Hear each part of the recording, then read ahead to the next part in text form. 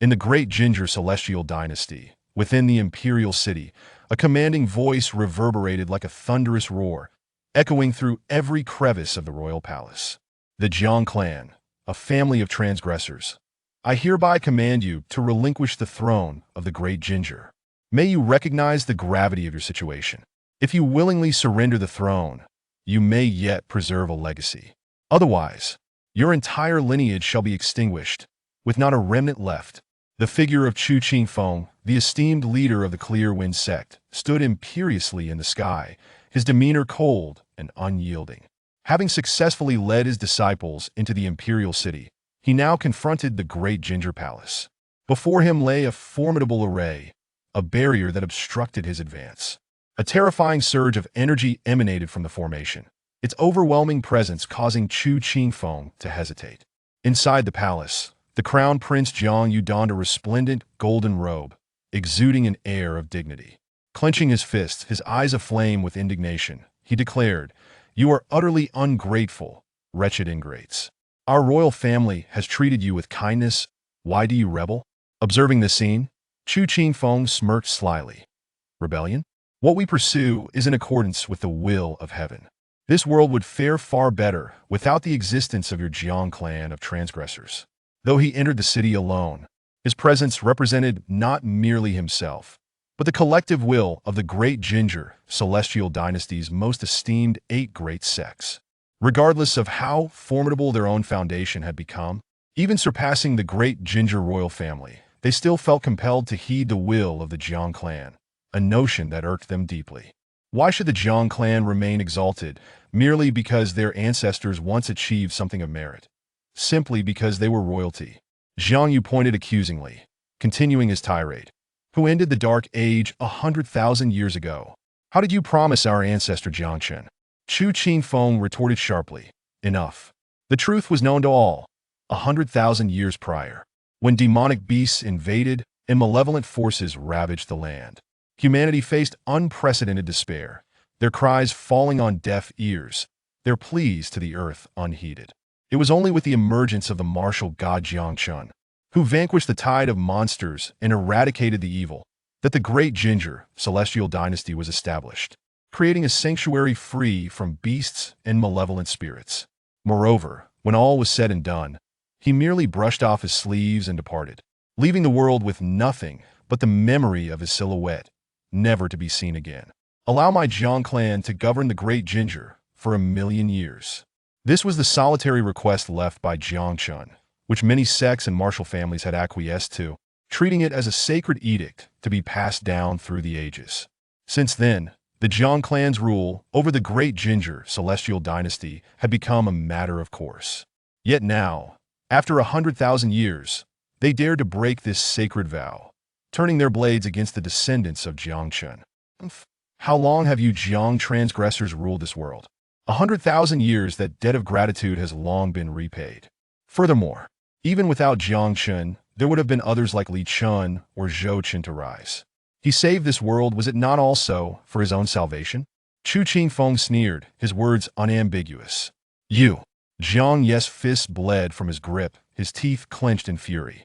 Chu Qingfeng continued to taunt. "If your Jiang clan were to willingly close the formation now and submit, perhaps a single heir might be spared." He toyed with the situation like a cat with a mouse, exhibiting no sense of urgency. The entire situation in the Great Ginger Celestial Dynasty was now under his control. The Great Ginger royal family had suffered a catastrophic defeat, shattered by a force as swift as thunder. Consider well. Do you wish for the annihilation of your entire clan, or to preserve a legacy? As Chu Qingfeng's final words echoed, his figure gradually faded from view. The array, a legacy of the founding ancestor Jiang Chen, could only endure for 2 days at most. He remained aloft in the heavens, quietly counting down the moments until the Jiang clan's demise.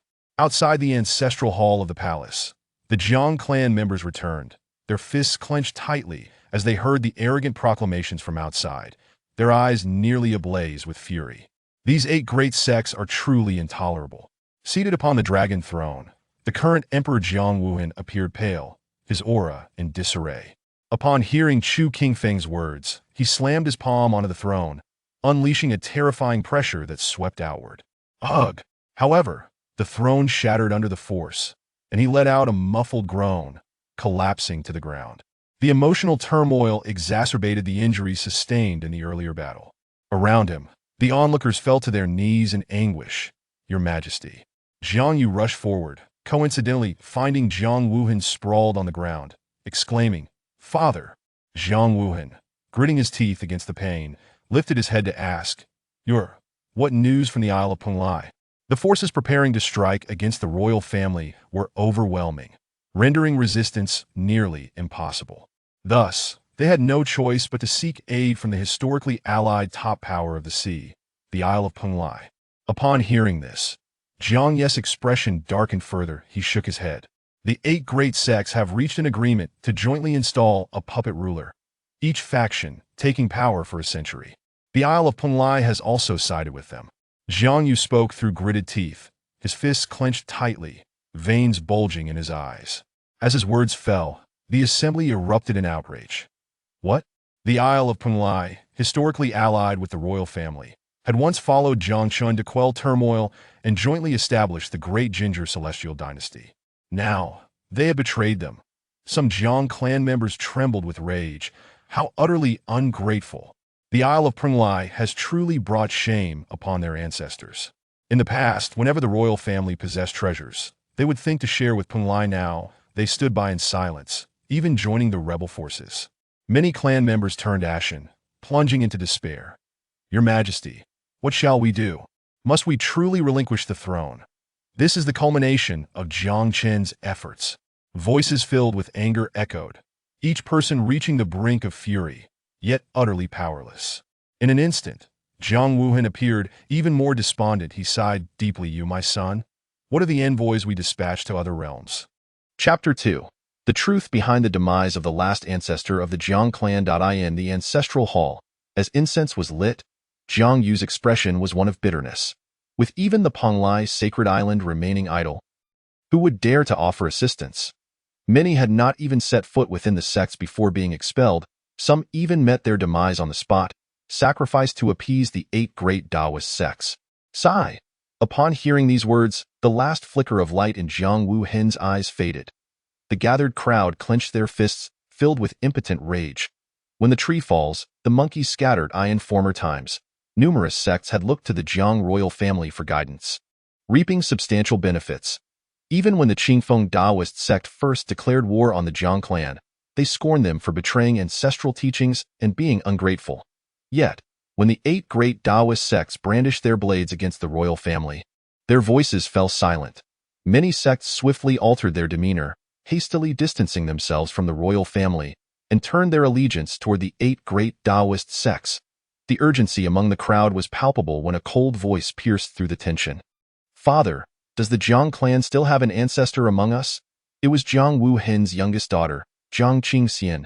She radiated purity and beauty, her flowing hair cascading like a waterfall, exuding an aura that made her seem untouchable.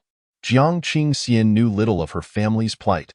Observing the despair around her, she gritted her teeth and, in desperation, sought a remedy.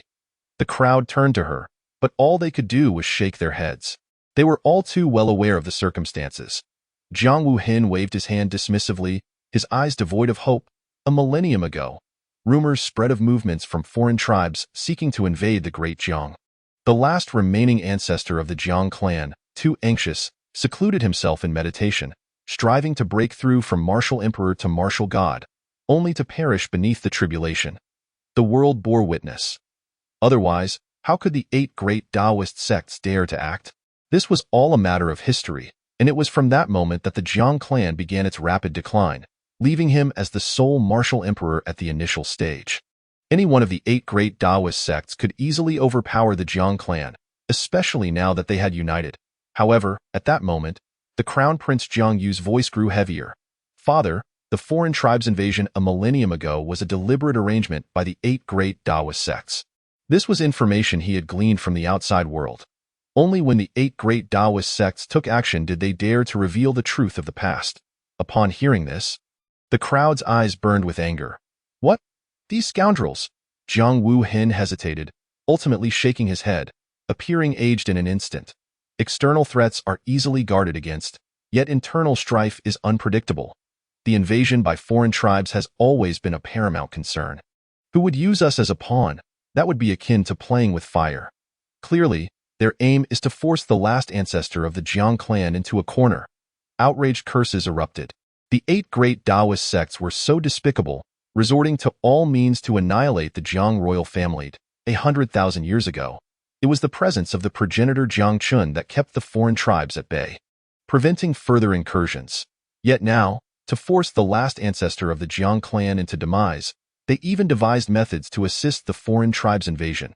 As the crowd was about to voice further condemnation, Jiang Wuhin raised his hand to interrupt them. His gaze dimmed as he turned to the ancestral hall. Enough talk is futile. Let us go to the ancestral hall to offer our final incense. 2 days hence, we fight to the death. His voice resonated with solemnity and murderous intent as Jiang Wuhin clenched his fists, gritting his teeth. Indeed, though the Jiang royal family lacked strength, their cohesion was unprecedented. Echoing throughout the heavens and earth, their inherent pride would never allow them to surrender. Soon, the doors of the ancestral hall swung open, a long-sealed and ancient aura enveloping them. Jiang Wuhin removed his dragon robe, revealing the mourning attire beneath, and brushed off the dust. Enter. Behind Jiang Wuhin, both Jiang Yu and Jiang Qingxian felt a heavy weight in their hearts as they made their way toward the ancestral hall. Inside the ancestral hall, the atmosphere was oppressive, silence so profound one could hear a pin drop. Exquisite jade tablets were displayed, accompanied by longevity candles burning beside them, arranged in 9 layers, showcasing the indelible achievements of the Jiang ancestors. Jiang Wuhin gazed at the jade tablets, losing track of time, tears pooling in the corners of his eyes. The foundation built by the Jiang clan over countless years was about to be destroyed by his own hands. Overcome with emotion, Jiang Wuhin knelt before the many jade tablets. Unworthy descendants, Jiang Wuhin, Jiang Yu, Jiang Qingxian. The heavy voices echoed throughout the ancestral hall, each heart filled with anger and helplessness. O ancestors above, we bow in reverence. The subsequent generations are inept, and we can only lead the Jiang clan to this point. May the ancestors bestow their protection upon us, that we may slay our enemies in 2 days. Jiang Wuhin's voice resonated. As he offered 3 sticks of incense before each jade tablet, he continued to kneel, respectfully bowing 3 times, and at last, tears fell uncontrollably from his eyes. The others followed suit. Mirroring his actions, as Jiang Wuhin's words faded, the crowd was astonished to find that the longevity candles beside the other jade tablets continued to burn, while the candle beside the progenitor Jiang Chen's tablet extinguished abruptly. How can this be? The clan members were rendered numb by this sudden turn of events. Did the progenitor believe we should be punished and refuse to offer protection? Yet the progenitor had once proclaimed that the Jiang clan would rule the world for 1,000,000 years. Jiang Wuhin bowed several more times. Progenitor, you also find me inadequate? He continued to offer 3 more sticks of incense, trembling as he attempted to relight the longevity candle. But to everyone's astonishment, the candle extinguished once more. The crowd's astonishment deepened. Perhaps the first occurrence was a coincidence, but what was happening now? Jiang Qingxian's voice remained cold, yet a mysterious flame ignited within her heart.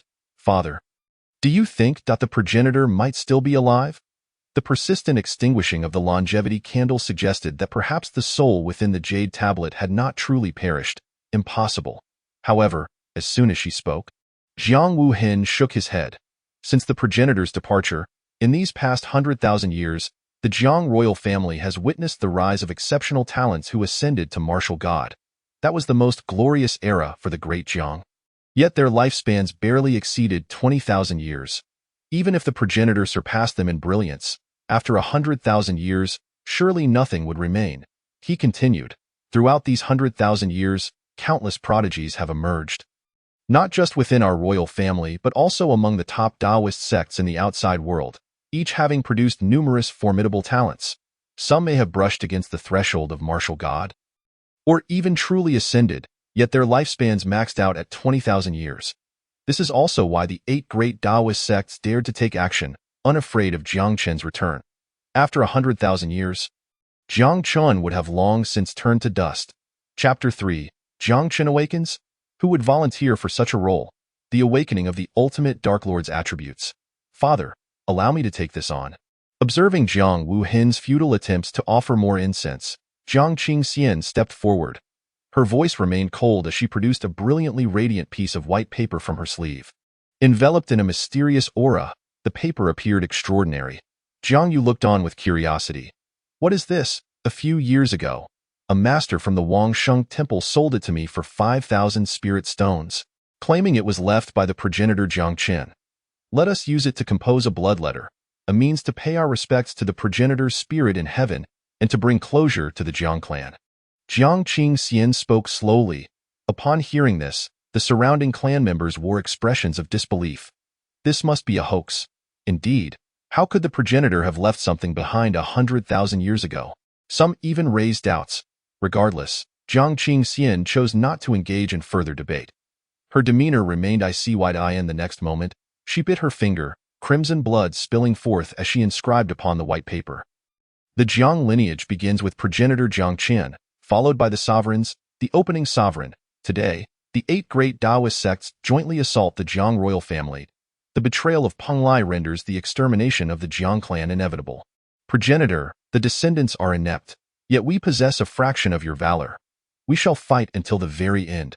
However, we can no longer offer incense to you, progenitor. Please forgive us. As the final words fell, Jiang Qingxian's complexion paled considerably. The blood letter was complete, and as the ink dried, the divine light upon it grew ever more radiant. Father, let us burn this blood letter. I believe the progenitor in heaven will understand.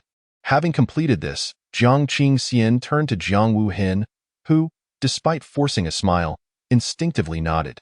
With a resounding whoosh, the flames erupted, and the blood letter was swiftly reduced to ashes, ascending into the sky. The crowd followed its ascent, the oppressive atmosphere suffusing the entire ancestral hall. In the forbidden zone of the celestial burial, a tomb rose from the sea, towering tens of thousands of feet high. Enveloped in celestial light, resembling a deity overlooking the world. The surroundings were shrouded in darkness, fraught with perilous killing formations and terrifying swamps. Even the brilliance of the heavens struggled to penetrate this gloom. In this desolate place, a dormant divine source gradually began to dissolve. Master, how many years have I been asleep? Emerging from the melting divine source was a strikingly handsome young man clad in silver and purple robes. His beauty unparalleled. The divine light radiating from him was terrifying, embodying the unique aura of a martial god. It was none other than the progenitor of the great Jiang, Jiang Chun. The crackling sound of electricity resonated as the system responded, ding. Detecting that the master requires a slumber of 100,000 years to acquire the powers of the fallen celestial path. However, only 10,000 years have passed. With a hint of a smile gracing Jiang Chen's lips, he gazed through the layers of void, casting his eyes upon the firmament. Has it truly been 100,000 years? The world only knows that 100,000 years ago, Jiang Chen emerged like a comet, achieving the status of a martial god, quelling the demon tide and exterminating evil, thereby crafting a pure land for humanity known as Dejiang. Yet, they remain oblivious to the trials of his ascent. In truth, Jiang Chen is a transcendent from Blue Star, with the system playing an indispensable role in his journey. Upon his arrival, he encountered the dire plight of humankind, naturally aspiring to become a savior, to bask in the adoration and faith of countless souls. Thus, Jiang Chen rose to prominence, his legend as a martial god echoing throughout the lands. However, when he sought to ascend further, he discovered himself shackled by the constraints of the heavenly Tao. The heavenly Tao, in its selfishness, permits the birth of martial gods, yet forbids any advancement beyond that. Jiang Chen, unwilling to accept this limitation, found himself in conflict with the very fabric of the universe. The heavenly Tao relentlessly suppressed him, while he endeavored to transcend its bounds. The monumental price for his success was a slumber lasting 1,000,000 years, during which he intended to elevate his progeny alongside him. Jiang Chen, unwilling to let his struggle against the heavenly Tao impact Dejiang, hoped that future generations would produce more martial gods. Ultimately, with a wave of his hand, he departed from Dejiang with grace, choosing to slumber near the territory of the demon clan, within the forbidden zone of Tianzong. Is there something amiss, master? The voice of the system crackled with confusion. Theoretically, Jiang Chen was meant to remain in slumber for 1,000,000 years. Yet, Here he was, awakening after merely 100,000. An anomaly indeed. His current strength was insufficient to contend with the heavenly Tao. Jiang Qian merely chuckled. A kindred spirit has obtained my painting of the world, and I shall guide him through the mists of confusion. Moreover, after such a long slumber, a brief walk is in order. As he lightly waved his hand, the blood scroll, once reduced to ashes, returned to its original form. Traversing through the layers of the void until it reached him, as Jiang Qian beheld the characters inscribed upon it, the smile on his face gradually solidified. The 8 supreme sects conspired against the Jiang royal family. The rebellion of Peng Lai heralds the annihilation of the Jiang clan. He read each word, the bloodstains vividly etched in his memory. Not only that, but the source of the blood was, in fact, himself. His descendants, though lacking in capability, possessed a fraction of their ancestors' valor and would undoubtedly fight until the last moment. However, they could no longer offer incense to their forebear, and he hoped for their understanding. As Jiang Qin's final words echoed, the very air of the realm grew frigid. His fists clenched slightly, his eyes ablaze with murderous intent. The system fell silent, momentarily at a loss for words. When Jiang Qian first arrived, the system had proclaimed its intent to assist him in becoming the greatest hero in the realm, to rescue humanity from peril. This aligned perfectly with Jiang Qin's own aspirations. Yet now, was his lineage to face annihilation? System, from the very beginning, our choice has been flawed. Will the guardians of all beings truly be grateful for our efforts? Jiang Qin's voice turned icy, laced with mockery. He vaguely recalled how the ancestors of these 8 supreme sects had once vowed to jointly assist the Jiang royal family in governing for 1,000,000 years. The progenitor of Peng Lai had even been a mere follower of Jiang Qin in days long past. They had treated this as a sacred decree, yet merely 100,000 years had passed before they violated their promise. The system has heard the master's words. The attributes of the ultimate dark demon have awakened. Should the master choose to obliterate Jiang, he would gain power rivaling that of the heavenly Tao. Would you like to bind with it? The system, after a brief silence, adopted a different tone. Cackling, it understood Jiang Qin's nature well. He would not remain in slumber any longer, even if he were currently insufficient to vanquish the heavenly Tao. Let those who wish to be virtuous do so. It is far more liberating to embrace one's dark side. Jiang Qin smiled, a cold smile. Since they are so eager for death, let them perish in despair. Chapter 4. The Return of the Painting of the World. Jiang Qin, the progenitor, he truly still exists in this world. In the imperial city, figures emerged from the ancestral hall, despair hanging heavily in the air. The Jiang clan members seemed to have foreseen their inevitable demise. Jiang Wuhan had just stepped out, his wounds worsening by the moment. His face bore the weight of hopelessness as he looked at Jiang Yu. Forcing a smile, in 2 days' time, we shall strive to carve a bloody path for your escape. Your safety and that of your royal sister will depend on you henceforth. Behind Jiang Wuhan stood martial saints clad in golden armor and silver robes. Alongside the ethereal national master, all prepared for battle, on the other side, the Prince Jiang Yu gripped the Xinyuan divine sword tightly. The sun obeys the decree. This was the unparalleled divine weapon bestowed upon him by Jiang Wuhan, the treasured heirloom of Dejiang, once wielded by the progenitor Jiang Qin. Jiang Yu possessed extraordinary martial talent, yet his years of cultivation were still too few. Currently, he was merely at the martial sect level. His contribution in this battle would be minimal. With the enhancement of the Xinyuan divine sword, however, even against martial sovereigns and martial saints, Jiang Yu felt emboldened to exchange a few blows. Jiang Wuhan nodded. Exhaling deeply, let us proceed. We have but 2 days left to prepare. As the group gradually dispersed, a clear, cold female voice suddenly resonated through the void, capturing their attention. Father, look, Jiang Qingxian spoke, pointing to the sky. Her icy exterior betraying her excitement, Jiang Wuhan turned to look, and the members of the Jiang clan followed suit. What is this? In the high heavens, the blood scroll, which should have turned to ashes, floated back into view, restored to its original form. How could this be? Could it truly be a relic left by the progenitor? Whispers of surprise echoed among the crowd. Jiang Yu clung to a flicker of hope.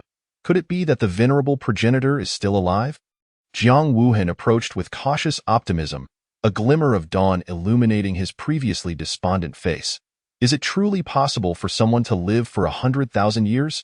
He found it hard to believe. Murmurs of speculation filled the air. Could it be that the progenitor Jiang Qin has responded?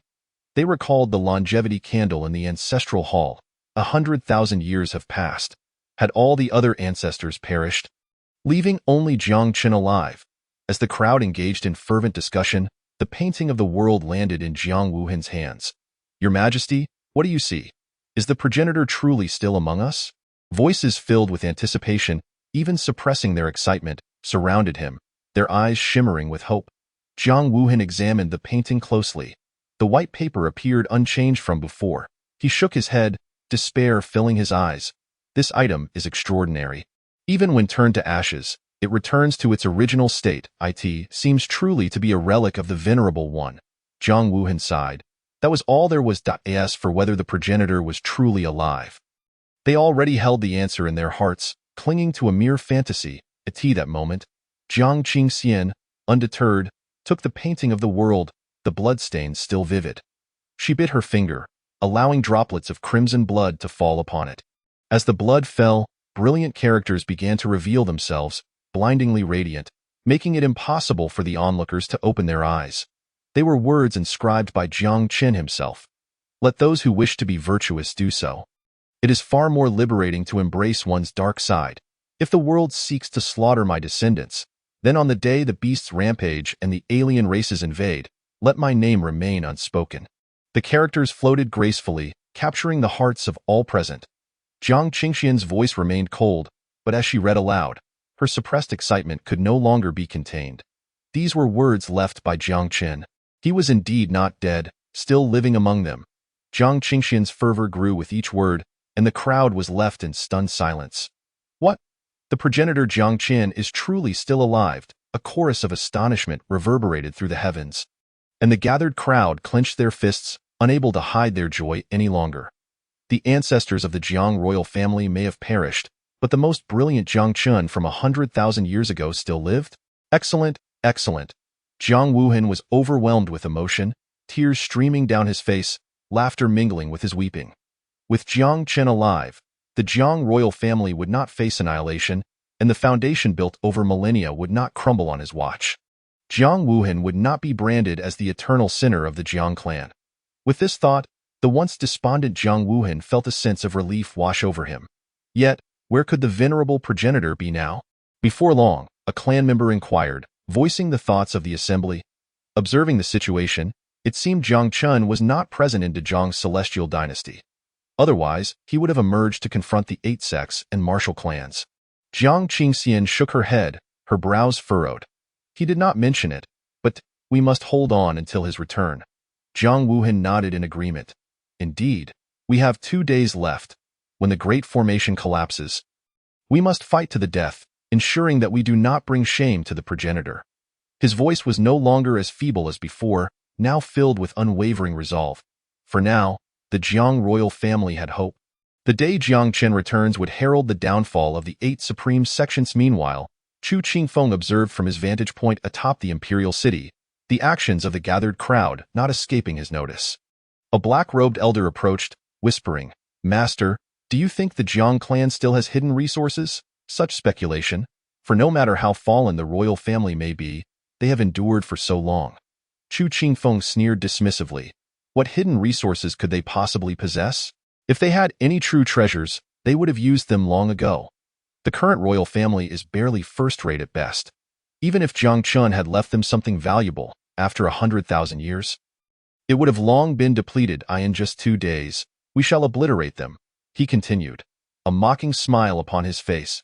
At his feet stood his son, Chu Yuhan, whose gaze was cold and filled with resentment. Father, I desire nothing else. I only want Jiang Qingxian. 3 years ago, he made a proposal to the royal family under the auspices of the Qingfeng sect, only to be met with a heartless rejection. Jiang Qingxian's beauty is renowned, and she possesses the rare physique of the Taiyin, which can significantly accelerate one's cultivation. Furthermore, her aloof and haughty demeanor, which never acknowledges Chu Yuhan, has left the latter in a state of both love and hate. With an insatiable desire, it was during that time that Chu Yuhan swore to one day bring Jiang Qingxian to her knees, compelling her to submit willingly. Chu Qingfeng gave Chu Yuhan a glance filled with affection. saying, "Rest assured, once we secure Jiang, whatever you desire will merely be a matter of a word from your father." At these words, a smile involuntarily crept upon Chu Yuhan's lips. Just the thought of Jiang Qingxian kneeling before her, allowing her to dictate terms, filled Chu Yuhan with uncontainable excitement. "Jiang Qingxian, I shall see you maintain your aloof facade." Chapter 5. The Forbidden Zone of the Celestial Burial, the Emergence of a Dusty Relic? In the astonished demon domain, the Forbidden Zone of the Celestial Burial was shrouded in rolling clouds, the very heavens trembling. The sound of thunder echoed continuously, as if an unparalleled calamity were about to be unleashed, drawing the attention of countless demonic beasts from afar. Within the Forbidden Zone, the divine essence had completely melted away, and Jiang Qin emerged from its depths, brushing off the dust that clung to him. Clad in a silver-threaded purple robe, he exuded an otherworldly aura, reminiscent of a celestial being exiled to the mortal realm. Radiating divine light, the supreme presence surrounding Jiang Qin sent tremors rippling through the land for miles around. A crackling sound of electricity filled the air as the system spoke. "Master, that little phoenix outside is still kneeling, wishing to meet you."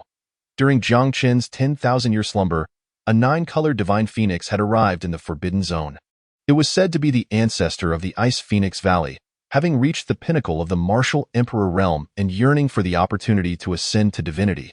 Out of sheer boredom, the system had pretended to be the master of the Forbidden Zone and played a trick on her, claiming that if she wished to see him, she must kneel for 1,000 years to prove her sincerity.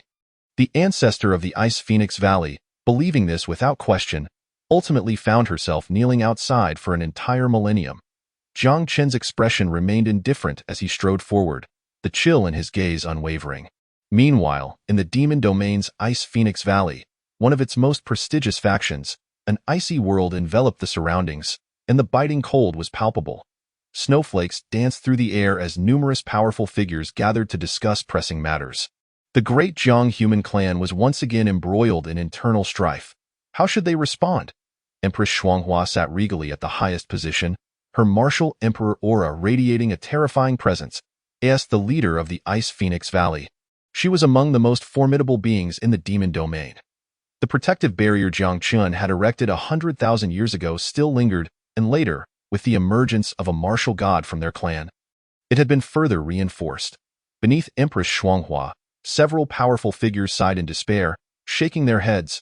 Originally, the world was teeming with myriad races, yet over time, only the 3 major factions remained, the rest reduced to mere vassals.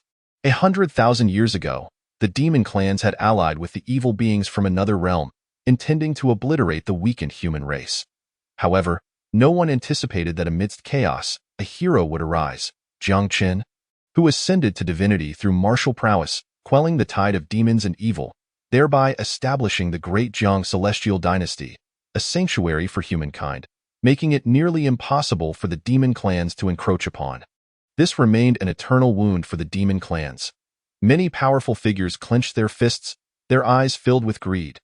The cultivation resources possessed by the great Jiang were exceedingly abundant, which was precisely why they had aimed to subdue the humans before the evil beings from another realm.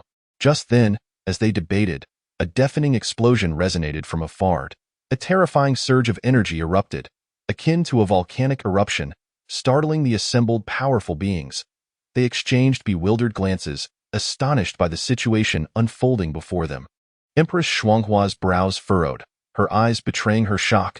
"That direction is the Forbidden Zone of the Celestial Burial," she uttered, trembling slightly. The gathered powerful figures were equally astonished. Is it truly that Forbidden Zone? There are numerous Forbidden Zones in the world, all perilous in nature. Yet the Forbidden Zone of the Celestial Burial is the most enigmatic, having claimed the lives of countless top talents from the demon domain. Consequently, even their martial saints and martial emperor strongholds dared not venture deep within. Empress Shuanghua nodded, a hint of nostalgia flickering in her eyes. Once, the Phoenix Ancestor ventured there and never returned. The Phoenix Ancestor was a legendary figure from their clan, nearly touching the threshold of martial god, far surpassing ordinary martial emperors. Yearning for advancement, she ultimately entered the Forbidden Zone of the Celestial Burial, only to vanish without a trace. Could it be that some ancient relic of our demon domain has awakened? She pondered. hoping it was not their ice phoenix valleys. The gathered powerful figures speculated, some even harboring a sense of anticipation. Let us go and ascertain the situation. With that thought, Empress Shuanghua rose, her brow furrowed, scanning the surroundings before speaking. Within the forbidden zone of the celestial burial, the towering peaks reached into the clouds, and below lay 3,000 jade steps, bathed in sacred light, imbuing the place with an air of sanctity. At the base of the steps, a striking young woman clad in white knelt quietly, seemingly awaiting something. Her features were exquisite, her skin as pale as snow, resembling a celestial being descended to the mortal realm, breathtakingly beautiful. The aura of a martial emperor enveloped her, as if she could pierce the heavens. This was the Phoenix ancestor, and as she felt the terrifying pressure from the 3,000 steps, her body trembled involuntarily. At that moment, the Phoenix ancestor looked up at the increasingly radiant divine light above the steps. Her eyes filled with growing trepidation. The intensity of the aura was overwhelming, shaking the very heavens, far surpassing her own prowess as a martial emperor.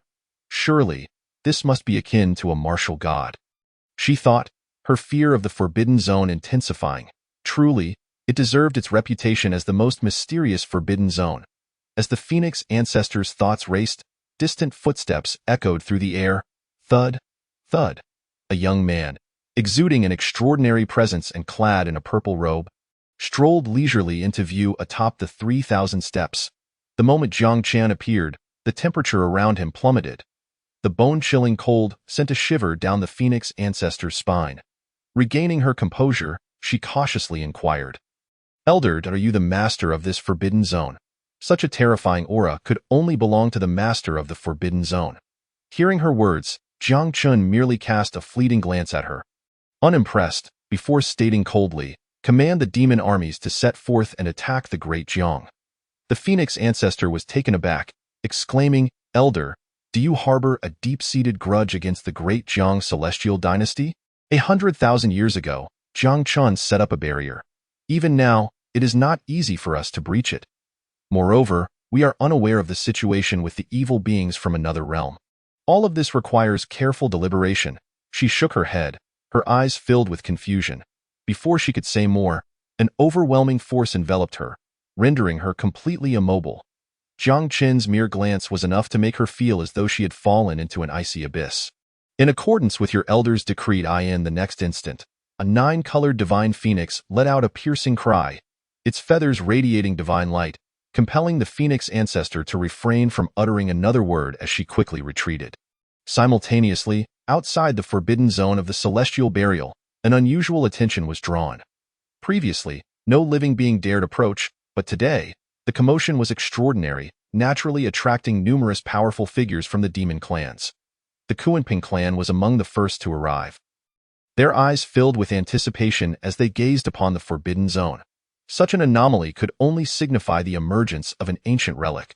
The Kuanping clan's former 9-son emperor must have been a martial emperor at the peak. And surely, upon entering the forbidden zone, he must have encountered tremendous fortune. Now finally emerging from seclusion, voices of speculation filled the air. They remained on the outskirts of the forbidden zone, wary of getting too close. Chapter 6. The ancestor of the Ice Phoenix Valley. How could she bow to a youth? Ridiculous. Such an overwhelming presence could only belong to our dragon clan's ancestor, interrupted an elder from the Jiaolong Mountain. The aged man gazed at the Kuanping clan with malice. Your Kuanping clan is truly desperate to forge connections, even claiming kinship with the dragon clan, yet you are merely lapdogs of the true dragons from Dragon Island. In truth, the demon domain was not a solidly united front, particularly with the long-standing animosity between the dragon clan and the Kuanping clan, having clashed for countless years.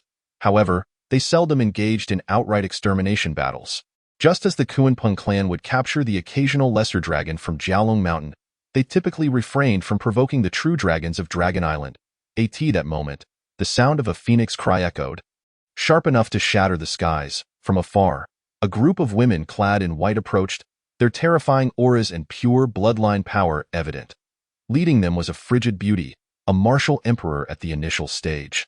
The Ice Phoenix Valley had arrived, and notably, Empress Shuanghua herself was present. Upon witnessing this, the onlookers involuntarily stepped back, their expressions shifting. The forbidden zone of the celestial burial was closest to the Ice Phoenix Valley, and the assembled forces were undoubtedly the strongest. However, the fact that the valley's leader had come in person was entirely unexpected. As soon as Empress Shuanghua arrived, her cold gaze fell upon the elder from Jiaolong Mountain. Who among you has ventured into the forbidden zone and discerned its realities? The elder, now subdued, shook his head, suppressing his earlier arrogance. Empress Shuanghua murmured to herself, could it be our Ice Phoenix Valley's ancestor? Over the millennia, countless prodigies from the demon domain had entered the forbidden zone of the celestial burial. Later, many martial emperor-level beings had found it nearly impossible to make any progress within. Seeking the secrets to ascend to divinity, if one were to identify the most remarkable among them, it would undoubtedly be the ancestor of their Ice Phoenix Valley. Caw! As the crowd buzzed with speculation, a resounding cry of a phoenix echoed through the heavens. Who could it be? The powerful beings of the demon clan were taken aback, their hearts racing with conjecture. Before long, they beheld a resplendent nine-colored phoenix emanating an aura of unparalleled majesty. Emerging from the depths of the buried sky forbidden zone.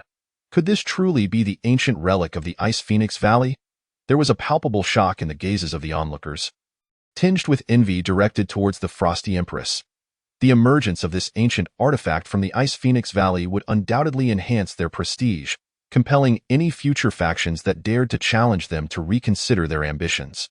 The elder from Dragon Mountain furrowed his brow, but upon sensing that the Phoenix ancestor's aura remained at the martial emperor level, he breathed a sigh of relief, as long as she had not attained the status of martial god. She was not a threat to Dragon Island. On the other hand, the Frosty Empress was elated at the sight, leading her kin to greet the ancient ancestor. Upon meeting the progenitor, the Frosty Empress bowed slightly, while the members of Ice Phoenix Valley behind her knelt in reverence. The Phoenix ancestor did not respond. Her body trembled, and a flicker of fear danced in her eyes. The oppressive presence of that young man in the purple robe had been overwhelmingly powerful, rendering her incapable of lifting her head. Gathering an army to annihilate the great Jiang, she found herself at a loss for words and immediately spoke with urgency. However, the Frosty Empress was taken aback, as were those behind her. Ancestor, what do you mean? They wished to obliterate the great Jiang, but there existed a barrier left by Jiang Chun that was insurmountable. Furthermore, the decision to gather an army was not one she could make unilaterally. The Phoenix ancestor shook her head, gazing earnestly at the Frosty Empress as she continued, urging her to find a way to notify her clan, to assemble the forces, and march forth to eradicate the great Jiang. Her speech was somewhat disjointed, clearly a result of her earlier fright. Observing this, a powerful figure from the Kuanping clan let out a derisive laugh. Empress, it seems your ancestor from Ice Phoenix Valley has lost her wits. The elder from Dragon Mountain also shook his head, his previously furrowed brow easing slightly to an ancestor whose mind was unhinged, no matter how formidable their strength, was not a cause for concern. Yet the Phoenix ancestor was growing increasingly anxious. She could distinctly hear the approaching footsteps within the buried sky forbidden zone, fully aware of the terror they heralded. Hurry and notify your clan to join in obliterating the great Jiang. This is the command of the master of the forbidden zone. The Phoenix ancestor continued to press the Frosty Empress, whose expression grew increasingly grim. Ancestor, let us speak of realities, at a certain moment. The Frosty Empress could no longer contain herself, issuing a sharp reprimand before reverting to her previous demeanor of cold indifference. She surveyed those behind her, noting that many powerful beings of the demon clan were stifling laughter, which incensed the Frosty Empress.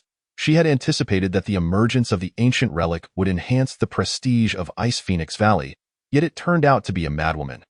Would there truly be a master within the Forbidden Zone? It had been countless millennia since there had been any sign of activity. Let us depart, let us depart. This is pointless. It turns out she is merely insane.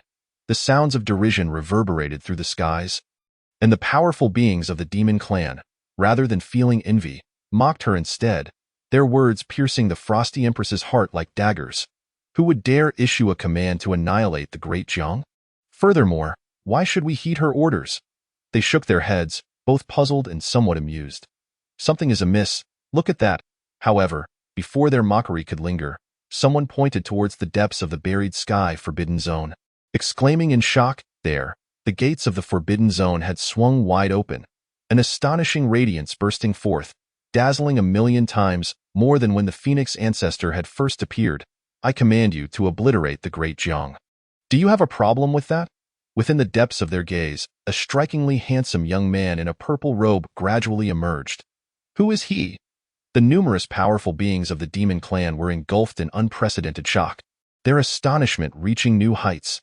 Even those who had previously mocked and intended to leave found themselves coming to a halt. The crowd turned to behold the boy, whose expression was one of utter indifference, his aura devoid of significant energy fluctuations. The commotion within the buried sky Forbidden Zone intensified, various killing formations erupting around them, causing the demon clan's powerful beings to retreat in alarm. Yet the youth remained unfazed. Standing with his hands clasped behind his back, slowly stepping forth from the depths of the Forbidden Zone. Clearly, their assumptions had been erroneous. The disturbances within the buried sky Forbidden Zone were not connected to the Phoenix ancestor. The true catalyst was the young man before them. The powerful figures of the Kunping clan found themselves at a loss for words, overwhelmed by the presence of such an extraordinary individual. One so transcendent that they did not even dare to meet his gaze, let alone oppose him. It became apparent that the Phoenix ancestor had not lost her sanity. She was entirely lucid. The Phoenix ancestor knelt before the entrance of the buried sky Forbidden Zone, respectfully bowing her head thrice. Chapter 7. The Demon Clan's Difficulties in Mobilizing Forces. Seeking orders from the Dragon Clan? Where is Long Haoyin? As the Phoenix ancestor knelt, everyone was frozen in astonishment. The powerful figures of the Kunping clan trembled, momentarily at a loss for words. Could it be that the master of the Forbidden Zone truly exists? But how is that possible? The Forbidden Zone had always been a relic left by ancient figures, housing countless treasures and secrets, yet equally fraught with peril. The era of the Forbidden Zone's existence was far too distant. If a master truly resided there, how many tens of thousands of years must they have lived? Contemplating this, the elder from Dragon Mountain instinctively retracted his head, and then with a thud, he knelt. I have come to pay my respects. Esteemed elder, behind him, more powerful beings of the demon clan exchanged glances, all kneeling in homage. We have come to pay our respects. The sounds of reverence echoed, as the crowd dared not show disrespect. Facing them, Jiang Chen remained indifferent, gazing at the heavens where dark clouds were gathering ominously. The terrifying power of the heavenly Tao coalescing, a murderous intent spread in Jiang Chen's eyes. He was not surprised, indeed. The heavenly Tao was perpetually vigilant. Having been sealed away in the Forbidden Zone for 100,000 years, the moment he re-emerged, the heavenly Tao had immediately sensed the disturbance. Surely, it would soon find a way to deal with him. At that moment, Jiang Chen cast another glance at the crowd. I do not wish to repeat myself. Meanwhile, the elder from Dragon Mountain wore a grim expression as he knelt, respectfully bowing. Esteemed elder, it is not that we are unwilling to deploy our forces. Unless Dragon Island consents, the matters of the Demon Clan are not within our purview to decide. The powerful figures of the Kunping clan scratched their heads awkwardly. Indeed? Esteemed elder, our true core is the lineage of the golden-winged Great Pong, and they hold the authority. Most present were merely representatives of ordinary factions. Even if there were members from top-tier clans, they were merely peripheral figures. At most, Ice Phoenix Valley held a bit of weight, but it could not dictate the mobilization of the Demon Clan's forces. Dragon Island. Hearing this, Jiang Chen's eyes flickered with reminiscence. 100,000 years ago, when the demon beasts rampaged through the human realm, Dragon Island had been among the most audacious. Back then, he had slaughtered countless Dragon Clan monsters. Where's Long Haoyin now? In the next moment, Jiang Chen spoke, his voice calm yet imbued with undeniable authority, resonating through the heavens towards a specific direction. Meanwhile, upon the vast, boundless ocean surface, within a resplendent palace, Long Haoyin's 16th descendant, Long Yifan, sat at the highest seat, engaged in discussions regarding the significant affairs of the demon realm. Just moments ago, he had sneezed 10 times in succession. Who is uttering my name? Long Yifan thought. Puzzled, the Grand Elder, a venerable figure, stepped forward at this moment. My lord, there have been unusual movements near the Ice Phoenix Valley's buried sky Forbidden Zone. He spoke calmly, reporting the situation in the vicinity. Long Yifan's eyes narrowed, revealing no discernible expression. What? Has the ancestor of Ice Phoenix Valley emerged? The crowd exchanged glances, all shaking their heads. Perhaps. The news from the vicinity of the buried sky forbidden zone has yet to reach us. Just then, footsteps echoed from outside, and the second elder hurriedly rushed in. Why, Lord, it is terrible. The group of prodigies from our dragon clan sent out for training has been decimated by the golden-winged little Pong King. With hardly a survivor left, even my grandson's dragon tendons have been extracted. He spoke through gritted teeth, his eyes nearly ablaze with fury. The golden-winged little Pong King he referred to was none other than the unparalleled prodigy of the Kuanping clan. From the lineage of the golden-winged Great Pong. Recently, when the Dragon Clan's prodigies set out for training, every faction that learned of it welcomed them with smiles. Yet the golden-winged little Pong King, filled with arrogance, sought to seize all the opportunities gained by the Dragon Clan's prodigies. Naturally, the Dragon Clan would not accept this, leading to a complete slaughter. Only his grandson, due to his high status, was spared his life, though his dragon tendons were extracted, leaving his foundation in ruins. What? Upon hearing this, the atmosphere in the Great Hall turned furious. The Dragon Clan members were already few in number, and these prodigies represented the future of their clan. The golden-winged little Pong King was truly as audacious as ever. We must confront the golden-winged Great Pong clan and demand accountability. Indeed, how could our noble dragon clan be intimidated by those mere feathered creatures? Voices of outrage erupted, filled with resentment. However, at that critical moment, a voice thundered from the skies above, resonating throughout Dragon Island. Where is Long Haotian now? The voice was calm, belonging to a young man. Upon hearing this, everyone in the hall was left dumbfounded. The Grand Elder was momentarily stunned. Who was he referring to? Long Haotian? Everyone naturally remembered this figure from 100,000 years ago, the legendary genius of the Dragon Clan, who had emerged once in a millennium. Despite his youth, he had achieved the status of Martial Venerable, later breaking through to Martial Emperor, and ultimately ascending to Martial God, showcasing extraordinary talent. Yet even among the strong, there were stronger die in his quest to eradicate humanity. He had encountered the progenitor of the great Jiang Chun, and had been grievously injured in 2 moves, nearly perishing. Ultimately, Long Haotian had led the Dragon Clan's army back to the demon realm under cover of night, vowing never to provoke the great Jiang again. On the other side, Long Yifan was also known for his fiery temper. Upon hearing those words, his already furious eyes blazed with even greater intensity. Who? Who dares to audaciously call my ancestor by his true name and mock my Dragon Island? He clenched his fists tightly, a strange fire burning in his gaze. Everyone knew that Long Yifan was a direct descendant of Long Haotian, and now to audaciously utter his ancestor's name was a clear act of grave disrespect. Let us go and see which scoundrel this is. Shortly after, figures filled with pent-up frustration soared towards the source of the voice.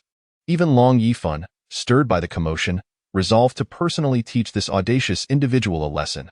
Meanwhile, outside the Zhongtian forbidden zone, an eerie silence enveloped the area as Jiang Chun walked steadily into the distance.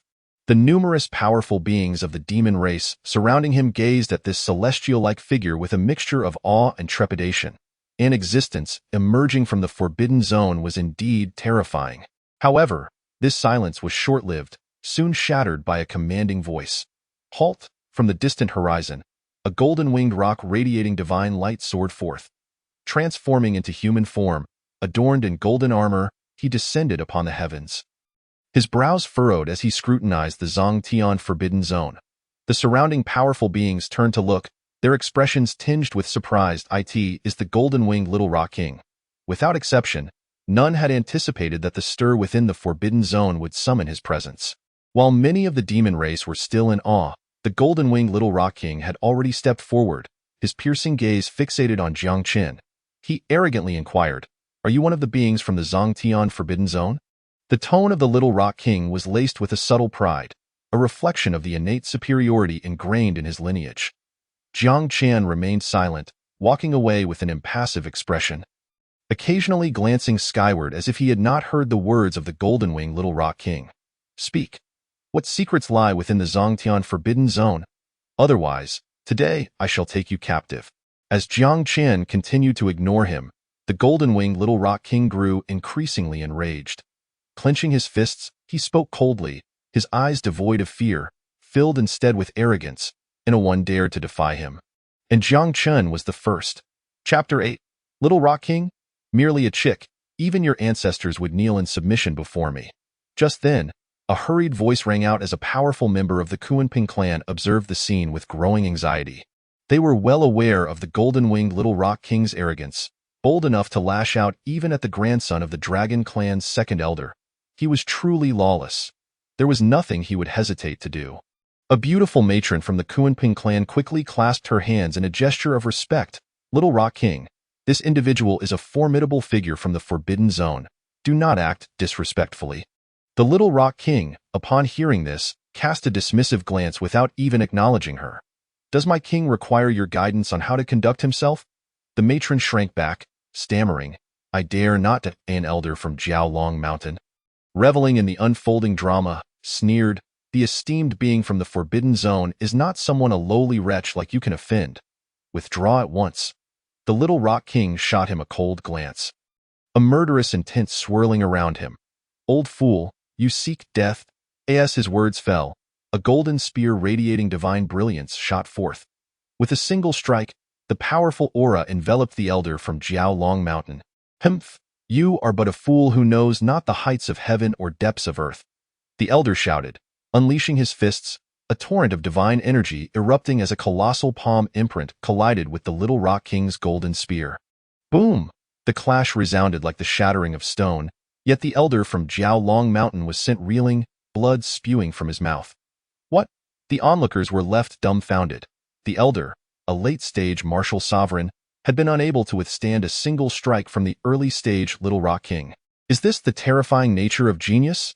The surrounding demon race cultivators were equally astonished, realizing that rank did not define everything. The legendary martial prodigy could indeed fight beyond his level, 100,000 years ago. Jiang Chen had been able to slaughter gods at the emperor level, truly the best of the best. Clearly, while the golden-winged Little Rock King was far from Jiang Chen, he was still a genius in his own right. At that moment, Jiang Chen's gaze fell upon the scene.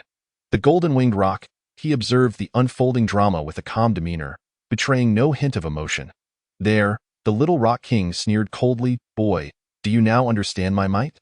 If you obediently reveal all that lies within the Zhongtian Forbidden Zone, perhaps I may spare your life. His gaze was haughty, laced with concealed triumph. The numerous powerful beings surrounding them dared not speak. Knowing they could not provoke the formidable presence of the being from the Forbidden Zone, nor could they afford to cross the Little Rock King. Many factions allied with the Kunping clan grew increasingly anxious. Akin to ants on a hot stove. This followed, they gritted their teeth, fearful of being implicated, yet powerless to accede to this juncture. Jiang Chen shook his head and chuckled.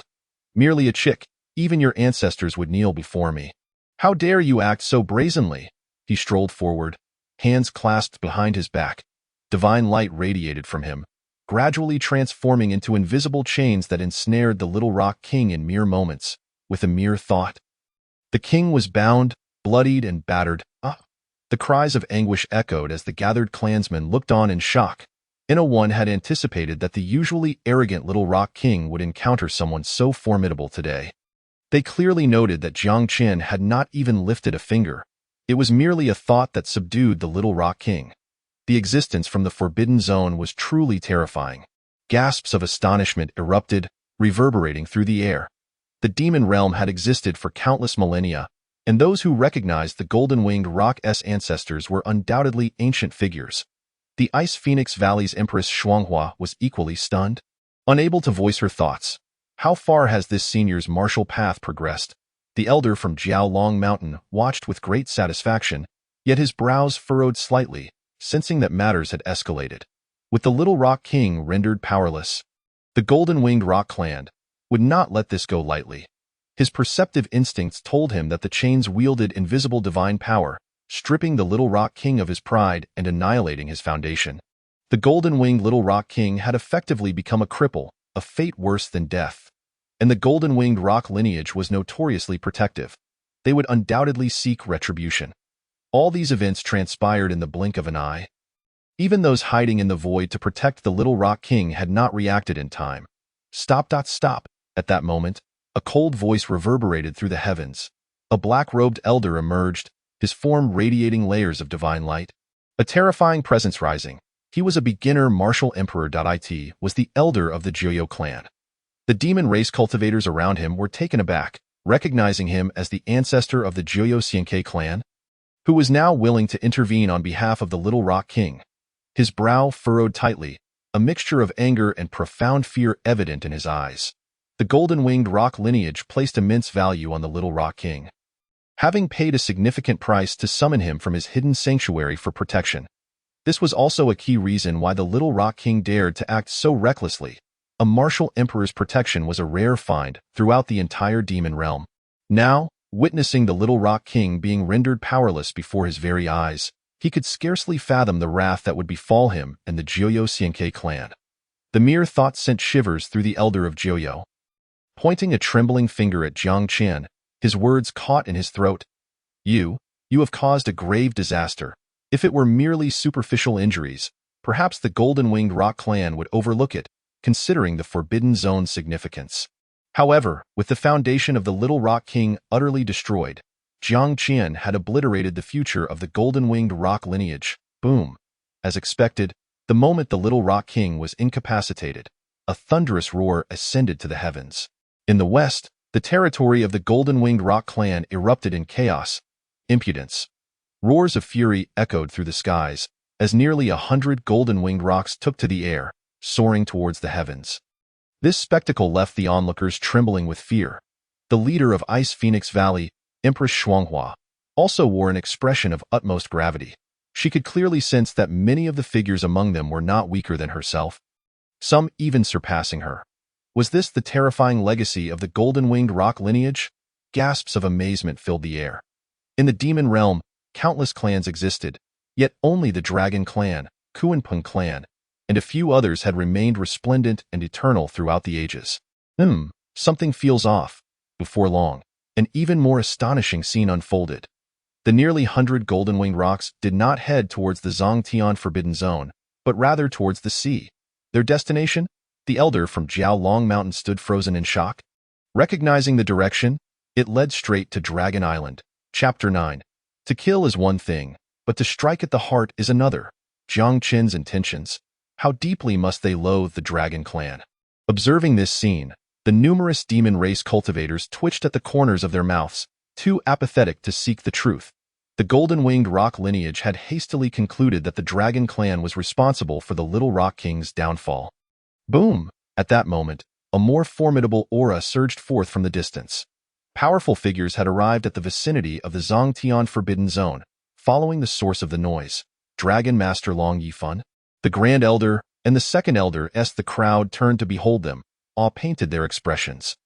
These were the true titans of the demon realm, each having attained the status of martial emperor, with Dragon Master Long Yifan being an unparalleled martial emperor at the pinnacle. They approached, brows slightly furrowed, scanning the surroundings before finally, their gazes landed upon Jiang Chen. Are you the one who dared to call me by the name of my ancestor? Hao Yin? Long Yifan stepped closer, speaking calmly. Jiang Chen turned back, silver hair cascading down, and nodded slightly to that moment. The elder of Jiaolong Mountain hurriedly approached, cautiously transmitting all prior information to Long Yifan. Gradually, the furrowed brows of the latter tightened further. He was no longer as disrespectful as before, slightly cupping his fists. Might I inquire what benefits my demon domain could receive from your esteemed self for dispatching troops? As the Dragon Lord?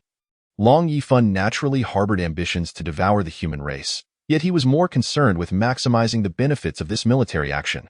Jiang Chen's voice remained cold. If you deploy your forces, the demon domain may survive. Otherwise, I do not hesitate to raise your entire domain. He spoke calmly, as if stating an undeniable fact. Such words astonished everyone present. Who dared to utter such brazen claims? Even Jiang Chen from 100,000 years ago would not have dared to speak so boldly. The Second Elder, whose grandson had just suffered the extraction of his dragon tendons, felt an increasing fury upon hearing Jiang Chen's declaration. He bellowed. You speak so arrogantly. Do you believe that emerging from the burial sky Forbidden Zone makes you exceptional? One must remember that our Dragon Clan has a legacy spanning countless ages. with innumerable powerful beings having emerged, not to mention the terrifying depth of the entire demon domain. The second elder's words flowed forth, dripping with disdain. Yet, in an instant, an invisible divine light descended from the heavens, transforming into a 9-colored longsword. The spectators scarcely perceived how Jiang Qian had made his move before the second elder's dragon head was already sent flying. He was dead. Everything transpired so suddenly. Silence. A deathly stillness enveloped the space. Gasp. The onlookers collectively inhaled sharply. The second elder was a martial emperor, yet he had not even comprehended how he had perished. Long Yifan was equally stunned. The means displayed far exceeded his imagination. You are truly a martial god, he stammered. Martial god. The many demon clan experts present trembled at the mention. They had thought he was merely a peak martial emperor, barely brushing against the threshold of martial god. Yet he was indeed a true martial god. Such a being had not been seen in countless millennia. After completing everything, Jiang Chun continued calmly. Do you have any objections? Long Yifan shook his head repeatedly, trembling all over, and respectfully performed several bows. No, esteemed elder, he spoke recklessly and deserves his fate. Long Yifan did not even dare to entertain thoughts of avenging the second elder. The young immortal who had emerged from the forbidden zone was far too terrifying. Jiang Chun made no reply, simply retracting his gaze. With his hands clasped behind his back, he utilized a technique to traverse vast distances, continuing onward with the little Pong King, leaving behind a stunned crowd. Such terror! The demon clan experts outside the burial sky forbidden zone remained in a WE.AN urgent voice reached Long Yifan's ears. My lord, trouble has arisen. The golden-winged Great Peng lineage has suddenly gone mad, attacking Dragon Island. The voice of the powerful from Dragon Island trembled as it reported from afar. Upon hearing this, the elder beside him clenched his fists, his usually amiable demeanor now twisted with rage. These wretched feathered fiends, they are truly overstepping their bounds. The elder ground his teeth. Previously, the dazzling talent of Dragon Island had been slain by the little Pong King, and now they dared to wreak havoc again. Return swiftly. After resolving this matter, contact the other clans to annihilate the Great Jiang. Fortuitously, those human beings are still embroiled in internal strife. Flames of fury ignited in Long Yifan's eyes, yet he forcibly suppressed his anger and spoke. Meanwhile, Jiang Chun moved further away, the little Pong King's incessant chattering trailing behind him. What does it matter if you are a martial god? There are others in this world who are also martial gods. My golden-winged Great Peng lineage he was acutely aware that his foundation had been shattered and cursed under his breath. Before long, another sword light cleaved through the air, further mutilating his already battered body. His injuries worsened. The little Pong King was in such pain that he could scarcely articulate his thoughts. After enduring what felt like an eternity, he could no longer bear it. Esteemed elder, I realize my mistakes. Could you spare me? The little Pong King pleaded. Jiang Chen glanced back. Do you truly recognize your errors? The little Pong King nodded earnestly. I do. Jiang Chen chuckled lightly, and with a wave of his hand, the shackles on the little Pong King vanished. Then you may return, he said with a cheerful demeanor. Yes, that truly so. The unexpected scene made the little Pong King suspicious. He had witnessed how decisively Jiang Qian had slain the second elder of Dragon Island. Why would he so easily let him go?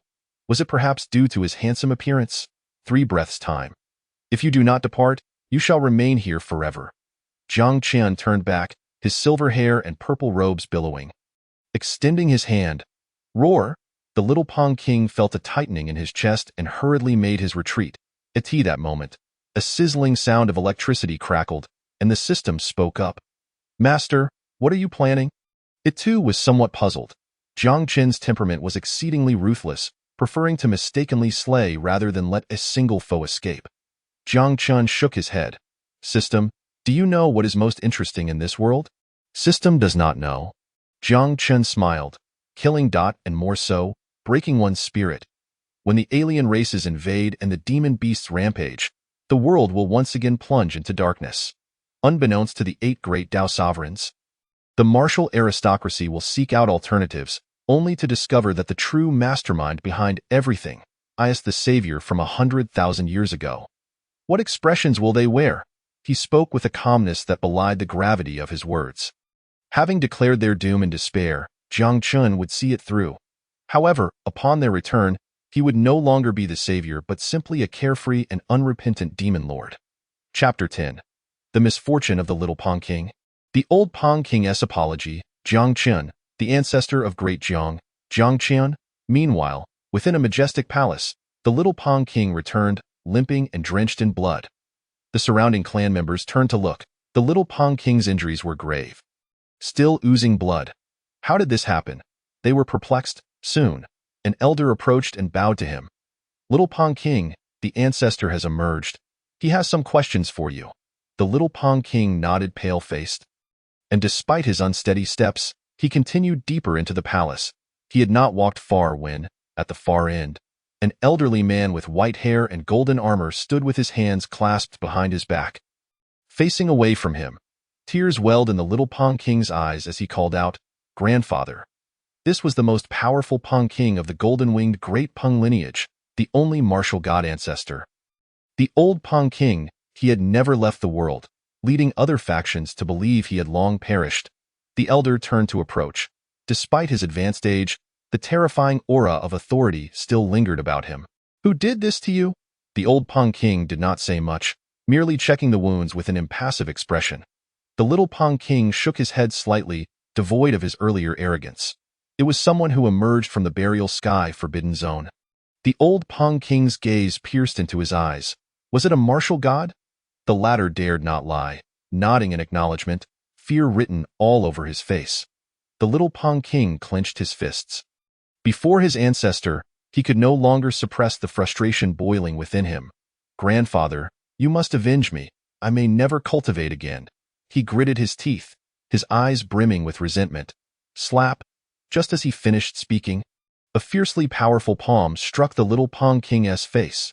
"From this day forth, if you dare utter a single disparaging word about that individual, I shall personally deal with you."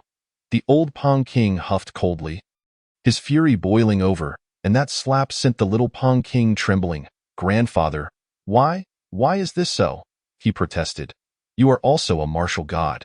You cannot possibly be weaker than him." The little Pong King gripped his fists tightly and roared. Another solid slap sent him flying. "If you dare say another word, I will expel you at once." The old Pong King's rage intensified. Were it not for the fact that the opponent was the pinnacle prodigy of the golden-winged great Pong lineage, he would have long since dealt with him. On the other hand, the little Pong King realized that his ancestor was truly furious, trembling and no longer daring to speak. There are but a few martial gods in this world. What are you, to provoke them? I am still here, able to hold the fort, but when I am gone, with a single palm, he could obliterate your entire lineage. A tree that stands out from the forest will be uprooted by the wind. Relying on a bit of talent to act lawlessly and provoke enmity everywhere, if the great cause of our clan were to fall into your hands, I would indeed be a sinner for eternity.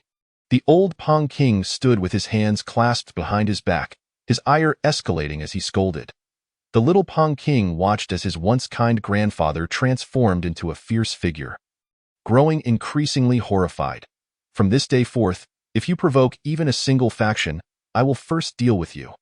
The final words struck fear into the little Pong King's heart, his pulse quickening. The old Pong King's expression was unusually serious. Clearly capable of following through on his words, "I will not dare again." After a long silence, the little Pong King finally murmured. Opposite him, the old Pong King delivered a fierce kick, sending him flying. "Get lost." The many clan members surrounding them sensed the commotion, their eyes filled with trepidation. The ancestor has grown angry. The little Pong King was too much of a troublemaker. This time, Dragon Island nearly faced a catastrophe. Everyone lamented. Even the elders dared not approach. Meanwhile, after the little Pong King was kicked away, the old Pong King finally displayed a hint of confusion in his eyes. Could the martial god from the burial sky forbidden zone be one of our demon domain's former powerful beings? He shook his head and murmured to himself, "Forget it. I shall go meet him." In the next moment, with a casual wave of his hand, the void quaked, and he stepped forward, his figure vanishing. Meanwhile, Jiang Qian moved with considerable speed. Having already reached the fringes of the demon domain, at a certain moment, he seemed to sense something, directing his gaze towards a particular spot behind him. "Come out." Jiang Chen said nonchalantly. There, the venerable King Peng. His hair white as snow, hurriedly stepped forth. He scrutinized Jiang Chen from head to toe, his eyes filled with boundless astonishment, exclaiming, "Fellow Taoist, how can you be so young?" Upon hearing this, Jiang Chen smiled faintly. Over the course of 100,000 years, his strength had grown tremendously, and his appearance had only become more striking, to the extent that the old Peng King could not initially recognize him.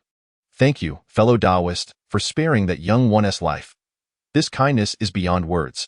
The old Peng King bowed respectfully once more, refraining from blaming Jiang Chen for his injuries, instead expressing gratitude. Jiang Chen's gaze remained calm as he addressed the old Peng King. "You should be aware of my intentions." The latter nodded, fully cognizant of Jiang Chen's words spoken outside the burial heaven forbidden zone. The annihilation of the Great Jiang, particularly the 8 Great Orthodoxy, must be meticulously handled. He scoffed coldly, evidently harboring deep-seated animosity towards the Great Jiang and the 8 Great Orthodoxy. "If you succeed, I might be in a good mood, perhaps allowing that young one to continue his path of cultivation." Not only that, Jiang Chen continued, offering a stick of candy while also presenting a sharp dagger. "Do you truly mean what you say, fellow Taoist?" As expected, upon hearing this, the old Peng King's eyes gleamed with intensity. No matter how proud the young Peng King was, he remained the most gifted of their lineage. If he could cultivate, it would be an unparalleled blessing.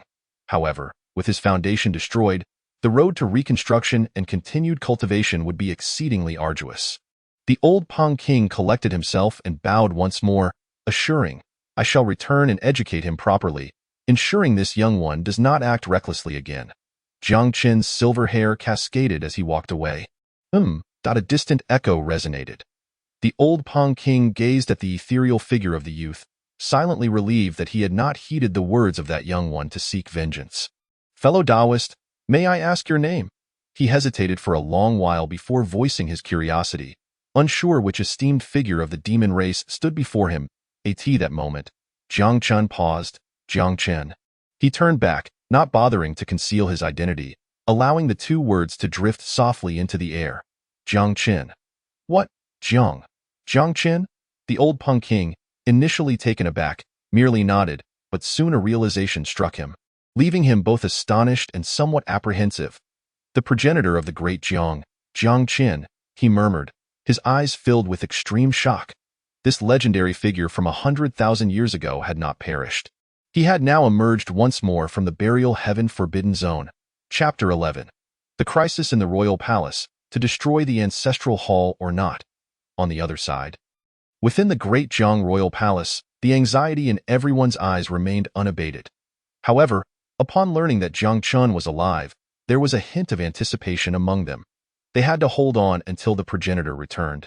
"Report, Your Majesty. The range of the formation is shrinking. The Taiheng Hall and the other 10 halls have already fallen." At this critical juncture, anxious voices arose from outside as the palace guards came to report. In the span of just one day, the palace had lost over half of its defenses. The clan members gasped in shock. "What?" Jiang Wuhan, clad in a dragon robe, furrowed his brow tightly. "How could this be?" The formation left by the progenitor was supposed to last at least 2 days. He was perplexed. It was then that the Crown Prince Jiang Yu approached from outside the hall, his expression grim as he reported, "Father, the resources consumed by the formation far exceed our expectations. Our clan's celestial stones are nearly exhausted." He shook his head, sighing heavily. Every formation, no matter how formidable, required sufficient spirit stones to operate, especially the divine-level formation left by Jiang Chen, which demanded even higher-grade celestial stones to maintain its function. Their royal family's foundation was on the brink of being depleted. The surrounding clan members wore furrowed brows, voicing their concerns. "What should we do? If we can't hold out until Jiang Chen returns, all our previous efforts will have been in vain." Jiang Qingxian gazed at the world painting paper, her eyes filled with confusion. "Progenitor," she whispered, tears streaming down her cheeks. As her tears fell, gradually, golden light flickered once more within the world painting paper. Simultaneously, within a splendidly adorned mansion in the imperial city, 2 figures were engaged in a game of chess. One was Chu Qingfeng, the leader of the Qingfeng Dao sect, while the other was an old man in a black robe, his visage obscured.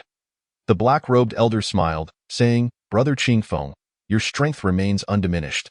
You effortlessly opened the gates of the imperial city." Chu Qingfeng, in response, merely smiled faintly, stroking his long beard. "It is not that I am strong. Rather, the royal family is exceedingly incompetent. The Taiheng Hall and its 10 halls have all been taken." The black-robed elder's brow furrowed slightly as he continued. "Delays may lead to unforeseen changes. It would be best for us to conclude matters swiftly. Moreover, recently, there have been movements from the demon domain. It seems they are once again poised to strike against our human race." The demon race. Chu Qingfeng snorted coldly. "Since Jiang Chun quelled the turmoil 100,000 years ago, if they dare to provoke us again in this era, we will be equally capable of responding." With that, he stood up, his gaze piercing through layers of void, landing upon the royal palace with a fierce glint in his eyes. "Further ahead lies the Jiang family's ancestral hall. If these worthless fools continue to cower, we shall demolish the ancestral hall before their very eyes and see if they dare to show themselves." He chuckled coldly, devising a cunning plan. Across from Chu Qingfeng, the black-robed elder's brow furrowed in contemplation, expressing some hesitation, but the ancestral hall still enshrines Jiang Chun. The rest were manageable, but Jiang Chun's influence was far too significant. During the dark era of the alien race's invasion and the rampant beasts, it was he who saved the world. Should they proceed with such actions, it would inevitably have adverse repercussions externally. Chu Qingfeng, however, chuckled lightly, shaking his head dismissively. "He is but a dead man. What is there to worry about? At worst, we shall leave a trace of incense for him in the future and seal him within the demon suppression tower." Chu Qingfeng's words were so casual, as if he were offering an unparalleled favor. "Well then," the black-robed elder, initially hesitant, soon gritted his teeth and resolutely nodded in agreement. The following morning, Jiang Wuhan, donned in a dragon robe, stepped out of the grand hall, burdened with heavy thoughts. Outside the hall, the Jiang clan members had already gathered, their eyes filled with concern. "Your Majesty, the range of the formation continues to shrink. It seems their target is the ancestral hall point." One of them spoke urgently. As these words fell, silence enveloped the crowd. Everyone understood Chu Qingfeng's intentions. They would undoubtedly strike at the ancestral hall. After all, it housed the most powerful beings in the history of their royal family, representing the dignity of the Jiang royal lineage. If it were to be destroyed, the consequences were unimaginable. With this thought, the crowd's anger boiled over, their teeth gritting in fury. "These people are utterly despicable. Our progenitor once bestowed great favor upon the entire human race." Jiang Wuhan's gaze turned frigid, realizing that while their annihilation might be acceptable, to lay hands on the ancestral hall was truly an act of desperation. At that moment, the Grand Master of the Great Jiang approached. He was a refined scholar, radiating holy power, and posed the question everyone wished to ask. "Your Majesty, should we defend the ancestral hall or not?" As soon as these words were spoken, the crowd fell silent. To abandon it would mean to continue cowering, perhaps buying them another half-day. Yet to defend it would bring the confrontation closer, almost guaranteeing their demise.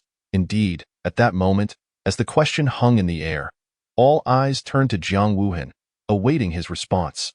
His eyes blazed with fury, his expression darkened to the utmost degree, clearly enraged by the actions of the 8 great orthodoxy. Beside him, Jiang Yu spoke first, his eyes brimming with murderous intent. "Is there even a question? The ancestral hall enshrines our Jiang family's forefather. How can we not defend it?" Jiang Qingxin's face was equally stern as she exclaimed. "If the ancestral hall is destroyed, how can we face our ancestors in the future? Indeed, lives may be lost, but the ancestral hall must not fall. We must defend it, even if it costs us our lives."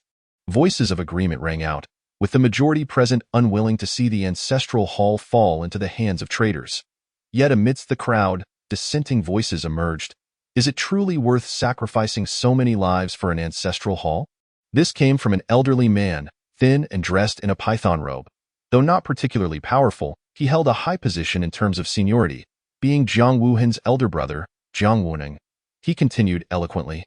"Since the progenitor is still alive, it signifies that our Jiang family still has hope. Preserving our lives is of utmost importance." Jiang Yu glared at him. "Shall we simply allow the ancestral hall to be destroyed?" Jiang Wuning snorted coldly, We can always build a new ancestral hall in the future. You? The crowd glared at him with fiery eyes. Enough. Seeing Jiang Wuning about to say more, Jiang Wuhan's gaze turned icy, and he sternly silenced the crowd. Theo, you all still remember the oath we took before the ancestral hall? He spoke softly, surveying the assembled clan members. Upon hearing this, their expressions grew serious. The oath? Jiang Wuhan articulated each word carefully. Although our strength is humble, we possess a fraction of the progenitor's valor. We shall fight until the very last moment. The ancestral hall must not be forsaken. Even if the Jiang family is entirely obliterated, we cannot disgrace our ancestors. He spoke quietly, yet his words carried immense authority. No. Jiang Wuning sought to interject, but a powerful gust of wind struck him, sending him reeling and causing him to spit blood. Jiang Wuhan looked on coldly. You have the option to abstain. Chapter 12. Annihilate your entire clan and desecrate the ancestral hall, while the divine dragon army abandons the borders. Outside the great Ginger Palace, formidable figures with overwhelming auras gathered, their numbers surpassing those who came before. Not only the Qingfeng Dao sect, but also the disciples of the Miao Miao divine sect had arrived. Led by the elderly figure in black robes who had previously engaged in a game of chess with Chu Qingfeng. Enveloped in terrifying divine light, he was undeniably an unparalleled martial emperor. Master, the disciples have assembled, reported an elder from the Miao Miao divine sect beside the black-robed elder. The target is the great Ginger ancestral hall. The Miao Miao sect master said little, merely uttering these words with a detached demeanor. Meanwhile, above the ancestral hall, Chu Qingfeng hovered in the sky. A faint smile graced his lips as he cast a dispassionate glance at Jiang Wuhan and others outside the ancestral hall. As anticipated. Jiang Wuhan, how have you deliberated? Will you concede this throne for the sake of dignity, or shall I decide for you? Chu Qingfeng remarked with a cold chuckle. The members of the Jiang clan remained silent, their faces ablaze with fury as they glared at the figure in the sky. This very act provoked Chu Qingfeng's ire. With a disdainful snort, he exuded an overwhelming pressure. Boom! In an instant, the Jiang clan members could not withstand this force, groaning in pain, while the weaker ones were sent flying, spitting blood. You. Seeing this, the Jiang clan's warriors were filled with indignation, their fists clenched as they glared at Chu Qingfeng. Yet, what met them was an even more terrifying oppression. Before long, one by one, the Jiang clan members fell to the ground. Why has your Jiang clan been able to dominate the Great Ginger for 100 millennia, maintaining your lofty position? Today, kneel before me. Not stopping there, Chu Qingfeng sneered once more, unleashing the might of a martial emperor that enveloped the entire area above the ancestral hall. Boom! At that moment, a terrifying pressure also erupted from below. Though not as potent as Chu Qingfeng's, it was purer in essence. There stood Jiang Wuhan, bearing immense pressure, blood staining his lips, resolute in the front lines. The Jiang clan must not kneel. Clenching his fists tightly, he unleashed strands of imperial might, resisting Chu Qingfeng's oppressive force. Witnessing the Jiang clan's resistance, the mocking glimmer in Chu Qingfeng's eyes intensified, prompting him to laugh aloud. Very well, Jiang Wuhan, since you are so obstinate, I shall first end your life. With a commanding shout, he brandished a spear radiating layers of divine light. The spear exuded an ancient aura, surrounded by terrifying energy, clearly not an ordinary weapon. It was the divine spear left by the founder of the Qingfeng sect. Onlookers in the distance were taken aback. The founder of the Qingfeng sect was also a formidable being who had brushed against the threshold of martial divinity, establishing the Qingfeng Dao sect. A lineage spanning 100,000 years, Chu Qingfeng was his direct descendant. All of you shall perish. With the spear in hand, Chu Qingfeng uttered a soft command, unleashing a torrent of divine power. At that moment, Jiang Wuhan wielded his divine sword, but upon clashing with Chu Qingfeng's spear, it shattered instantly. Blood spewed from his mouth as he was sent flying 1,000 meters away, utterly outmatched. Your Majesty, the surrounding clan members felt their hearts tighten, unable to suppress their cries. The disparity in their realms was insurmountable. Chu Qingfeng was a consummate martial emperor, while Jiang Wuhan was merely at the initial stage of a martial emperor. Not only that, but Chu Qingfeng stepped forward. Today, I shall not only annihilate your entire clan, but also let you witness how I shatter the ancestral spirits of your royal lineage. He continued with a cold laugh. Inciting fury among all present from the Jiang clan, Kilian the next moment, brilliant light erupted, and numerous powerful figures charged toward Chu Qingfeng. However, he merely waved his sleeve, effortlessly sending them all flying with a calm expression. He approached the ancestral hall, stopped. A group of Jiang clan members, undaunted by death, stood in his path, only to be easily cast aside by a single strike from Chu Qingfeng. He advanced step by step toward the royal ancestral hall. Damn it! Every onlooker gritted their teeth. The elder in the black robe hesitated. His words caught in his throat, ultimately swallowing hard and refraining from voicing his thoughts. He gazed silently at Chu Qingfeng. Suddenly, with a resounding crash, several jade tablets were violently hurled to the ground, and the longevity candle was extinguished by Chu Qingfeng's breath. The ancestral hall lay in disarray. The royal family members outside the ancestral hall were filled with rage. Jiang Wuhan, battered and bruised, had no strength left to resist. Qingfeng, I, Jiang Wuhan, swear an oath before my ancestors that if I do not cleanse your sect completely in the future, I shall not be counted among the Jiang clan.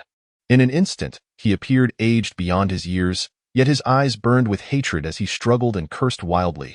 Chu Qingfeng merely smiled, his eyes betraying mockery. Ancestors? I shall obliterate them all myself. Father! Just then, a series of clear calls resonated from afar. There, Jiang Yu and Jiang Qingxian approached with swords in hand. Jiang Wuhan's pupils constricted in horror as he shook his head painfully at them. The royal family had brought only the finest of their forces to guard the ancestral hall, while the younger generation remained hidden deep within the palace under Jiang Yu's care. Subdue them all. Chu Qingfeng, reveling in the scene, erupted into maniacal laughter upon seeing Jiang Yu and Jiang Qingxian. He issued a cold command, his gaze lingering particularly on Jiang Qingxian. Her beauty was ethereal, and her demeanor strikingly icy. It was no wonder that Yuhan insisted on having her. Reflecting on his son's earlier request, Chu Qingfeng found himself understanding. Capture her and send her to my son's chamber. With this thought, he issued the command with a cold smirk. Paying special attention to Jiang Qingxian, on the other side, the elder in the black robe continued to call out from outside the ancestral hall. Qingfeng, it is time. Take these remnants and depart.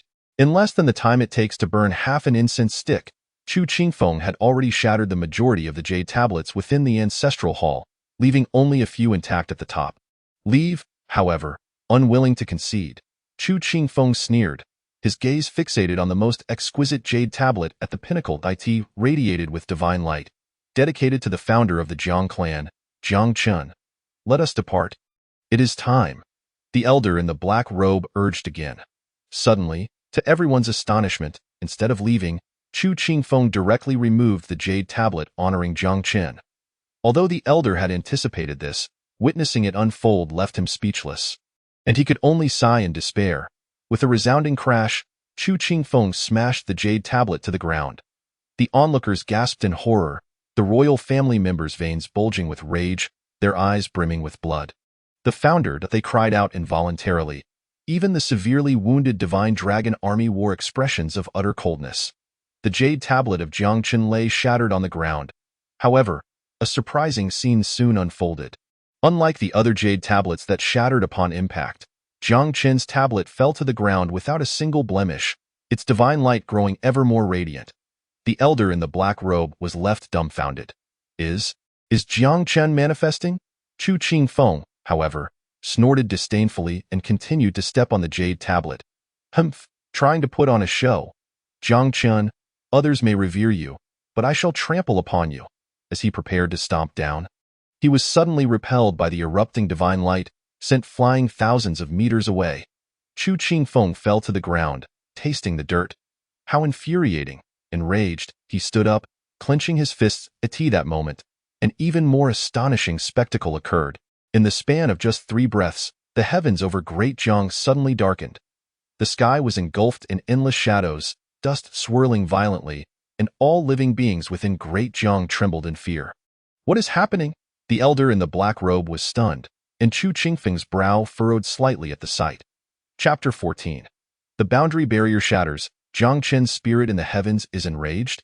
Regret in the world. Everything unfolded in an instant, leaving the assembled crowd in stunned silence. in stark contrast to the reactions of others. The Jiang clan members could hardly contain their excitement. Bursting into laughter, the founder has manifested. Jiang Yu, wielding the Xinyuan divine sword, had struggled for merely half an incense stick's worth of time before being firmly subdued. As he beheld the unfolding scene, an inexplicable fire ignited within his eyes. Unafraid, Jiang Yu laughed. The founder is not dead. Your doom awaits upon his return.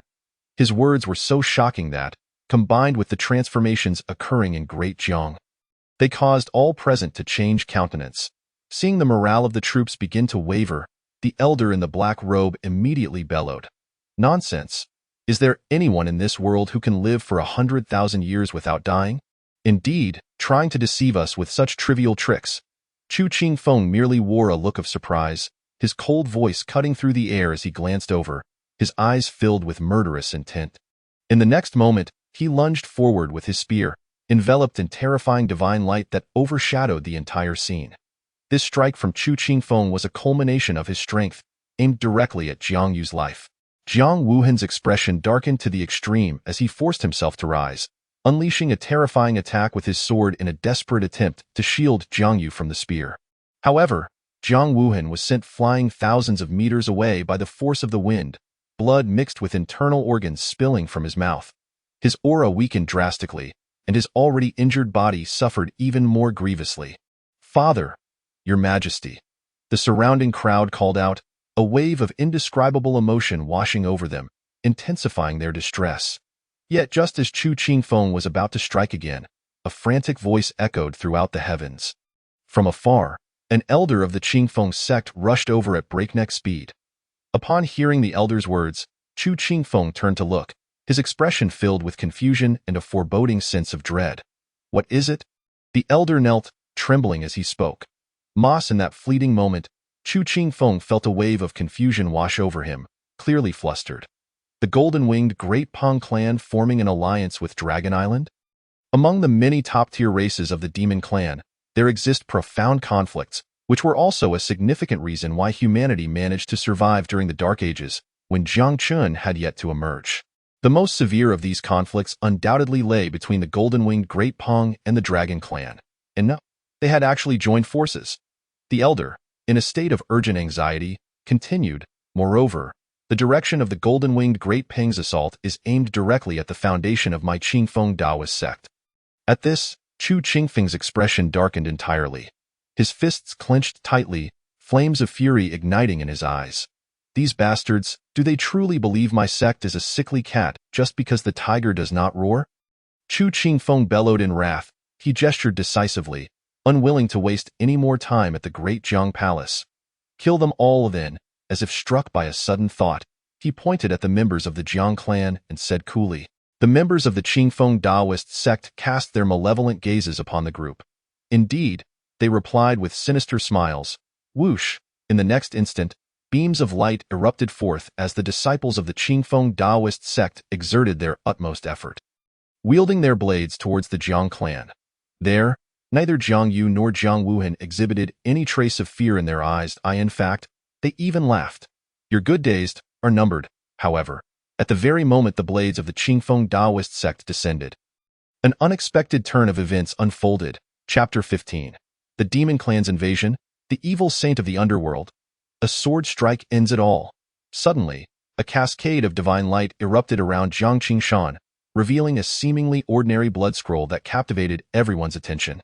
She continuously circulated her spiritual energy, and the power emanating from the blood scroll grew increasingly terrifying. At a certain moment, an energy comparable to that of a martial emperor erupted from the petite figure of Jiang Qingshan. Bang! With this strike, numerous disciples of the Qingfeng Taoist sect, who had encircled her, were unable to withstand the force and were sent flying.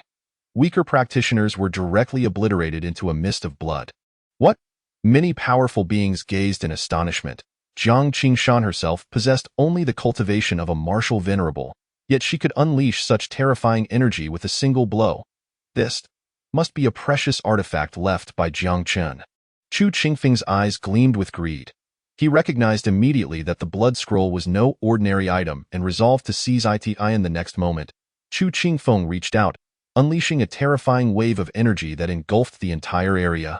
To everyone's astonishment, another surge of spiritual energy flowed into the blood scroll from Jiang Qingshan's diminutive form. In the span of mere breaths, an even more resplendent divine light erupted, forcing Chu Qingfeng to spit blood and be sent tumbling backward.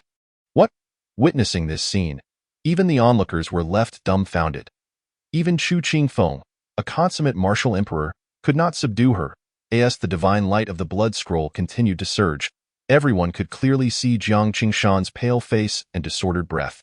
Clearly, the blood scroll was not invincible. The constant activation of its power required an unimaginable toll. Damn it. Today I refuse to be defeated. Seeing Chu Qingfeng attempt to strike again, an old man in black robes appeared just in time to stop him. The latter's expression was exceedingly grim as he shook his head, saying, "After all, this is something left by Jiang Chun. You cannot fathom the mysteries contained within it. It would be wiser to first quell the matter with the demon clan. That is of utmost importance.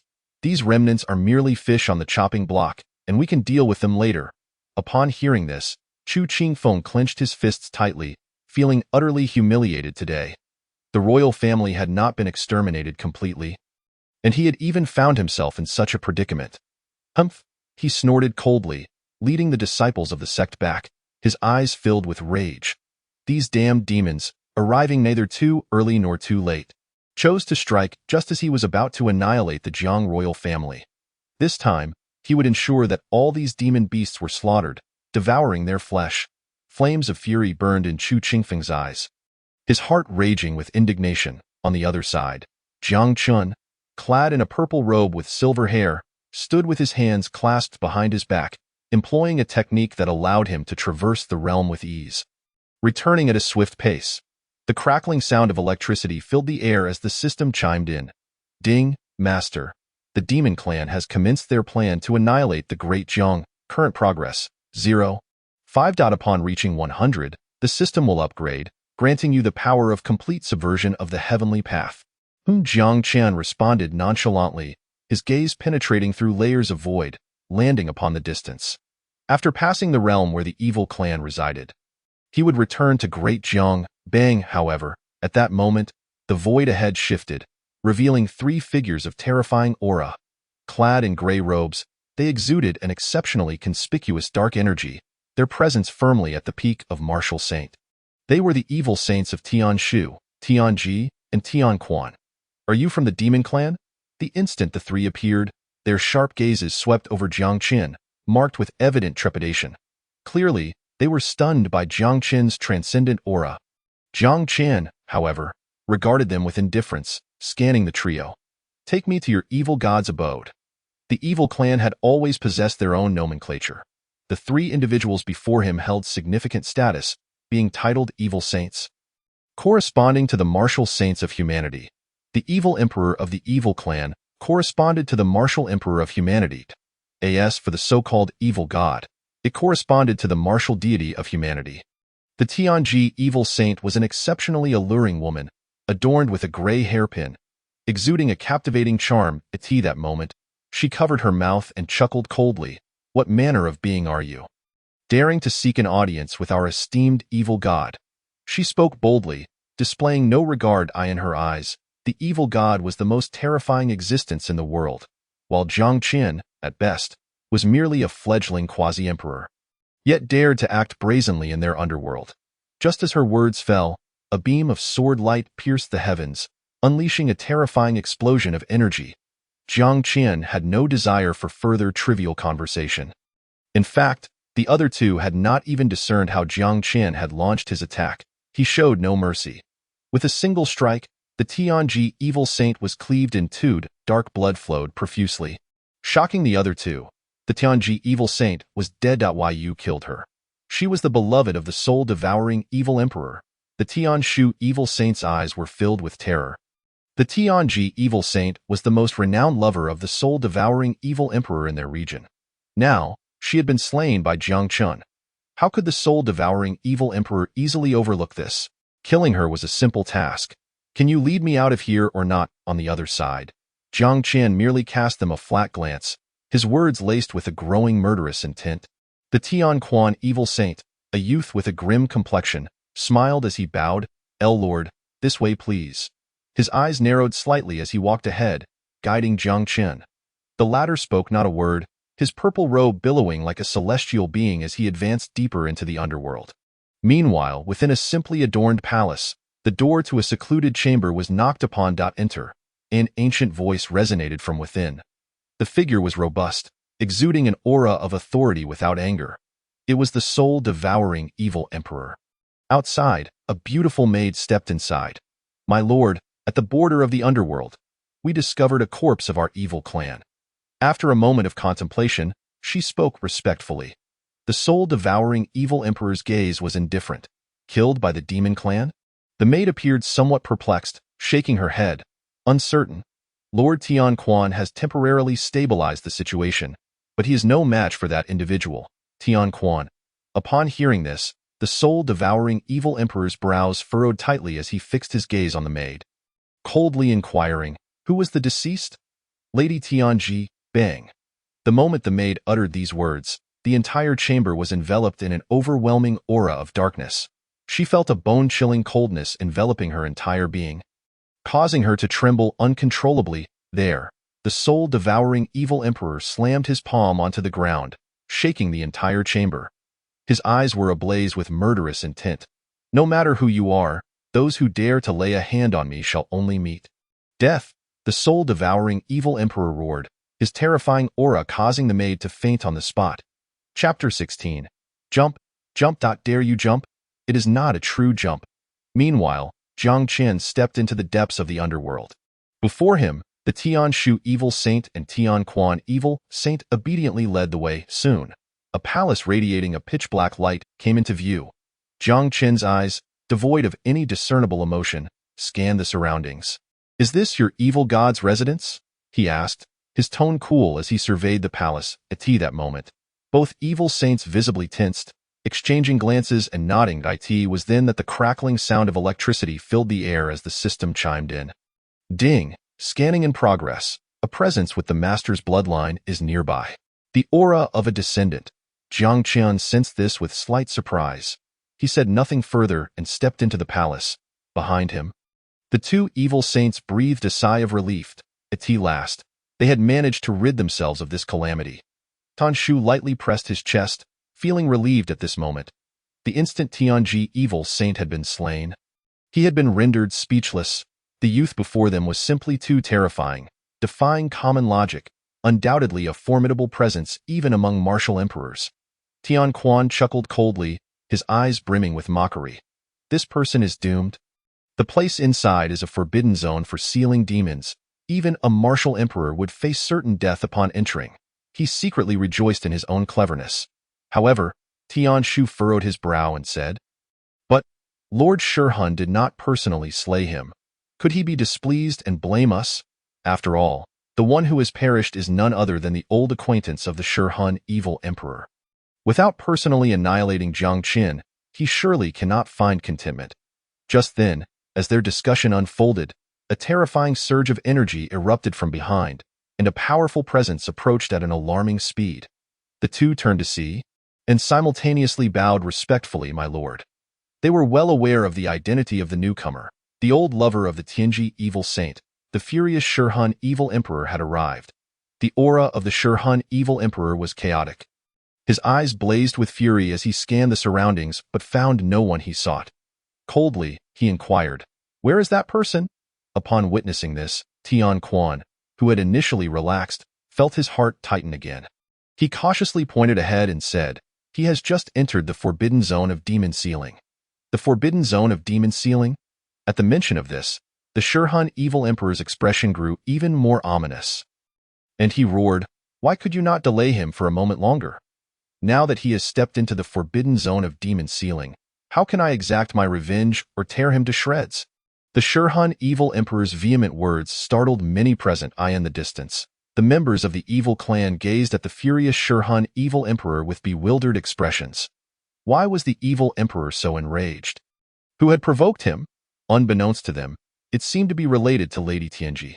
Could it be that she had run off with some man? Whispers of speculation filled the air. Opposite the Shihun evil emperor, the two evil saints trembled in fear, behaving like docile lambs. You two useless fools, incapable of accomplishing anything. What use are you to me? The Shirhan evil emperor pointed an accusing finger at the two, his ire escalating. Were it not for the scarcity of evil saints within his faction, he would have reduced them to ashes long ago. You. The Shirhan evil emperor continued his tirade, and at a certain moment, exhausted from his outburst, he clasped his hands behind his back and walked toward his palace. Enough! You shall remain here for another incense stick's worth of time. If there is any unusual movement, you must inform me at once. I shall personally dismember him. How dare he? Are you the ordinary martial emperor could never unleash such a terrifying move? In other words, Jiang Qin might very well be a formidable figure at the pinnacle of martial emperor. The celestial pivot evil saint seemed to have narrowly escaped death, trembling all over. Could it be that he is on par with Lord Soul Devourer? While their evil clan boasts numerous evil emperors, true martial emperors of the highest caliber, like Soul Devourer, are exceedingly rare. Tian Quan felt a wave of apprehension, but soon smirked and shook his head. No matter how strong he is, fortunately, we lured him into the forbidden land of demon sealing. You know well how terrifying that great demon within is. Disturbing him would surely lead to dire consequences. Tian Shu couldn't help but sigh in admiration, giving him a thumbs up. It's all thanks to your cleverness. As they conversed, Jiang Qin had already led the little lowly deeper into the palace. Zhang Ruoli scanned her surroundings. The further they ventured into the palace, the more the oppressive, dark aura enveloped her, making her hesitant to breathe. Yet, glancing at the youth beside her, who resembled an otherworldly being, she felt a sense of security wash over her. Just then, a sound of chains shattering echoed, followed by a sinister laughter that sent chills down their spines. I have been imprisoned for 1,000 years, and finally, I can see the light of day again. The laughter continued, and soon, a figure appeared before them. A beggar with disheveled hair, clad in tattered red garments. He was engulfed in an overwhelming demonic aura that threatened to taint the entire palace. Zhang Ruoli's expression turned grave as she glanced at Jiang Chun. How powerful! Ancestor, can you handle him? Jiang Chun couldn't help but chuckle. I should be able to. At that moment, the evil goddess' sharp gaze swept over the two. Are you of the human race? He quickly detected something unusual. Upon hearing this, Zhang Ruoli immediately became alert. Yes, we are of the human race. What of it? The evil god chuckled. Nothing much. It has been far too long since I savored your kind. I find myself nostalgic. He leered at them, his gaze lingering especially on the little lowly for a moment longer. Truth be told, as a dignified evil god, he had a peculiar taste in that instant. The evil goddess' eyes gleamed with lewd intent as he lunged toward Zhang Ruoli. He even had the audacity to tell Jiang Qin, "You, get lost for a minute before returning." Jiang Qin disregarded him, merely casting a dispassionate glance before executing a swift kick. Witnessing this scene, the evil god was taken aback and prepared to resist with all his might. However, an extraordinarily terrifying energy surged through Jiang Chen's kick, sending the evil god hurtling backward. Zhang Ruoli, seeing this, instantly relaxed her previously tense demeanor, exclaiming, "Ancestor, you are truly amazing." Jiang Chen smiled. Amazing? There are even more amazing feats to come. As he spoke, he delivered another kick, this time exerting more strength, sending the evil god crashing against the wall like a mere ball. A crack echoed in the air as bones shattered, and blood trickled from the corner of the latter's mouth as he curled up on the ground. I am the ruler of the evil clan from a millennium ago, the underworld evil god. How could I lose? How could I possibly lose? It has simply been far too long since I engaged in battle. I was momentarily careless. Despite his shock, the evil god still attempted to maintain a facade of bravado. Just then, as he rose, preparing to utter more threats, Jiang Qin and Zhang Ruoli had already positioned themselves above him. With a resounding clap, the radiant divine light emanating from Jiang Qin enveloped the area, forcing the evil god to the ground. It was at this moment that he finally regained his senses. Looking up in disbelief, "You are also a deity?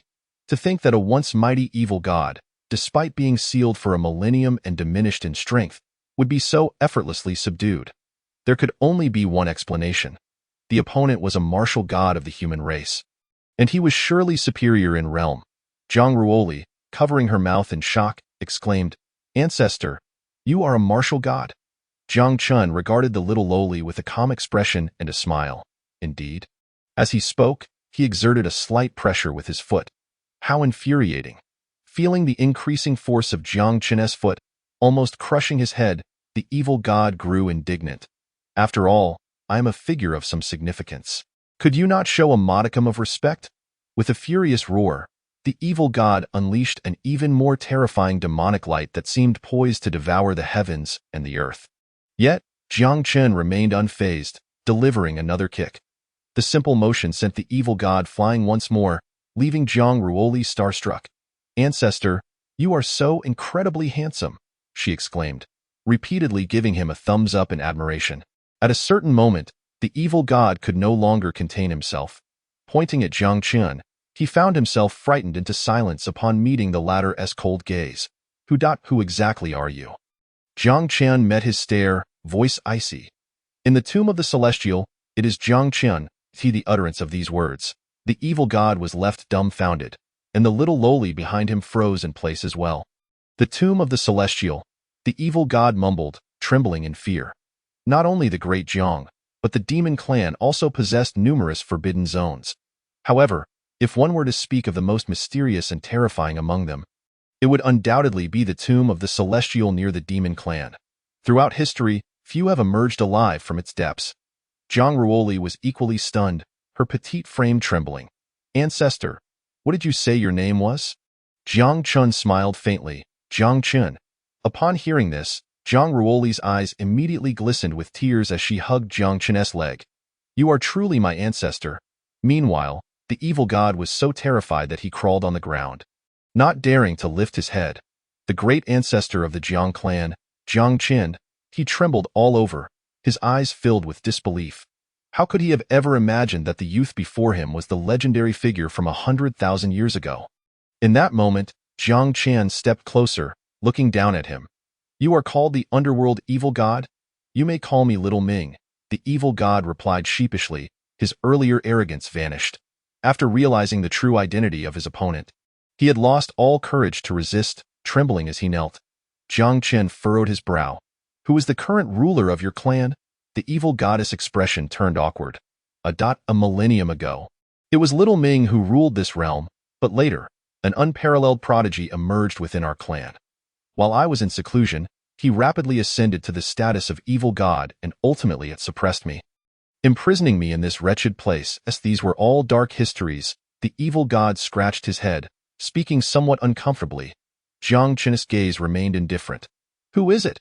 At this, a surge of boundless rage welled up within the evil god. It is that scoundrel. The heavenly evil god, he is utterly arrogant, even lamenting that he was born in the wrong era, claiming that if he had been present 100,000 years ago. Realizing he had misspoken, he fell silent. Jiang Chun raised his brow. Continue. The evil god gulped nervously, carefully observing Jiang Chun's expression. He said that 100,000 years ago, had he been there, you would have been killed by him on the spot, and you could never have withstood the onslaught of our great army. The evil god's desire to survive was unprecedentedly strong. As soon as he finished speaking, he continued to flatter. Of course. That brat is so arrogant, utterly unaware of his own insignificance. Ancestor, you must teach him a lesson in the future. Jiang Chun did not respond, instead smiling as he regarded the underworld evil god. Tell me, do you wish to take revenge?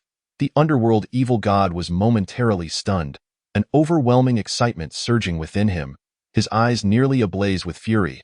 Of course I do. It is precisely because of that heavenly evil god that I have been imprisoned in this dark, sunless place for a full millennium. How could I not harbor hatred? Jiang Chun replied calmly. Then you may issue a challenge to that heavenly evil god. The underworld evil god was taken aback.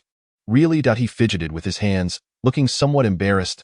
Ancestor, I doubt I can't defeat him. Jiang Chun merely chuckled. What is there to fear? Am I not here? As he spoke, he waved his sleeve, and an endless divine light enveloped the entire realm. The supreme aura exclusive to martial gods radiated forth, instilling boundless courage in the underworld evil god. All right, I will heed your words, ancestor. He laughed heartily in the next moment. A thunderous voice reverberated through the heavens and earth as the underworld evil god, having just escaped death, let out a fierce declaration. Heavenly evil god, come forth and meet your demise. He clenched his fists, bellowing with all his might, his voice echoing for miles around. Nearby clansmen heard his proclamation. On the other side, Jiang Chun, draped in silver threads and a purple robe, resembling a celestial being, did not linger long, gradually leading the little lowly away. There are still some family matters I must attend to. Glancing at the somewhat dazed Jiang Ruoli, Jiang Qian pinched her little face, turning back with a calm demeanor. I have matters to attend to first. The underworld evil god bowed respectfully. Ancestor, please proceed with your affairs. As he spoke, he cautiously approached Jiang Qian, fearful of being left behind.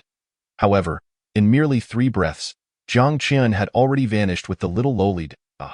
The underworld evil god stood there dumbfounded, calling out, Ancestor, ancestor. His face darkened significantly. At this moment, dark clouds began to converge on the horizon. Bold traitors, you dare to speak so audaciously after being granted a reprieve. You are truly deserving of death.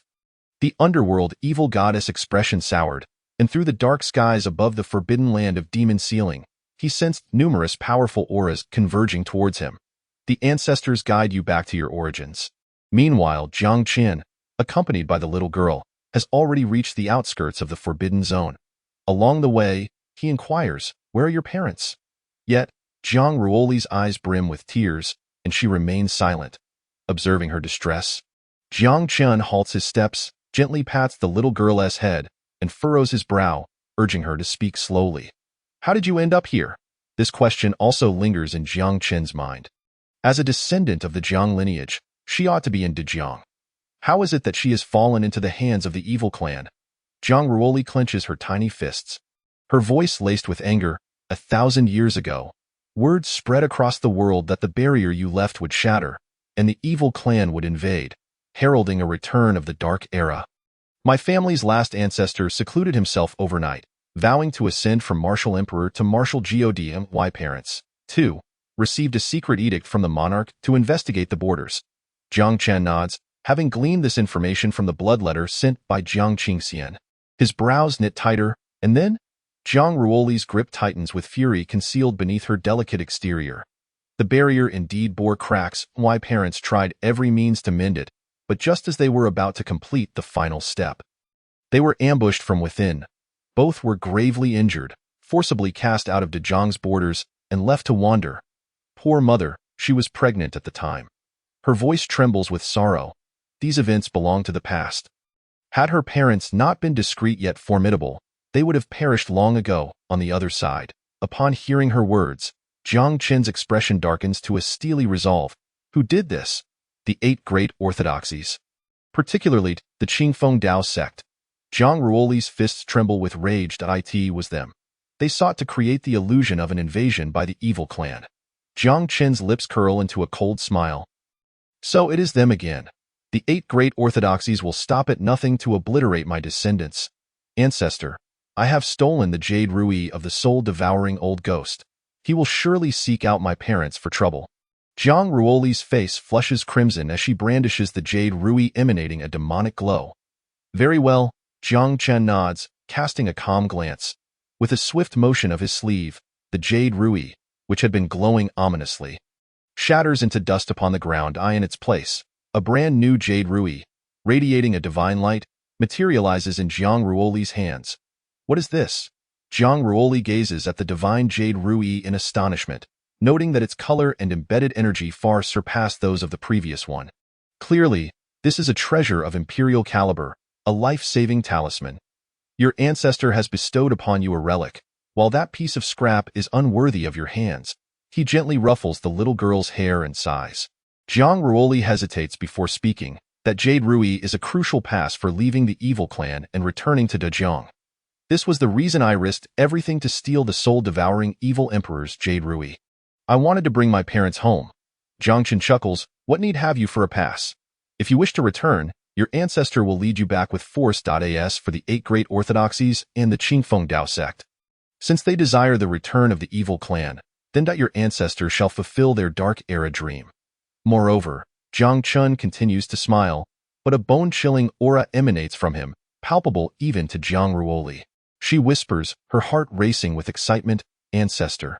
Meanwhile, not far away, before a humble thatched cottage, a man and a woman kneel in reverence, paying homage to a spiritual monument that bears the name of Jiang Chen.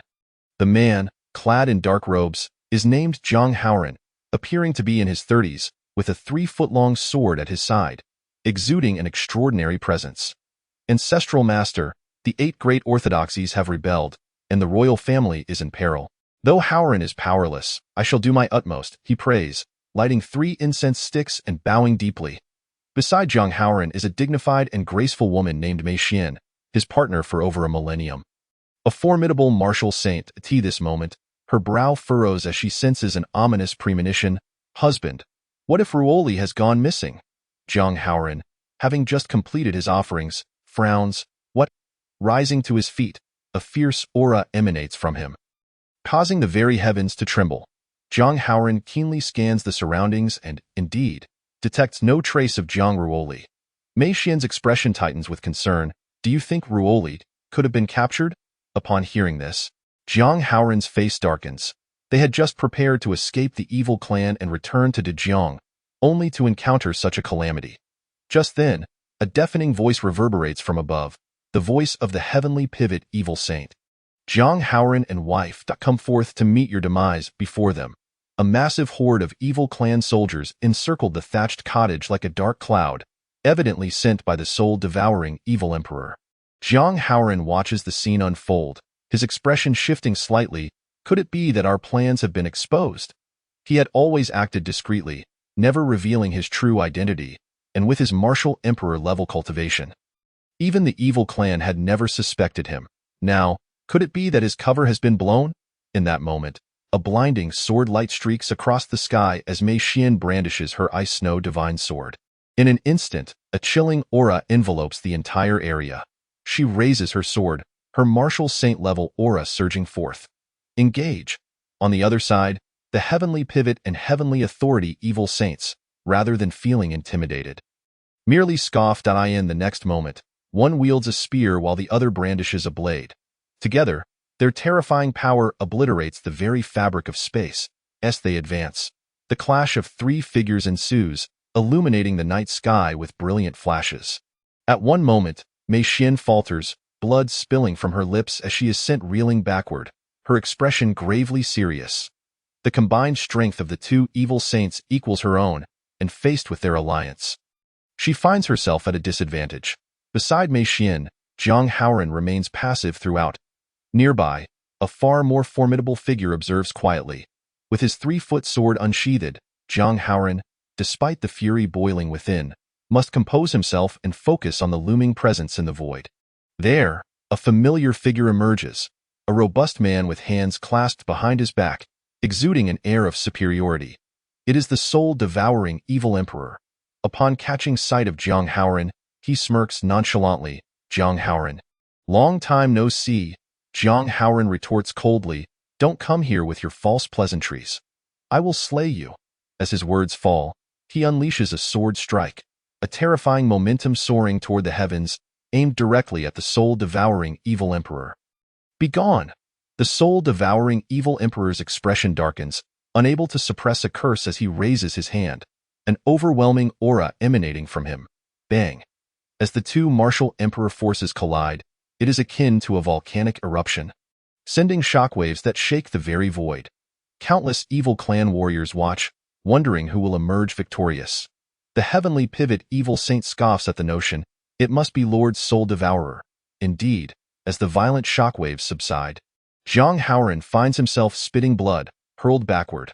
After all, he is merely a mid-tier martial emperor, while the soul-devouring evil emperor is a perfected martial emperor. The disparity is significant. At this juncture, the soul-devouring evil emperor chuckles coldly, his keen eyes glinting with malice. Jiang Haoran, I offer you a choice: bow down and allow me to inscribe the slave seal upon you, and hand over your woman to be my furnace, and I may spare your life. His eyes gleam with greed as he gestures toward Mei Xian's voluptuous figure. The moment these words leave his lips, the surrounding evil clan warriors stand dumbfounded.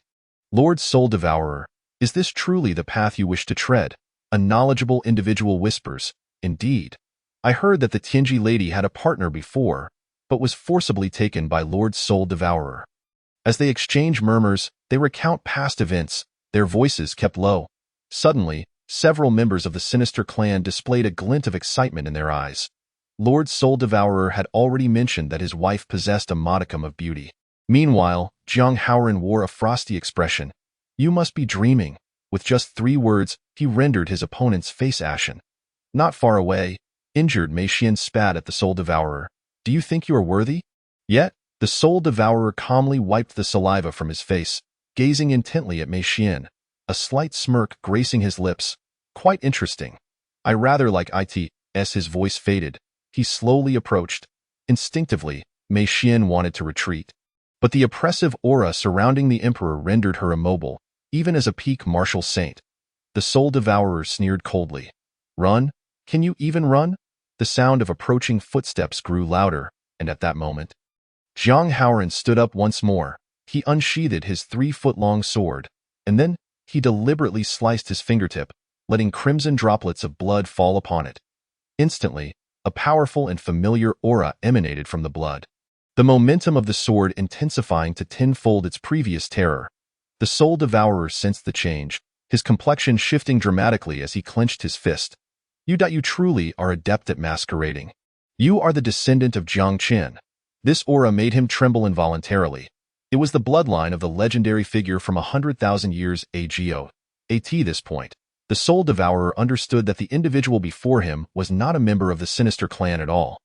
He was a human, a descendant of Jiang Qin.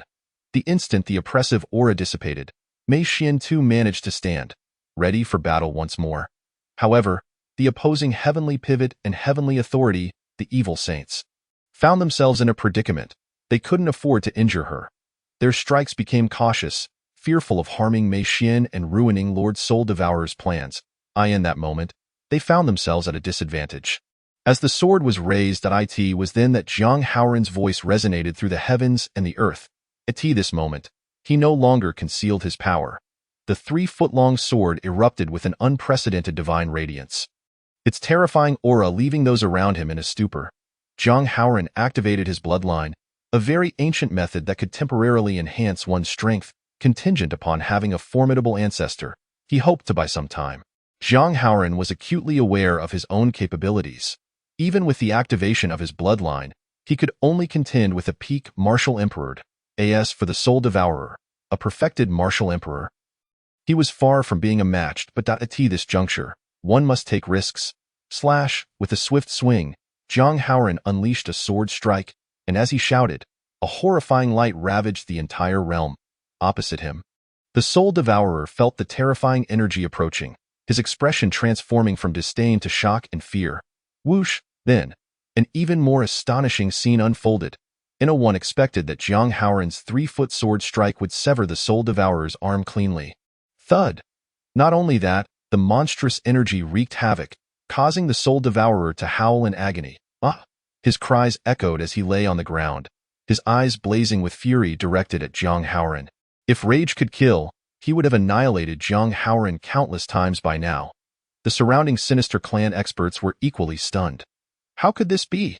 Jiang Haoran was merely at the mid-level of a martial emperor, while Lord Soul Devourer was a perfected martial emperor. How could this happen? They were bewildered. On the other side, Jiang Haoran's hand clutching the sword trembled as he too stood in shock. How could I possibly be this powerful? Jiang Haoran was dazed. Even with the activation of his bloodline, he shouldn't have reached such terrifying heights. Father. Just then, a youthful voice broke the silence, and he turned to see a boy in a silver-threaded purple robe, resembling a celestial being, gently placing his hand on Jiang Haoran's shoulder. Chapter 21. Arrogance. Was Jiang Chun from 100,000 years ago not a match for the evil god? Let him come. Who are you? Jiang Haoran stood frozen, unable to respond for several breaths. Zhang Ruoli smiled sweetly and said, He is our ancestor. Ancestor. At those words, Jiang Haoran's mouth twitched in disbelief. What a peculiar title. Meanwhile, the fallen Soul Devourer gritted his teeth against the pain and stood up, his expression dark as he glared at the group, his right fist slightly clenched. eyes ablaze with fury. "You little girl. Return my jade ruby." In the next moment, the soul devourer's piercing gaze fell upon Jiang Ruoli, brimming with unrestrained rage. The little girl raised the jade ruby, glowing with divine light, and said, "Yours is far too ugly. Our ancestor has already smashed it. What he gave is 1,000 times better than your broken iron." "You?" The soul devourer was enraged to the extreme, and only then did his sharp gaze land on Jiang Chen. "Who are you? How dare you come to my underworld domain and wreak havoc?" The soul devourer roared, his eyes filled with murderous intent, at the same time. The heavenly pivot evil saint and heavenly authority evil saint stared in shock at the suddenly appearing silver-haired youth. "You. How are you still alive?" The two stuttered, unable to articulate their disbelief. They had not anticipated Jiang Chen's survival, let alone that he had brought Jiang Ruoli out from the forbidden land of sealing demons. Jiang Ruoli, arms crossed, scoffed, "Our ancestor is far more powerful than the old demon in your forbidden land." The two exchanged glances, brows furrowed in disbelief. Impossible. This is absolutely impossible. They could not fathom what had transpired in the forbidden land of sealing demons that allowed him to escape. They would rather believe that the forbidden land had experienced some anomaly than accept that Jiang Chen had surpassed the old demon within. In the next moment, both evil saints retreated, shielding the others behind them. It was then that the soul devourer turned, his voice cold. "Do you recognize him?" The two evil saints nodded vigorously, fanning the flames. "Lord Soul Devourer, it was this person who killed Lady Tianji." Upon hearing this, the murderous intent in the soul devourer's eyes intensified. You little brat, why did you kill my woman?" Jiang Chun cast a calm glance, coldly stating, "If I wanted her dead, wouldn't I have simply done it? What need is there for a reason?" He did not linger, and as his voice fell, he prepared to take a step forward. The soul devourer had already attacked. "No matter who you are, even if you are a dragon, you must bow before me here. Dare to touch my woman, you shall die." The terrifying imperial might surged forth, and indeed, upon realizing that the murderer of Lady Tianji was right before him. The soul devourer was consumed by rage, he bellowed, unleashing a torrent of divine power towards Jiang Chen. However, an even more formidable pressure enveloped him, rendering him nearly immobile. In that moment, the soul devourer truly comprehended Jiang Chen's terrifying might. Where did this monster emerge from?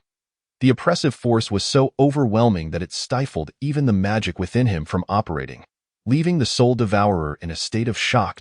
At that moment, Jiang Chen delivered a simple kick, radiating endless divine light. Thud. As the kick landed, the soul devourer was sent flying like a ball, utterly lacking any resistance. Blood spewing from his mouth, he wailed in pain, injured severely, and his front teeth shattered, scattering across the ground. The soul devourer attempted to rise once more, but a divine sword flew through the air, pinning him to the ground. Witnessing this scene, the onlookers were left in utter disbelief. How could this be? Lord Soul Devourer was defeated by a mere youth. They struggled to comprehend the reality before them.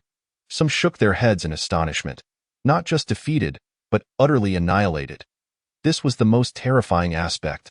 The young man's handsome visage, appearing no more than 20, signified that he was in the prime of his life. Yet, he could vanquish Lord Soul Devourer in an instant, even their evil clan's sovereign. The heavenly evil god could scarcely compare. In that moment, a wave of fear and astonishment rippled through the crowd. When did humanity produce such a terrifying figure? On the other side, Jiang Ruoli was clapping. Her eyes filled with admiration. Ancestor, you are incredible. Jiang Haoran sensed this overwhelming aura, equally astonished. The divine radiance surrounding Jiang Chun, even in mere strands, surpassed his peak state by 1,000-fold. This young man undoubtedly transcended the realm of a martial emperor. He was a martial god and, moreover, one of their own kind. At that moment, Jiang Haoran could no longer contain his curiosity.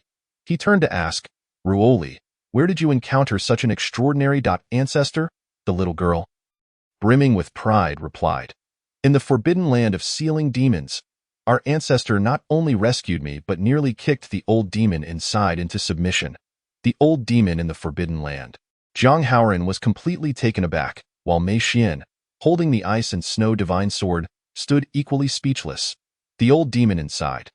While others might be unaware, They knew all too well that it referred to the evil clan's sovereign from 1,000 years ago.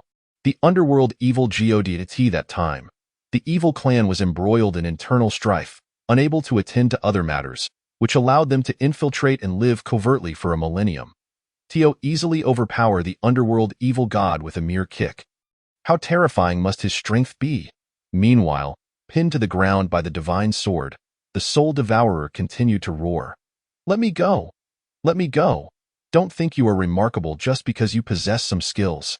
You have no idea of the terror of the evil god. The moment he emerges, you will return without a trace. He recognized that he could not defeat Jiang Qin and thus resorted to invoking the name of the evil god. The petite girl, Jiang Ruoli, snorted coldly in response. Do you even know the identity of our ancestors? Even if your evil god rises, it will still fall in bloodshed. The soul-devouring evil emperor remained unconvinced, disdainfully retorting. You possess some skill, but how can the evil god be compared to mere mortals? A millennium ago, he effortlessly defeated the old evil of the underworld, rendering him powerless and imprisoned him within the forbidden land of sealing. Now, after 1,000 years, he must have reached even greater heights, firmly standing at the pinnacle of the world. Even if Jiang Qin were to be reborn from 100,000 years ago, he would not be his match. The soul-devouring evil emperor's unparalleled admiration for the evil god stemmed from this belief. Even after being subdued in a single move, he refused to accept defeat. He had encountered many prodigies, but only when facing the heavenly evil god did he realize what true genius was. That was a monster whose brilliance could overshadow even the blazing sun. At that moment, Jiang Qin smiled, looking at the soul-devouring evil emperor, and calmly stated, I am here now. Let him come. Upon hearing this, the soul-devouring evil emperor was left in shock. What did you say? The surrounding onlookers from the evil clan were equally bewildered. What does that mean? Jiang Ruoli, with her hands on her hips, exuded a comical charm as she proclaimed. The ancestor is none other than our great Jiang's progenitor, Jiang Qin. Her light words left everyone around in stunned silence. Chapter 22. The old evil of the underworld has returned, fighting endlessly, only to find that the fool is himself. What? Jiang Qin. Hearing this, everyone present was bewildered.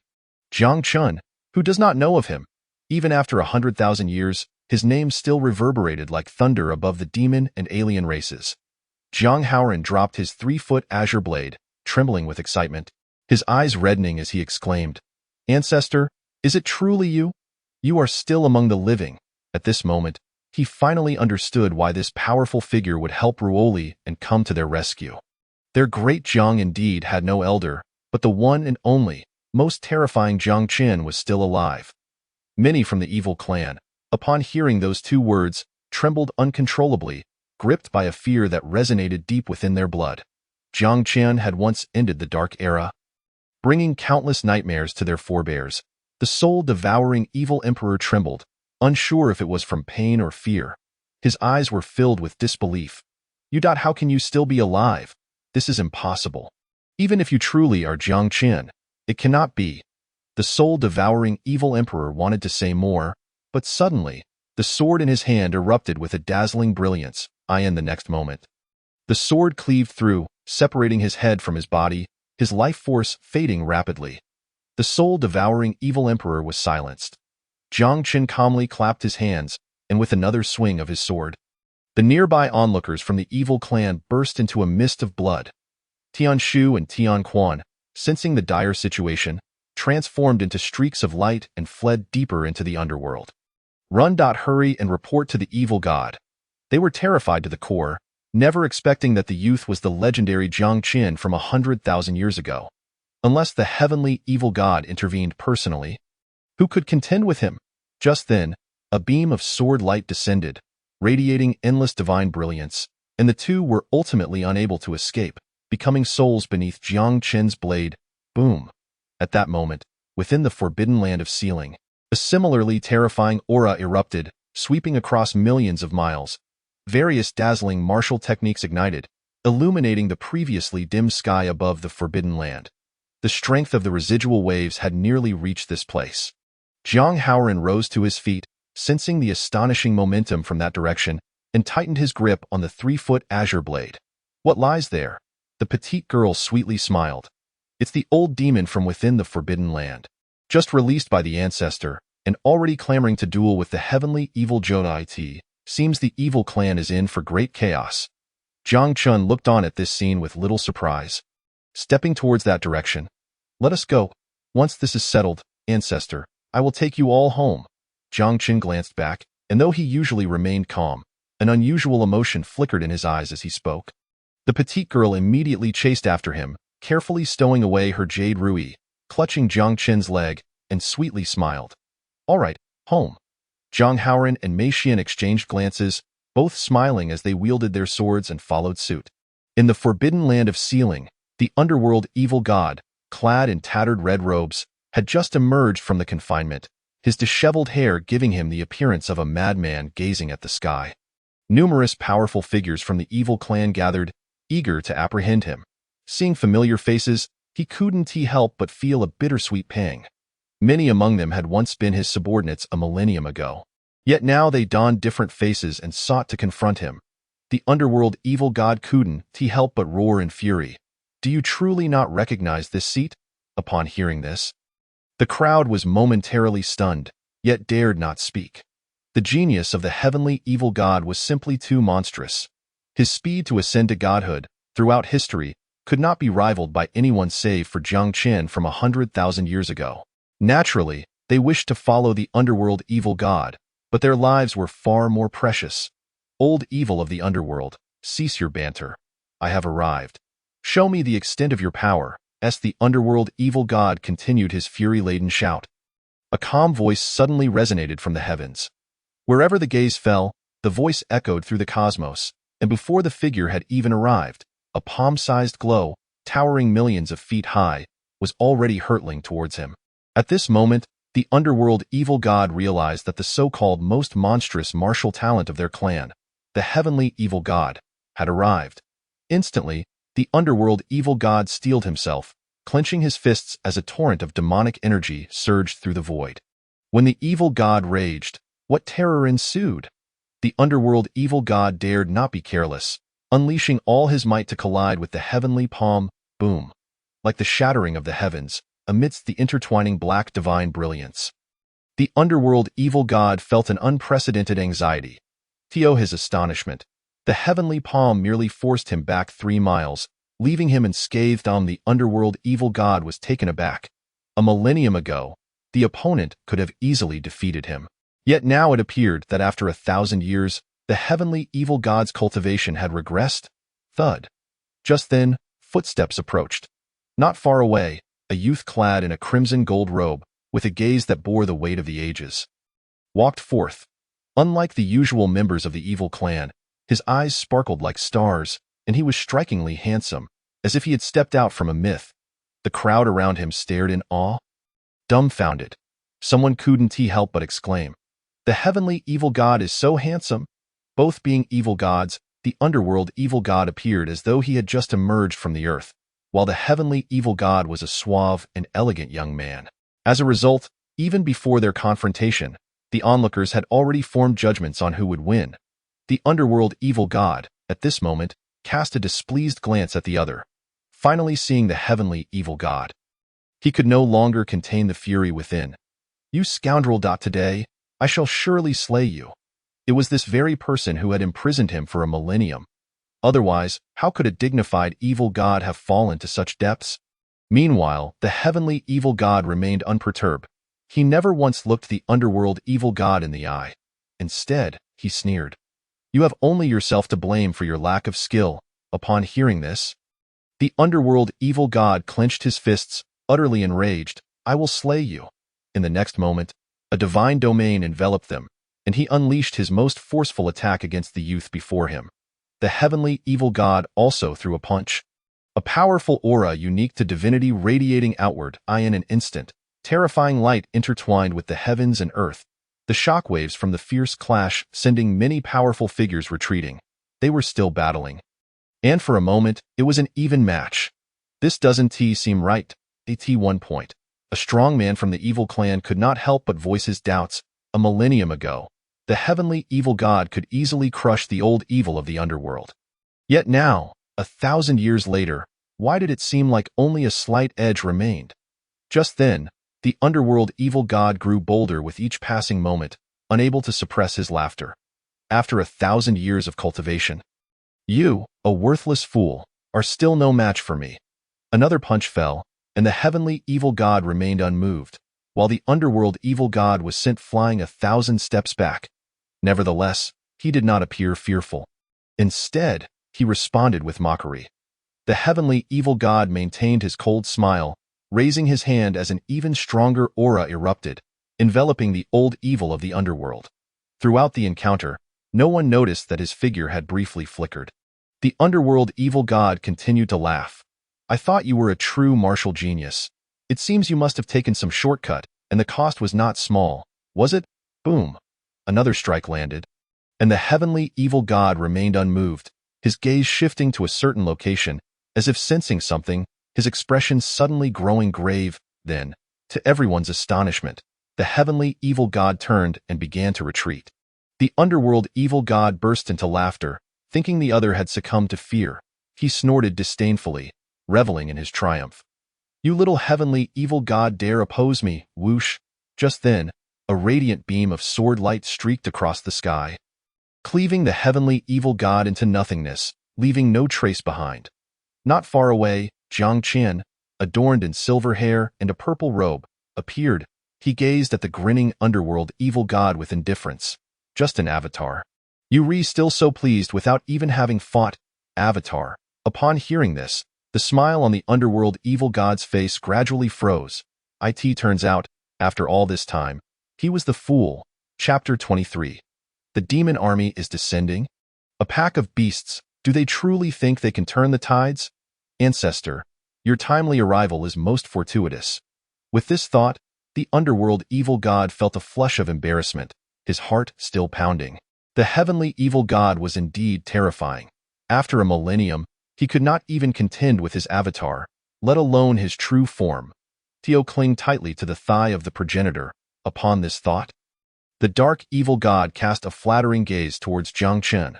The surrounding powerful figures of the evil clan looked on in astonishment. One person's lips twitched.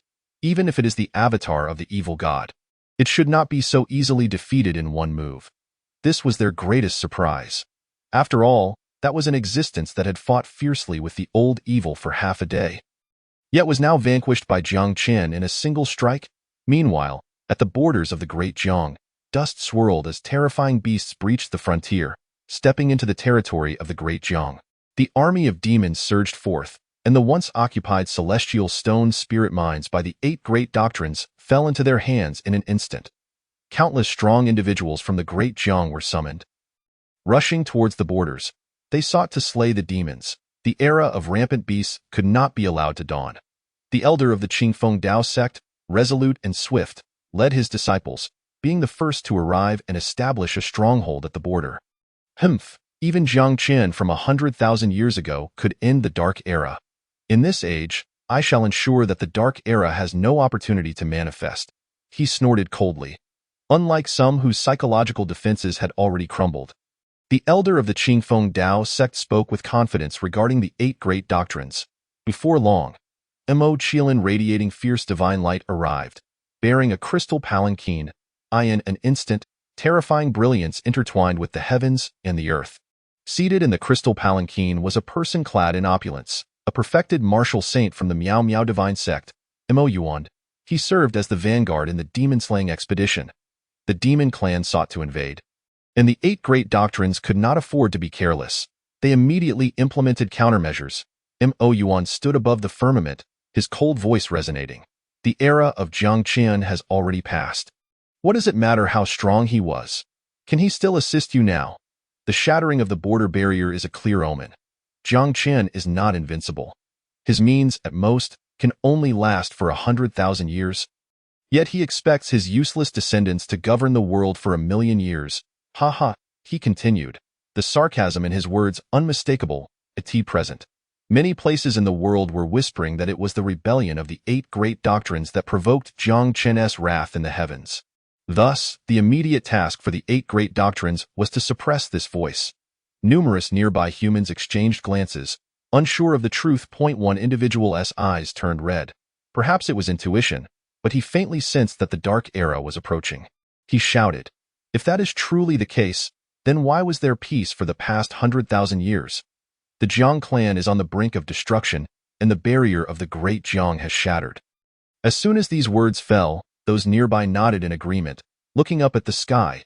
If this were to be deemed a coincidence, it would be far too outrageous. There, Imo Yuan's indifferent gaze followed. His eyes filled with coldness. "I already stated, this is merely a coincidence. Furthermore, your words are excessive. Cease speaking."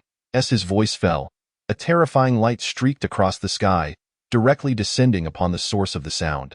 In an instant, screams echoed endlessly at this critical juncture. Should they fail to retreat, when the demonic army encroaches upon them, all disciples of their sect would inevitably perish alongside them. Chu Ming, however, spoke coldly. "This is the rule of the 8 Great Orthodoxy. Do you understand?"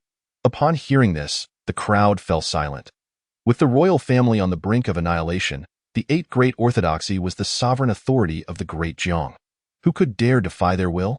Reluctantly, they sighed and shuffled away towards their respective sections. Meanwhile, Chu Ming returned to the Qingfeng sect, already busy gathering his treasures. His son, Chu Fan, observed the scene and could not help but inquire, "Father, didn't the sect say we must hold for 3 days?" Chu Ming scoffed, his expression betraying frustration akin to that of a disappointed teacher. "You fool, I deceived them. The demonic army is nearly upon us. How could 3 days suffice?" He intended to delay them for a moment longer, hoping to increase their chances of escape. Chu Ming did not even inform the entire sect, fearful of leaking their plans, and hastily led his wife and son deep into the heart of the Great Jiang. However, just as Chu Ming exited the Qingfeng sect, a multitude of icy gazes fell upon him. He recognized the faces of the sect leaders, who had caught him red-handed. Though embarrassed, Chu Ming maintained a facade of composure. "How dare you spy on your own sect leader?" he began, only to be met with fierce reproaches. "Chu Ming, you deceitful scoundrel!"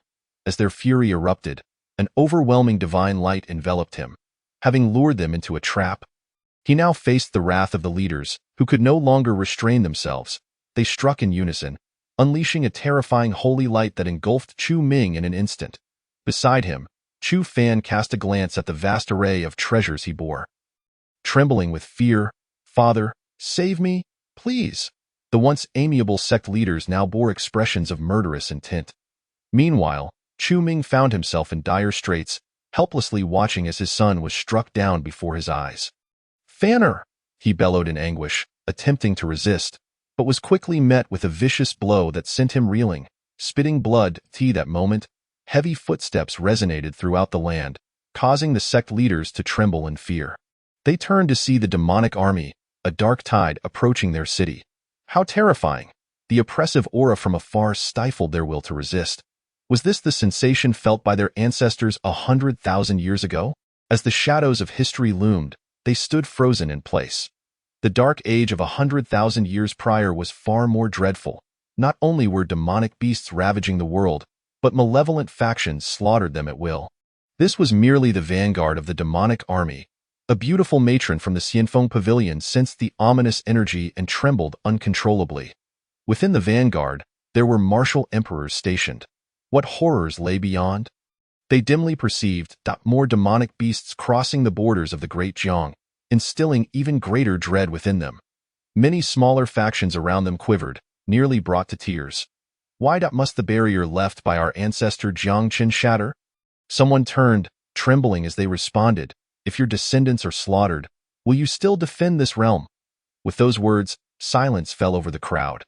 They cursed the 8 Great Orthodoxy, blaming them for the calamity they had wrought, leaving others to face the impending doom. The next moment, furious shouts echoed through the heavens, as many vented their frustrations at the 8 Great Orthodoxy. Chapter 25. Visitors from the Penglai Divine Island. Seeking the divine execution rod left by Jiang Qian from 100,000 years ago. In the imperial city, the Great Jiang Palace, once a magnificent and towering ancient edifice, now lay in ruins. The Jiang clan members, their eyes red with strain, tended to the remnants. The crisis of clan extermination had momentarily subsided. The Eight Great Orthodoxy had no time to deal with them, as combating the demonic invasion was of utmost urgency. Jiang Wuhan, exuding an air of authority, approached slowly, surveying the devastation with a chilling glint in his eyes. They had been on the brink of extinction, mere moments away from being erased from history. Jiang Yu furrowed his brow and spoke, "Father, the barrier of the Great Jiang has cracked. The demonic army has crossed the borders." Upon hearing this, Jiang Wuhan let out a cold laugh. "Excellent, 1,000 years ago. They sought to force our ancestor to his demise, aiding foreign invaders. Now their wish has been granted. I ask that not a splendid turn of events." His tone was calm, yet it carried a bone-chilling coldness that made the very air feel frigid. Indeed. The members of the Jiang clan exchanged glances, sharing a bitter smile. The old thief Qingfeng had previously proclaimed to the world that it would matter not if the Dark Age returned. Since their ancestor had once ended the Dark Age, they could surely do so again. Now, under the watchful eyes of all, it was time for the Eight Great Orthodoxy to demonstrate its might. They all laughed, devoid of fear, their eyes alight with anticipation. If the Dark Age could be so easily quelled, Jiang Qin's name would not still resonate with such prominence after 100,000 years. Father. At that moment, a feeble voice interrupted. Not far away, Jiang Qingxian's stunning visage had paled slightly. She had expended considerable energy activating the painting left by Jiang Qin. Struggling to maintain her composure, she approached. Jiang Wuhan frowned, hastily supporting her. "You must rest." Yet Jiang Qingxian shook her head, summoning the blood scroll once more. She then bit her finger, allowing a drop of crimson blood to fall upon it. A new array of dazzling golden characters emerged, bearing the words of Jiang Qian in the Infinite Sea. Located in the southern part of the Great Jiang Celestial Dynasty, the seawater churned violently, and the sound of a tsunami echoed incessantly. Accompanied by a 9-colored rainbow bridge arching across the sky, a massive island erupted from the depths, towering at the peak of the Infinite Sea, resembling a celestial deity surveying the world. Surrounding it was a shroud of ethereal mist. As a formidable array operated, unleashing a powerful aura that swept across a vast expanse. Countless powerful beings watched in awe, rendered speechless. This was the emergence of Penglai Divine Island. They could distinctly sense the sacred energy emanating from it. The very foundation of the sea's dominion. The Penglai Divine Island revealed itself. A golden warhorse, adorned with resplendent divine light, galloped through the clouds, drawing a chariot toward them, the onlookers at the shore. Sensing the aura of the golden warhorse were astounded. A martial saint-level beast pulling the chariot. Those well-versed in such matters exclaimed with excitement, "People from the Divine Wood Valley have arrived. We are saved." They understood that the powerful figures from the Eight Great Orthodoxy had come to Penglai to discuss strategies against the demonic forces. Instantly, joy spread across their faces. They knew that with the royal family on the verge of collapse, only the Eight Great Orthodoxy could repel the demonic army and restore peace to the realm. With a thud, the golden warhorse halted in midair, the chariot radiating an aura of unparalleled terror. An elderly man with white hair, leaning on a cane, emerged from within. Behind him was a proud young man, his grandson Lin Xian. The powerful beings by the shore felt the imperial might emanating from the air, causing them to shudder slightly. The Elder of the Withered Wood. This was a mid-phase martial emperor from the Divine Wood Valley, arriving at Penglai Divine Island with a specific purpose. The Elder of the Withered Wood stated, "I seek an audience with the Lord of Penglai." The next moment, he clasped his fists in greeting, his expression grave. Behind him, Lin Xian remained aloof, his demeanor unyielding as he gazed at the Divine Island. His expression unchanged. Penglai Divine Island had anticipated their arrival but deliberately activated its protective array, clearly intending to issue a warning. Almost as soon as his words fell, the great array of Penglai Divine Island ceased its operations, and the ethereal mist dissipated slightly. "Enter." A cold voice resonated from within the Divine Island, echoing throughout the realm. Meanwhile, within the opulent palace of Penglai Divine Island, the island lord Yu Wenqing sat at the highest seat. His fingers entwined around prayer beads, meditating with closed eyes before him. Numerous Penglai elders clad in Taoist robes stood solemnly on either side. Thud, thud. The sound of footsteps echoed as the Elder of the Withered Wood and his grandson stepped into the palace. Upon noticing their presence, Yu Wenqing opened his eyes and directly inquired, "What brings you to Penglai?" The elder of the withered would pause momentarily before bowing respectfully. The demonic forces are ravaging the land, bringing suffering to all living beings. We humbly request the island lord's assistance. His demeanor was notably humble, devoid of the arrogance typically associated with the Eight Great Orthodoxy. Seeing this, Yu Wenqing remained silent for a moment, but the Penglai elders beside him displayed their displeasure. They retorted, "The invasion of the demonic forces is your Eight Great Orthodoxy's responsibility. Penglai has never interfered in worldly matters, even when the royal family fell. We paid no heed. Now that the demonic beasts invade, seeking us out at sea, what does this signify?" Their assertions were made with righteous indignation, leaving the elder of the withered wood momentarily speechless. However, Lin Xian, completely disregarding the Penglai's authority, interjected with a cold huff, "Are you not human? Once the demonic beasts conquer the Great Jiang, do you think Penglai will be spared?" Moreover, it was rumored that the malevolent factions were also stirring. Once they breached the borders of the Great Jiang, could you expect to remain safe? As he spoke calmly, the many elders of Penglai were incensed. "Who do you think you are, daring to interrupt?" They wished to articulate further, yet were abruptly interrupted by Yu Wenqing's dismissive gesture. "Speak. How may I lend you a hand?" It is inconceivable for the foundation above the martial emperor to dispatch. Yu Wenqing's eyes narrowed slightly as he inquired. Unlike the Eight Great Orthodoxy, their Penglai divine island, perched upon the sea, harbored a terrifying ancestral legacy. Even the demon race could not easily conquer it. Thus, preserving their strength remained Penglai's foremost strategy. There, the elder of the withered tree clenched his fist, his complexion shifting several times before he finally gritted his teeth and spoke, "To borrow the treasure." Upon uttering these words, the gazes of Penglai's formidable warriors converged. What treasure? The ultimate treasure crafted by Jiang Qian 100,000 years ago. The god-slaying staff, the elder of the withered tree enunciated slowly. Chapter 26. The enraged spirit of the god-slaying staff. Where have the descendants of the Jiang clan gone? The god-slaying staff. Upon hearing this, the Penglai assembly was momentarily struck dumb, 100,000 years prior. After Jiang Qian established the Great Jiang Celestial Dynasty, he left behind a total of 3 supreme treasures. Among them, the Xianyuan Divine Sword was his personal weapon, usable solely by the descendants of the Jiang clan. The god-slaying staff was his most frequently employed divine weapon to vanquish the Dark Era, dreadfully powerful, ultimately bequeathed to Penglai Divine Island. The whereabouts of the final treasure had long since vanished. A Penglai elder chuckled, remarking, "Did you not scoff at Jiang Qian? Why now seek to borrow his treasures?" Their taunts were palpable. The elder of the withered tree felt a flush of embarrassment. He had anticipated such reactions. In truth, he had not wished to come, but fate had decreed it through the sex lottery, and he was the unfortunate one. His face reddened with shame as he resolutely stated, "It is merely a request to borrow his treasure. This is the consensus of the Eight Great Orthodoxy. Doing so would minimize the losses incurred in exterminating the demon beasts. That is impossible." He was promptly met with a unanimous refusal from the assembly. "The god-slaying staff cannot be lent out," the elders echoed in unison. This supreme treasure was the very foundation of their confidence. As long as the god-slaying staff remained, they would stand on unassailable ground. After all, unlike the long-fallen royal family, Penglai's legacy was profound, and the number of martial emperor strongholds was considerable. United, even a martial god might not be their match. However, at that moment, Yu Wenqing slightly raised his brow and pondered aloud. Actually, it is not entirely unfeasible. His thoughts diverged from those of the other elders. Suddenly, someone grew anxious. Island Master. They feared Yu Wenqing might act recklessly.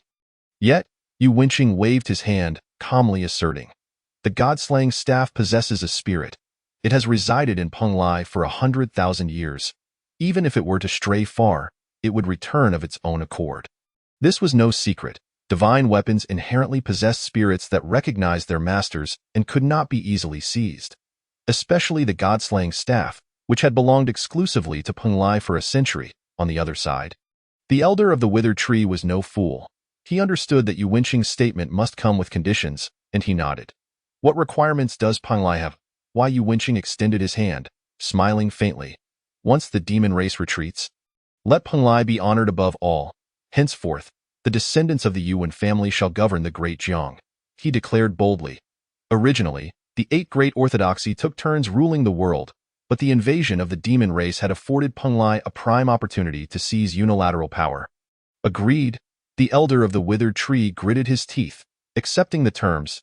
Wai Yuwenqing's smile broadened, and he felt a surge of excitement. Then follow me, deep within Penglai, atop a mountain shrouded in ethereal mist. Myriad sacred lights erupted. This was the sanctum of the god-slaying staff, a colossal, purple-gold staff, towering to an unimaginable height, emanated an awe-inspiring aura, as if it could pierce the heavens. Daily, the people of Penglai came to pay their respects. We have come to pay our respects, Great One, they knelt, bowing reverently. The god-slaying staff held an exalted status among them, surpassing even that of the island master or ancestors. At this moment, many Penglai clansmen regarded the staff with profound reverence. Suddenly, a series of terrifying presences approached from the distance. The surrounding clansmen hastily retreated, exclaiming, "We greet the island master, the elders." The arrivals were the senior members of Penglai, with the elder of the withered tree and Lin Xian following behind. Both gazed toward the god-slaying staff, feeling an overwhelming aura that made them tremble involuntarily. The elder of the withered tree could not help but shudder. Such terrifying divine weapons. How powerful must Jiang Qian have been in his prime? This thought filled him with trepidation, recalling the royal family's Xinyuan divine sword, which was no less formidable than the god-slaying staff. Thankfully, his descendants lacked prowess. The elder of the withered tree sighed in relief. Fortunately, the royal lineage had grown increasingly feeble, ultimately losing the ability to awaken the spirit of the sword. Otherwise, the situation could have been dire. As they pondered, Yuwenqing, accompanied by the Penglai elders, approached the god-slaying staff. In that moment, even they, who were held in high regard by the clansmen, bowed respectfully before the staff, commencing their ritual of worship. In the next instant, as Yuwenqing spoke, 10 martial emperor strongholds simultaneously emerged from the depths of Penglai. They collectively drew blood from their fingers, crimson droplets falling to the ground. Lin Xian furrowed his brow. 10 martial emperors. This was their first encounter with the formidable foundation of the maritime overlord. A display of 10 martial emperors demonstrated strength that surpassed that of any of the 8 Great Orthodoxy. The elder of the withered tree sighed. If only we could join the demon extermination forces. How splendid that would be. As they conversed, an exceedingly terrifying, ancient aura began to awaken from the purple-gold staff. In that moment, the Penglai clansmen fell to their knees. We greet you, Great One. Even the elder of the withered tree and Lin Xian could not help but lower their heads. A cold, feminine voice emanated from the god-slaying staff, the spirit of the staff speaking. What is it? Seeing this, Yuwenqing stepped forward cautiously, stating, Great One, the demon race has invaded, and the dark era is poised to return. The Shenmu Valley seeks your assistance. The spirit of the staff had not awakened for countless millennia, and thus, even he felt a twinge of trepidation.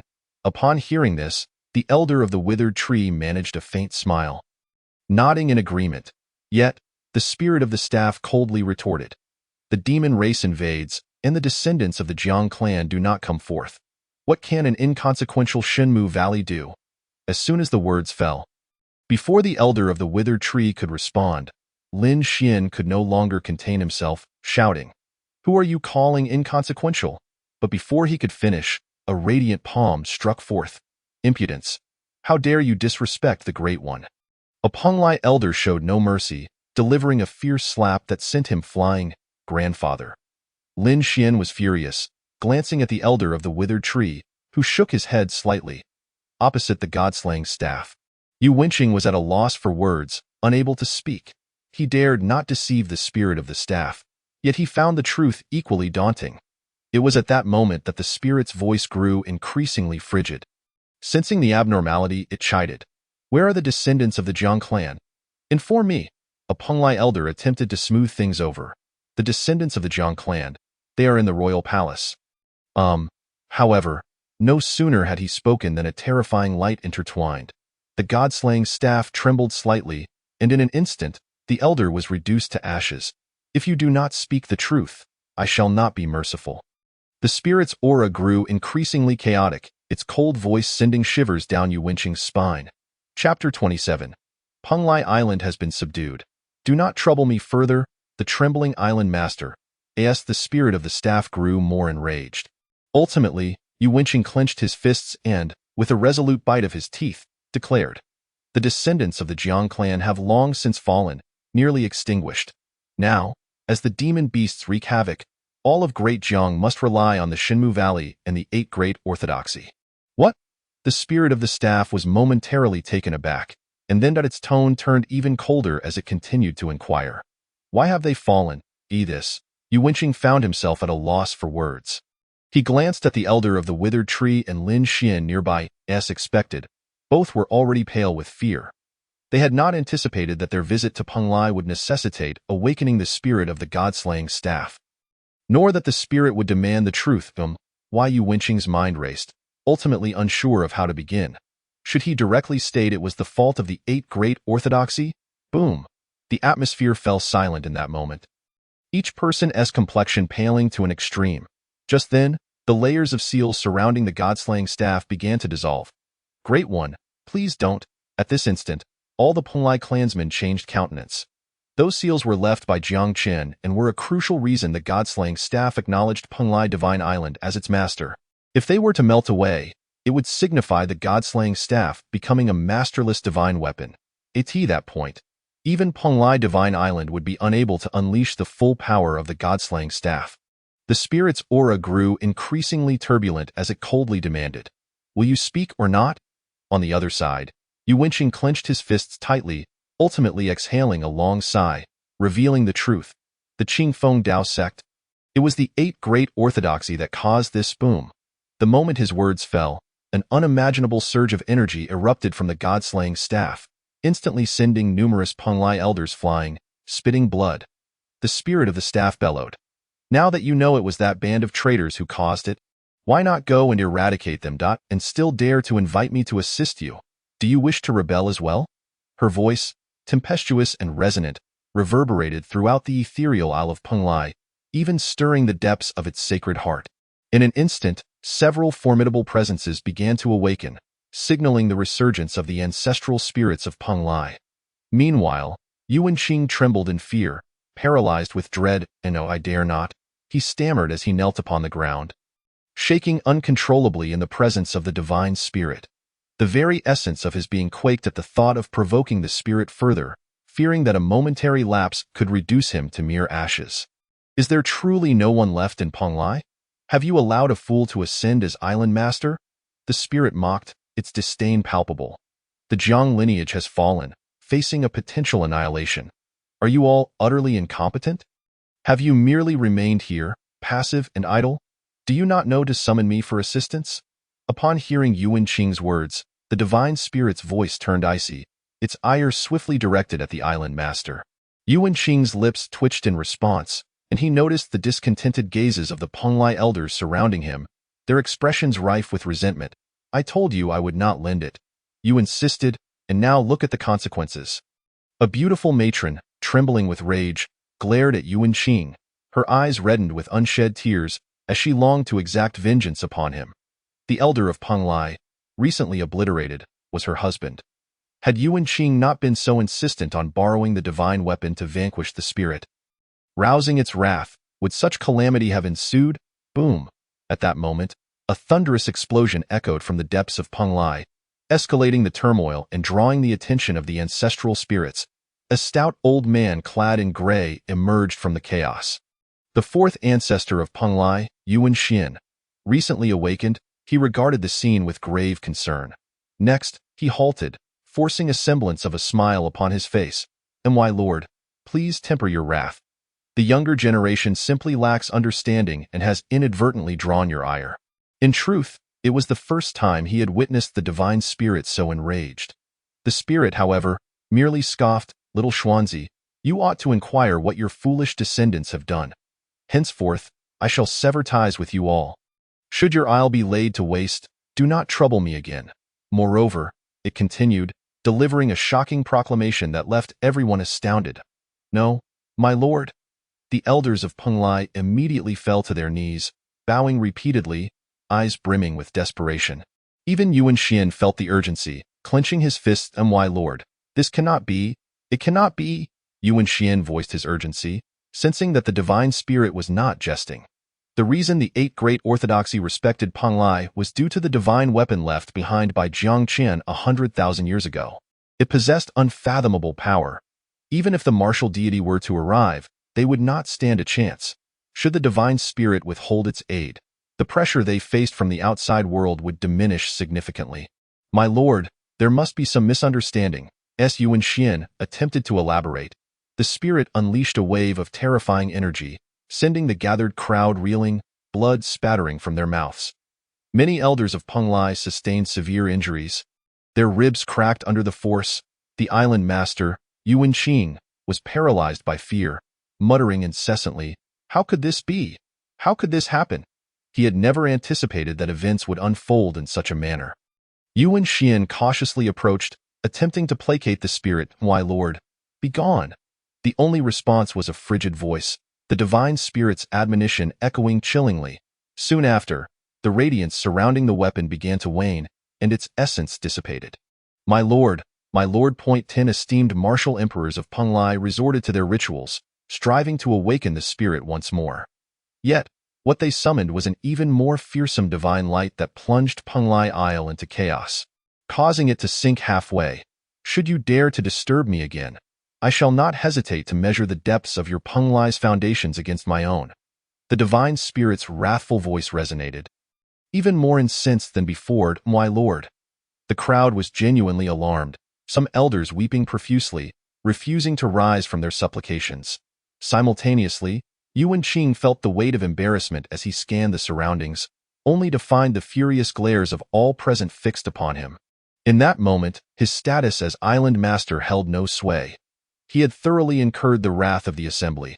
Should Peng Lai lose its greatest ally, it would be akin to a toothless tiger. And the eight great orthodoxy would no longer treat them with deference.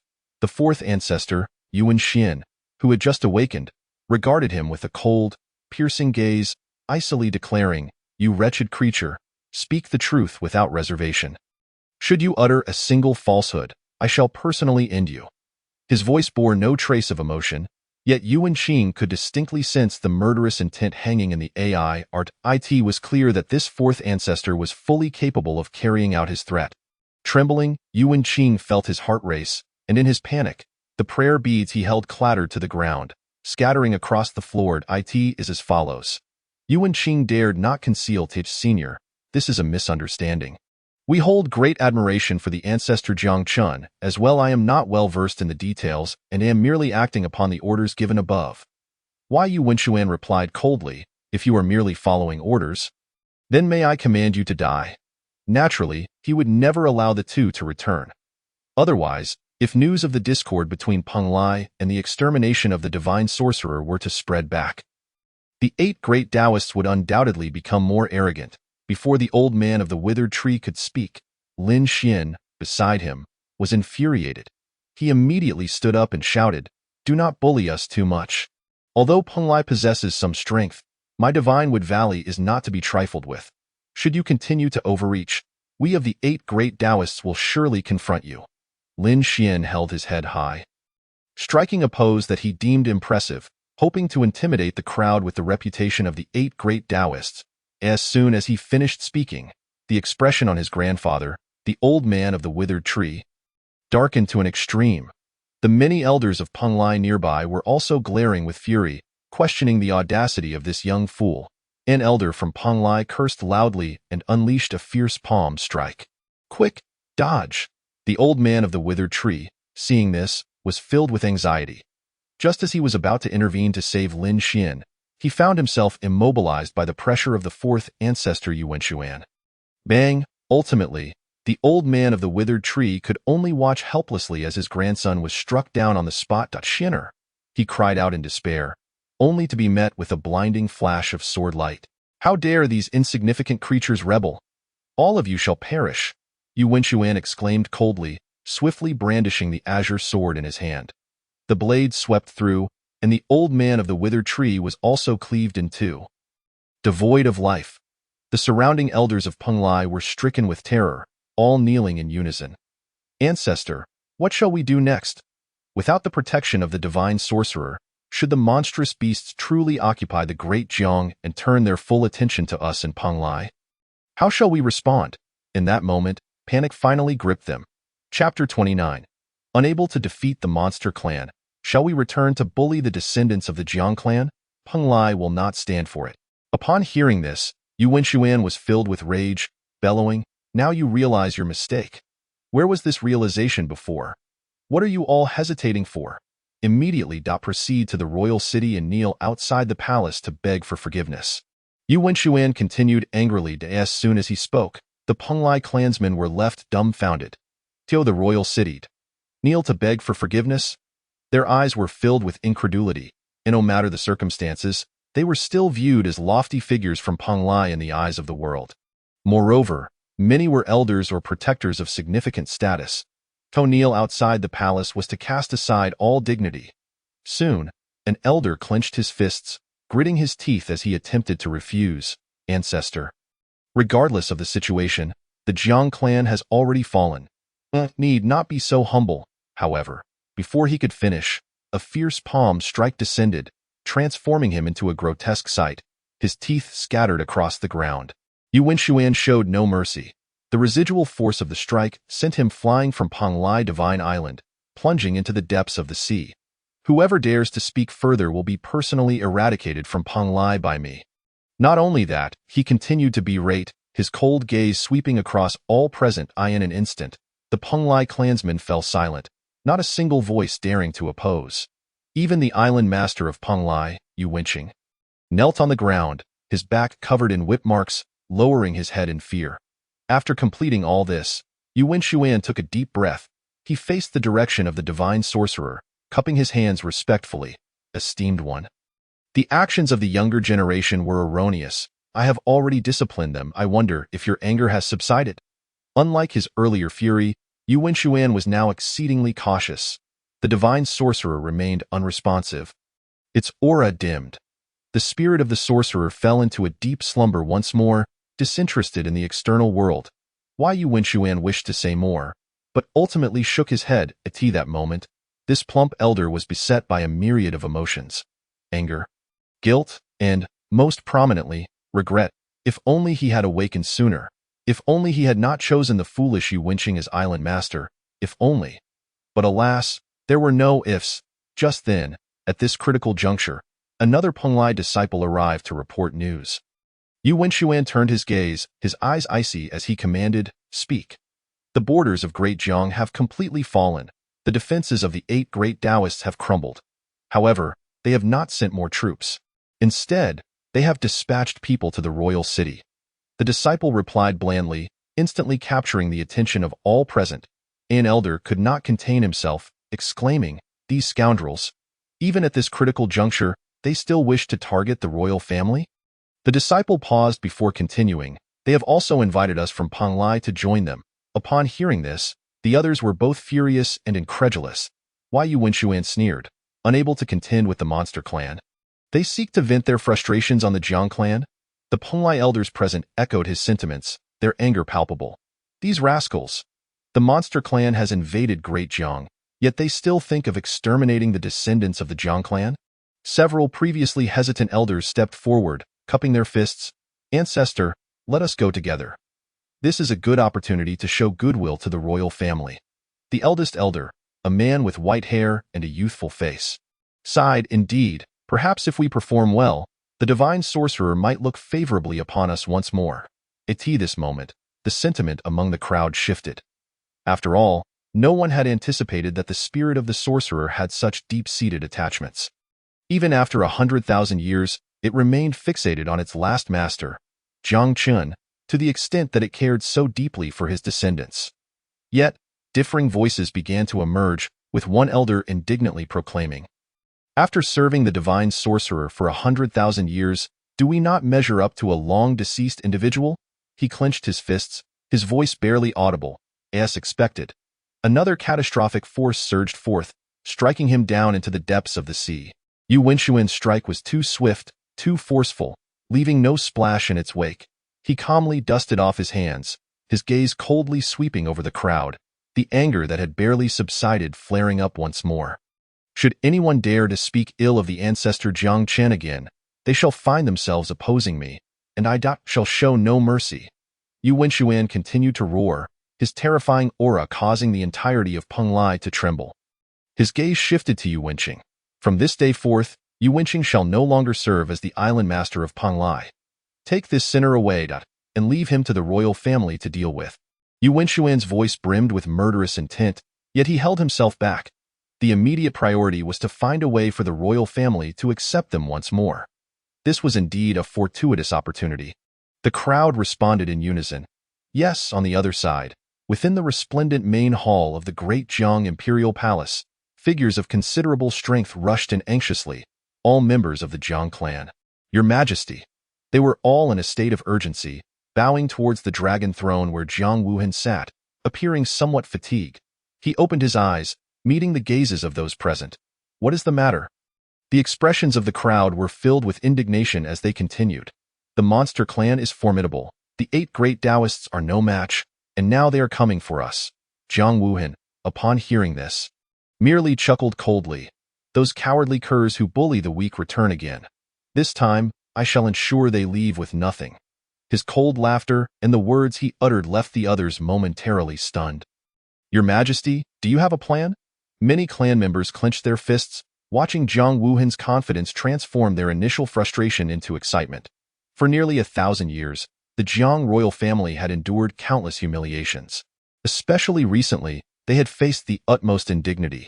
Could they truly seize this opportunity to rise once more? Just then, a furious voice echoed throughout the imperial city. The 8 great Taoists have returned, Jiang Wuhan. Bring forth the Xinyuan divine sword. The crowd beheld an elder with an ethereal demeanor, clad in crane robes, standing atop the heavens, his chilling voice resounding across the imperial city. The cultivators within the palace trembled at the sight. It is the crane elder of the Qingfeng Dao sect. Once again, it was individuals from the Qingfeng Dao sect. Their protectors now come to challenge them. Behind the crane elder, several terrifying figures emerged, their imperial might descending upon them, shrouding the entire imperial city in darkness. 6 mid-stage martial emperors were more than sufficient to deal with the royal family. One powerful figure could not help but murmur. Why are they not resisting the monster clan? Why have they returned to the great Jiang imperial palace? Many others gazed at the looming monstrous army in the distance, cursing. These 8 great Taoists are truly despicable. Even now, they are inciting internal strife when they should be driving the monstrous beasts from our borders. Amidst the clamor, a sinister young man approached slowly. He was Chu Qingfeng's progeny, Chu Yuhan. Stepping forward, he laughed loudly. Aren't you all descendants of Jiang Chen? Will you continue to cower like turtles? If you truly wish to avoid extinction, bind Jiang Qingshan and hand her over to me. Chu Yuhan's voice suddenly turned icy. Chapter 30. A blank slate. The awakening of the Xinyuan divine sword. The stunned crowd. Just then, an astonishing scene unfolded. The gates of the palace swung open. There stood Jiang Wuhan, clad in dragon robes, his demeanor imposing, wielding the Xinyuan divine sword, leading the charge. Behind him, Jiang Yu and Jiang Qingshan followed closely, with the Jiang clan members forming 2 lines behind them. Solemnly stepping forward in the distance, powerful beings gazed at this spectacle, their minds reeling. What that the imperial family is truly emerging? They had not anticipated that the Jiang clan could be provoked so easily. In an instant, Chu Yuhan's greedy gaze fell upon Jiang Qingshan's exquisite visage. He let out a series of cold chuckles, proclaiming, if you hand over Jiang Qingshan bound, this young master may choose to overlook past grievances and temporarily spare your entire clan from annihilation. Beside him, the old man he also spoke with chilling authority, hand over the Xinyuan divine sword as well. We are merciful and may allow you a few more days to live. The elder of the Drywood had ventured to Peng Lai to borrow the god-slaying staff, only to never return, and the 8 great orthodoxy had suffered defeat after defeat. Retrieving the Xinyuan divine sword left by ancestor Jiang Chun was their intention, perhaps to intimidate the demon clan. Not far away, Jiang Wuhan's expression remained indifferent upon hearing this. Grasping the Xinyuan divine sword with his right hand, he regarded the old man with a hint of mockery in his eyes. The divine sword is right here. You wish to take something belonging to ancestor Jiang Chun. Have you even looked in the mirror to see if you are worthy? Jiang Yu also stepped forward. Sweeping his gaze over Chu Yuhan and coldly remarked, with your turtle-like demeanor, "How dare you covet Qingshan? Let me show you what happens to those who dare." His words ignited a fury within Chu Yuhan. On the other side, Chu Yuhan's face flushed with rage as he turned to the old man shouting, "Destroy them for me." Yes. The old man readily complied, and the next moment, a mid-level martial emperor's aura enveloped the area as he took a step forward. A terrifying light weaving through the void and pressing down upon them. "Let us make our move. What use is it to leave these remnants alive?" Behind the old man 5 other martial emperors echoed his sentiments. They all shouted in unison, unleashing a formidable assault aimed directly at the Jiang clan. At that moment, all the powerful beings surrounding them turned their gazes in unison. Was the Jiang clan truly to be extinguished this day? An elderly cultivator sighed in lamentation, recalling when the Jiang clan once reigned supreme. Now, it seemed they were finally to be buried, and no one believed they could survive this onslaught. However, to the astonishment of many, even in the face of such dreadful attacks, Jiang Wuhan, Jiang Yu, Jiang Qingshan, and all the Jiang clan members behind them displayed not even a flicker of fear in their eyes. Time froze in that moment. Boom! Just as the 6 martial emperors unleashed their combined might, and the terrifying waves of light were about to descend, a multitude of divine lights suddenly erupted from Jiang Qingshan's sleeves, sending white paper soaring into the air. Its golden brilliance radiating forth, gradually it began to absorb Jiang Qingshan's essence blood, and correspondingly, the golden radiance enveloped the divine sword. Subsequently, an ancient and overwhelmingly powerful aura emanated from the Xinyuan divine sword, akin to a volcano erupting, shaking the heavens and the earth. At this moment, the world was astounded, and the entire imperial city fell into a deathly silence, while the 6 martial emperors nearby stared in disbelief. How could this be? As they exchanged glances, they read the fear reflected in each other's eyes. The Xinyuan divine sword was the personal weapon of Jiang Chun from 100,000 years ago, its reputation rivaling that of the god-slaying staff. Why had the 8 great orthodoxy waited until now to act? They had been certain that the Jiang clan lacked the depth to awaken the sword spirit of the Xinyuan divine sword. Now, what was happening? Chu Yuhan was similarly frozen in shock. The sword spirit, how could it possibly awaken? A sense of foreboding crept over him. "It must be a bluff point," one of the martial emperors spoke up, attempting to bolster his own courage. Indeed, they were merely facing Jiang Wuhan, a single martial emperor. Their remaining strength was insufficient to rouse the spirit of the divine sword. Just as he finished speaking, he was met with numerous nods of agreement. Yet the ensuing scene utterly terrified them. "Who dares to annihilate my great Jiang?" A voice, steeped in the weight of ages, resounded, and from within the Xinyuan divine sword, a terrifying power began to awaken. The sword spirit had just stirred and spoke. After countless millennia, it was the first time someone had breached the imperial city. Why old bones have not moved for so long? The sword spirit sensed the surroundings and chuckled, its seemingly calm voice concealing boundless murderous intent. Below the divine sword, Jiang Wuhan and the other Jiang clan members were equally stirred with excitement. After so many years, the Xinyuan divine sword had finally awakened once more. They clenched their fists, feeling a sense of vindication. Some Jiang clan members pointed to the sky, declaring, "The sword spirit ancestor is among them." They mere martial emperors, dare to come here and act so brazenly. At that moment, the sword spirit continued, causing the 6 martial emperors in the air to tremble in fear. They found themselves paralyzed, as if being targeted by something exceedingly dreadful. Wait! Old man was struck with terror. He had previously faced top-tier demon clan forces, but had never encountered such an overwhelming presence that extinguished any thought of resistance. The Xinyuan divine sword. Is it truly that fearsome? In that moment, old man trembled uncontrollably, his body shaking with cold dread. He had initially thought this mission would be a simple task. After all, coming to the imperial city meant not having to fend off the demon clan. There was no need to ponder which was more terrifying, the royal family or the demon clan. Yet now, he found himself outside the palace, confronted by something 100 times more terrifying than the demon clan. Behind him, the other 5 martial emperors wore expressions of utter horror, clenching their fists, their eyes filled with deep regret. This was no simple task. It was a matter of life and death. The crowd was left speechless. Whoosh! Just as the crowd was bewildered, a dazzling sword light streaked across the sky. The sword spirit merely exerted a fraction of its power, and with a burst of divine light, the residual waves surged forth, obliterating one martial emperor into a mist of blood. The inhabitants of the imperial city were left in a daze. Was this truly the Xianyuan divine sword, once renowned throughout the world? The great Jiang clan had faced rebellion in the past, but the moment the royal family summoned the Xianyuan divine sword, any insurrection turned to ashes. Today, even without a master to command it, the divine sword erupted autonomously, proving itself invincible. Chapter 31. The Shock of the World. The old minister Penglai Yuanxian arrived late to the rescue, his voice trembling. "Your Majesty, forgive me." Before long, one martial emperor began to reconsider, his heart wavering. He called out, "You all hold on. This emperor will return to gather reinforcements." But scarcely had he spoken when the other martial emperors flinched, their bodies trembling in fear. "Stop!" Seeing that the martial emperor truly intended to flee, everyone immediately urged him to stay. Perhaps united they might still stand a chance. If they scattered, they would surely perish. Once more, a streak of sword light shattered their hopes as the sword spirit spoke little and, with thunderous might, annihilated two more martial emperors. In that moment, the three remaining martial emperors were left frozen in place. They exchanged glances, their eyes filled with terror.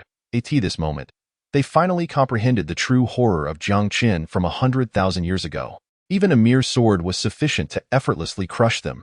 Split and run, boom. Waves of terrifying aura surged forth, causing the very void to tremble. The three martial emperors dared not hesitate, fleeing in three different directions.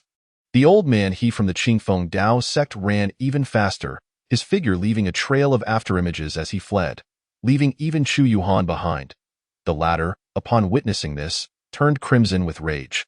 Chu Yuhan, too, wished to escape, but his strength was lacking. After only a few steps, he halted. Pointing towards the direction the old man he had fled, he could only curse, "Old man, you useless thing, when I return, I will make my father eliminate you." While Chu Yuhan continued to hurl insults, he suddenly sensed a chilling gaze upon him. Following the gaze, he trembled for a moment. There stood Jiang Yu, a cold smile upon his lips. "You shall not return." As he spoke, the madness in his eyes was unabashed, sending shivers down Chu Yuhan's spine. Not only him, but the Jiang clan members behind also glared at Chu Yuhan with murderous intent. If there was one faction they despised most among the eight great orthodoxy, it was undoubtedly the Qingfeng Dao sect. Not only did they seek to destroy the Jiang clan, but they also aimed to desecrate their ancestral shrine. And Chu Yuhan was the son of Chu Qingfeng. On the other side, Chu Yuhan seemed to realize this. His fists clenched tightly as he gazed at the approaching Jiang clan members, his eyes filled with dread. "Don't come any closer, otherwise, my father will not spare you." Chu Yuhan trembled all over, terrified, and fell to the ground. At a loss for what to do, he could only scream. Meanwhile, the sword spirit sensed the three figures still fleeing in a frenzy, and its indifferent voice echoed throughout the imperial city. "Dare to defy my great Jiang? Death!" In the next instant, a voice steeped in age reverberated through heaven and earth, and from the Xianyuan divine sword, countless divine lights erupted once more in just the span of 2 breaths. The three martial emperors in different directions came to a halt. Crimson blood splattered the ground as the three martial emperors gradually fell silent, having not even escaped the imperial city before perishing on the spot. Hiss! The entire audience gasped in shock, no one remaining unfazed. Even the powerhouses within the imperial city were left dumbfounded. Was this the true foundation of the Jiang clan? They murmured in a no one had anticipated such an outcome. The royal family not only survived but also vanquished the martial emperors entirely. The Jiang clan had risen once more. It was at this moment that the brilliance of the celestial paper in the sky dimmed, and the previously overwhelming aura from the Xianyuan divine sword gradually weakened. Beneath it, Jiang Qingshan's lips were stained with blood, her face pale. Clearly, the Xianyuan divine sword could not remain in its awakened state indefinitely. It required a period of cool-down. Boom! Just then, clouds unexpectedly drifted in from the horizon. This sudden turn of events drew many curious gazes. The myriad beings of the world gazed upon that scene. Whereupon the misty clouds stood dozens of figures, enshrouded in ethereal vapor, as if celestial beings had descended to the earthly realm. All were rendered speechless. What is this from the depths of the clouds?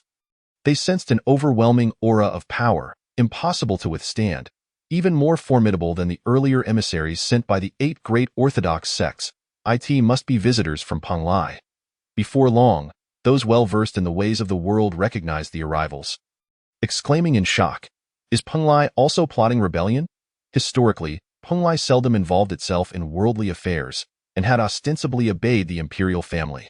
Now, arriving at the imperial city, could they be seeking a share of the spoils? Furthermore, some onlookers, relishing the unfolding drama, widened their eyes in anticipation. I wonder whether Penglai's god-slaying staff or the imperial family's Xinyuan sword will prove superior. The murmur of speculation echoed incessantly, for all were eager to witness a grand spectacle. A question that had long perplexed them.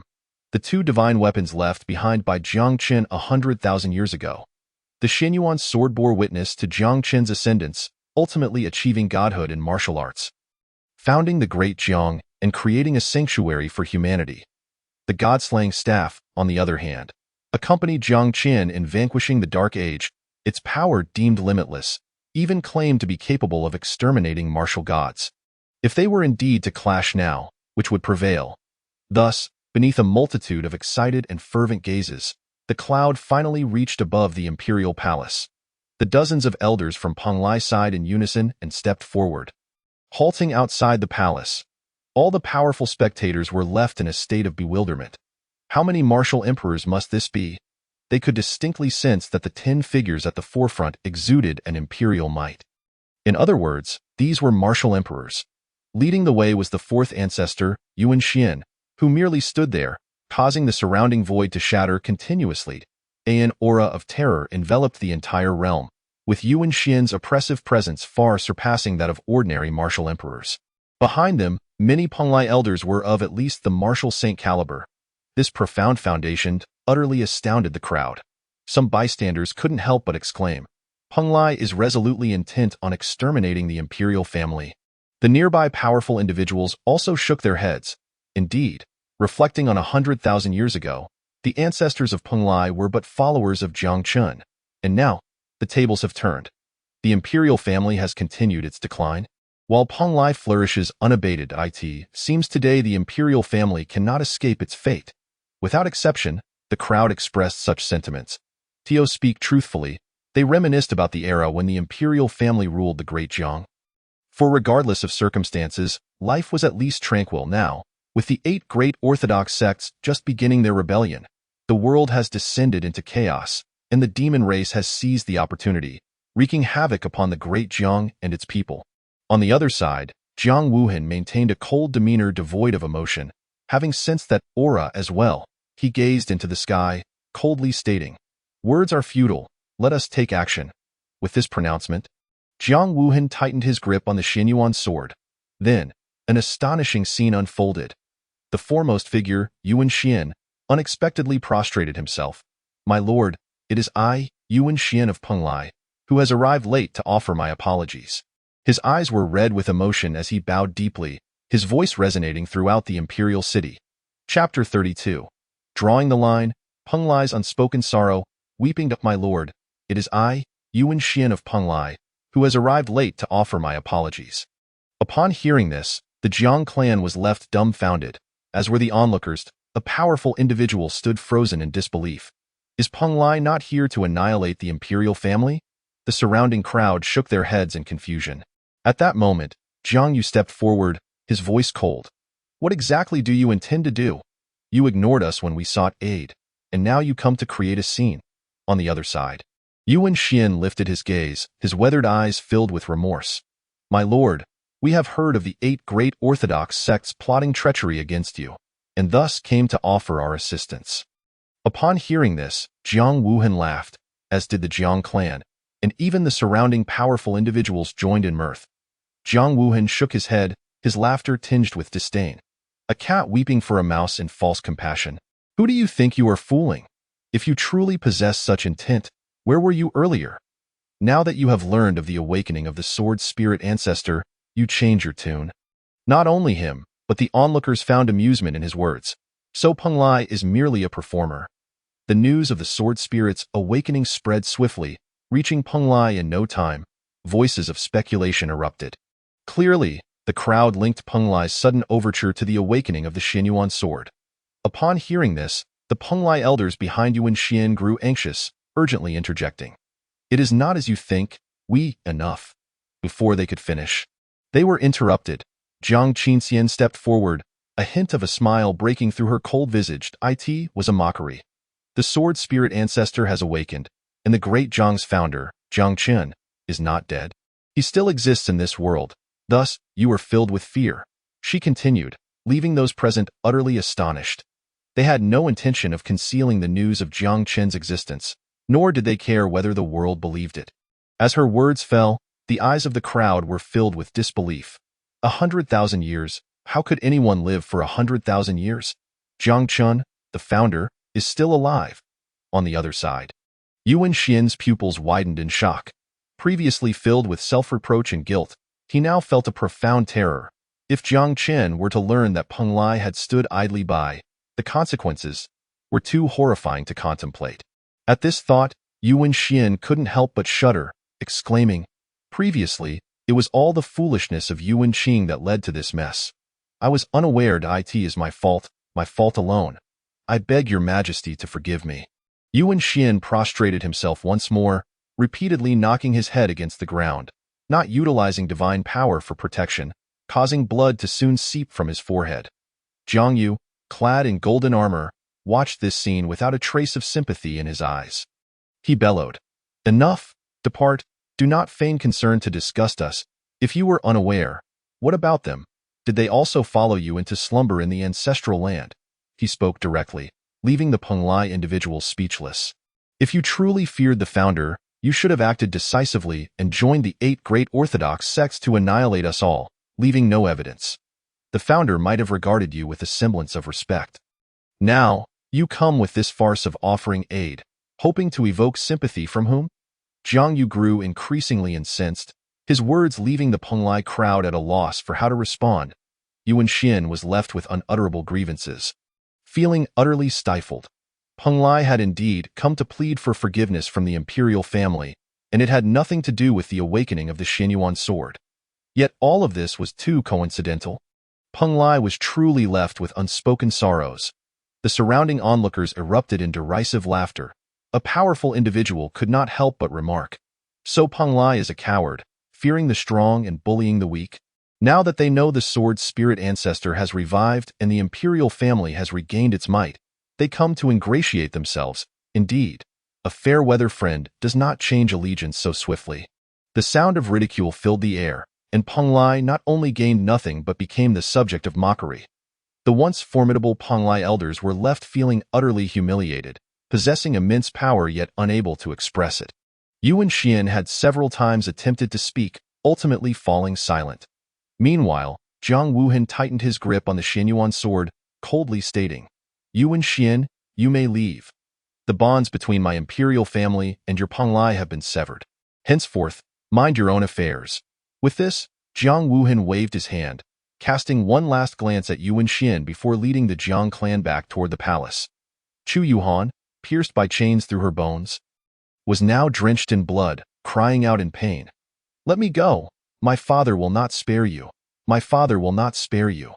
Her eyes filled with a bloodry upon completing all these actions. Yuan Xian clenched his fists tightly, his heart filled with countless sorrows and resentments. Yet, he found no outlet for his anguish. "I am a sinner of Peng Lai. Indeed, a sinner of Peng Lai." He could only gaze skyward. Expressing his remorse, Chapter 33. The descendants of the Jiang clan do not accept you. You shall kneel forever and shall never return to Peng Lai.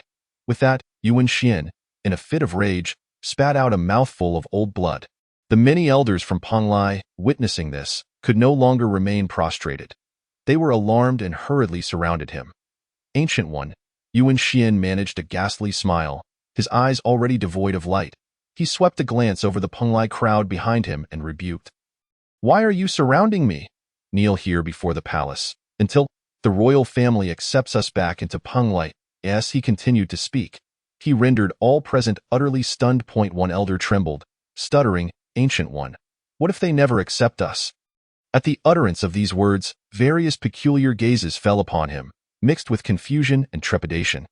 Yuan Xian's expression turned cold as he glanced at them, saying, "Then you shall kneel for a lifetime." How could the legacy of Peng Lai, spanning countless millennia, be so easily destroyed by your generation? Yuan Xian stated coldly. "Ancient One, you are being overly pessimistic." At that moment, an elder stepped forward, his pent-up frustration finally boiling over. He continued, "To take 1,000 steps back, even if Jiang Qian were to truly return, so what? He has long stood at the pinnacle of martial arts. Even if he were to possess some miraculous fortune, having survived, he would certainly be half a body in the grave now, no longer at his peak, and could hardly be invincible." The elder clenched his fists, his eyes filled with indignation as he spoke. Such scenarios had not been unheard of in the past. An old martial deity, upon reaching old age and frailty, would hardly be a match for a newly emerged pinnacle martial deity. Now, after 100,000 years, even if Jiang Qian were alive, his strength would surely be far beneath that of 100,000 years ago. Indeed, Ancient One, not only that, but from a distance, a young man of remarkable stature could no longer contain himself. He was Yuan Xian's most cherished great-grandson, Yuan Yifeng. Previously angered by the royal family, he clenched his fists and declared, "Ancient One, since the royal family does not require us, why must we not take a firmer stance and sever ties with them completely?" As his voice fell, one by one, the Peng Lai elders seemed to cling to him like a lifeline.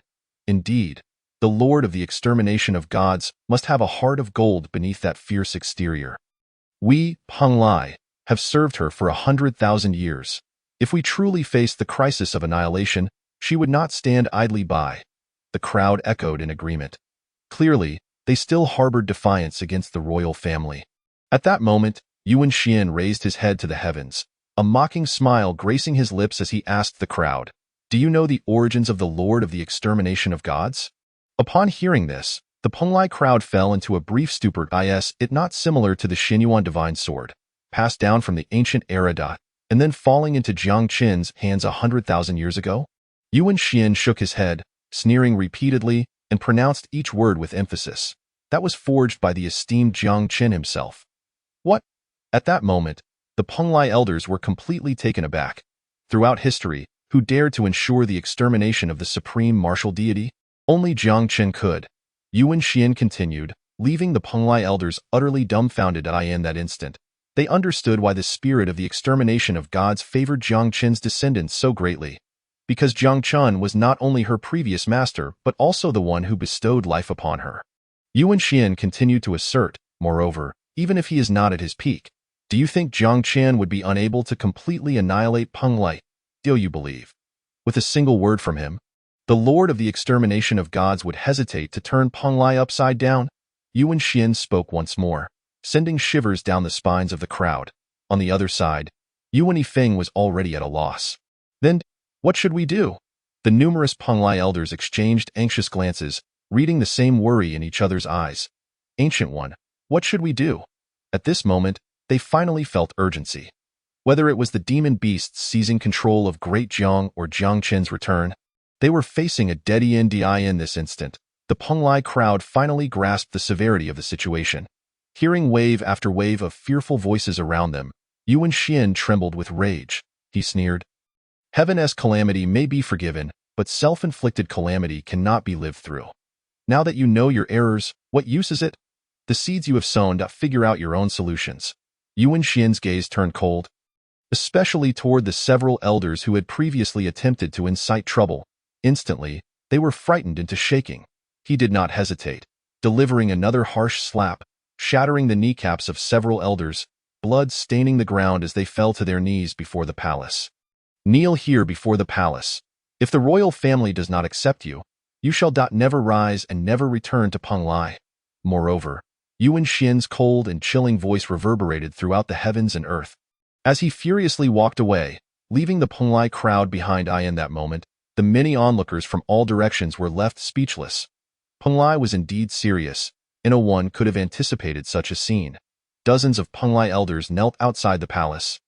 And if the royal family did not accept them, they would be forever kneeling. On the other side, at the border, the demon beast army swept across, leaving devastation in their wake throughout Great Jiang. Countless powerful beings tore through the skies, attempting to resist the demon army, but it was akin to a mantis trying to stop a chariot, unable to withstand even a breath. The demon army was far too terrifying, its foundation exceeding everyone's expectations, the Demon Extermination Alliance. This was a formidable force recently established near the border, personally led by Lu Changshan, the head of the mysterious Cloud sect, to resist the demon clan. Lu Changshan stood with his hands clasped behind his back, coldly gazing into the distance, the aura of a perfected martial emperor enveloping him.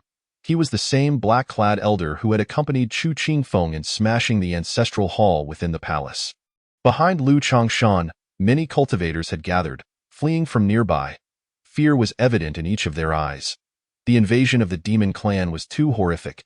Even many sects nearby had been wiped out without even raising a ripple. Some could no longer withstand the immense pressure and cried out, "Where are you, ancestor Jiang Qin?" As the demon beasts ravaged the world, the evil clan too was stirring restlessly. This was a sign of the Dark Era's return. 100,000 years ago, it was he who emerged, achieving divinity in martial arts, forcibly rescuing the world's populace from fire and water. With the dark turmoil returning, there was no Jiang Qin left in the world. This was the wrath of ancestor Jiang Qin, a divine punishment descending. Otherwise, how could the barrier that had protected Great Jiang for 100,000 years disappear, all due to that group of scoundrels from the Qingfeng sect? Upon this realization, waves of resentment and curses echoed throughout the heavens and earth. Those who had previously fawned upon the 8 great sect alliances had completely changed their countenance, starting to curse vehemently. Qingfeng sect, Mysterious Cloud sect, Divine Wood Valley, Qingming Sword Manor. You boasted that you could quell this turmoil, so why now do you suffer defeat after defeat? Are you all worthless? In the crowd, some were particularly incensed, showing no regard for the dignity of the 8 great sect alliances, openly cursing within the Demon Extermination Alliance. Chapter 34. Escaping Great Jiang, the encounter with the exiled immortal youth impudence. Just as he spoke, a massive palm of light, towering over 100,000 feet, descended from the firmament. Lu Changshan had taken action. Boom! He showed no mercy, unleashing a thunderous strike towards the area where the dissenting voices were loudest. Instantly, crimson blood splattered across the ground, the stench of blood permeating the air. A large number of cultivators perished on the spot, falling silent. Furthermore, Lu Changshan growled fiercely, "Whoever dares to call upon the name of Jiang Qin again shall meet the same fate." As his words fell, the venue fell silent for a brief moment. However, this did not intimidate the crowd. Even louder voices erupted than before. They continued to rage. "Can your mysterious Cloud sect kill for a moment? Can you kill for a lifetime? Indeed, you have the ability to slay demon beasts, the bunch of cowards who bully the weak." Lu Changshan felt a growing headache from the increasingly resistant voices around him. Now, not only did he have to fend off the demon army, but he also had to periodically eliminate those ants wishing to overthrow the 8 great sect alliances. Report, Alliance Leader, at this critical juncture. A voice came from afar, a scout arriving to deliver news. Lu Changshan's expression darkened as he commanded, "Speak." "There is a group of stray demon clan members ahead. They carry celestial stones and elixirs, but their speed is too slow, having fallen behind the main army." The scout continued, his voice filled with excitement. Upon hearing this, Lu Changshan's expression immediately shifted, and he chuckled, "Beasts will always be beasts. They do not understand the importance of celestial stones and elixirs, and they cannot even protect them properly. Come, follow me to launch a surprise attack. The first major victory in exterminating demons is at hand." Lu Changshan mocked, his eyes filled with derision. Beside him, an elder from the mysterious Cloud sect frowned and interjected, "Sect leader, could this be a trap?" Upon hearing this, Lu Changshan laughed heartily. "A trap? Just a bunch of beasts, at most possessing some brute strength. How could they outsmart us? Opportunity knocks but once. We must act swiftly to eliminate them, and show the world the strength of our mysterious Cloud sect," he commanded, his eyes brimming with boundless confidence. On the other side, numerous elders nodded firmly, clenching their fists. "Yes, we must demonstrate to the world that even without Jiang Qin, Our 8 great sect alliances can still eradicate the Demon Clan and bring an end to the Dark Era. Since the invasion of the Demon Clan into the Great Jiang, they have never won a single battle. Now, at long last, they have a chance to prove themselves. Consequently, the warrior spirits are particularly high. With this thought in mind, Lu Changshan waved his hand and led the army of the demon-slaying alliance towards the distance. Meanwhile, a group of demon youths, dragging carts laden with celestial herbs and stones, strolled leisurely, their faces adorned with smiles. "Brother Long, oh, you think those people will take the bait?" One bold youth from the Kueino clan could not help but speak, standing beside a boy from the Dragon clan named Long Yun. The Kueino youth spoke with a tone of flattery, and Long Yun nodded nonchalantly, a smile gracing his lips. "From my understanding of the human race, they would not miss the opportunity presented by these celestial herbs and stones." Just as he finished speaking, a large group of figures was indeed approaching from afar. There, Lu Changshan led the army of the demon-slaying alliance. Looking down upon them from a high vantage, his eyes filled with bloodthirsty killing intent. "Come on, kill them!" In the next moment, Lu Changshan issued a cold command. "Kill!" Instantly, the morale of the demon-slaying alliance surged. Terrifying auras emanating outward as they cast cold sneers at the demon youths. After enduring humiliation for so long, they could finally hold their heads high and breathe freely. However, at that moment, terrifying auras suddenly erupted from all directions. A 9-colored phoenix pierced the heavens, dazzling the eyes of all, heralding the arrival of the phoenix ancestor from the Ice Phoenix Valley. The Dragon Lord also arrived, stepping forth with a powerful dragon breath that enveloped Lu Changshan. Behind them, more and more members from the Dragon Clan and Ice Phoenix Valley gathered. Both factions possessed terrifying strength, each boasting no fewer than 20 martial saints. This sudden turn of events left the demon-slaying alliance utterly stunned. An elder from the mysterious sky sect looked at the countless powerful figures surrounding them, dumbfounded. What is happening?" Lu Changshan was equally bewildered. "How did this possible?" The Demon Clan, long known for their brute force, had now learned the art of luring the enemy into their territory. Kill. Just as he stood in shock, the Demon Clan had already launched their attack, a brilliant array of lights cutting through the sky. The Phoenix Ancestor and Dragon Lord were focused intently on the upper echelons of the demon-slaying alliance. Seeing this, Lu Changshan's pupils constricted, and he shouted fiercely, "Run!" Lu Changshan understood all too well that they had intruded into the Demon Clan's stronghold. It would be a trivial matter for either the Dragon Lord or the Phoenix Ancestor to take him down, especially now that they were working together. Whoosh! As his voice fell, Lu Changshan wasted no time and was the first to flee.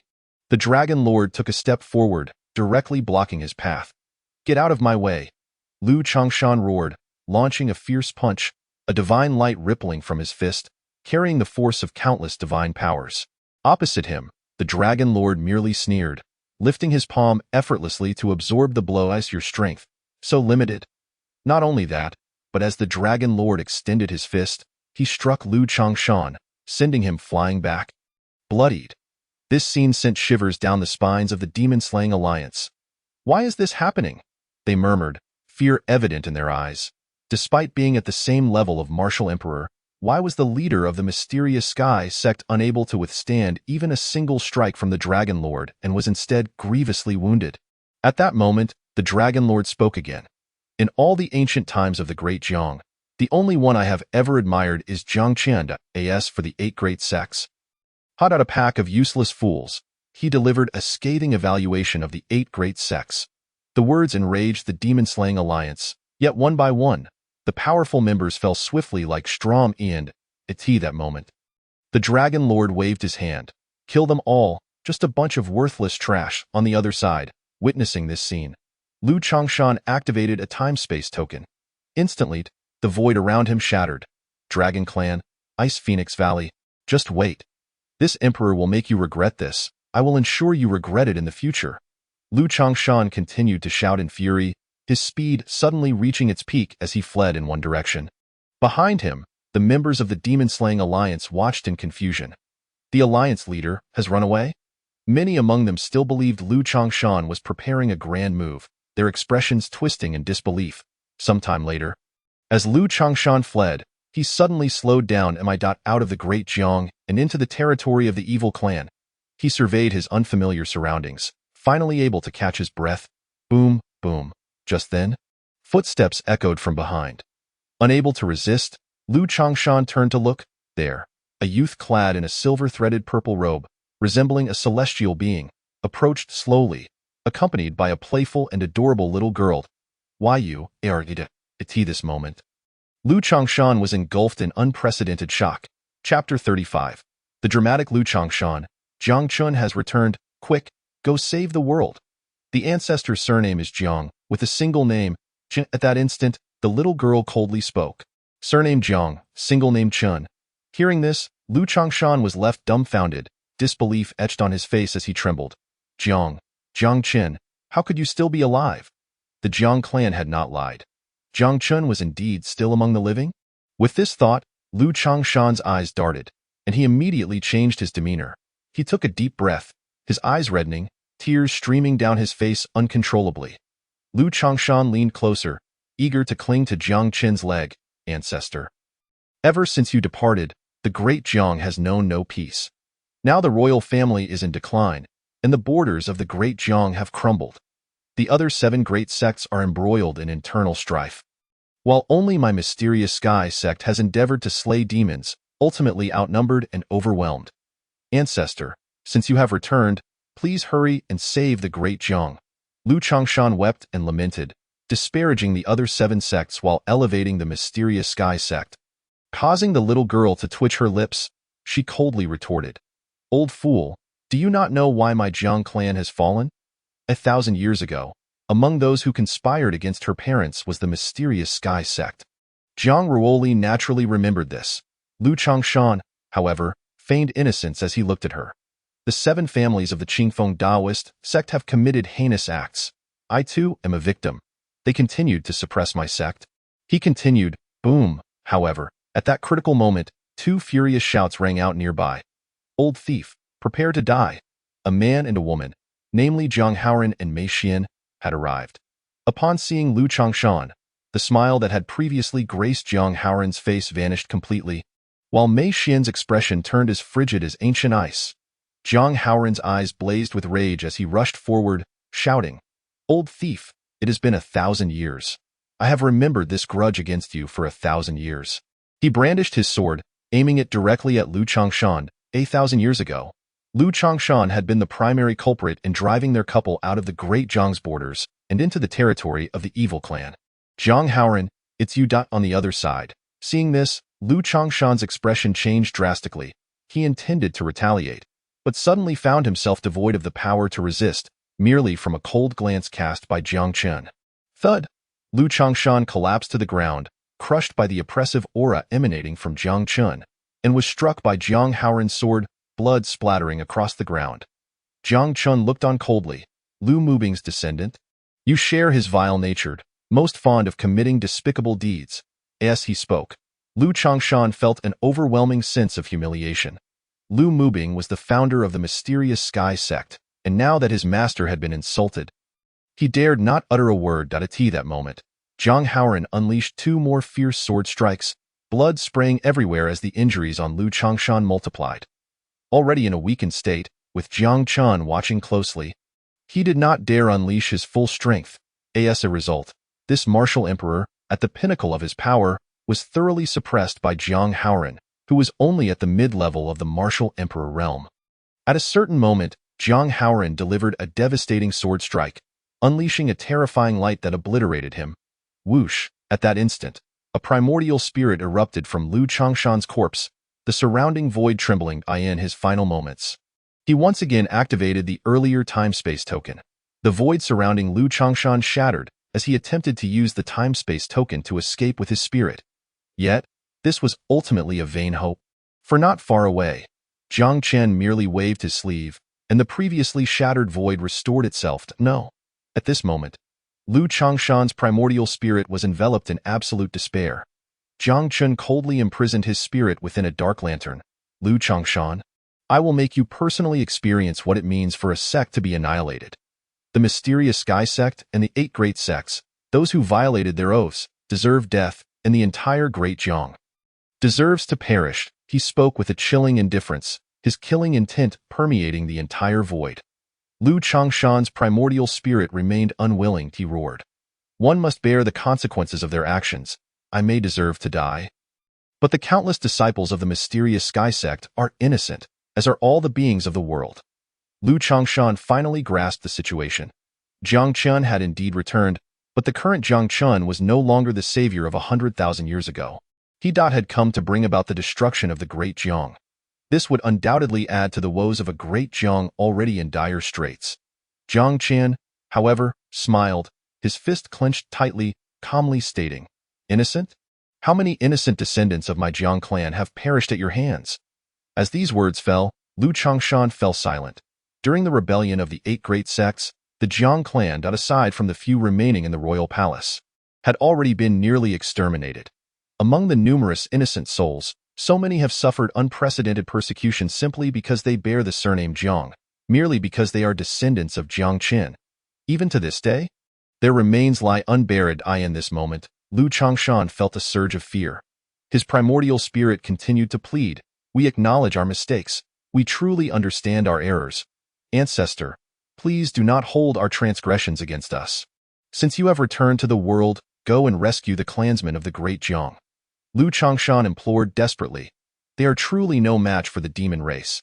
If this continues, the great Jiang you painstakingly forged will surely be reduced to a wasteland." His primordial spirit trembled, gripped by terror.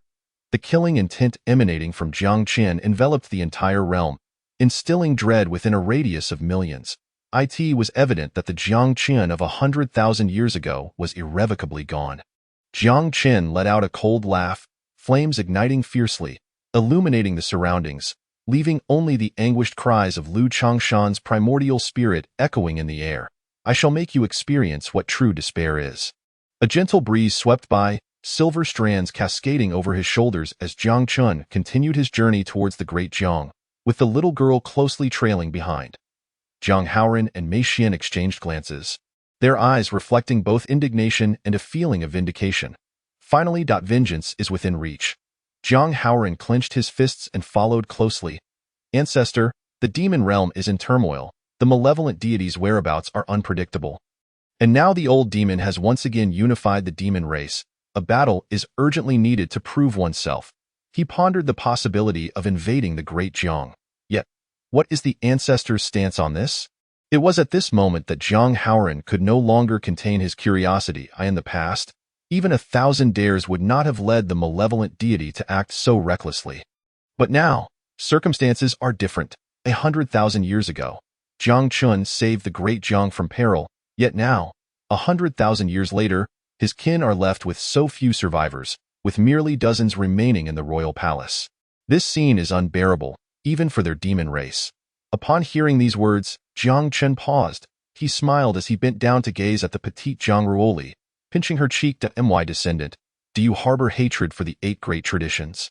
Upon hearing this, the little girl did not conceal her animosity. "Of course I hate them.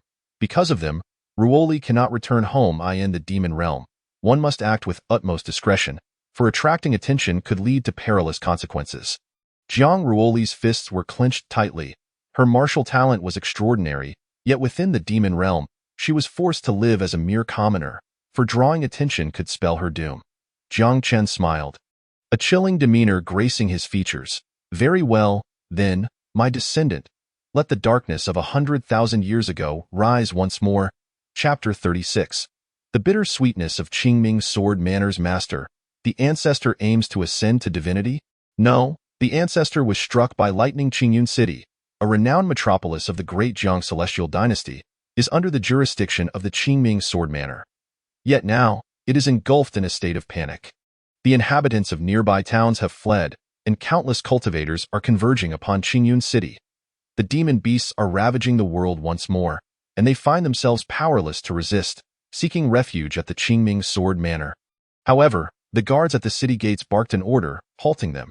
"Halt. Surrender 5,000 spirit stones, and you may enter for shelter." A chorus of sharp voices rang out, indicating that not everyone is permitted to enter Qingyun City. Instantly, many outside the city began to curse angrily.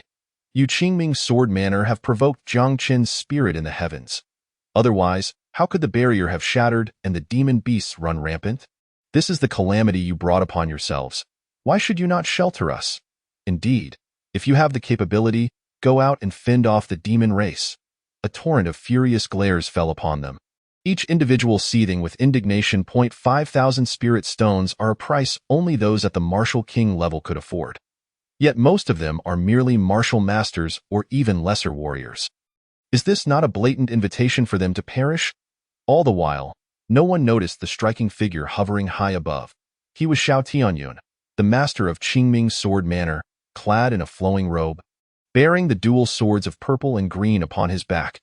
As he gazed down, concern filled his eyes. "What course should we take next, Master? The demon-slaying alliance at the borders has been annihilated. The leader of the Misty Gods sect, Master Lu, has also gone missing." At this moment, another piece of grim news arrived, as an elder approached to deliver the report. Upon hearing this, he withdrew his gaze, sighed deeply, and asked, "What progress has been made with the ancestor?" The elder clenched his fists, his body trembling. "Our manor's 3 ancient ancestors have not emerged from seclusion until they become martial gods. Currently, 2 of them have perished beneath the heavenly tribulations. With the demon race invading, Qingming's sword manor lacks a martial god to safeguard it, making it a lamb awaiting slaughter. Hence, the 3 oldest ancestors chose to enter seclusion to break through to martial god, resulting in a tragic outcome." Xiao Tianyun shook his head, looking to the heavens, a hint of reminiscence flickering in his eyes. He smiled bitterly, filled with regret. Truly, the Tao of Heaven is a cycle of retribution. This scene bore an uncanny resemblance to that of 1,000 years ago, concerning the last ancestor of the Jiang clan.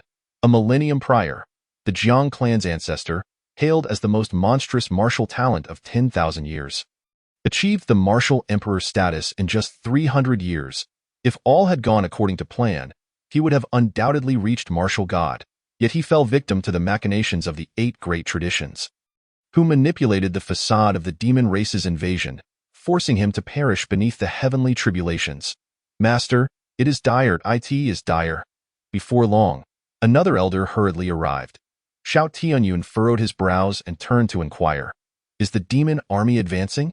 The elder shook his head. "Not yet." Upon hearing this, Xiao Tianyun felt a momentary relief, only to be nearly driven to the brink of fury by the next statement. Although the demon army has not yet attacked, there has been recent activity in the demon realm. The elder continued, instantly seizing Xiao Tianyun's attention. He clenched his fists, his eyes turning crimson with urgency. "What activity?" The elder shook his head. "It seems there is chaos. The former sovereign of the demon realm, the malevolent deity, has emerged." Upon uttering these words, Xiao Tianyun delivered a resounding slap to the elder's face. "You fool, is this not good news?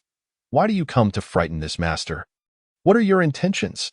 As he spoke, the glimmer of hope in Xiao Tianyun's eyes was unmistakable. Fortunately, the demon race has yet to invade. The very thing the 8 great traditions fear most has not occurred. And with turmoil in the demon realm, they are unable to divide their attention. On that very day, in the skies above Qingyun City, countless divine lights shimmered. A purple-gold avenue spread across the heavens, illuminating the previously dusty and dim Great Jiang. A terrifying figure bathed in divine light appeared before the eyes of all. "This is." The populace gazed in awe, their eyes brimming with excitement. A powerful individual retrieved ancient texts, comparing the phenomenon, and joyfully exclaimed, "Someone has ascended to divinity." "What?" Upon hearing this, many strong figures laughed even more joyfully. Indeed, in chaotic times, the second Jiangqian is destined to emerge. The crowd looked on with hope, their eyes filled with reverence. It is the ancestor of Qingming's sword manor. Soon, the news spread, and everyone who heard it rejoiced. Xiao Tianyun was equally exhilarated. Raising his voice in celebration, he clenched his fist, feeling a sense of bittersweetness. "Ancestor, you are the pride of our entire Qingming's sword manor." Ha ha ha. Behind him, the disciples and elders of Qingming's sword manor also erupted in laughter. "How many years has it been since our manor last produced a martial god?" Many powerful sect leaders personally came to congratulate. "Brother Xiao, congratulations, congratulations. I have always regarded Qingming's sword manor as the most formidable among the 8 great traditions. Indeed, Brother Tianyun, this is an imperial great elixir. In the future, to fend off the demon army, we must rely on your Qingming sword manner for support. Even many factions that seemed unrelated sought to curry favor. Faced with the multitude of congratulatory voices, Xiao Tianyun waved his sleeve, unable to suppress the smile on his face. This all came too suddenly, even overshadowing the troubling matter of the other two ancient ancestors perishing beneath the heavenly tribulations. Xiao Tianyun laughed aloud, clasping his fists. It is all thanks to my esteemed ancestors' prowess. The surrounding elders also smiled broadly. In the years since our ancestor emerged, he has never known defeat. In those days, no one could withstand 3 of his moves at the same realm. They squinted, stroking their long beards, and began to boast. Not only did nearby factions gather, but even other top-tier sects from the Qingfeng Daoist school sent representatives to congratulate them. Undoubtedly, the ancestors' ascension would elevate Qingming's sword manor's reputation to its zenith. Furthermore, their ancestor could become the second savior, akin to Jiang Qin. Yet, before the joyous crowd could revel for long, countless black lightning bolts began to coalesce above the heavens once more. The divine light that once shone faded, and even the purple-gold avenue transformed into a chasm of despair.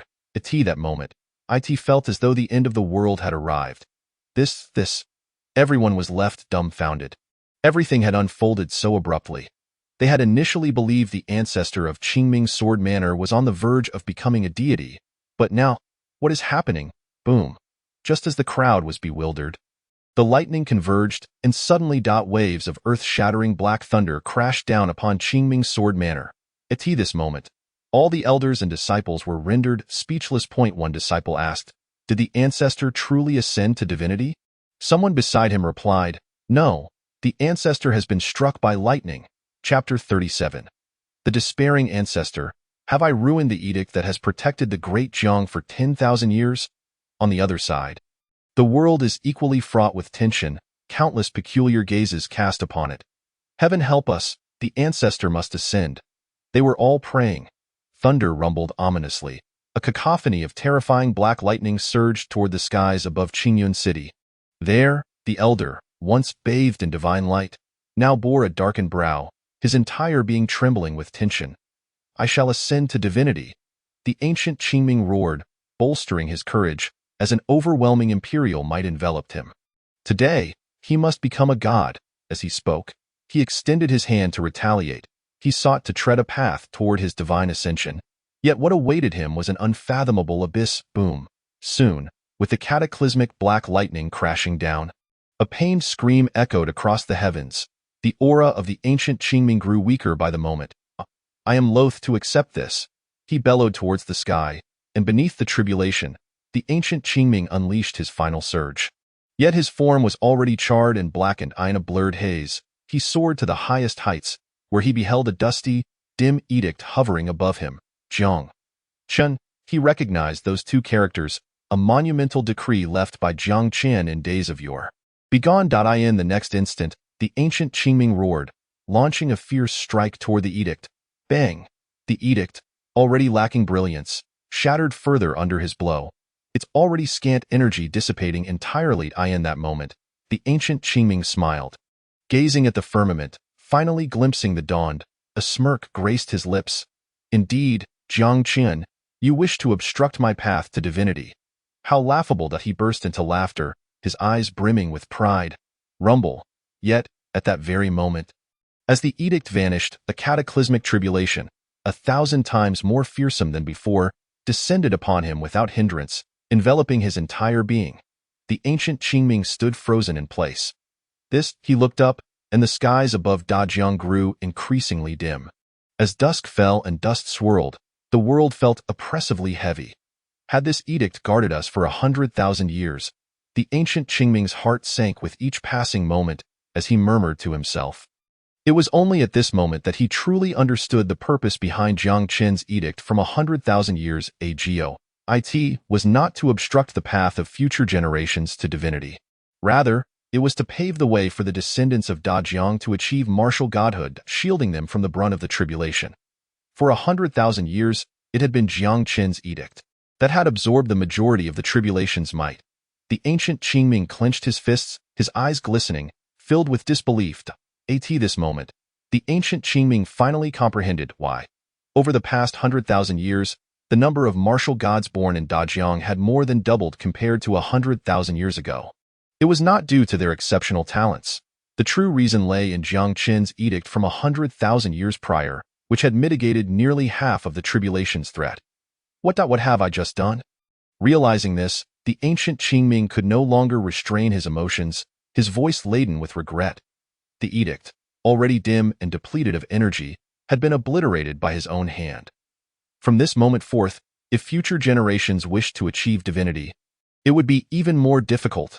Fellow predecessors, persevere. At that moment, countless hopeful gazes fell upon him, their fervent cries piercing the ancient Qingming's heart like daggers. The crowd remained unaware that, in that fleeting instant, he had severed the path to divinity for future generations. If darkness were to rise again, and the world were devoid of gods, how could they contend with the demonic horde? Contemplating this, the ancient Qingming raised his voice in fury. I am not a monster. I truly am not a monster, Jiang Qin. We were wrong, utterly wronged. At this moment, the once revered savior of the people could no longer contain himself, laughing maniacally, even prostrating in midair. Jiang Qin. The ancient Qingming had intended to say more to the people, but the gathering tribulation in the skies intensified.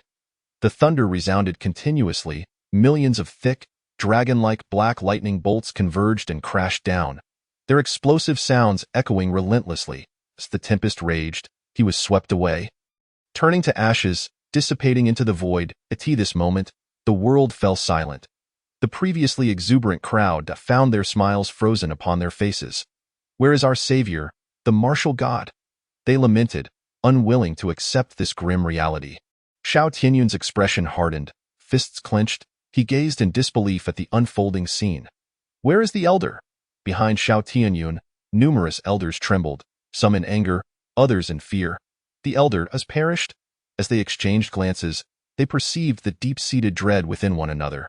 The three ancient ancestors of the Qingming sword manor, who had sought to break through to martial godhood, had all failed. Moreover, the Grand Elder, who had held the greatest promise of ascending to divinity, had also succumbed beneath the tribulation point. One of the disciples of the Qingming sword manor quivered. If the demonic forces were to attack now, what should we do? This time, they had truly lost more than they gained. Not only failing to give birth to a single martial god, but also losing 3 top-tier combatants from the Qingming sword manor. What should they do henceforth?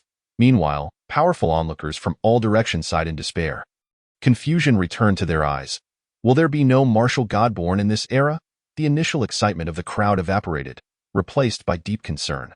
Without a martial god to emerge, how could they confront the demonic forces? Outside Qingyun City, as Xiao Tianyun felt increasingly agitated, yet another disciple arrived with bad news. The disciple awkwardly reported, Manor Master, numerous factions have arrived outside the manor, demanding that we return the previous congratulatory gifts. With the demonic invasion underway, elixirs and celestial flowers are naturally invaluable commodities. Consequently, upon witnessing the ancient Qingming's fall beneath the tribulation, many sects have come to reclaim their earlier gifts. Xiao Tianyun, already fuming, erupted in anger upon hearing the disciples' words. Tell them to scram. Once something is given away, it cannot be taken back. Let them all get lost. If they truly desire it, they should come to the Qingming sword manor and seize it. His voice was icy, the entire void shrouded in a chilling aura. Xiao Tianyun felt thoroughly vexed. He had initially believed that after enduring hardship, they would finally see the light, only to find themselves plunged into deeper despair. The entire Qingming sword manor had lost 3 ancient ancestors, its strength severely diminished. How long could they withstand the impending chaos of the demonic invasion? It remained uncertain. Report.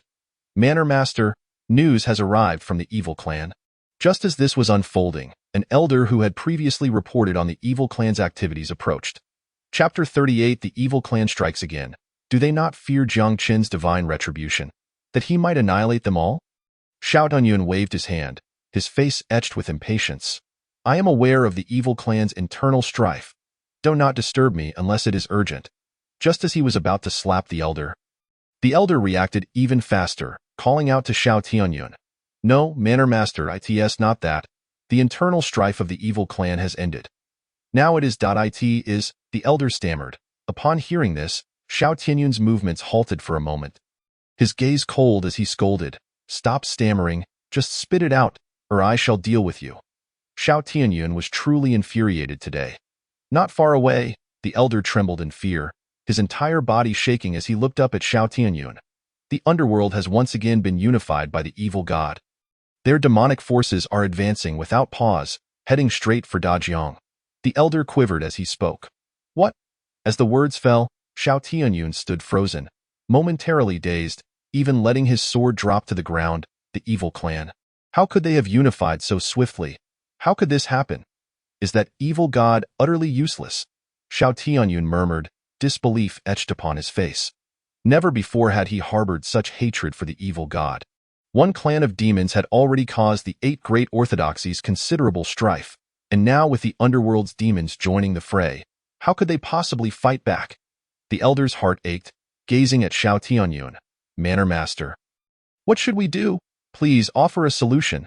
They have already crossed the borders of Dajiang, marching straight towards us." The elder urged desperately, and no sooner had he spoken than Xiao Tianyun snapped. "Damn it!" He struck the elder hard across the face, sending him flying 1,000 meters away, his front teeth shattered. "Can you not get to the point? Why say this only now?" In the next breath, he dared not linger, stepping into the void and hastily making his way toward the Qingming Sword Manor. "We must gather our belongings and relocate at once." Upon reaching the Qingming Sword Manor, Xiao Tianyun quickly issued orders. Among the 8 great orthodoxies, the Qingming Sword Manor was the closest to the Dajiang borders, making it the first target for the evil clan's extermination. However, as soon as Xiao Tianyun's orders were given, countless obstacles arose. "Manor Master, we cannot relocate.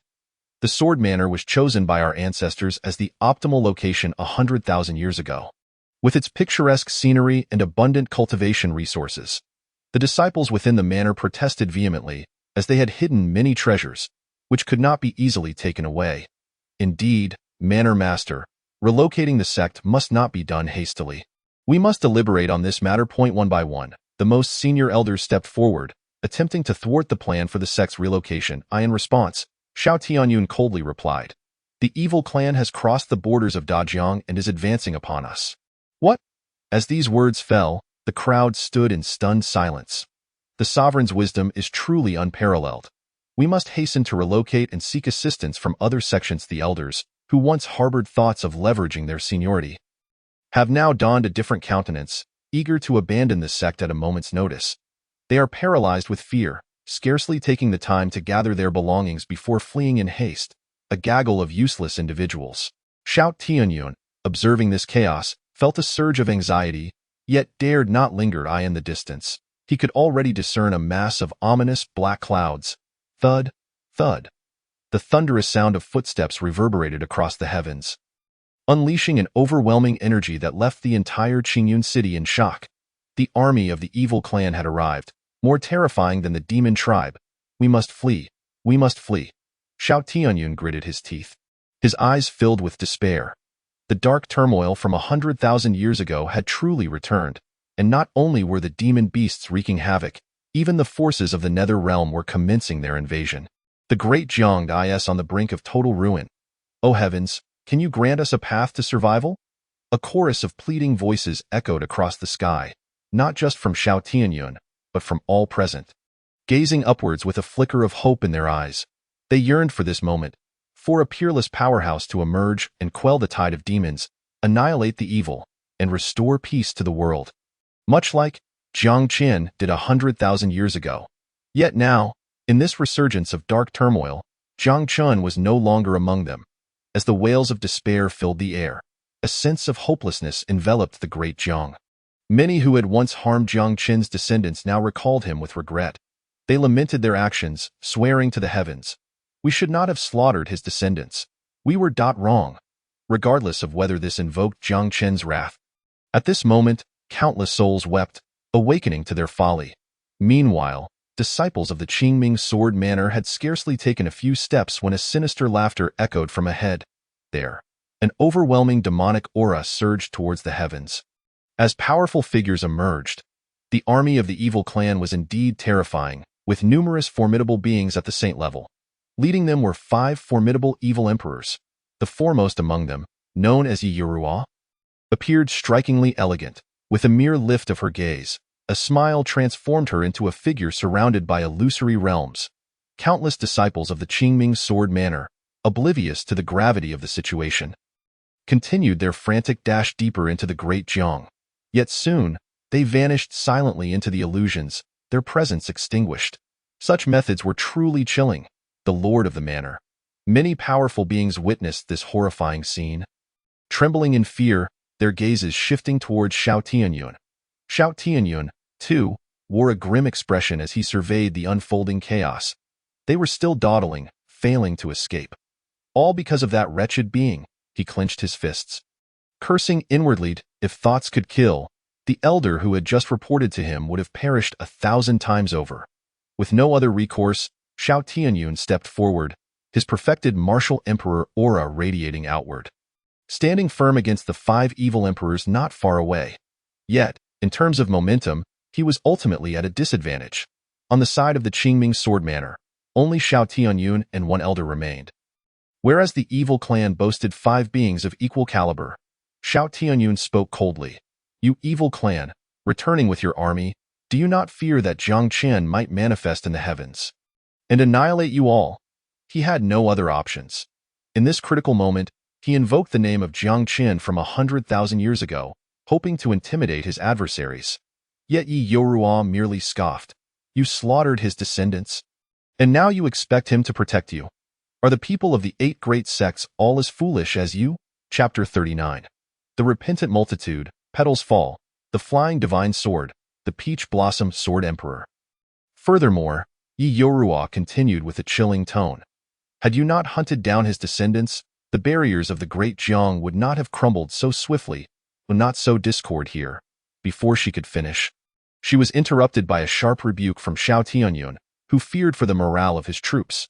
His expression darkened as he scanned the surroundings. Sure enough, after Yi Yorua's words fell, many powerful figures turned their vengeful gazes towards him and his companions. In the next moment, someone stepped forward, shouting angrily, Even if you 8 great sects aspire to rule the great Jiang, then seize it. Why must you slaughter the descendants of Jiang Chun? The dark turmoil has returned. And yet you are of no help.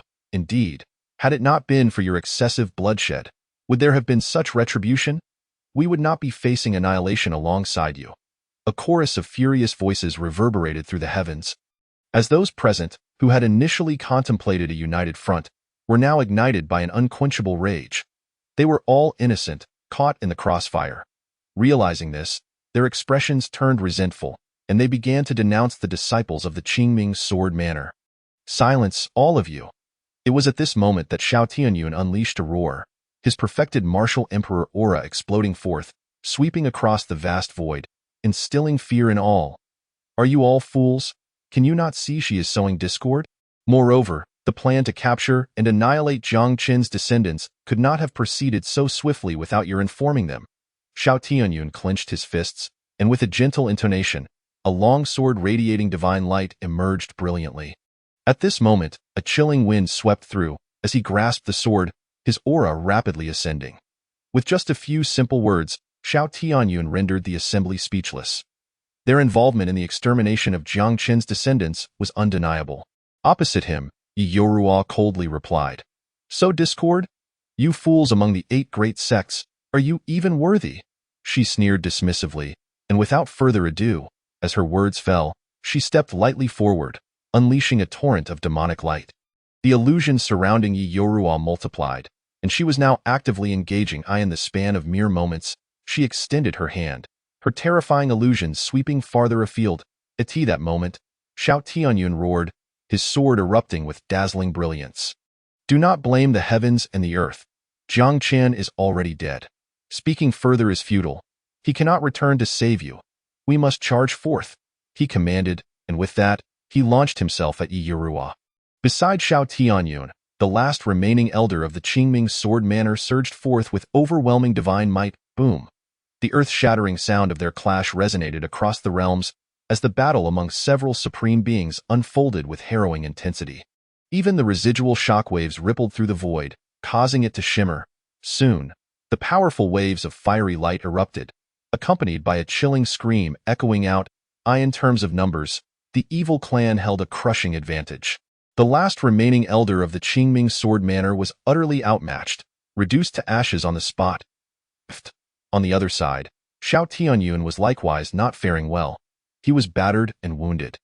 Crimson blood stained the void, and yet another terrifying palm strike descended upon him. Xiao Tianyun, disheveled, was struck to the ground, tasting the dirt. Elder. His pupils constricted as he beheld the elder who had just been obliterated before him. His fists clenched, eyes filled with rage. That moment, all the elders of the Qingming Sword Manor had perished. The onlookers, who had been blaming the Qin, the multitude, lay prostrate on the ground. Utterly bereft of any recourse, they trembled in terror, fervently bowing their heads towards the palace, their anguished cries reverberating through the heavens and the earth, for they were truly out of options. The sinister forces of the nether realm had left not a single blade of grass in their wake. Xiao Tianyun surveyed the sorrowful confessions around him, his own eyes glistening with tears. In this moment, the exalted master of the Qingming Sword Manor, revered by the world, found himself shedding tears as well. Have we truly erred? Xiao Tianyun murmured, casting his gaze towards the heavens, yet receiving no reply. The dark aura rampaged mercilessly, staining the sky of the great Jiang a deep, foreboding black, as if counting down to its impending doom. Boom! At that moment, a radiant light burst forth, echoing through the cosmos. In an instant, the void quivered, and then, an astonishing scene unfolded. Countless peach blossoms began to cascade from the sky, their unique fragrance wafting towards them. A seemingly ordinary branch, yet imbued with the might of countless deities, soared from the horizon. There, a figure approached, exuding an imperial might far surpassing that of Xiao Tianyun, illuminating their hearts. As the petals fell, the divine sword appeared. This was the Peach Blossom Sword Emperor. Witnessing this spectacle, the eyes of the crowd sparkled once more. Chapter 40. The Peach Blossom Sword Emperor to the rescue. Apologies, but the returning Dark Lord Jiang Chen. Meanwhile, Yi Yuru sensed the increasingly formidable aura nearby, her brows knitting slightly in apprehension. Before her stood a being of unfathomable terror, far surpassing the ordinary martial emperors, having nearly touched the threshold of a martial deity. The Peach Blossom Sword Emperor. Simultaneously, Xiao Tianyun stood stunned. The seemingly fatal situation had taken a turn. Ha ha ha, is he finally going to act? In that instant, he wiped away his tears, reclaiming his fierce demeanor, unable to suppress a laugh. The Peach Blossom Sword Emperor, though an itinerant cultivator, possessed an unfathomable strength and had long remained aloof from worldly affairs. Now, for the sake of the great Zhang's inhabitants, he had finally intervened. The crowd, once bowing in supplication to Jiang Chen, now lifted their gazes towards him. There stood a towering figure, wielding a branch of peach blossoms. Striding through the void, an elderly man with silvery hair appeared before their eyes. It was the Peach Blossom Sword Emperor. Upon seeing him, they immediately rose, abandoning their pleas to Jiang Chen, and turned to pay homage to him. The Sword Emperor had come to rescue them. While the great Jiang harbored numerous martial emperors, none could compare to the legend of the Peach Blossom Sword Emperor, who had achieved such status as a mere wandering cultivator. Thus, his appearance instantly attracted considerable attention. Sword Emperor, should we survive this ordeal, we shall undoubtedly follow your lead. What nonsense about the 8 Great Tao, utterly useless. In today's dire straits, where have their figures vanished? Voices of reverence resounded through the heavens, as the crowd was profoundly moved. At the moment of darkness and chaos, there truly existed those willing to disregard their own safety to save them from peril. Just then, Yi Yuru stepped forward once more, raising her hand as the terrifying demonic energy surged forth anew. Exterminate, she commanded, showing no sign of restraint, unleashing a formidable attack. Instantly, illusions began to form, seeking to envelop the area nearby. Yet at that moment, the elderly man lightly flicked the peach blossom branch, shattering the myriad illusions into fragments. He then extended his hand, and a powerful divine light erupted from the branch, striking towards the demonic army on the other side. The 4 great evil emperors exchanged wary glances. Yuru spoke coldly. This fellow possesses some formidable skills. As her words fell, she stepped forward again, unleashing a series of vicious palm strikes aimed at annihilating the Peach Blossom Sword Emperor. the latter remained unfazed, effortlessly countering her attacks with his peach blossom branch. Boom! Like the shattering of stone, the peach blossom sword emperor stood firm, while Yi Yuru stifled a groan and was pushed back hundreds of steps. Report. At that moment, an evil monarch approached her side. Relaying news, the reinforcements from the Qingfeng Dao sect and the Divine Wood Valley have arrived, but they remain inactive. Upon hearing this, Yi Yuru's delicate features reflected confusion.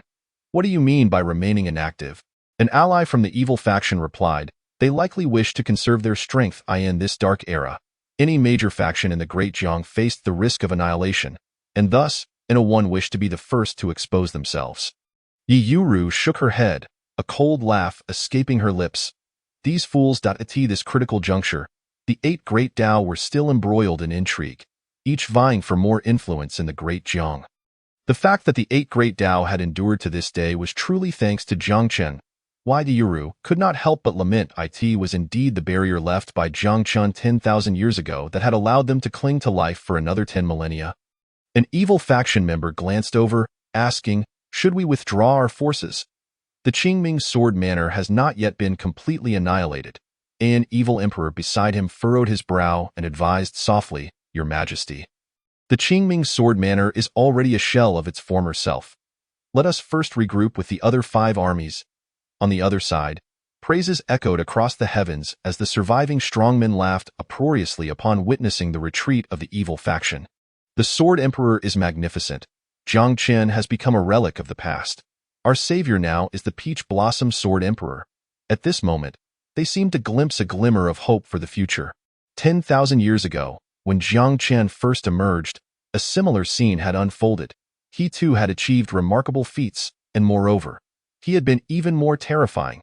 A martial emperor, he had single-handedly vanquished the evil deity of the demonic faction, ultimately gaining renown throughout the world in this life. Though Jiang Chen was absent, they had the Peach Blossom Sword Emperor. Surely, subduing the demonic tide and vanquishing the evil would be within reach. Meanwhile, the Peach Blossom Sword Emperor relished the adoration emanating from all directions. A smirk playing on his lips, he was not here to offer assistance without reason. Though the Qingming Sword Manor had lost its foundation, with its ancestors fallen and Xiao Tianyun severely wounded, its name still held weight. Hence, this was a prime opportunity to establish a foothold in the Qingming Sword Manor and infiltrate the 8 Great Dao. The Peach Blossom Sword Emperor, with his profound cultivation, had never been a man devoid of ambition.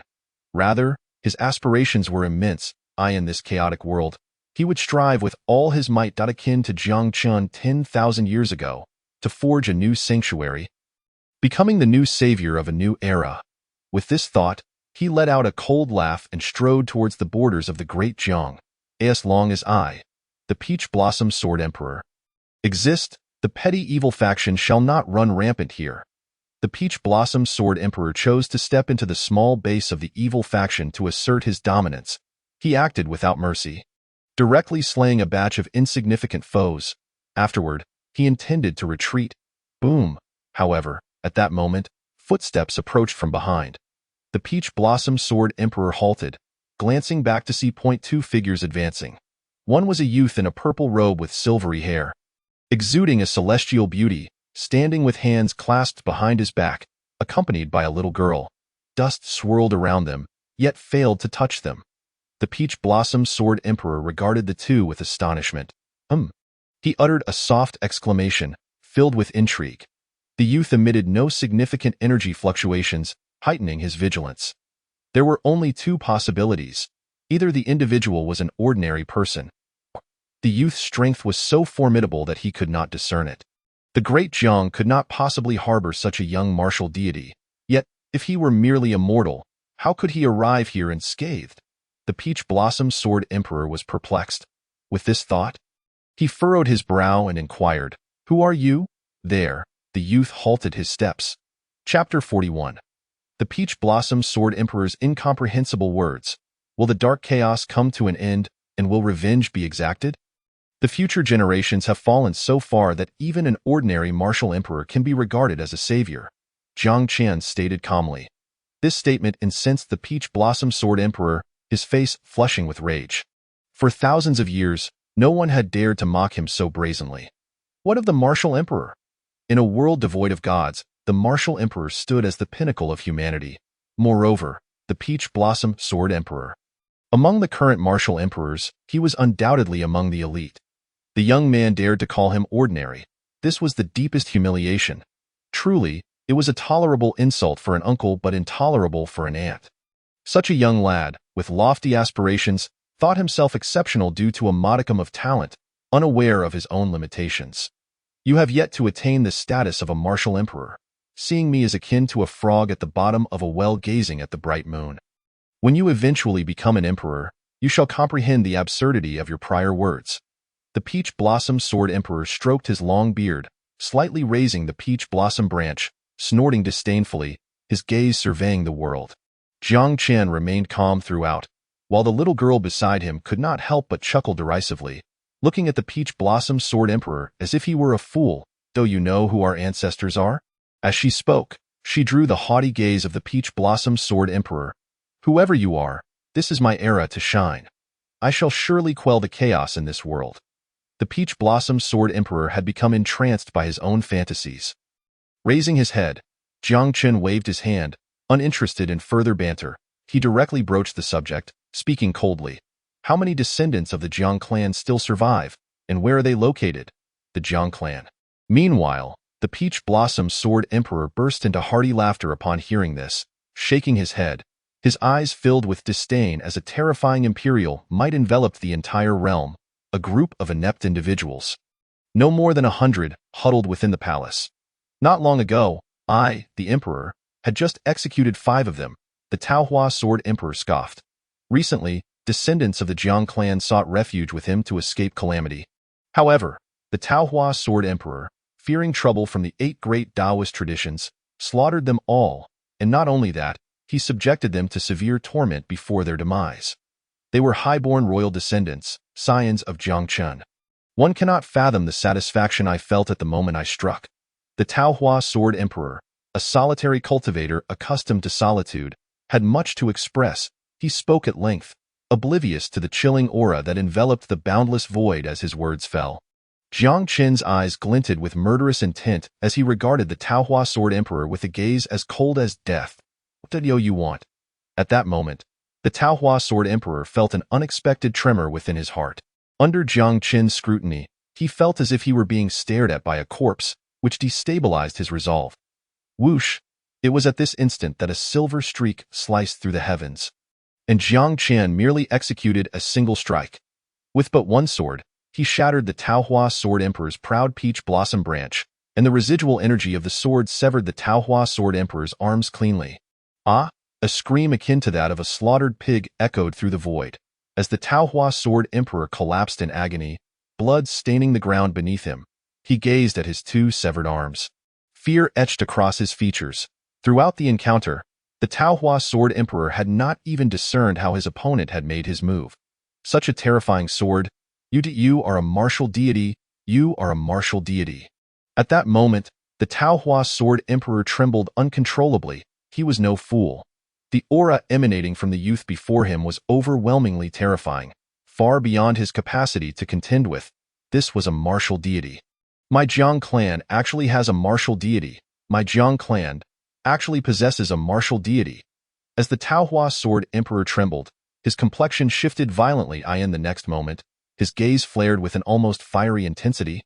Gritting his teeth as he spoke, in this dark age of rampant beasts and invading evil clans, why, as a martial deity, do you not take the initiative to stand on the front lines and save the people of the great Jiang from peril? The Taohua sword emperor was nearly driven to madness. It turned out that the great Jiang had a martial deity, yet he had remained in hiding. Beside him, 2 followers also let out a cold snort. In this world of suffering, even if the sword emperor has not yet attained godhood, he has still contributed to the protection of the great Jiang. Why are you so selfish, refusing to fight on the front lines? Their anger was palpable as they reproached Jiang Chen. The great Jiang possessed a martial deity, yet he was unwilling to confront the beast and evil clans. It was utterly ungrateful. A chilling wind swept past, stirring Jiang Chen's purple robe, causing his silver hair to cascade down. Jiang Chen extended his hand, gripping the Taohua sword emperor's neck from a distance. and with a dispassionate smile, he declared, "I am Jiang Qin. I am Jiang Qin." Those four succinct words left the three present in a state of dumbfoundedness, unable to regain their composure. The Taohua Sword Emperor's eyes widened in disbelief. His two followers behind him were equally stunned, exchanging incredulous glances, unable to believe their ears. Jiang Qin.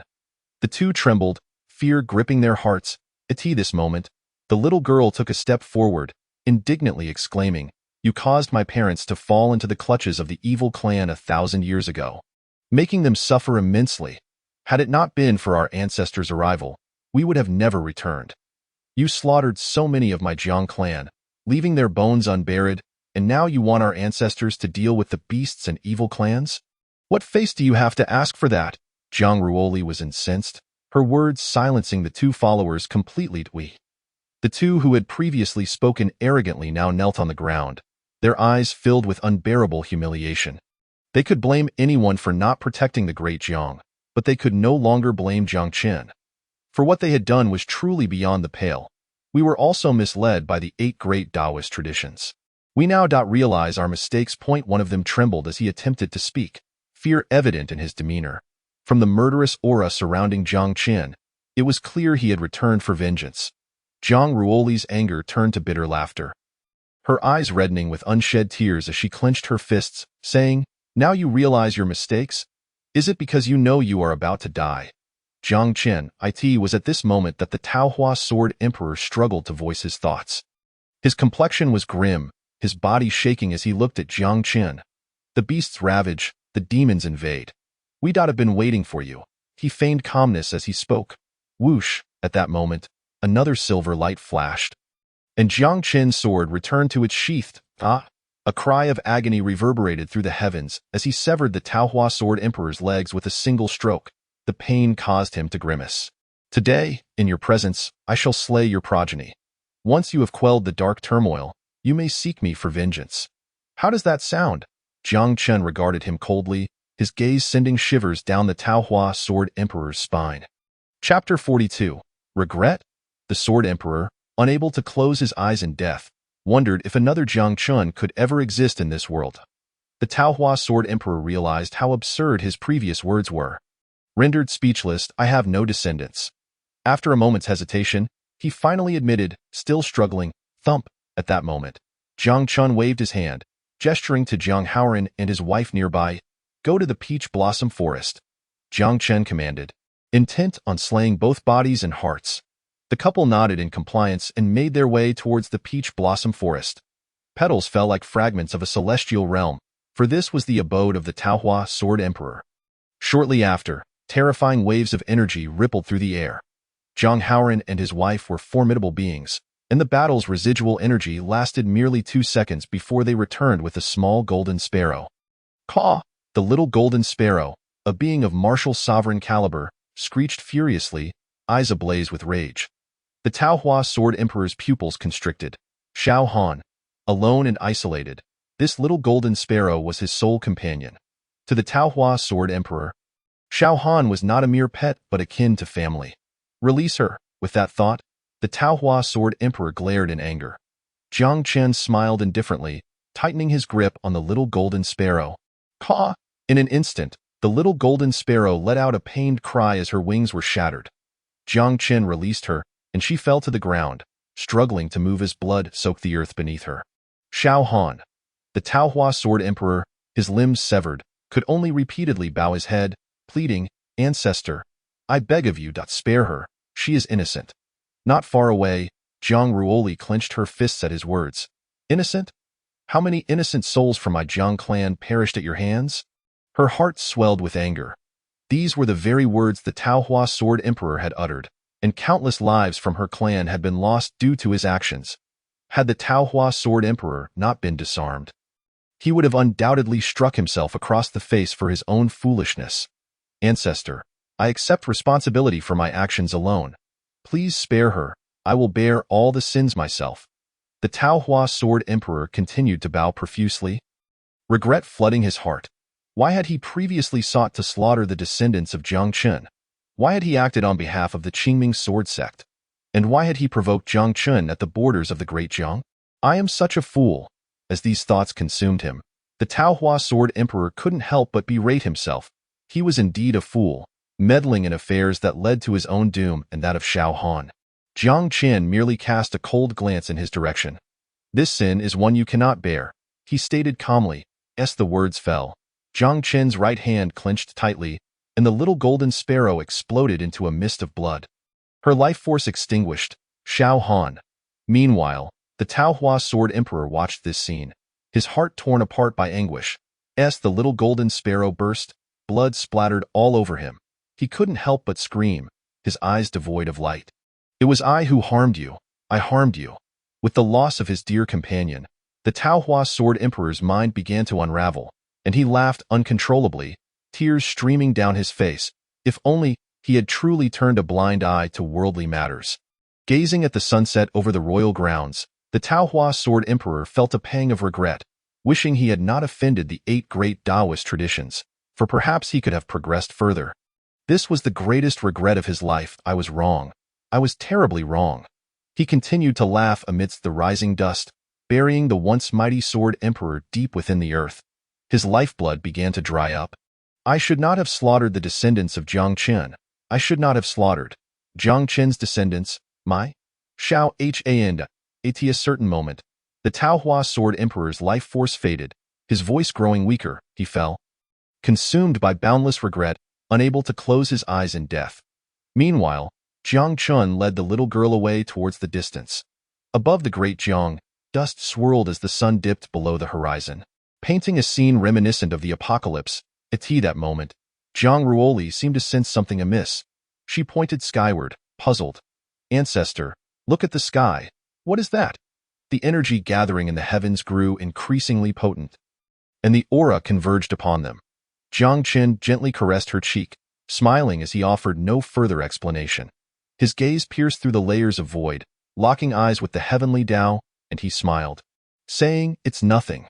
The little girl nodded repeatedly, displaying her understanding by refraining from further inquiries. After a moment of hesitation, she could not help but cling tightly to Jiang Qin's thigh. The ancestors are undoubtedly invincible. But if you were to leave, could you at least inform Ruoli? This was Jiang Ruoli's intuition. She sensed that Jiang Chun would someday depart. How could Ruoli not be afraid?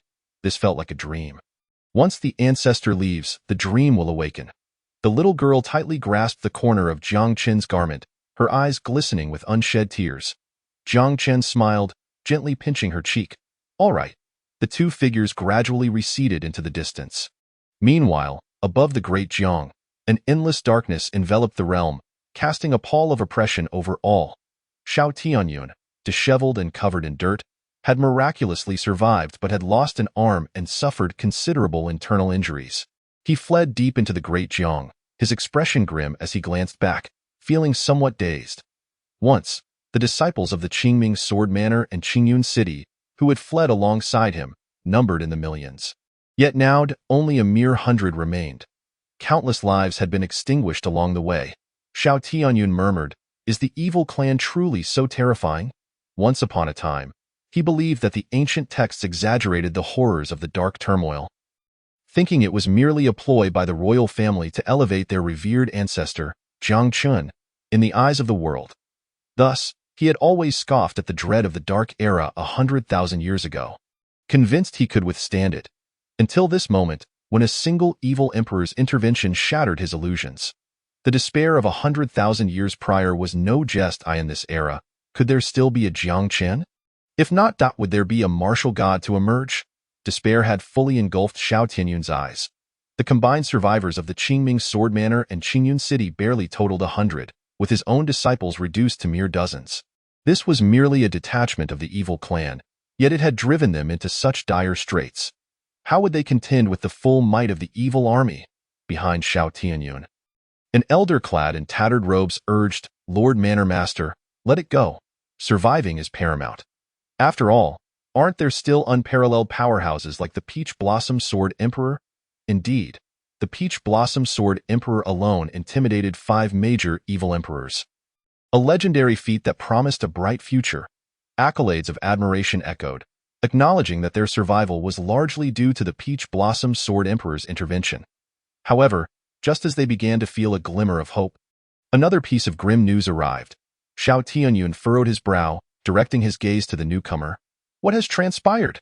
Chapter 43. The Foolish Lord of Shunshu Valley. If Jiang Chun could quell the dark turmoil, why could I not?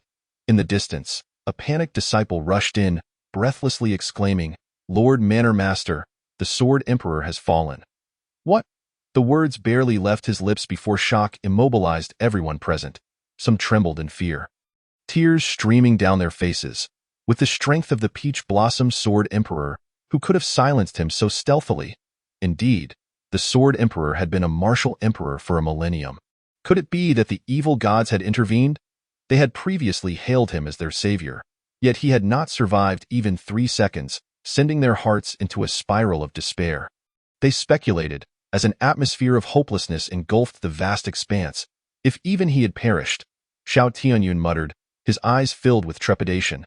The Peach Blossom Sword Emperor, a figure he had personally witnessed, was a being of far greater might than himself. How could he have simply died like that? In this dark era, there had been no sign of resistance. Tears welled in his eyes. How had Jiang Chun managed to suppress this turmoil back then? Xiao Tianyun felt a deep sense of melancholy. The dark turmoil had only just begun, and they were already on the brink of annihilation. 100,000 years ago, there had been demon gods and evil deities emerging one after another. They had left countless legends in their wake, but upon encountering Jiang Chun, all became mere supporting characters. Jiang Chun, a name that resonated like a towering tree, wielding a sword, standing at the pinnacle, leaving them to gaze up in awe. No, in this era, without Jiang Chun, we can still bring this dark turmoil to an end. Quickly, Xiao Tianyun shook his head, dismissing all thoughts of despair. Gritting his teeth, he roared defiantly, seeking solace within himself. Just then, an elder beside him prodded him. He turned back with a grave expression. What is it? Lord Manor Master, it seems more people are approaching from that direction. The elder stammered, clearly terrified, pointing into the distance. Xiao Tianyun let out a soft gasp and turned to look. Thud, thud. The sound of footsteps echoed from not far away. Amidst the swirling dust, dark energy surged forth as another army rushed toward them. It's the evil clan's army, run! Xiao Tianyun's pupils contracted in horror as he barked an order. Terrified, he dashed away without a second thought, leaving behind a number of stunned individuals. Lord Manor Master, why are you running so fast? The remaining strong warriors hurriedly followed in Xiao Tianyun's wake. Seeing several youths standing frozen in place, someone urged, What are you doing? Run. Yet the few obstinate youths shook their heads resolutely. The Lord Manor Master is right. Even without Jiang Chun, we can still end the dark turmoil. We must go forth and put an end to it, fools. Distant curses echoed as the crowd hastily retreated. Meanwhile, miles away in Shunshu Valley, one of the 8 great sects, layer upon layer of mountains rose and fell, shrouded in ethereal mists, adorned with celestial flowers, creating a breathtaking spectacle. Moreover, towering divine trees pierced the heavens, nearly blocking out the sun. Within the grand palatial halls of Shunshu Valley, a youth clad in azure stood with his hands clasped behind his back, surveying the scene below with a grim expression. He was Mu Zhe, the newly appointed lord of Shunshu Valley. Report.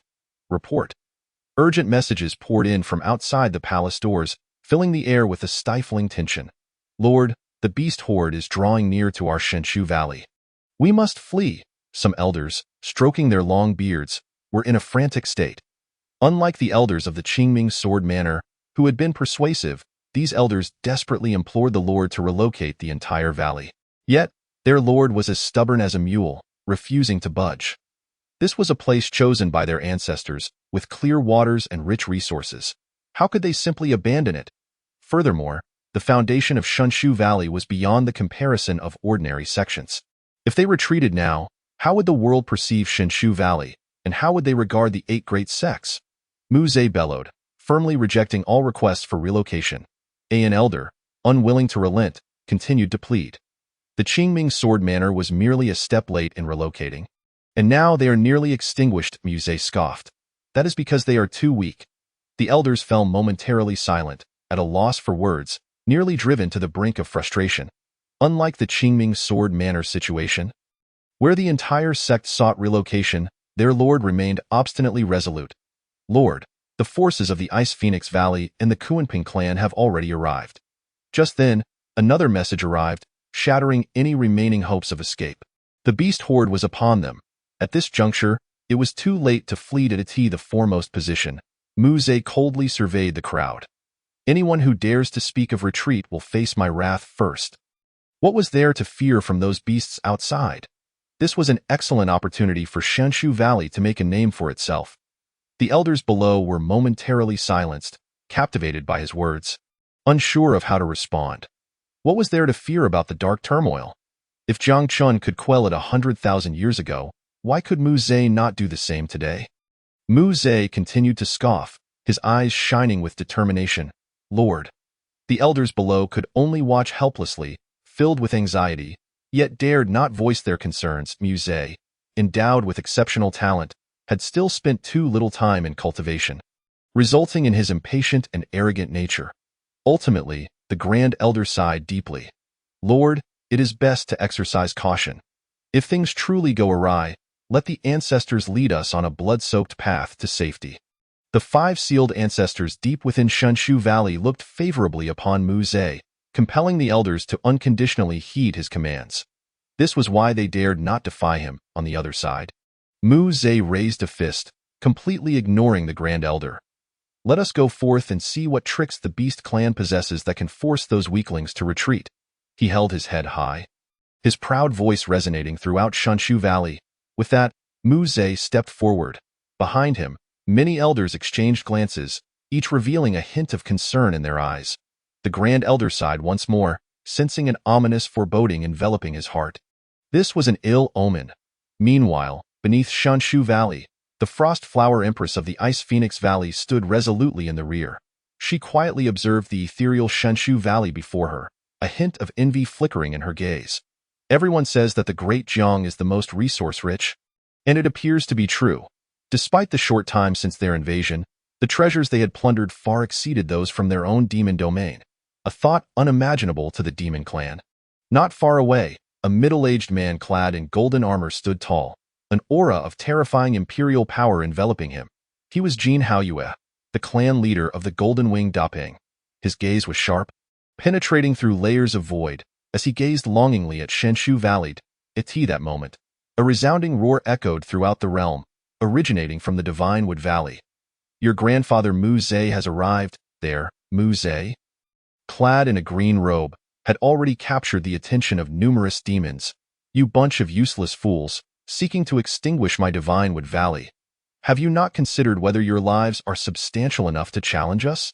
His words were steeped in national essence, and as he hovered in the sky, his gaze looked down imperiously upon the ground below. Chapter 44. Who am I? Yet, Jiang Qin's ancestor merely a common little phoenix. Behind him, the elders of the Divine Wood Valley turned ashen at Mu Ze's words. Their foolish valley master was undoubtedly provoking the demon tribe to the brink. Should the demons decide to retaliate, they would undoubtedly target the Divine Wood Valley first. Who among you dares to engage in a duel with me? On another front, Mu Ze was unfazed, stepping forward with an imposing shout. His formidable aura as a late martial emperor enveloped the area, and combined with his handsome appearance, he exuded a considerable degree of authority. The demons exchanged glances, amused by Mu Ze's bravado. The elders of the Divine Wood Valley were equally dumbfounded. Duel? Who would engage in a one-on-one battle with you? You simpleton. At that moment, a chilling laughter reverberated through the air. Jan Haoyue stepped forward, and in an instant, an overwhelming imperial might enveloped Mu Ze. Simultaneously, 2 other martial emperor-level warriors from the golden-winged Great Peng lineage surged forth, channeling their combined might towards Mu Ze. The latter's pupils constricted in surprise. He had never anticipated that the demons would deploy 3 martial emperors against him, particularly with the presence of Jin Haoyue, a fully realized martial emperor. Feeling the eager gazes of his disciples behind him, Mu Ze gritted his teeth and chose not to evade the incoming attack. Die for me, he raised his fist, unleashing an immense aura, and in the blink of an eye, a fist of light spanning hundreds of thousands of feet surged forward. Boom! The collision was akin to a thunderous explosion, brilliant light intertwining as Mu Ze was unable to withstand the assault. Sent flying thousands of steps away, coughing violently, he found himself gasping for breath. Having tasted the earth, his teeth shattered, he could no longer boast, now only glaring furiously at the demons. The elders of the Divine Wood Valley watched in anxious despair, unable to contain themselves as they looked to the elderly white-haired man at the forefront. "Elder, please intervene to assist our valley master." The demons clearly outnumbered them in martial emperors. Those who had reached such a level were not mere trifles. Even if Mu Ze possessed extraordinary talent, 2 fists could not contend against 4 hands. However, the elder shook his head, gazing at the dark mass of the demon army with a touch of despair. "If we act, the outcome will only worsen." He sensed that within the demon ranks, there were even more martial emperor-level warriors yet to reveal themselves.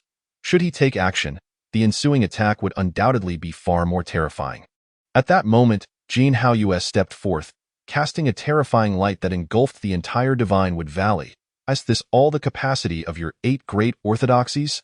Truly a bunch of inept fools." He scoffed, his gaze fixed on Mu Ze.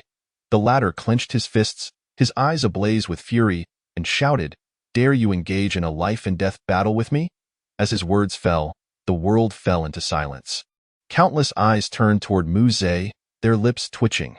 Jin Haoyue remained unfazed, stepping forward with a mocking gaze fixed on Mu Ze. "Your life is already in my hands. A life-and-death battle? You think you are worthy." As he spoke, he unleashed 2 powerful punches, causing Mu Ze to spew blood as he was sent flying again, his already injured body sustaining further damage. The Divine Wood Valley could only lament, in the next life, choose a more competent valley master. Moreover, Jin Haoyue continued with a cold laugh, his words igniting the anger of many elders present from the Divine Wood Valley. They wished to retort but were at a loss for words. Mu Ze had always followed their ancestors' guidance and was inherently unfit to be the valley master. Yet the ancestor insisted on his leadership, fearing others would not heed Mu Ze's commands. Now, it had turned into a farce. At that moment, someone could no longer contain themselves, shouting, "Our Divine Wood Valley has truly been led astray by him. Indeed, it would have been better to let the elder take charge." "This fool!" Voices of complaint echoed through the heavens, many feeling deeply aggrieved. Silence. Yet, just then, a fierce voice reverberated through the void. From deep within the Divine Wood Valley, a long-sealed aura began to awaken. 4 white-haired elders finally emerged. Clad in garments from an unknown era, though aged, the imperial might radiating from them far surpassed Mu Ze's. The 5th ancestor, the 4th ancestor. The crowd turned their gaze, joy illuminating their faces. These were the 4 ancient ancestors of the Divine Wood Valley, now returned to the world.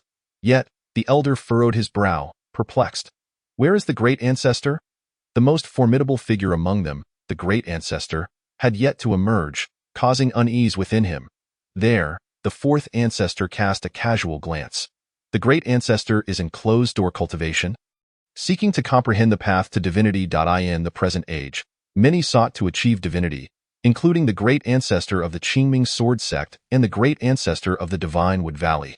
However, they were more cautious, with only the great ancestor attempting to break through on the other side. Observing this scene, Jin Haoyue remained unperturbed, coldly addressing the crowd, who just commanded silence. The 4 ancient ancestors chuckled. "A bunch of livestock? Allowing you to prance about, yet we simply do not wish to intervene. You mistakenly think highly of yourselves. 10,000 years ago, Zhang Chun could subdue you. 10,000 years later, we are even more formidable." They sneered, their eyes filled with mockery. "Attack!" As their words fell, the 4 of them acted in unison, radiant light intertwining, reverberating through the realm. Each of them was a fully realized martial emperor. United, their might was earth-shattering. Yet, at that moment, an even more terrifying aura erupted from the demon ranks. Flames of the phoenix scorched the heavens, and a 9-colored phoenix transformed into a strikingly beautiful woman clad in snow-white garments. With a mere wave of her hand, she summoned a feather fan, exuding boundless divine light, effortlessly sending the 4 ancient ancestors flying thousands of steps away. This single move stunned all present. Who is this woman? They began to speculate. The formidable combination of the four ancient ancestors had nearly been overwhelmed by this woman's singular attack. At that moment, the woman took a graceful step forward, lightly laughing. Why do you not dare to show yourselves? Do you not know your own worth? If you are cowards, then accept it.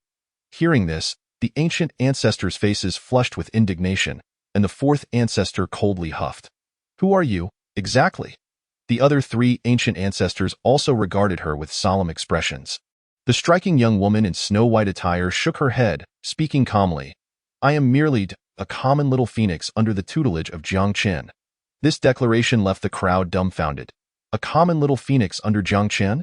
Chapter 45. The Beastly Chaos. Are Jiang Chen's disciples the ones inciting it? Voices of disbelief resonated throughout the realm. How could this be? Were Jiang Chen's disciples the ones instigating the recent chaos among the beasts? Expressions of astonishment filled the air as the crowd struggled to comprehend this revelation. Meanwhile, the fourth ancestor of the divine Wood Valley scoffed, stepping forward with dissatisfaction. If you are truly one of Jiang Chen's, why did you not stop these beasts from causing havoc in the Great Jiang? Do you not know that it took him considerable effort to quell the dark turmoil 10,000 years ago? His voice rose in anger, his eyes nearly ablaze with fury. No one could have anticipated that among the chaotic beasts, there were actually Jiang Chen's disciples. It was utterly outrageous. Beside him, several powerful figures frowned. Previously, we might have acted somewhat excessively, but you cannot use that as an excuse to remove the protection over Great Jiang. There was no need to lead the demon army to invade us. Their voices were filled with anger, evidently blaming the chaos among the beasts on the snow-clad woman. The Phoenix ancestor found their reaction laughable, scoffing. Do you have no awareness of your own actions? Do you expect me to prevent the demon army from causing chaos? The fourth ancestor retorted sharply, and so what? You are Jiang Chen's. Regardless of our actions, we bear our own consequences. The responsibility for ending the dark turmoil and protecting the common folk has always been his duty. Do not think you can escape this. Even if Jiang Chen were present, he would have to act in accordance. The fourth ancestor's voice was filled with rage. You should perish. Not far away, the Phoenix ancestor's expression darkened with anger. She was provoked by the shamelessness of the man before her. Today, I shall eliminate you all, you bunch of inept fools. What can you do about it? Without further ado, she took another step forward, lightly waving her folding fan, as dazzling divine light surged forth. Within mere moments, the Phoenix ancestor had slain nearly 100 powerful figures present. Those who cannot distinguish right from wrong, Jiang Chen will never spare you.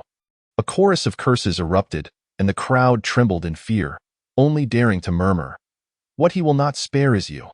The Phoenix ancestor, however, paid no heed, her folding fan continuously sweeping forth, an overwhelming aura radiating from her.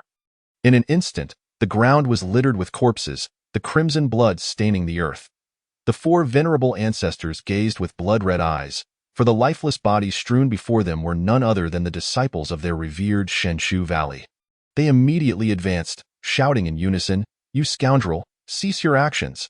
As the four joined forces, a terrifying aura pressed forward. However, with a mere flick of the fan of the Phoenix ancestor, a powerful shockwave reverberated through the air. This was an extraordinarily fearsome artifact. In the span of just 3 breaths, it sent them all flying. The four were taken aback by the spectacle. How terrifying that it must be said that the Phoenix ancestor was the most formidable martial emperor they had ever encountered in their lives. Both in terms of the artifact and her own prowess, and no matter how many you slay, it cannot alter the fact that you are a traitor. Jiang Chen, ancestor, come forth and deal with this scoundrel. Meanwhile, the onlookers were seething with indignation. They wished fervently for Jiang Chen to appear at that very moment, striking terror into the Phoenix ancestor, forcing her to kneel in supplication. Yet, at that moment, an astonishing scene unfolded before their eyes. Before them, the Phoenix ancestor, with an expression of calm, produced a decree. An overwhelming divine might emanated from the decree, resonating throughout the entire realm in mere moments. The golden characters inscribed upon the decree illuminated the eyes of the onlookers. If the world seeks to slaughter my descendants, and the beast horde rampages and foreign tribes invade, there is no need to call upon my name. They read each word with trepidation in their eyes. This was written by Jiang Chen. after 100,000 years. Jiang Qian still walks among us? At that moment, everyone was left dumbfounded. As they exchanged glances, they discerned the worry and fear lurking in each other's eyes. Jiang Qian truly still existed, and furthermore, he was aware of the 8 great orthodoxies' intent to annihilate his descendants. Instantly, the crowd was paralyzed with terror. Their bodies trembled as they nervously scanned the decree. It was then that the Phoenix ancestor stepped forward and coldly inquired, "Do you have anything further to say?" As her words hung in the air, a profound silence enveloped the crowd. They lifted their heads, wishing to speak, yet swallowed their words. After a lengthy pause, a powerful figure shook his head, his eyes filled with melancholy. "Indeed, we have erred. Initially, they believed that the shattering of the Great Barrier of the Shenshu Valley was mere happenstance, but it became clear that it was due to their own actions. Yet, they were at a loss for words. After all, unlike the 4 ancestors of Shenshu Valley, they still held onto a shred of dignity. Though not heed his ramblings. On the other side, sensing the dire situation, the 4 venerable ancestors bellowed in unison, unleashing their martial emperor-level auras, which surged forth to envelop the entire realm. As they continued their assault, their radiant might shook the heavens and the earth. Observing this, the Phoenix ancestor snorted coldly. "You have sown the seeds of your own demise. Now you shall reap the consequences." With another flick of her folding fan, waves of terrifying aftershocks radiated outward. Pft! The sound of blood being coughed echoed throughout the land, as the 4 venerable ancestors found themselves utterly outmatched by the Phoenix ancestor. They were sent flying, violently coughing as they did so. Not far away, Mu Zhe's expression tightened upon witnessing this scene. Shock filled his eyes as he couldn't help but exclaim, "Ancestor." The 4 venerable ancestors were indeed no match for the Phoenix ancestor before them. Was there truly such a terrifying martial emperor in the world? Or perhaps Jiang Qian was indeed so extraordinary that even the beasts associated with him were this fearsome? The 4 ancestors growled in unison, their eyes filled with resentment. "We cannot retreat. We must unite as one to break through." The 3 beside him bore significant injuries, while the 5th ancestor had even lost his teeth in a single blow. Struggling to rise, he glared furiously at the beast horde. At that moment, the Phoenix ancestor lightly waved her hand, and in an instant, an overwhelming aura spread forth. "Kill, leave not a single one alive," she declared, her voice laced with killing intent that permeated the entire realm. "Kill." Behind the Phoenix ancestor, 10-fold or even 100-fold more beast warriors emerged. The golden-winged rock lineage, the Ice Phoenix Valley, and numerous lesser factions of the beast horde joined in. In an instant, dazzling and terrifying martial techniques illuminated the skies as they roared and launched a full-scale assault on Shenshu Valley. However, at that moment, an extraordinarily terrifying imperial might erupted from above Shenshu Valley. There, the Great Formation was in operation, and an unparalleled oppressive force surged forth, sending numerous beast warriors hurtling backward. The weaker ones were reduced to mere ashes, scattered across the heavens and the earth. "Ha!" The Frostflower Empress let out a cold laugh, transforming into a snow phoenix, soaring upwards as she ascended towards the heavens. Then, as the snow phoenix unleashed its aura, streams of ice and fire descended upon the entire Shenshu Valley. With a resounding crash, the sound of the Great Formation shattering reverberated throughout the land. Countless gazes turned towards the source, all filled with a mixture of astonishment. Some could not help but murmur, "The protective formation of Shenshu Valley has been breached." There was no doubt that what awaited Shenshu Valley next would be endless slaughter. Chapter 46. The Ancient Divine Tree, though not yet a deity, poses no challenge to these beasts, does it? On the other side, the 4 venerable ancestors stared with wide eyes. How could this be? They had never anticipated that their own protective formation would be so easily shattered. At that moment, Valley Master Mu Zhe was the first to lead the charge, shouting, "We must break through." But the only response he received was from the disciples of Shenshu Valley. More figures stood their ground. Glaring at them with fury, Mu Zhe's eyes filled with confusion. The majority of those present were cultivators who had fled to this place, and now they clenched their fists, glaring at them with malice. "It is you, Shenshu Valley. It is your 8 great orthodoxies that have orchestrated this calamity. The root cause of this beast horde upheaval lies with you scoundrels." The crowd erupted in curses.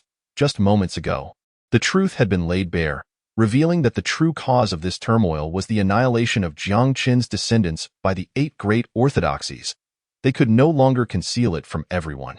In an instant, murderous glares were directed at them, their hatred for Shanshu Valley surpassing even that for the beast horde. Originally, they could have lived peacefully in the Great Jiang, but it was these troublemakers who had brought about their plight. There, Mu Zhe showed no signs of retreat. He merely scoffed. "What good is your remorse now?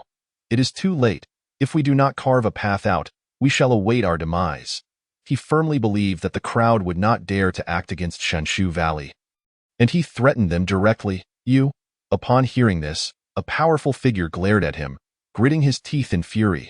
Not only that, Mu Zhe continued to taunt them.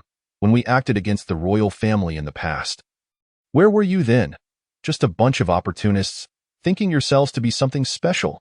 He spoke indifferently, inciting the crowd to clench their fists in anger, yet they found themselves unable to refute him. Not far away, Jin Haoyue observed this scene and couldn't help but chuckle. These people are quite amusing. Even at this moment, they are still embroiled in internal strife. Beside him, a great rock shook its head and smiled as well. Dogs biting dogs. Just a clump of fur.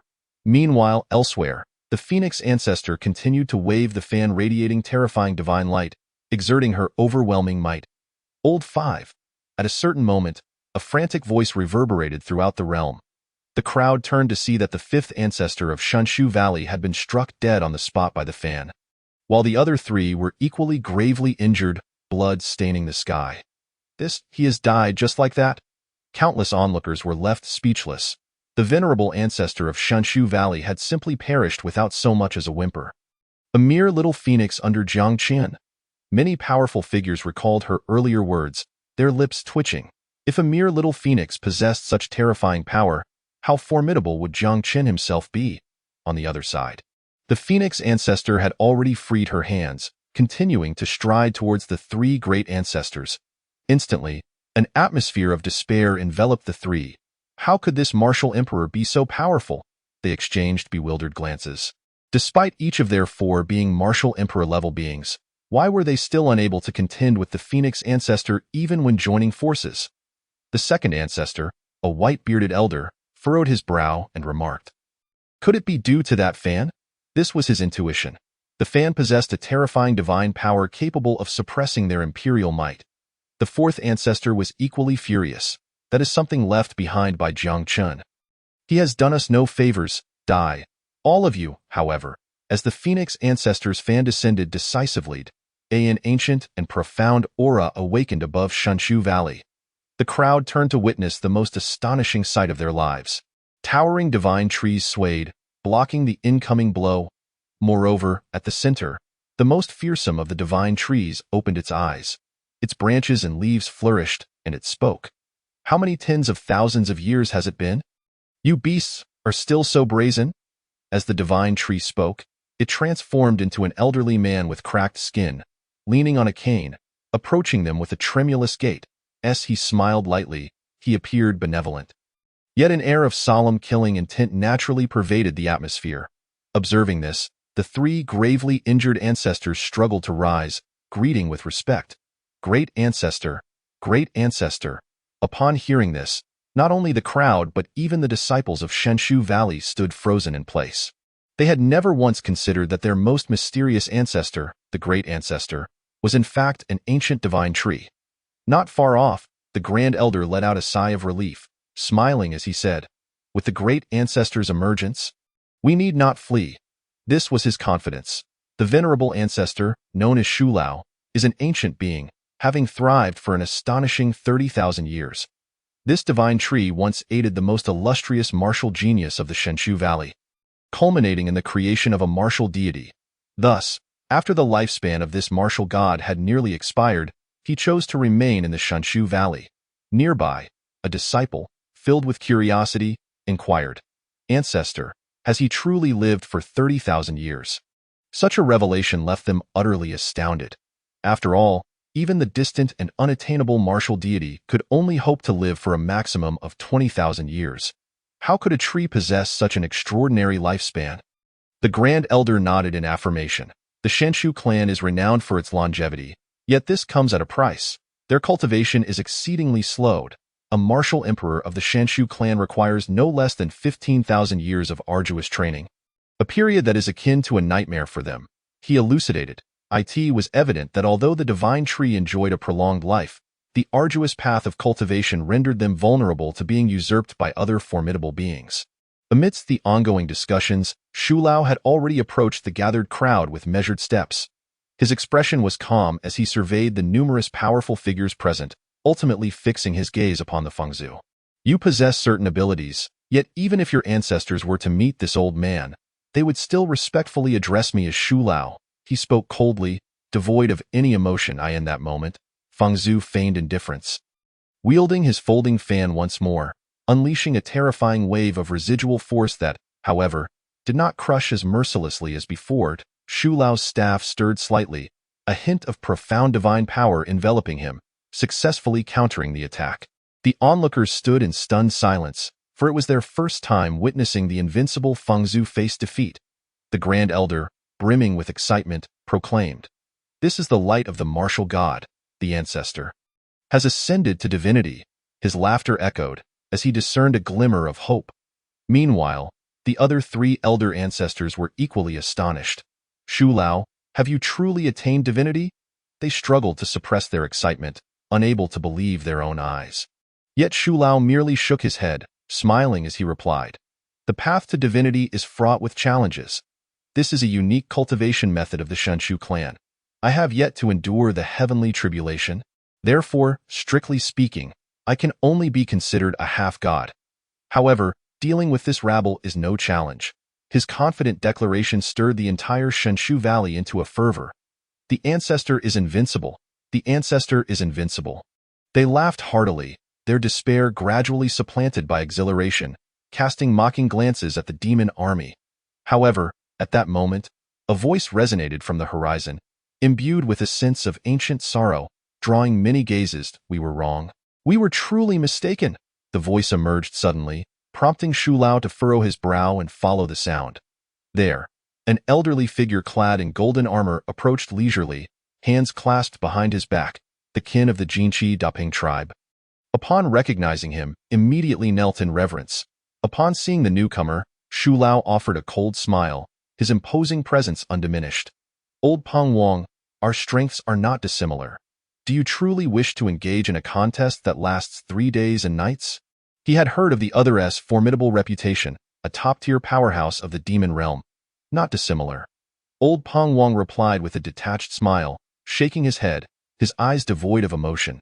"If you can withstand a single strike from me, I shall spare your life." As he spoke, his self-assured gaze ignited fury among many disciples of the Shanshu Valley.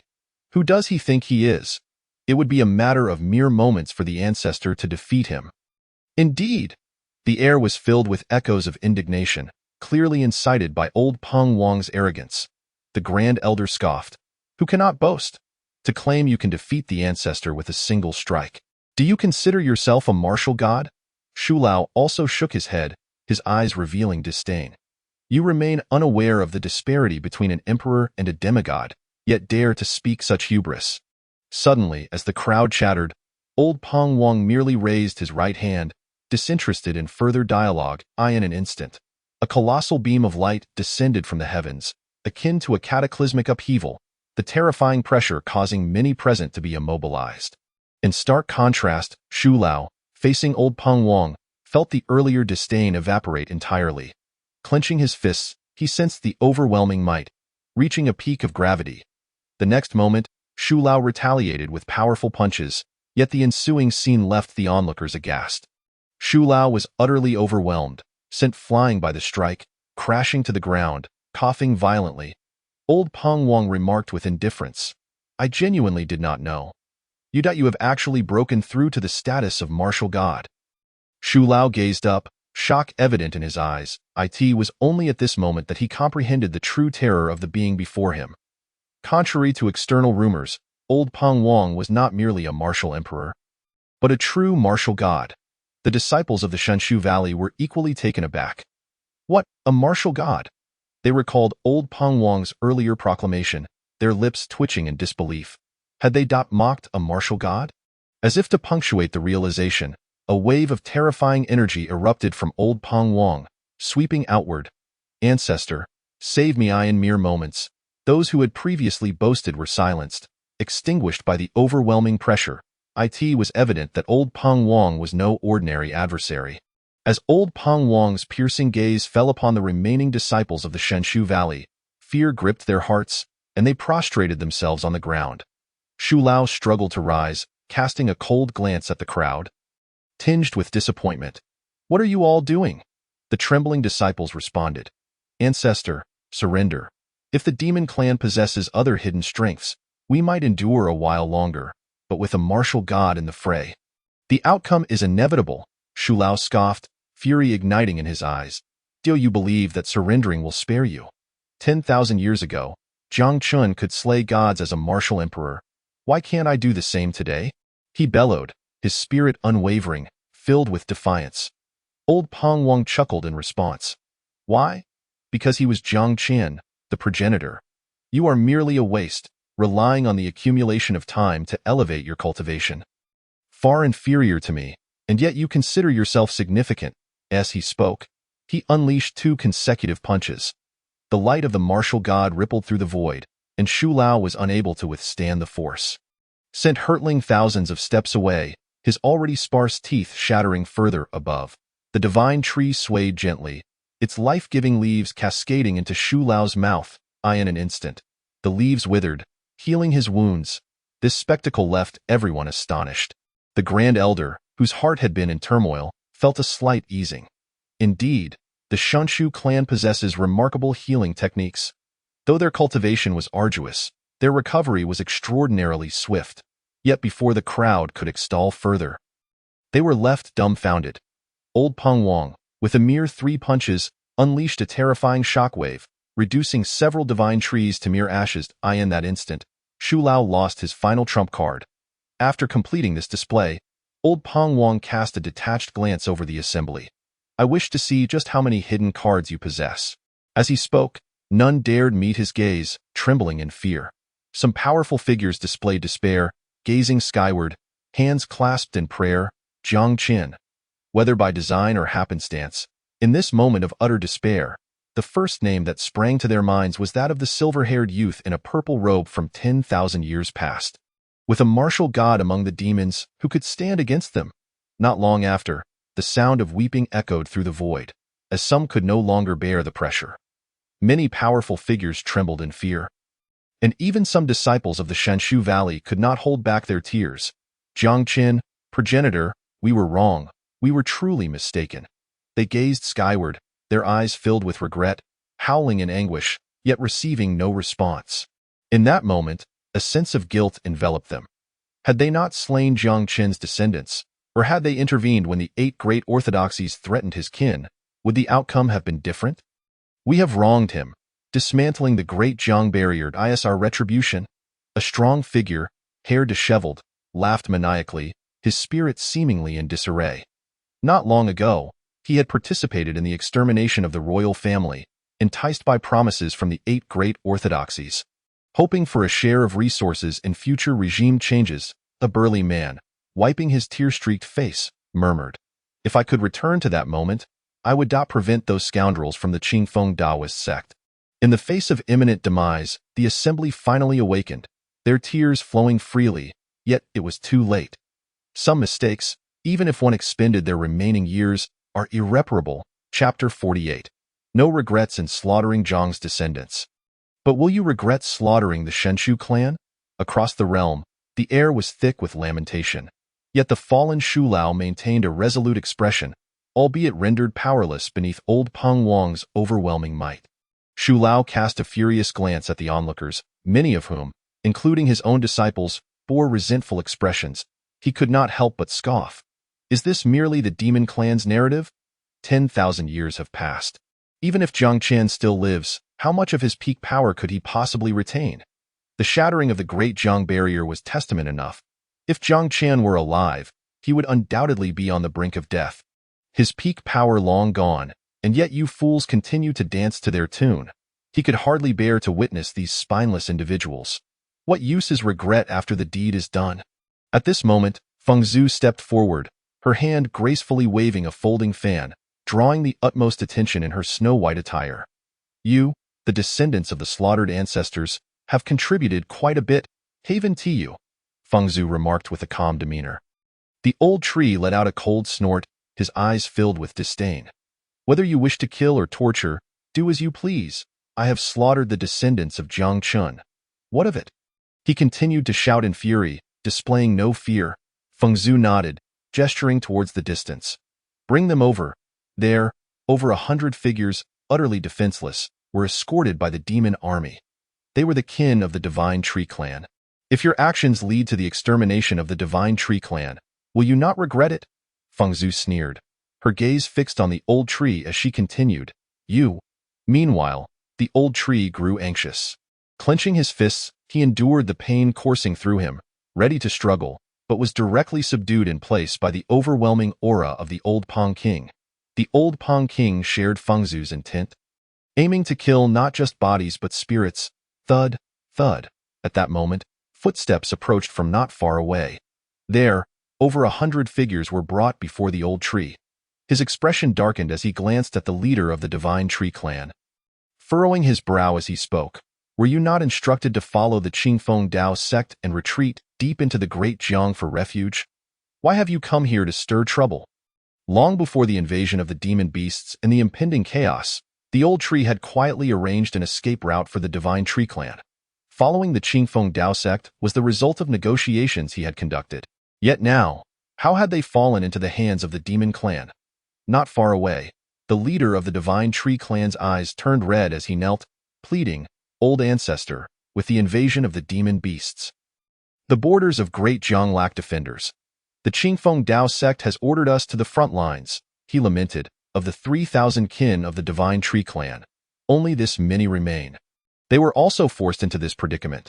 As chaos loomed, the Qingfeng Dao sect had not considered dispatching troops, sending instead some vassals, which included their Divine Tree Clan, to the front lines, publicly claiming it was the Qingfeng Dao sect's grand army. Qingfeng Old Dog, upon hearing this, the old tree clenched his fists, fury almost igniting within his eyes. These wretched beings, he raged. The old tree never anticipated that at such a crucial moment, the Qingfeng Dao sect would so ruthlessly stab him in the back. Not far away, Jian Haoyue observed this scene, his lips twitching.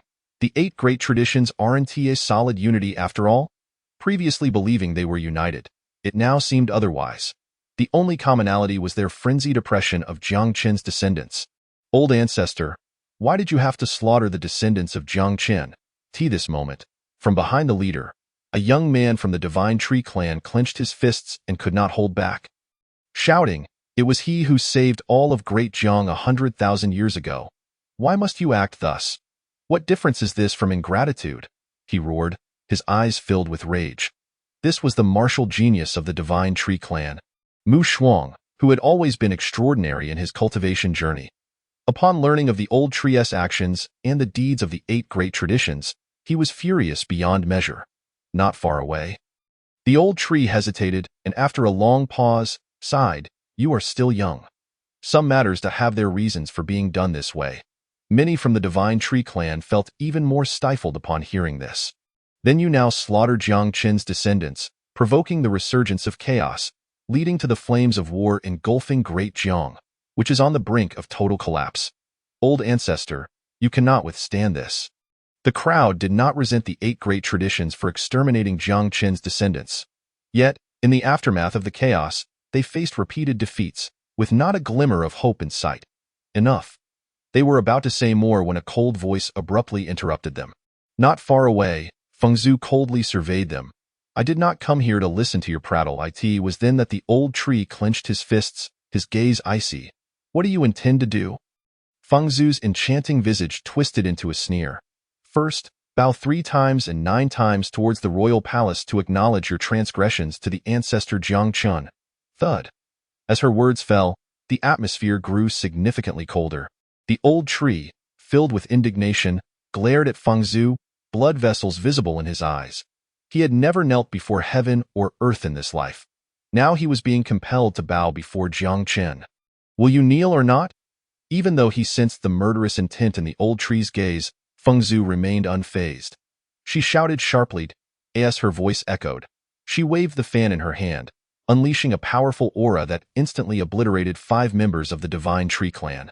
At that moment, the old tree bit his lip, trembling with rage, yet still hesitating. PFF. Fengzhu showed no mercy, her fan sweeping again, and another 3 members of the Divine Tree clan were slain on the spot. After all this, Fengzhu coldly regarded him. Will you kneel or not? The old tree, witnessing this, felt as though his lungs were about to explode with fury, pointing at the demons. You, thud. Just as he finished speaking. Seeing Fengzhu raise her fan again, poised to attack, the old tree could no longer endure it. He turned, facing the royal palace, and finally knelt. This scene elicited a wave of sighs from the onlookers. The Divine Tree clan was already sparse, and the old tree was the oldest among them. Now, he was being forced to kneel and plead for mercy before the demon clan. Someone could not help but exclaim.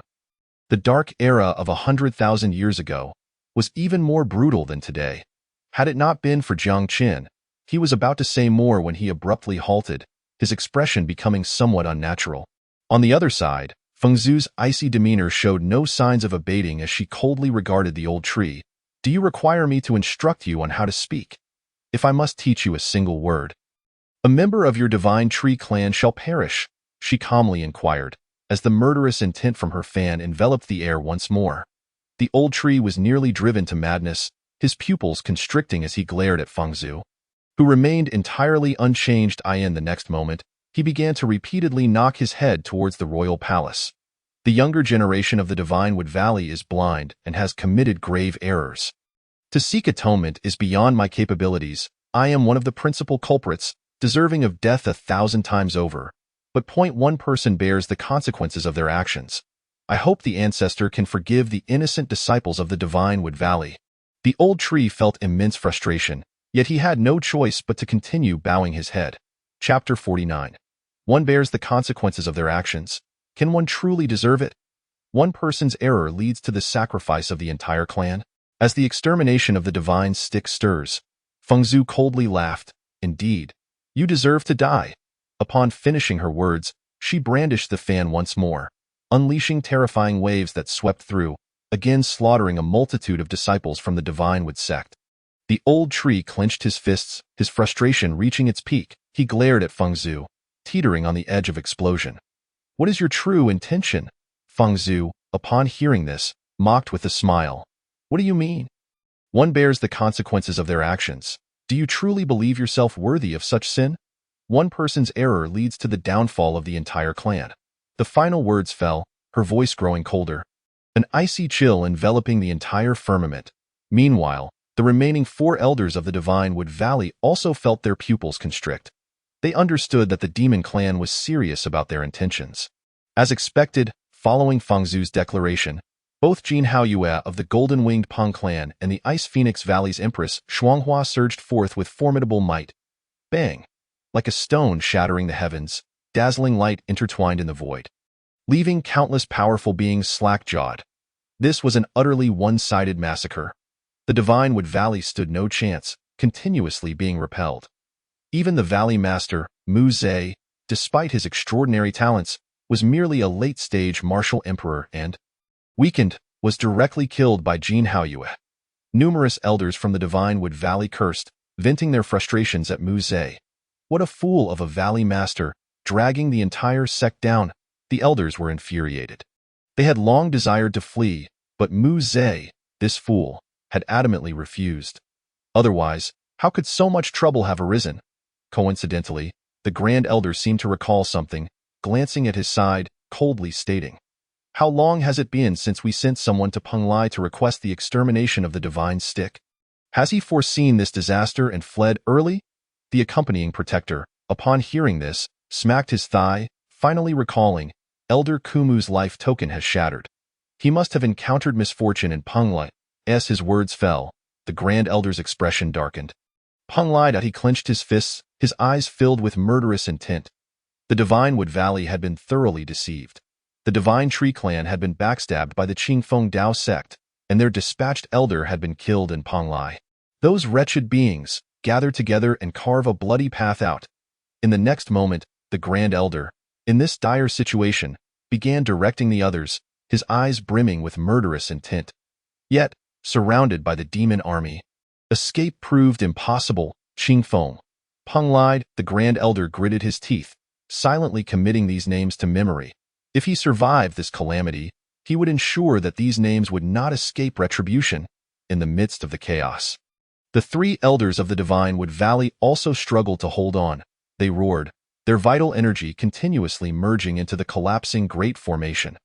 The three elders' auras waned, intending to sacrifice their lives to summon a void passage, allowing the people of the valley to escape. Old Fourth, you should accompany them. Remember, do not let that gang of rascals slip away, especially that old dog from the Qingfeng Dao sect. If it were not for him, our ancestor would not be in such a passive position. We might have entirely escaped. By chance, a hoarse voice reached the ears of the fourth ancestor. Compared to Peng Lai and the demon clan, their hatred for the Qingfeng Dao sect ran deeper. They are untrustworthy and have even betrayed our ancestor. The fourth ancestor wanted to say more, but was thrust out by an overwhelming force. The two remaining elders were also exhausted. Their heads gradually bowed. They were dead. Meanwhile, Jan Haoyue approached and, noticing that old Peng Wang had no intention of taking action, inquired, "Is the ancestor not going to keep them?" Jan Haoyue was well aware that if old Peng Wang wished, breaking the void passage would be no challenge at all. Old Peng Wang stroked his long beard and chuckled. A mere few insects have escaped. Let them frolic as they please. A dog-eat-dog scenario is rather amusing. Moreover, it is inconvenient for me to act for an extended period. He paused. Jan Haoyue looked at old Peng Wang in confusion. Why? Old Peng Wang pointed to the sky and the surroundings. His meaning was abundantly clear. The heavenly Dao, as well as the forbidden zones within the Great Jiang territory, these are all unknowns. The waters of Great Jiang run deeper than they appear. But with the presence of ancestor Jiang Chun, these are not issues at all. Old Peng Wang continued, sharing his instinct. Just a glance exchanged with Jiang Chun filled him with dread. Undoubtedly, Jiang Chun was the strongest he had ever encountered. Even the terrifying martial gods from the demon clan paled in comparison. Everyone claims that after 100,000 years, ancestor Jiang Chin's strength must have diminished greatly, but the reality. Old Peng Wang chuckled. As people do not believe that anyone could live for 100,000 years. Even if it were possible, they would surely be nearing their end, just as old Shu had previously remarked.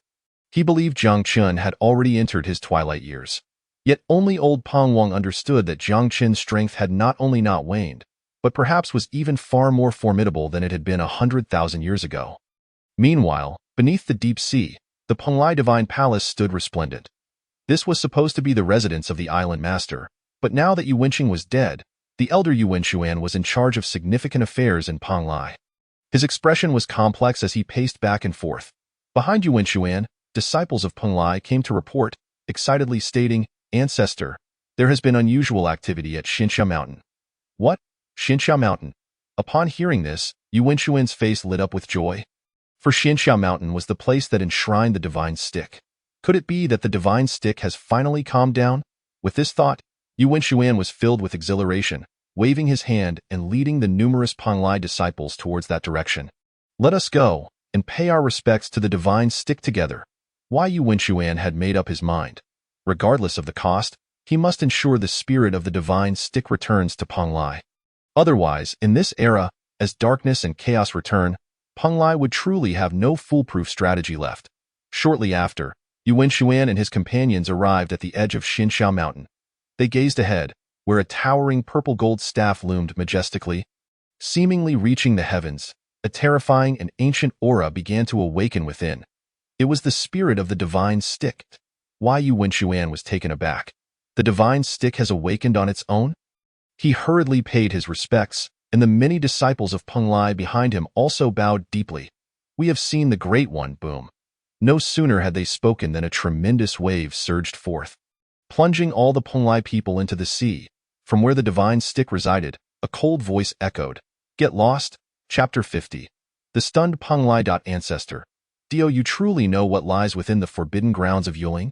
Several elders of Peng Lai, drenched and resembling drowned rats, cautiously climbed back onto the island. One stood at the edge of the divine island, smiling apologetically towards the location of the divine stick. Great One? We have sincerely apologized to the royal family earlier.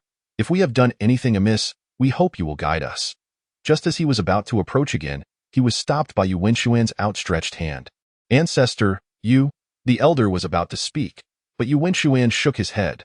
The elder's expression grew grave as he looked into the distance. The sky over Great Jiang was growing increasingly dark, and not only that, the aura of the divine stick was fluctuating. Boom.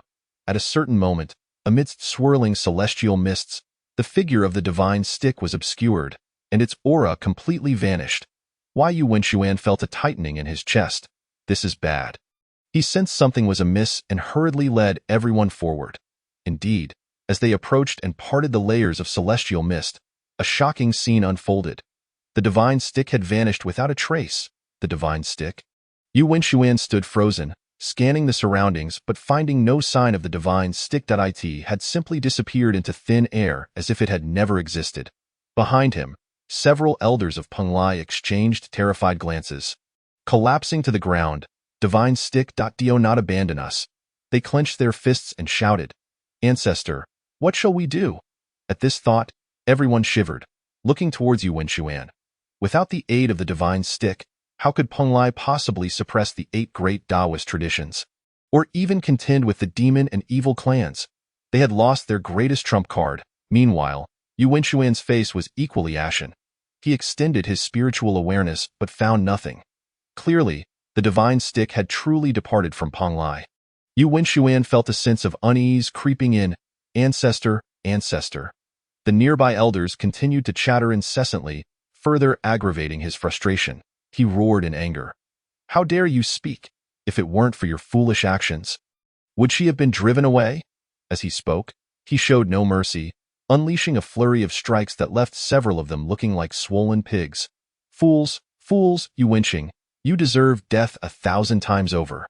Yu Wenxuan grew increasingly furious, gritting his teeth. At this moment, his hatred for Yu Wenxing reached its peak. Penglai was about to be ruined by that foolish island master. The several elders who had been struck into a state of shock dared not utter a word. They could only cautiously look towards Yu Wenxuan, seeking his guidance. What are you standing there for? Go kneel before the palace gates. Until the royal family accepts you, you shall never return to Penglai. Yu Wenxuan continued to roar, delivering several kicks that sent them back into the sea. The crowd trembled in fear, not daring to linger, and hurriedly made their way toward the royal city on another front. After all this was done, Yu Wenxuan also sat down on the ground, his eyes devoid of light. His eyes gradually misted over as he murmured, Great stick, where have you gone? Penglai cannot be without you. Meanwhile, a purple gold staff, emanating an overwhelming divine might, sank to the seabed, traversing 100 miles in a specific direction before coming to a halt. Though the divine stick possessed a spirit, it could only reach this point without assistance. Master, is that you? At this moment, the once aloof spirit of the divine stick spoke. Its cold voice trembled slightly, carrying a hint of sorrow. Just moments ago, the spirit had sensed a familiar aura, as if Jiang Chen had returned. It was this recognition that had prompted its sudden movement. The master had once mentioned descending into the heavenly Tao, but why had there been no news since then? The spirit had been asleep. Unaware of many developments, by the time it awakened, those who had clearly understood the truth of Jiang Chen's departure were long gone. Thus, it was filled with many questions. The spirit of the divine stick rippled slightly but found no answers. After a while, it sighed. If the master were still alive, he would not fail to return to Great Jiang. Is it merely my illusion? It felt somewhat disoriented, and as its voice trailed off, it sank towards the seabed. The divine stick did not wish to remain in Penglai any longer but could not venture too far, hence it chose to submerge into the depths. However, at a certain moment, just as it was about to plunge into the depths, it caught sight of a familiar figure soaring through the sky above, a young man, clad in a silver-threaded purple robe, exuding the same charisma as before. In that instant, the typically aloof spirit of the divine stick felt a moment of confusion. Master. The Qin family, as the most prestigious martial arts family in Great Jiang, also ranked among the 8 great Taoist traditions. Located in the western part of Great Jiang, near the Yuling Forbidden Zone, within the magnificently adorned main hall, the head of the Qin family, Qin Changqing, sat in silent meditation, clad in simple robes. Head. At a certain moment, an urgent voice broke through from outside as family members continuously knocked on the main hall's door. Enter. Qin Changqing dusted himself off and rose, speaking with a calm demeanor. Outside the door, an elderly man with white hair entered. He was the family elder, Qin Feng. Qin Feng's expression was grim as he slightly bowed to Qin Changqing. Head, should we not flee deeper into Great Jiang like the other Taoist traditions?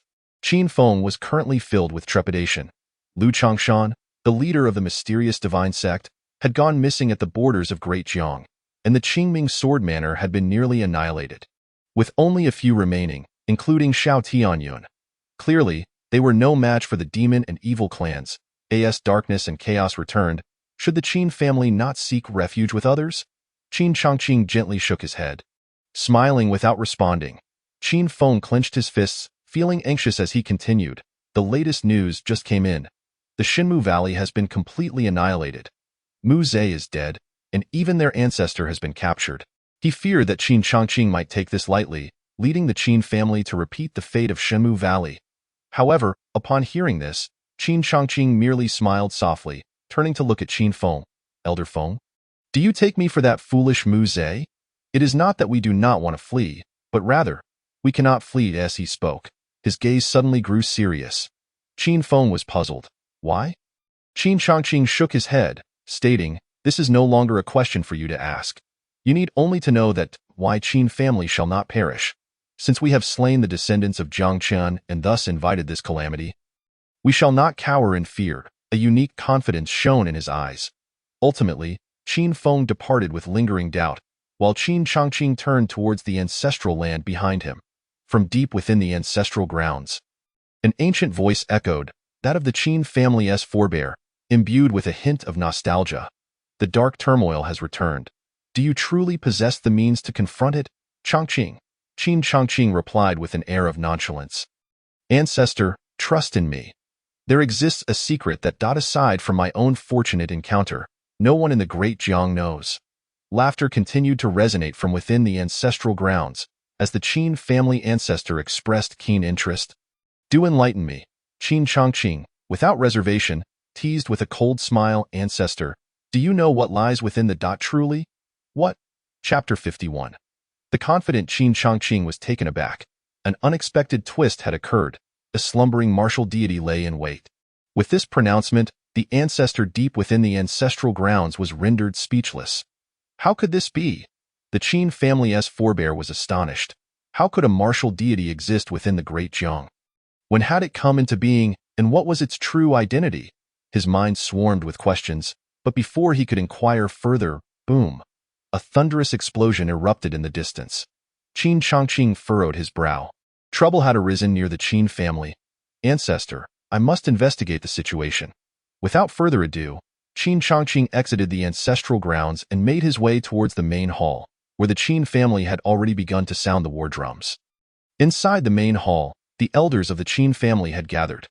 Their anxious gazes fell upon Qin Changqing at the head of the assembly. To be candid, their reluctance to flee thus far stemmed from Qin Changqing's assurance that he had a means to contend with the dark turmoil. The elder stroked his long beard, contemplating, yet could not resist advising, Changqing, do not be reckless. It is not too late to flee now. There is no shame in it, after all. The Qingming sword manor was annihilated simply because they hesitated. The other elders nodded in agreement, expressing their concerns.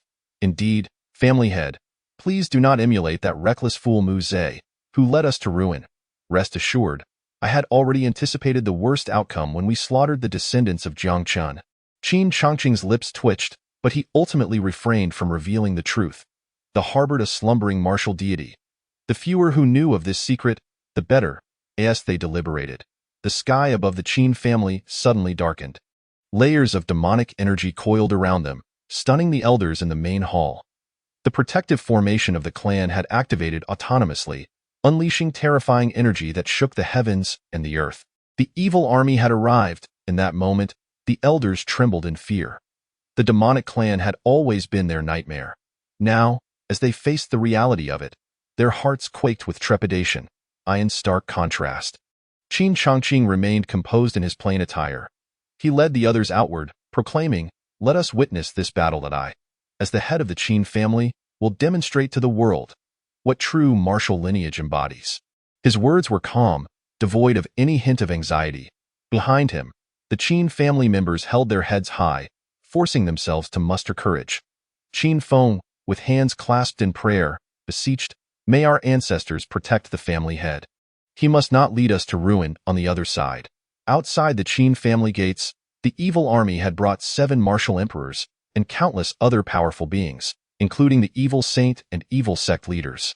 Yu Ruo walked at the forefront, her steps light, conjuring illusions that surrounded her in an instant. The protective formation of the Qin family accelerated in its operation.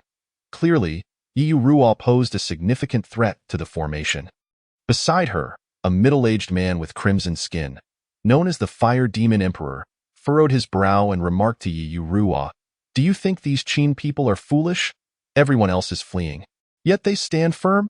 The Fire Demon Emperor was renowned for his caution, and now sensed something amiss. Yu Ruo, however, merely smirked. How did the divine Wood Valley fall?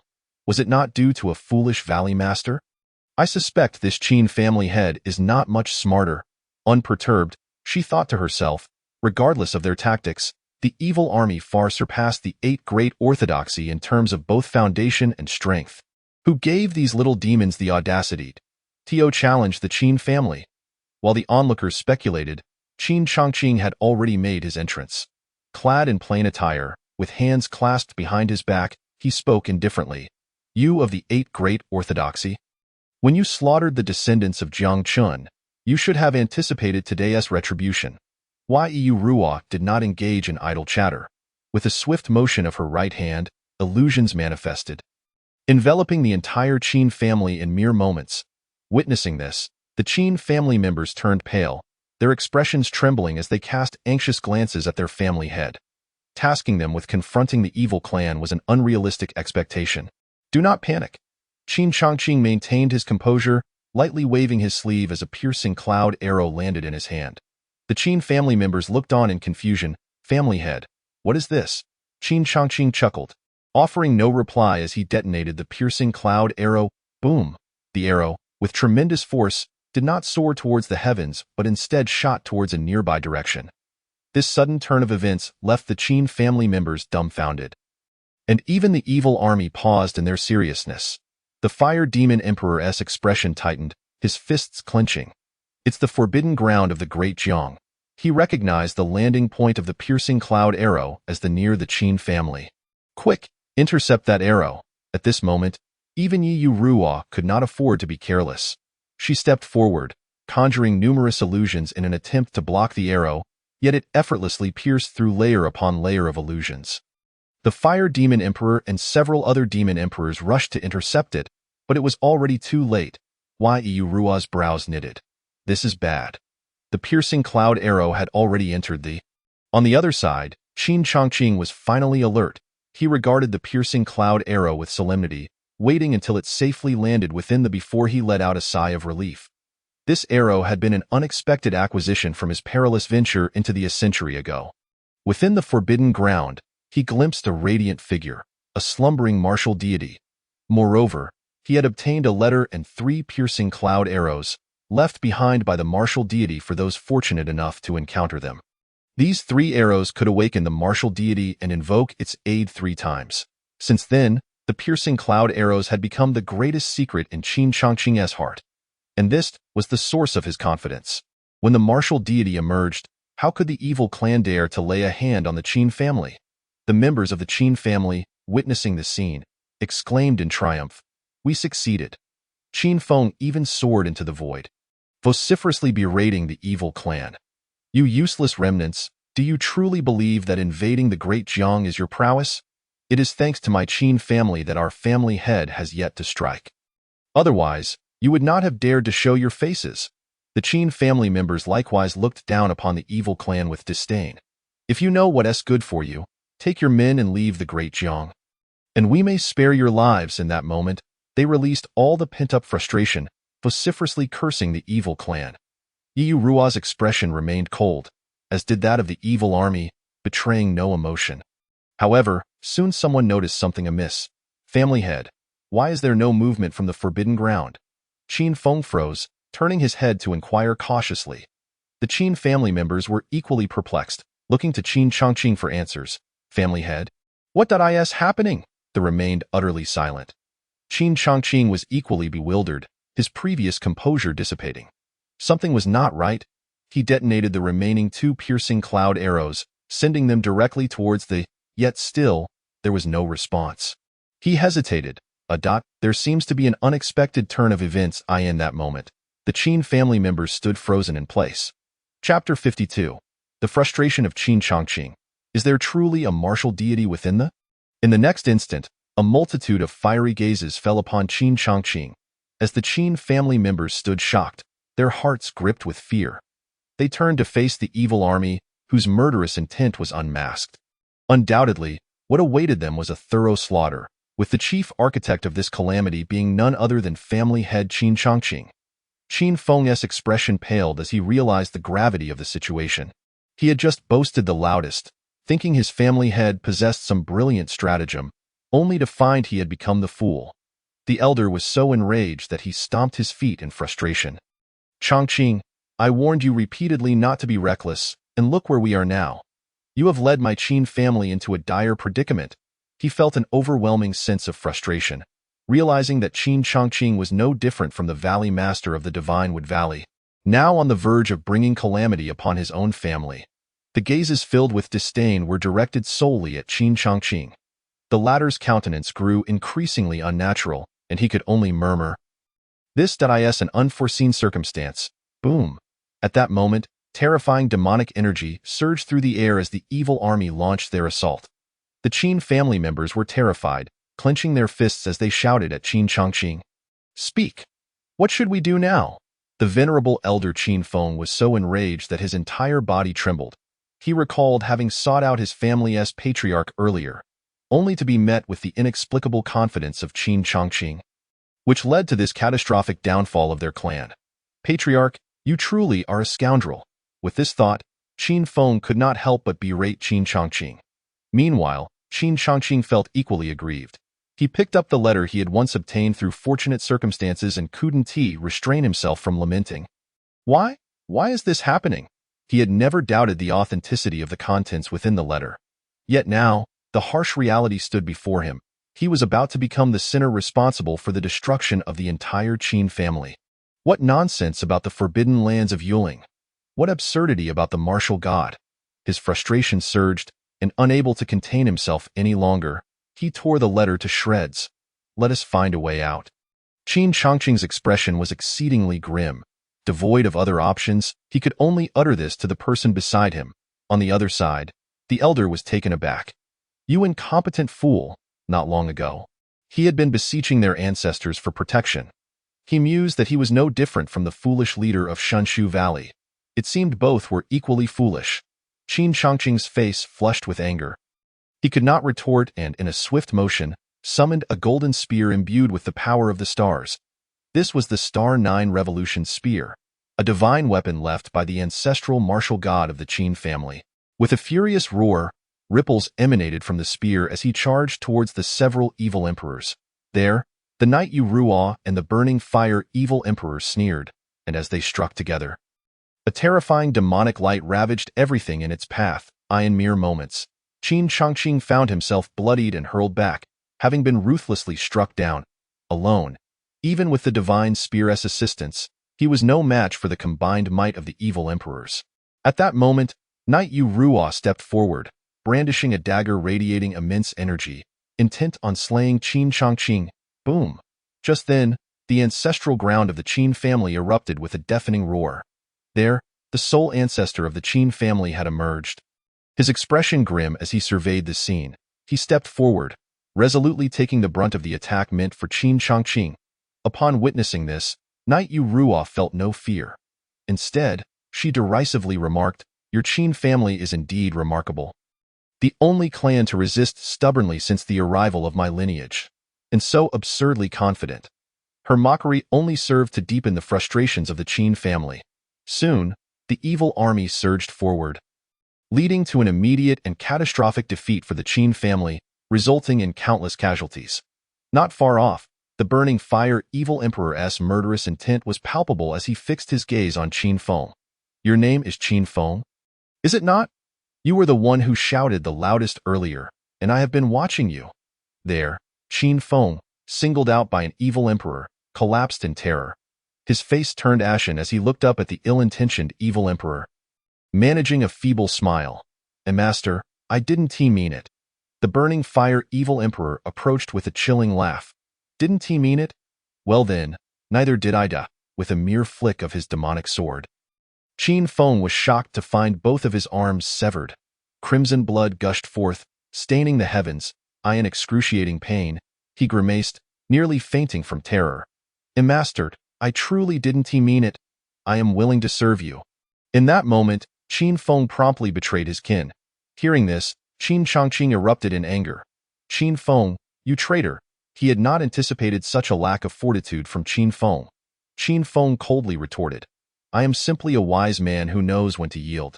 If it weren't for your foolishness as the patriarch, pretending to be a sage and deceiving everyone, would we have fallen to this state? This remark only further inflamed the rage of the Qin family. All along, they had failed to notice that as Qin Chongqing's letter was torn apart, a faint light began to ripple from the forbidden lands of Yuling. Boom! Before long, the radiance grew increasingly brilliant, and the commotion within the forbidden land intensified. The very heavens trembled, and a terrifying divine might permeated the void, causing the vast universe to quiver. In that instant, the members of the Qin family looked back in astonishment. That was the location of the forbidden lands of Yuling, and now there was a response. Qin Chongqing, as if grasping at a final straw, respectfully bowed towards that direction, shouting, I beseech the martial god to emerge. To quell the evil of the foreign tribes. I beseech the martial god to emerge, to quell the evil of the foreign tribes. Upon hearing this call, the surviving members of the Qin family stood frozen in disbelief. Ancestor, what is happening? They exchanged incredulous glances. The ancestor of the Qin family trembled, having sensed the disturbance in the forbidden lands of Yuling. He nodded vigorously, stating, there exists a martial god within the forbidden lands of Yuling. And moreover, it is a martial god who can assist our Qin family. His voice was filled with fervor and excitement. What? There truly is a martial god who can aid us. At these words, the eyes of the Qin family members sparkled with renewed hope, forcing themselves to suppress their excitement. Boom. Just then, the gates of the forbidden lands of Yuling exploded open, and in an instant, a magnificent and resplendent figure materialized before their eyes. All eyes were on him. Even the evil tribes dared not be careless, following the sight. Chapter 53. Go to the Qingfeng Dao sect, let them see how pitiful their own ancestor is. It was a youth clad in a black robe. His expression cold and resolute, his eyes devoid of any emotion. Qin Chongqing cautiously clasped his fists and inquired, Predecessor, who are you? Chu Lingfeng. The youth's gaze fell upon him as he spoke indifferently, as his words hung in the air. Both Qin Chongqing and the members of the Qin family stood in stunned silence. Chu Lingfeng of the Qingfeng Dao sect, they murmured, their eyes filled with astonishment. The renowned ancestor of one of the 8 great lineages. He was still alive. One elder of the Qin family could not contain himself and stepped forward to ask, Chu Lingfeng, how have you not perished? Boom. Yet, as soon as the words left his mouth, Chu Lingfeng merely waved his hand, and a fierce gust of wind swept through, effortlessly reducing this elder to ashes. Impertinent. He then surveyed the surroundings with a cold glare, and said icily, what is the situation now? Qin Chongqing felt a tightening in his chest. He dared not lose his temper and could only respond cautiously. Beasts are rampaging, the evil tribes are invading, and chaos reigns once more. Our clan lacks a martial god to defend us, resulting in countless strong warriors being slaughtered. Now, the entire Great Jiang is on the brink of falling. Qin Chongqing sighed deeply, speaking with calm determination, hoping to sway Chu Lingfeng to join the battle. However, Qin Chongqing had ultimately overestimated his influence. Chu Lingfeng merely nodded indifferently, showing no intention of taking action. I beseech you to fight for the sake of all living beings. Seeing that Chu Lingfeng was unyielding, Qin Chongqing gritted his teeth and knelt in supplication, urging him, along with the members of the Qin family who followed suit. Chu Lingfeng, however, smiled coldly. Do you think I am Jiang Chen? To fight for the sake of living beings. Ha! Evil beings, I have but one demand of you. Do not harm a single hair of my Qingfeng Dao sect disciples. Otherwise, I shall not show you mercy. He then turned his gaze towards the evil army, nonchalantly delivering a statement that extinguished the hopes of the Qin family. Qin Changqing felt a wave of frustration. He had thought he finally glimpsed a ray of hope, only to be thrust back into despair. Unable to contain himself, he shouted, "You promised me in your letter, the 3 arrows that pierced the clouds, that you would assist us 3 times. Chu Lingfeng, however, merely chuckled lightly. I was just amusing myself. No need to take it seriously, you wretch. Qin Changqing could not help but curse, astonished that a dignified martial god could be so deceitful, with such audacity. The elder of the clan roared in anger. Your Qingfeng Dao sect are all a bunch of untrustworthy old tortoises, and one day, you will face retribution. The members of the clan stood frozen, unable to comprehend that the martial god from the forbidden lands of Yuling was toying with them. It was no wonder that his descendants, Chu Qingfeng and Chu Yuhan, displayed such character. At that moment, witnessing the silence from the evil army, Chu Lingfeng took another step forward, the radiance of the martial god shimmering around him. Declaring from his elevated position, listen carefully to what I said earlier. There, even though Knight Yurua was completely overshadowed, her voice remained cold. The Qingfeng Dao sect shall be annihilated, leaving no trace behind. This is the command of the ancestor Jiang Chen, and it must not be disobeyed. She was well aware of which of the 8 great lineages deserved obliteration. It was the Qingfeng Dao sect that had caused the most chaos in the imperial city and had slaughtered the descendants of Jiang Chen the most ruthlessly.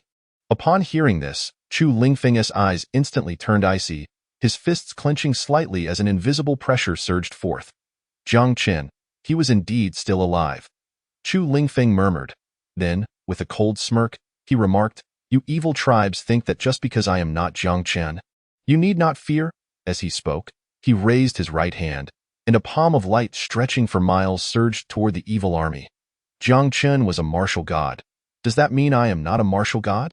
Chu Lingfeng exclaimed with a hint of irritation, a powerful aura enveloping the entire realm. In an instant, the expressions of the onlookers shifted dramatically. Boom. Just then, a punch imbued with demonic energy shot toward the heavens. Colliding with the incoming force, the underworld evil god approached from the horizon, clad in a gray robe, his eyes brimming with murderous intent. Jiang Chen, the ancestor, stands at the pinnacle of martial gods. What are you? But a mere insect. The underworld evil god spoke coldly, his words laced with contempt, sending Chu Lingfeng into a tremor of rage. For the first time in countless years, since becoming a deity, someone dared to speak to him in such a manner. No matter how illustrious Jiang Chen may have been, those days are long past. 100,000 years have elapsed, and he has long since fallen from his zenith. Now this is not his era. I, Chu Lingfeng, am the supreme martial deity of this age. Dare to defy me, and you shall perish. Chu Lingfeng spoke coldly, his eyes radiating boundless confidence. Foolish and arrogant creature, how dare you act so brazenly before me? Ming Xieshan scoffed disdainfully, choosing not to waste further words as he unleashed a spear imbued with dark demonic energy. Boom! In an instant, it resonated like a thunderous explosion, an overwhelming aura sweeping through the boundless void. Ming Xieshan had long ascended to godhood. He was not weak, but had previously encountered Jiang Chen, that unparalleled prodigy. With his first strike, he left the members of the evil race utterly astonished. My lord, is it truly this terrifying? Yi Yorua and Fen Huoxiadi watched with envious gazes. This is divinity. Though merely a single word separates it from the martial emperor, the chasm between them is monumental. Whoosh, on the other side, Chu Lingfeng also wielded a long sword, the terrifying radiance unique to the martial deity shaking the heavens and the earth. He swung his sword, colliding with Ming Xieshan's pitch-black spear. In that moment, powerful shockwaves surged forth, causing many from the Qin family below to be unable to withstand the force, resulting in their immediate demise. Before long, Chu Lingfeng found himself unable to defend against the onslaught. Violently spitting blood as he was sent flying, he was simply no match for Ming Xieshan. The strongest martial deity? You 8 great orthodoxies are truly amusing. From the martial deities to the clan heads, there are indeed many jesters. Ming Xieshan sneered, his contempt unmistakable below. Qin Changqing and others watched with twitching lips, their eyes filled with despair. It turns out that whether this martial deity acts or not is of no consequence. For he is but a paper tiger, utterly incapable of contending with the evil god of the Ming domain. I have merely slumbered for too long, and I have yet to adjust. Chu Lingfeng continued to speak stubbornly. Ming Xieshen, however, smirked slightly. Jumping clown. One day I shall extract your soul and have you bear witness to the annihilation of the Qingfeng Dao sect. How dare you threaten my kin, do you think? You are anything of significance? How dare you even compare yourself to the ancestor Jiang Qin? As he spoke, his pitch-black spear struck repeatedly in just 3 breaths. Chu Lingfeng sustained more and more injuries. Useless fool, yet still unaware of your own limitations. As he spoke, Ming Xieshen unleashed several more strikes. Before long, Chu Lingfeng was covered in blood, gravely wounded. Yet he remained defiant, forcing himself to rise, his gaze ablaze with fury directed at Ming Xieshen. One day, I shall bring ruin to your entire clan.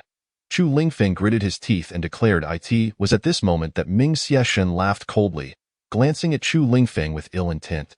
The latter felt an ominous premonition. What are you planning? Ming Xieshen coldly replied. I intend to imprison you, to humiliate the Qingfeng Dao sect, so that those little turtles may witness just how pathetic their own ancestor truly is. Chapter 54. Go and throw yourself into the net. As the last breath of Chu Xinfeng awakens, in the Qingfeng Dao sect, amidst swirling mist, a magnificent palace stood atop the peak. This is the heart of the great Jiang. Disciples of the Qingfeng Dao sect busily arranged divine stones around the mountains, forming a grand array as the stones pulsed with energy. Unable to contain themselves, one disciple turned to the leader, Brother Zhao. Will this array truly be able to stop the evil army? Doubt filled his voice. Recently, shocking news had spread throughout the land. 3 of the 8 orthodoxies had already been obliterated, leaving everyone in a state of trepidation. None could fathom whether the next to fall would be the Qingfeng Dao sect. The leader responded with a calm smile, his confidence unwavering. Rest assured, just follow the arrangements. The sect master has ordered it. How could there be any error? Meanwhile, within the main hall, Chu Qingfeng stood with his hands clasped behind his back, pacing restlessly, his anxiety palpable. The sect master, the Qin family has been annihilated, with not a single survivor. A knock resounded at the main hall door, as an elder arrived to report yet another dire piece of news. Chu Qingfeng took a deep breath, his voice icy. I am aware, you may leave. However, the elder did not withdraw. Instead, he regarded Chu Qingfeng with hesitation, as if struggling to find the right words. The latter furrowed his brow. What is it? The elder clenched his fists and knelt. Bowing deeply, Sect Master, Jiang Chun seems not to have perished. Should we not go to the imperial palace to offer our apologies? He stammered. The news of Jiang Qin's survival was no longer a secret, causing several major orthodoxies to be on edge. Jiang Qin. Hearing this, Chu Qingfeng's brow furrowed, and he scoffed. Apologize? How do you intend to offer my head as an apology? Chu Qingfeng spoke coldly. Given the deeds he had committed, the other orthodoxies might still have a sliver of hope. If he went, he would undoubtedly have his soul extracted. The elder, clenching his fists, finally mustered the courage to voice his thoughts. Sect Master. Perhaps your life could exchange for the life of my entire Qingfeng Dao sect. Since Jiang Chun chose to save the world 10,000 years ago, he must not be a senseless killer.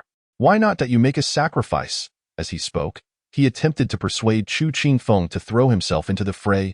Boom. Seeing the elder's sincerity, Chu Qingfeng's anger flared. He kicked the elder away with force. You wretched fool. If it were not for me, would you even be in a position to sit as an elder? Betrayer, begone. Chu Qingfeng tilted his head, never before having felt such rage. At this critical moment, the Qingfeng Dao sect actually contemplated selling him out, which infuriated him. Boom.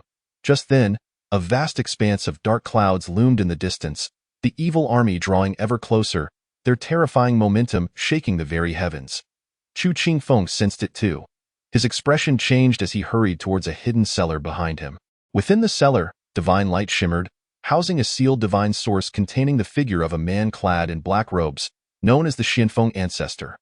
Chu Qingfeng hesitated for a long moment before offering 3 sticks of incense. As the incense burned, a fierce wind swept through the Qingfeng Dao sect, and immense energy surged forth. The divine source began to dissolve, and the figure's eyes gradually opened. The appearance of the Xianfeng ancestor was peculiar. Though he appeared youthful, he bore distinct wrinkles on his forehead, a sign of immense age and experience. "What is it?" He cast a detached glance at Chu Qingfeng, his expression unreadable. "Ancestor, the demon beasts ravage. The evil ones invade, and the dark turmoil returns. We are powerless and cannot withstand this pressure." Chu Qingfeng spoke after a moment of silence. The Xianfeng ancestor rose, his gaze still calm. He turned to look back. "You should understand. Having been sealed all this time, I have but one breath left. My remaining strength can only be used once before I will dissipate." Chu Qingfeng nodded. The two armies of evil are indeed coming for the Qingfeng Dao sect. He could only speak the truth. The Xianfeng ancestor, however, sensed something amiss. Why do Jiang Qin's descendants not act to halt this dark turmoil? He had been sealed for over 10,000 years, a time when Jiang Qin's descendants reigned supreme.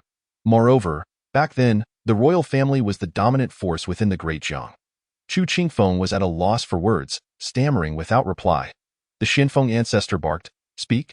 Chu Qingfeng sighed deeply, realizing he must honestly lay bare all that had transpired.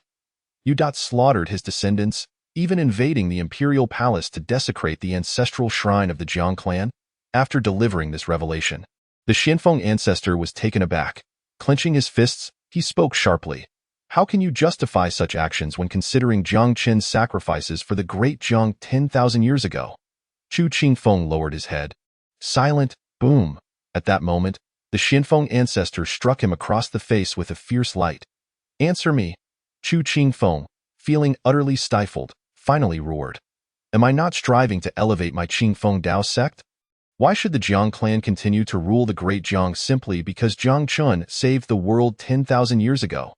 Chu Qingfeng could no longer contain himself, voicing his pin-up thoughts. "Ancestor, I do not regret slaying his descendants. I have no regrets about my past actions." Moreover, as he reached this point, his voice faltered, a cold smile gracing his lips. "It is too late for you to regret now. The evil army is already at our doorstep." The Xianfeng ancestor extended his spiritual perception, and indeed, the overwhelming demonic energy was unmistakably that of the evil race. "You wish for me to confront them?" The Xianfeng ancestor's brow furrowed. There must surely be evil gods among them, and in his dying state, he would be no match. Chu Qingfeng, however, shook his head. "No." The Xianfeng ancestor followed his gaze. "Then what do you intend to do?" A glint of madness flickered in Chu Qingfeng's eyes as he laughed. "Ancestor, accompany me on a nocturnal raid of the imperial city, capturing and slaying all of Jiang Qin's descendants." At this pivotal moment, rather than planning to resist the evil race, Chu Qingfeng sought to storm the imperial palace, leaving the Xianfeng ancestor utterly astonished. "What exactly do you intend to achieve?" "Ancestor, you cannot contend with Ming Xieshen. Remaining here is merely awaiting death. Moreover, I have left them a formidable array, which can delay them for a time. As long as we capture Jiang Qin's descendants, there will be a chance for us. It is likely that these evil ones are somehow connected to Jiang Qin." Chu Qingfeng chuckled coldly, his confidence restored. The Grandmaster Xianfeng fell into silence, hesitating for a moment, reluctant to voice his thoughts. Yet, Chu Qingfeng pressed on. "Grandmaster, do you truly wish to see our Qingfeng sect eradicated? This is our sole opportunity. Slaughter is inevitable. Regretting it now changes nothing." Meanwhile, Grandmaster Xuanfeng's eyes blazed with fury, and all he could do was curse. "You are a despicable fool." Chapter 55. The Qingfeng sect finds itself in a predicament, beset by the despicable evil clan, which dares to threaten the Grandmaster. Boom. On the other side, the evil clan's forces pressed forward relentlessly, reaching the foothills of the Qingfeng sect. The fiery evil emperor gazed at the palace shrouded in ethereal mist, unable to suppress a laugh. This old dog of Qingfeng certainly knows how to indulge himself. Even in these dark times, they had chosen the most fertile land to house their disciples. Night Yu Ruo, with her keen mental acuity, raised her hand, and layers of illusions began to manifest, resonating throughout the heavens and the earth. At one moment, the illusions seemed to encounter an obstruction, unable to proceed further. Night Yu Ruo's expression hardened. This place is ensnared by an illusion array. Being an evil emperor skilled in the art of illusions, She promptly detected the anomaly. Behind her, two other evil emperors sneered. Why not just bulldoze through? As their words fell, they all struck together, unleashing a terrifying light that ravaged the heavens, launching an assault. Boom! However, to everyone's astonishment, this onslaught failed to inflict any tangible harm and instead rebounded. It was the remnant of a martial god who had set the illusion array. Knight Ruoff furrowed her brow, discerning the complexity. The remnant of the martial god posed a challenge. Meanwhile, atop the mountain, disciples of the Qingfeng sect witnessed the evil clan faltering, laughter echoing among them. Demons, is this the extent of your prowess? Hurry back before you embarrass yourselves further. You can't even breach our sect's defenses. Who knows, you might even lose your way back to the nether realm one day. They laughed heartily, their eyes filled with mockery, while simultaneously expressing admiration for Chu Qingfeng's brilliance. Indeed, their sect leader had proven astute. The evil clan's forces were unable to ascend.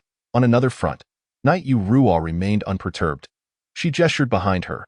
Bring him forth. There, a bloodied and disheveled figure was dragged forward. It was Chu Lingfeng, shackled by chains forged from a millennium of ice, his powers completely suppressed. He had long lost the vigor expected of a martial god. His eyes dull and lifeless. Knight Ruoff coldly surveyed the sky. This end. Do you still recognize him? As her words fell, countless strange gazes turned toward them. Chu Lingfeng deliberately lowered his head, avoiding their eyes.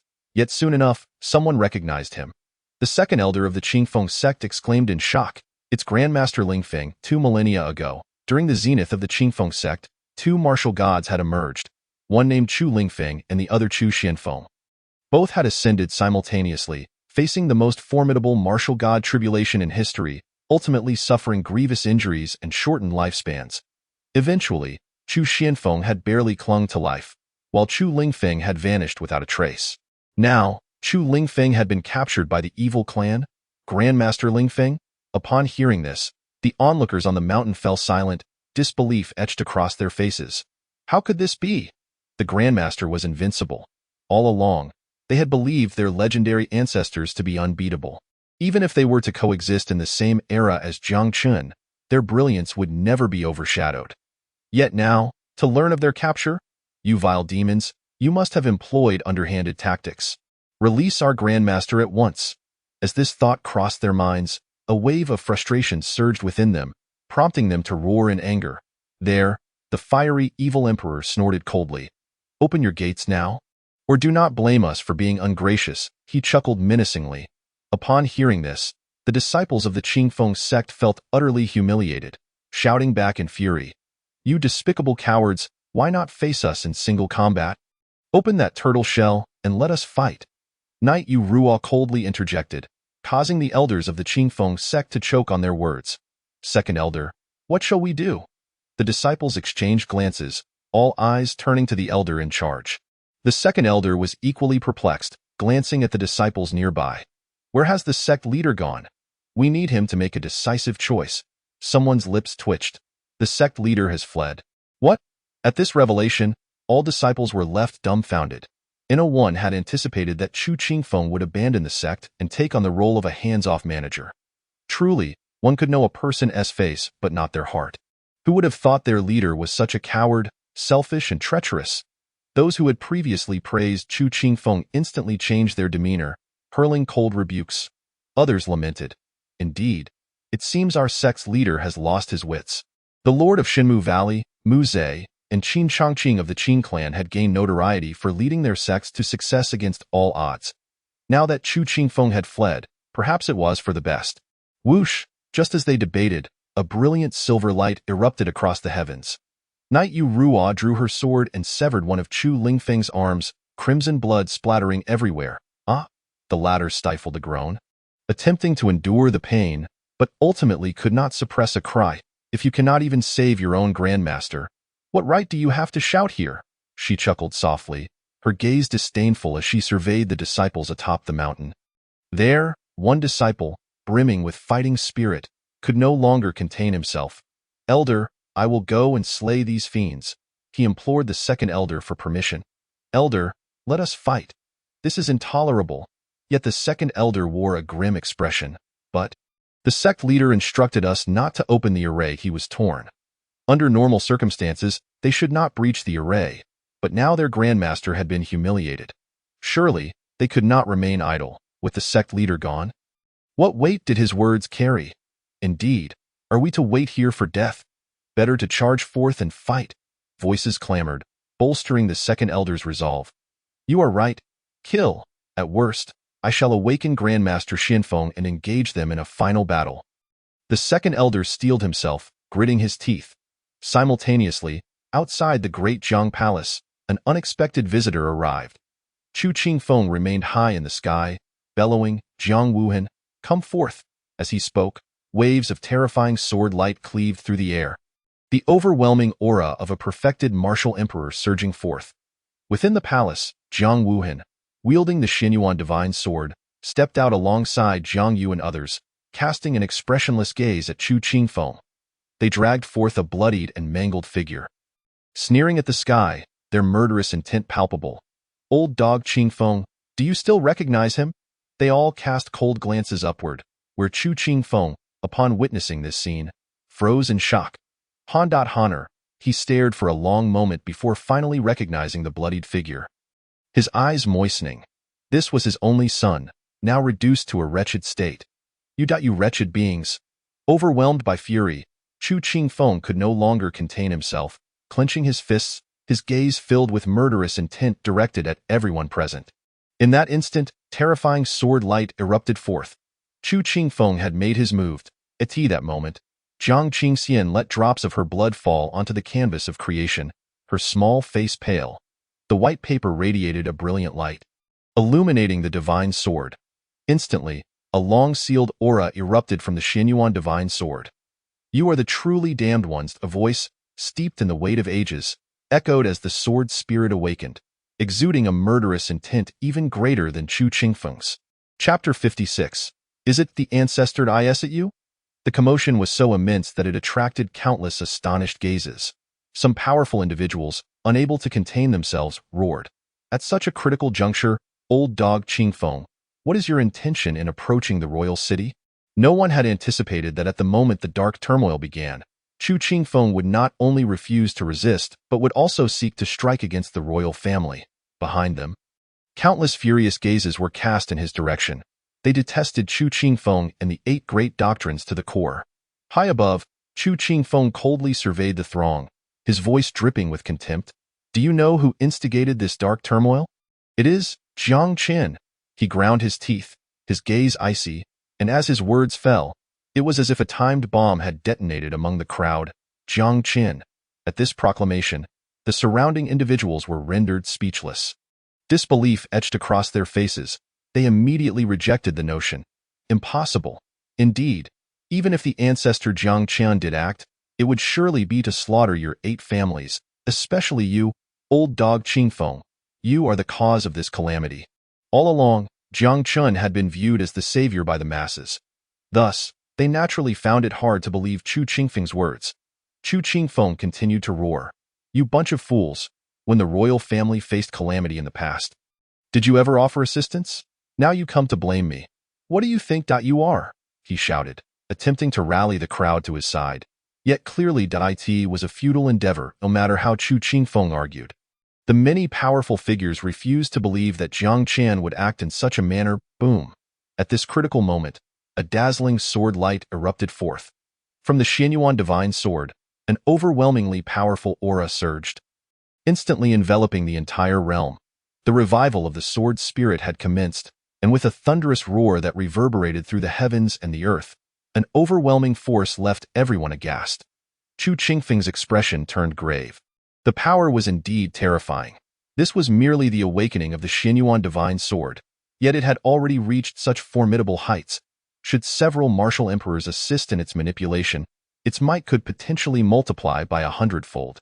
It was akin to the full eruption of the god-slaying staff, capable of even vanquishing martial gods. Despite the shock, Chu Qingfeng did not falter. Instead, he bellowed into the void, Ancestral Master, hurry and take action. Emerging from the void was the expressionless Xianfeng ancestor, his gaze immediately fixated upon Jiang Qingshan in the distance. As a martial god. He discerned the cause of the Xinyuan divine sword's revival. Jiang Qingshan was channeling that mysterious white paper. If he could subdue her, the looming crisis would be swiftly resolved. Go blame point, one could only lament one's ill fate. His eyes flickered with a hint of reluctance. After a moment of inner turmoil, Xianfeng Ancestor resolved himself. With a clenched jaw, he unleashed a vicious palm strike aimed at Jiang Qingshan. Boom! The radiance of the martial god surged forth, a lethal blow that left all onlookers aghast. A martial god! The powerful figures below were rendered speechless. They were witnessing a true martial god. Jiang Wuhan's pupils constricted as he sensed the anomaly. The aura of the martial emperor surged forth in an attempt to intervene. But he found himself paralyzed by the overwhelming force. Seeking death, the sword spirit of the Xinyuan divine sword, enraged, unleashed a breathtaking beam of light towards Xianfeng Ancestor, who merely smiled and braced himself against the onslaught. Crimson blood sprayed across the ground. Undeterred, Xianfeng Ancestor maintained his resolve, even at the risk of being grievously wounded by the divine sword, intent on annihilating Jiang Qingshan. All of this unfolded with such suddenness that no one had anticipated the attack from a martial god upon Jiang Qingshan. More powerful figures stood frozen in place, at a loss for words. Qingshan. The worried gazes of the crowd trailed towards her, helpless to intervene, only able to emit anguished cries. Jiang Yu gripped his sword, yearning to advance, yet he found himself unable to approach within 1,000 meters. There, Jiang Qingshan's delicate face paled as she clutched the painting paper tightly. In this moment of impending doom, she felt no fear, only a tinge of regret. If only she could have met the ancestor. For her, a member of the Jiang clan, the legendary figure was revered by countless descendants, yet none could do more than admire his likeness from portraits. Boom! The cataclysmic light engulfed the surroundings, causing all present to shudder in terror. As they exchanged glances, they trembled in fear. This was the true horror of a martial god, far beyond that of a martial emperor. Thud! The palm's radiance drew near, its annihilating aura causing myriad powerful figures to change countenance. Jiang Qingshan sensed the terrifying divine power.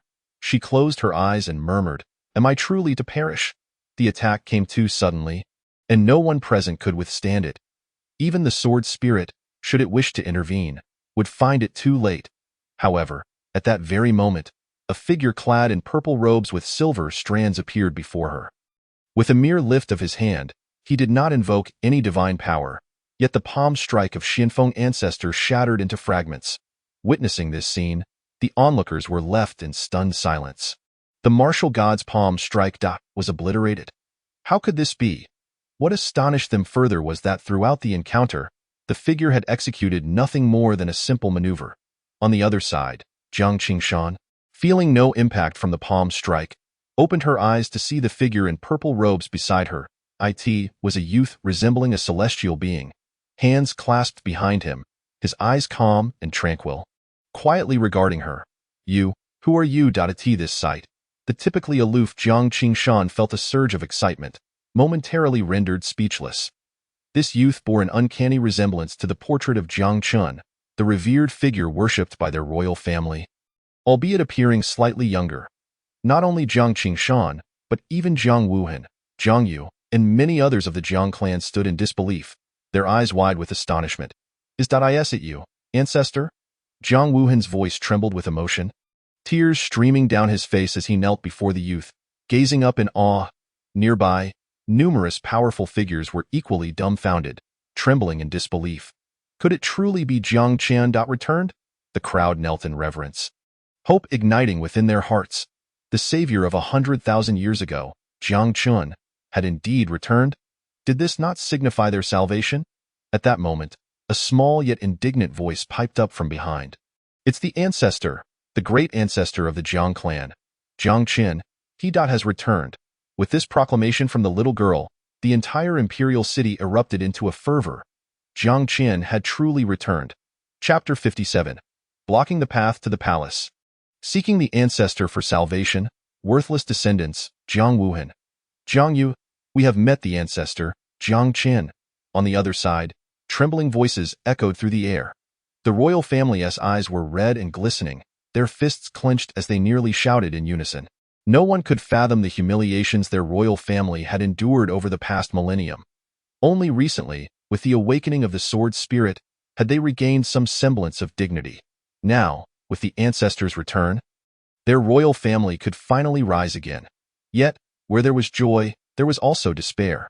Chu Qingfeng's expression changed drastically. He trembled in fear. After all, he was now facing a living legend, the one who had quelled the dark turmoil 100,000 years ago and founded the great Jiang immortal dynasty. Jiang Qin, the mere thought of incurring his wrath sent chills down his spine. Ancestral master, please delay for a moment.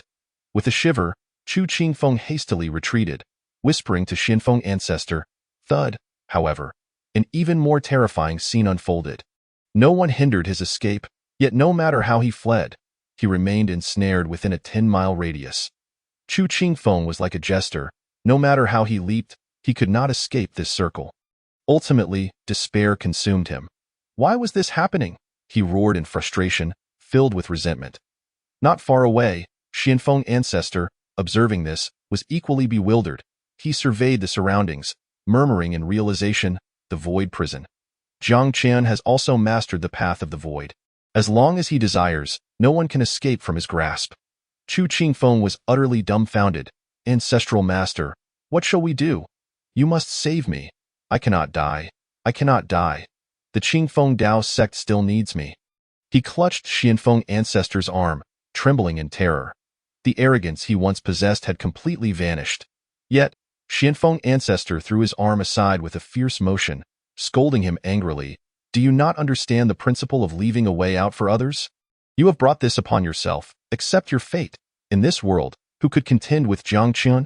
100,000 years ago, even the dragon clan's Long Haoyan and the major evil gods of the evil clan had joined forces and still failed to match him. Jiang Qian stood at the pinnacle of martial gods, while other existences could only gaze up in admiration. Moreover, Xianfeng ancestor could see that Jiang Qian showed no signs of aging.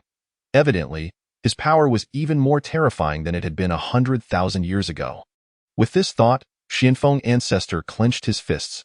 In these final moments, he fixed his gaze on Chu Qingfeng, roaring, "This is all your fault, your fault." Xianfeng ancestor was also deeply frustrated. He had intended to lead the Qingfeng Dao sect and perhaps find a sliver of hope amidst the assault of the evil clan's forces. Yet, the foolish Chu Qingfeng had sought to capture Jiang Qin's descendant. Now that he faced the true master, curse it all. With that thought, Xianfeng ancestor could no longer contain himself, delivering a fierce kick that sent Chu Qingfeng flying like a ball. By sheer coincidence, Xianfeng ancestor's kick landed him right into the embrace of the Jiang clan. Instantly, Jiang Wuhan, Jiang Yu, and even Jiang Wuning swarmed around him. Chu Qingfeng found himself under the murderous glares of the gathered Jiang clan members. Trembling in terror, "Who dares to touch this emperor? Who dares to touch this emperor?" he bellowed, preparing to unleash the full weight of his martial emperor prowess to intimidate them, yet found himself utterly impotent. A mere glance from Jiang Qian reduced him to the status of an ordinary mortal, devoid of any capacity to resist. How could this be? In that instant, Chu Qingfeng sank into utter despair. Trembling with fear, "Old fiend, were you not so arrogant?" The furious glares of the Jiang clan members bore down on him as Jiang Yu thrust his sword mercilessly towards Chu Qingfeng's thigh. "You have slaughtered countless members of my Jiang clan. Today, we shall repay you tenfold, 100-fold. Furthermore, Jiang Wuhan's eyes were devoid of mercy as he lunged forward with a dagger, his cold voice nearly sending Chu Qingfeng into unconsciousness. The world fell silent, save for the echoes of Chu Qingfeng's wails for mercy reverberating through the void. In the span of a mere minute, he was reduced to a bloody mess, yet his vitality remained unyielding. The Jiang clan had intentionally avoided striking fatal blows, ensuring he could neither live nor die in peace. In that moment, Chu Qingfeng could no longer hold back his tears. This emperor wishes to die? This emperor wishes to die? Blood filled his mouth as he howled. Never before had he yearned for death so desperately. On the other side, Xianfeng ancestor's aura grew increasingly chaotic, his skin beginning to crack. The toll of his earlier actions becoming evident. Xianfeng ancestor was on the verge of transcending. Thud. A thunderous roar resonated through the vast expanse of the sky. The heavenly tribulation had manifested, with purple lightning striking relentlessly, targeting the venerable Xianfeng. Boom! Thick, dragon-like bolts of purple lightning descended, aimed at Xianfeng. Ah! The latter cried out in agony, collapsing to the ground, his skin charred from the electric onslaught. Xianfeng, glancing at the tormented Chu Qingfeng not far away, felt a surge of dread mixed with a flicker of hope. This heavenly tribulation was fortuitous indeed. In that moment, Xianfeng found himself thanking the heavenly Tao. Better to perish at the hands of the Tao than to suffer a fate worse than death at the hands of Jiang Chen. Another bolt of purple lightning struck down, and he could hardly muster the strength to resist. Countless powerful beings surrounding him gazed on in shock. Is this what a heavenly tribulation entails? They couldn't help but exclaim. Even a martial god struggles to withstand such tribulations. This is the terror of the heavenly Tao. It is far beyond the capabilities of mere mortals to resist.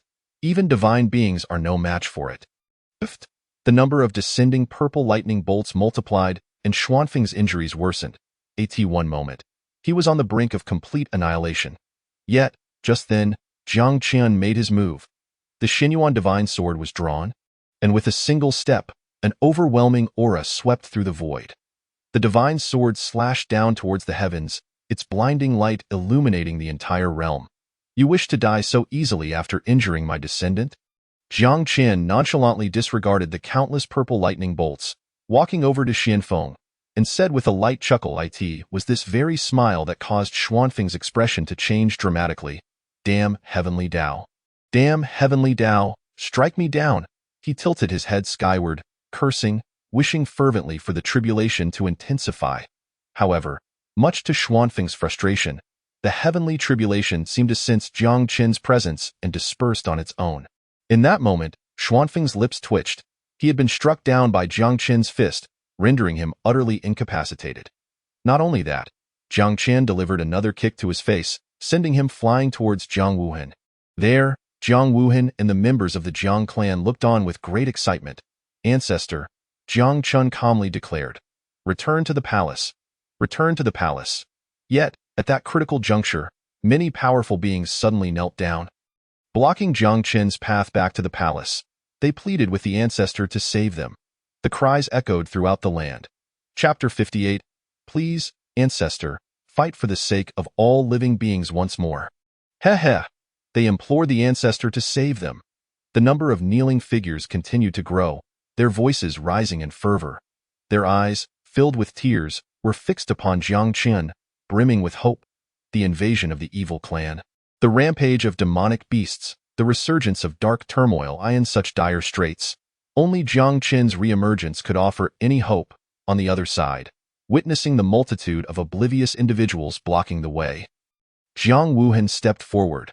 Though his cultivation at the early stage of martial emperor was not peak, it was more than sufficient to overpower the kneeling powerful beings. Jiang Wuhan's gaze was icy as he unleashed a powerful gust of wind, causing the crowd to scatter in fear. Moreover, Jiang Yu also stepped forward. Looking at the irritating crowd of strong men, he barked, "Now you know to seek the ancestor for salvation. Where were you all this time?" Just a moment ago, these powerful beings had scoffed at his royal lineage. In contrast, they had revered the 8 great Orthodox sects, even believing them to be the saviors of this era. Until recently, when the 8 great Orthodox sects faced defeat after defeat. 3 of the 8 families had already been annihilated, and only now did they think to seek Jiang Qian. Meanwhile, Jiang Qian smiled, the cold wind tousling his 3,000 silver strands. He showed no intention of concealing his thoughts. His gaze swept over the assembled crowd, and he calmly stated, "Me, the savior? Then why was there no one to intervene when my descendants were slaughtered in the past?" A simple statement fell, plunging the crowd into silence. When Jiang Qian's descendants faced extermination, most had chosen to look on indifferently. Often a cacophony of mournful cries reverberated through the void, plunging all who heard into a deeper despair. Immediately, the sect leader, with tear-streaked eyes, led the elders and disciples of the sect, unwillingly making their way towards the outskirts of the imperial city. They clung together, for to stray apart meant a swifter demise. The light had faded from their eyes, and an aura of hopelessness permeated the very air around them, leaving them with no choice but to make their final decisions. Thud. The sound of the great gates of the imperial city closing behind them sent tremors through their bodies. Before long, a tempest of demonic energy surged forth, engulfing the void, a legion of sinister beings, their faces obscured by inky black masks, emerged, grinning malevolently at them. As their gaze swept across the horizon, they beheld a sea of malevolent entities. Their intentions far from benign, the elders and disciples, accustomed to a life of luxury within the sect, had never encountered such a spectacle. They screamed in terror, scattering in all directions. This was the true onset of an age of darkness, where even the will to resist seemed to wither away. Many formidable warriors, in a moment of desperation, pounded on the gates of the imperial city, calling out, "Ancestor Jiang Chun, Ancestor Jiang Chun." They turned back, seeing the malevolent horde drawing ever closer, nearly causing them to faint from fear. Among them stood the leader of the Yin-Yang sect, clenched fists betraying his inner turmoil as he fought to suppress the terror surging within him. He shouted at the dark beings, "Do not approach. Ancestor Jiang Qian has returned. Should you take another step forward and disturb him, he shall not spare you." In this most perilous moment, a flicker of inspiration struck him, and he attempted to invoke the revered name of Jiang Qian for salvation. Yet, as soon as the words left his lips, the sinister army erupted into even more raucous laughter. The dark beings regarded the crowd with mocking expressions. "Ancestor Jiang Qian, do you truly believe this invasion of the great Jiang would have succeeded without his tacit approval?" Their laughter echoed ominously. A sense of foreboding washed over the crowd. What did they mean? Without the consent of Ancestor Jiang Qian, could anything have unfolded so smoothly? The derisive laughter of the dark beings crashed upon them like a thunderclap, reverberating in their minds. This cannot be, it cannot be. They roared in defiance, shaking their heads vehemently. The savior from 10 millennia past had become the very harbinger of their doom. How could this be? At that moment, true despair enveloped them. A powerful warrior gazed skyward, unleashing a cry filled with bitterness. Why? Why has this come to pass? Meanwhile, the dark being scoffed. Why? That is a question you should pose to yourselves. Are you not aware of the foolish deeds you have committed? He taunted them mercilessly. Upon hearing this, the crowd fell silent. One disciple, unable to contain himself, exclaimed, "Even if the 8 great orthodoxy slaughters his descendants, how could he do this?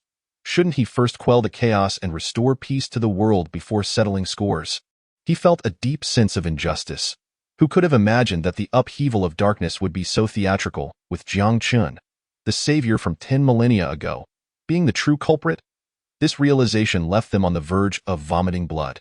Beside him, the leader of the Yin-Yang sect wished to retort, but found himself at a loss for words, ultimately sighing. We have indeed wronged Ancestor Jiang Qian." As those words hung in the air, the surrounding crowd grew even more silent. Moments later, one of his companions gritted his teeth and declared, "Cursed be Qing Feng, cursed be the 8 great orthodoxy. Must also bear the blame. Had it not been for Jiang Qian, they would not be facing their current plight." Yet, when the descendants of Jiang Qian were slaughtered, they dared not speak out, even going so far as to inform the 8 great orthodoxy for their rewards. Now that they faced their retribution, despairing voices filled the heavens. Many disciples trembled in fear behind them. With urgency etched across their faces, they implored their leader, "Master, shall we not flee? The mysterious cloud sect has yet to be eradicated. Perhaps we still have a glimmer of hope." There were still 5 families within the 8 great orthodoxy. Amidst, however, they went missing at the border of the Great Ginger, leaving the situation of the divine sect in a state of disarray. Only I, the Grand Elder, remained to oversee the overall affairs. As for the ancestors of the divine sect, they remain in slumber, unresponsive to all calls for awakening. Whoosh! At this critical juncture, a divine arrow radiating golden light pierced the heavens, bearing a letter that fell directly upon the pinnacle of the ethereal divine sect. With a resounding thud, the crowd turned to behold the sight, their expressions shifting dramatically. The arrow exuded a dragon's might, sent by a formidable dragon clan warrior from the demon realm, delivering a challenge from Long Yifan. The Grand Elder finally retrieved the letter with great effort and handed it to Lu Qingshan. The latter read it with a furrowed brow. The cycle of cause and effect calls for retribution. Having dared to act against the descendants of the ancestor Jiang Chun, one must be prepared for the annihilation of their clan in this life. He read each word slowly, his countenance changing drastically. The current turmoil in the world is connected to Jiang Qin. At this moment, Lu Qingshan trembled in shock. The darkness of this era, unlike that of 100,000 years ago, arrived not by chance. This time, did they not create it themselves? The disciples of the divine sect below also trembled upon hearing this. Jiang Qian has returned, and not only that, but he has also brought the resurgence of dark chaos. In that instant, many felt a surge of anger within their hearts. Undoubtedly, some among them had been implicated. The eldest disciple of the divine sect could no longer contain his rage, shouting, "Grand Elder, if you desire the throne, why not simply usurp it? Why must you slaughter the Jiang clan?" All along, he had vehemently opposed the massacre of the descendants of the Jiang family, yet the majority of the divine sect insisted on this course. Now, the eldest disciple finally had a reason to confront them. Lu Qingshan was momentarily speechless. If anyone in the ethereal divine sect had slain the most descendants of the Jiang family, it would undoubtedly be him.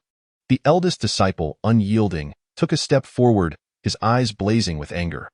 Now that the demonic clan invades and the beasts rampage, Grand Elder, can you quell this chaos? He pressed further, thoroughly inciting Lu Qingshan's ire. The latter slapped a nearby stone pillar and thundered, "If you wish to kill the Jiang descendants, then do it.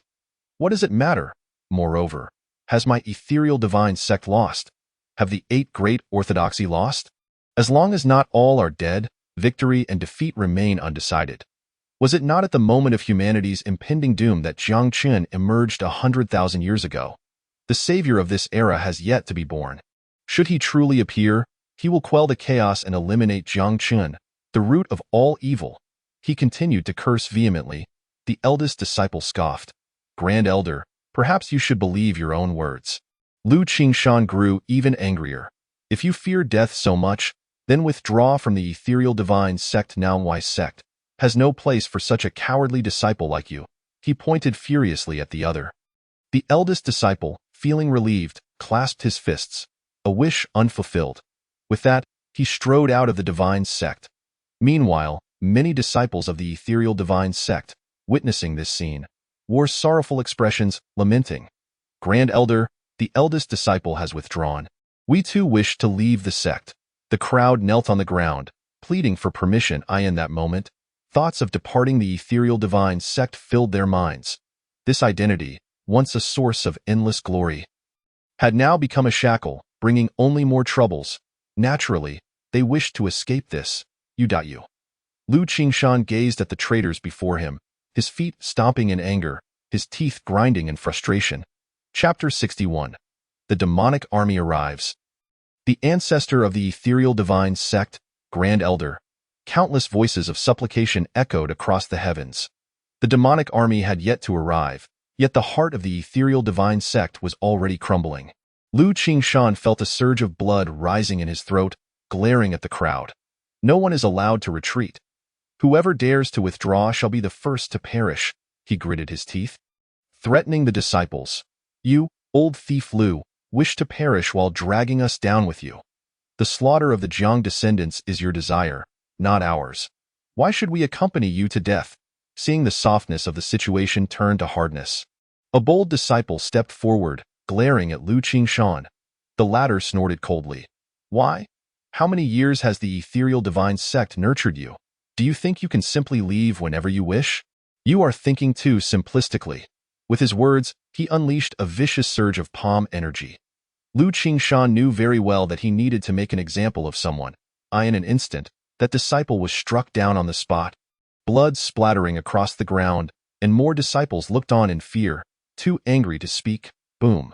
At that very moment, a terrifying demonic aura surged towards the heavens. In the distance, a true dragon soared through the skies. And amidst the swirling snow, a snow phoenix gradually came into view. Clearly, the demonic army had arrived. Lu Qingshan clenched his fists and addressed the disciples. You should understand that in this vicinity, aside from the sect, no one can protect you. All of you, go forth to face the battle. Only advance, do not retreat. He continued to shout in anger. An elder could no longer contain himself and asked, Grand Elder? And you? Lu Qingshan merely snorted. I shall summon the ancestors to awaken. The impending battle will not be sufficient with just us. We need the ancestors to emerge and confront the elite forces of the demonic clan. With his words, the reluctant disciples were hurriedly sent away. Lu Qingshan then made his way deeper into the ethereal divine sect. In the innermost chamber lay 5 divine sources. Here rested the 5 revered ancestors of the ethereal divine sect. Lu Qingshan respectfully bowed. Descendant Lu Qingshan, beseeching the ancestors to awaken. He bowed several times in reverence but received no response. Ancestors, I implore you to awaken and save the ethereal divine sect.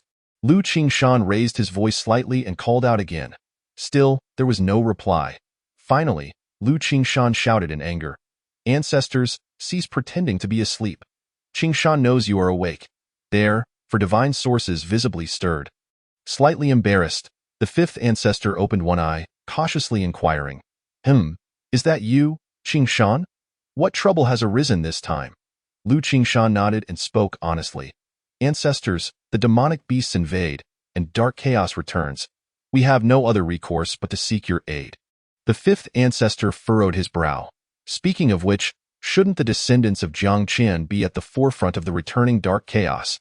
Why should the ethereal divine sect be involved? He feigned confusion. Lu Qingshan's expression shifted. Ancestor, the royal family has long fallen, and recently we nearly obliterated them. How could we possibly confront the demonic clan now? The 5th ancestor nodded. Lu Qingshan coldly replied, Ancestor, do not feign ignorance. We informed you 1,000 years ago about our actions against the royal family, and your silence implied consent. The 5th ancestor frowned. We were in such deep slumber that we did not hear. Lu Qingshan was furious, clenching his fists, realizing that these old fools were pretending to be dead, unwilling to intervene.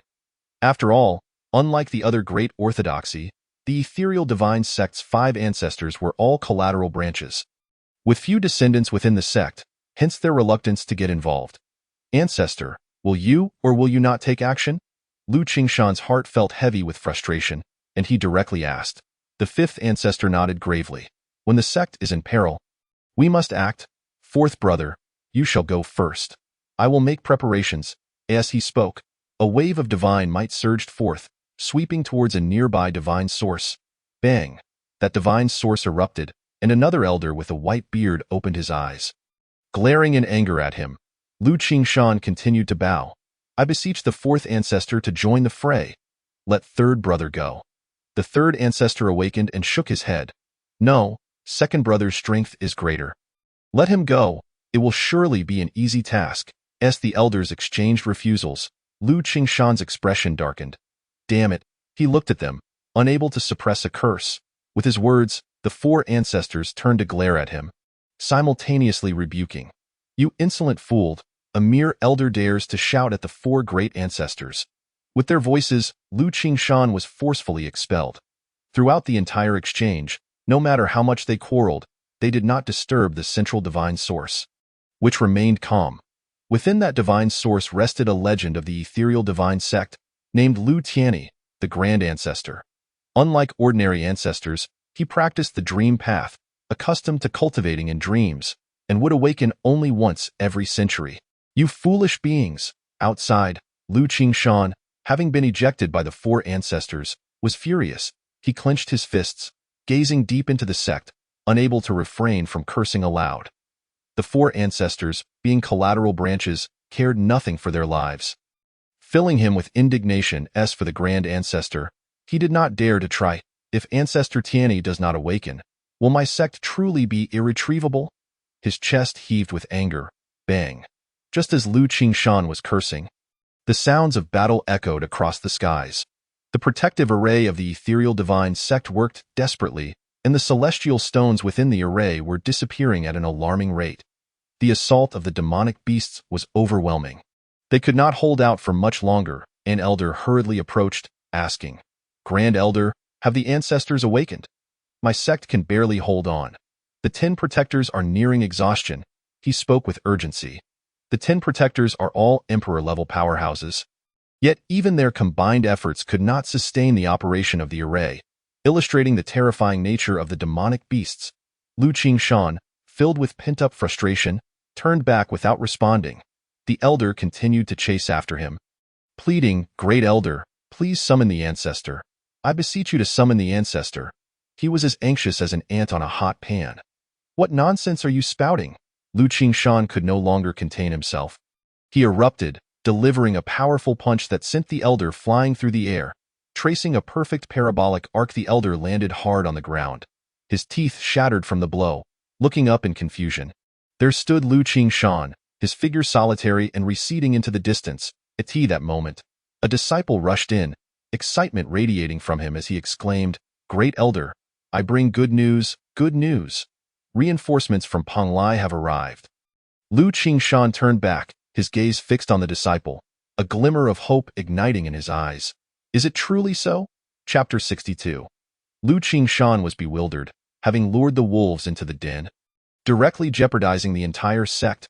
The disciple, equally exhilarated, nodded vigorously. Absolutely true. The venerable ancestor Yuan Xian from Penglai has personally led the army to our aid.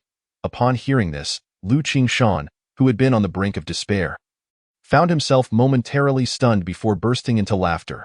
Excellent, splendid. The Piaomiao sect has not yet reached its nadir. Penglai has chosen to extend a hand. After this battle, we shall be sure to express our profound gratitude to Penglai. In this instant, Lu Qingshan was overwhelmed with emotion, tears welling in his eyes as two streams of sorrow cascaded down his cheeks. The four ancestors of his sect were far less reliable than ancestor Yuan Xian from Penglai. Let us go and welcome ancestor Yuan Xian. With this thought, Lu Qingshan became resolute, raising his fist and calling out with authority. A resounding chorus of responses echoed through the air, each disciple brimming with enthusiasm. Their confidence in the forthcoming battle revitalized. Meanwhile, high above the Piaomiao sect, a cloud suddenly drifted into view. Yuan Xian stood at the forefront, hands clasped behind his back, his expression impassive as he surveyed the sect below. Behind him, numerous Penglai elders and disciples stood in solemn silence, an aura of murderous intent saturating the atmosphere. The fourth elder, named Yuan, a modestly dressed middle-aged man of martial emperor cultivation, noticed the stirrings within the sect and approached Yuan Xian, saying, "Ancestor, does it seem that the high-ranking members of the Piaomiao sect believe we are here to provide assistance?" Yuan scoffed, observing the elders and disciples of the Piaomiao sect waving energetically at them, nearly bursting with excitement. Clearly, they had mistaken them for allies. Beside Yuan, another voice derided, "In this dark age, who would willingly expend their resources to assist a foreign sect?" Yet, Yuan Xian's face betrayed no emotion. He scanned the crowd behind him and coldly declared, "Once we breach their formation, we shall move on to the next target. Not a single one of these traitors shall be spared." Yuan Xian's intentions were not merely to dismantle the Piaomiao sect, but also to eradicate the remaining few among the 8 great traditions. He could not afford to let Penglai go unscathed. Only by doing so could he alleviate a fraction of the guilt he bore towards the imperial family and Jiangchen. "Ancestor," Yuan furrowed his brow, wishing to offer further counsel, yet upon meeting Yuan Xian's unyielding gaze, he swallowed his words. Just then, as they debated, a small crack unexpectedly opened within the grand formation of the sect below. There, Lu Qingshan stood with a beaming smile. He cupped his hands and called out jovially to the gathered crowd, "I extend my heartfelt gratitude to Ancestor Yuan and all esteemed friends for coming to aid my sect in vanquishing the demons. After this battle, we shall surely reward Penglai generously." Lu Qingshan was elated, even casting aside the humiliation he had previously endured at the hands of his own 4 ancestors. Behind him, the elders and disciples of the Piaomiao sect shared in his joy. With Penglai's support, victory was no longer a foregone conclusion. "Please, do come in." With this thought, everyone revealed eager smiles of flattery. However, to their astonishment, neither Yuan Xian, Yuan, nor the elders and disciples of Penglai uttered a word, steadily advancing towards them. This unusual scene caused some of the more cautious individuals to grow suspicious.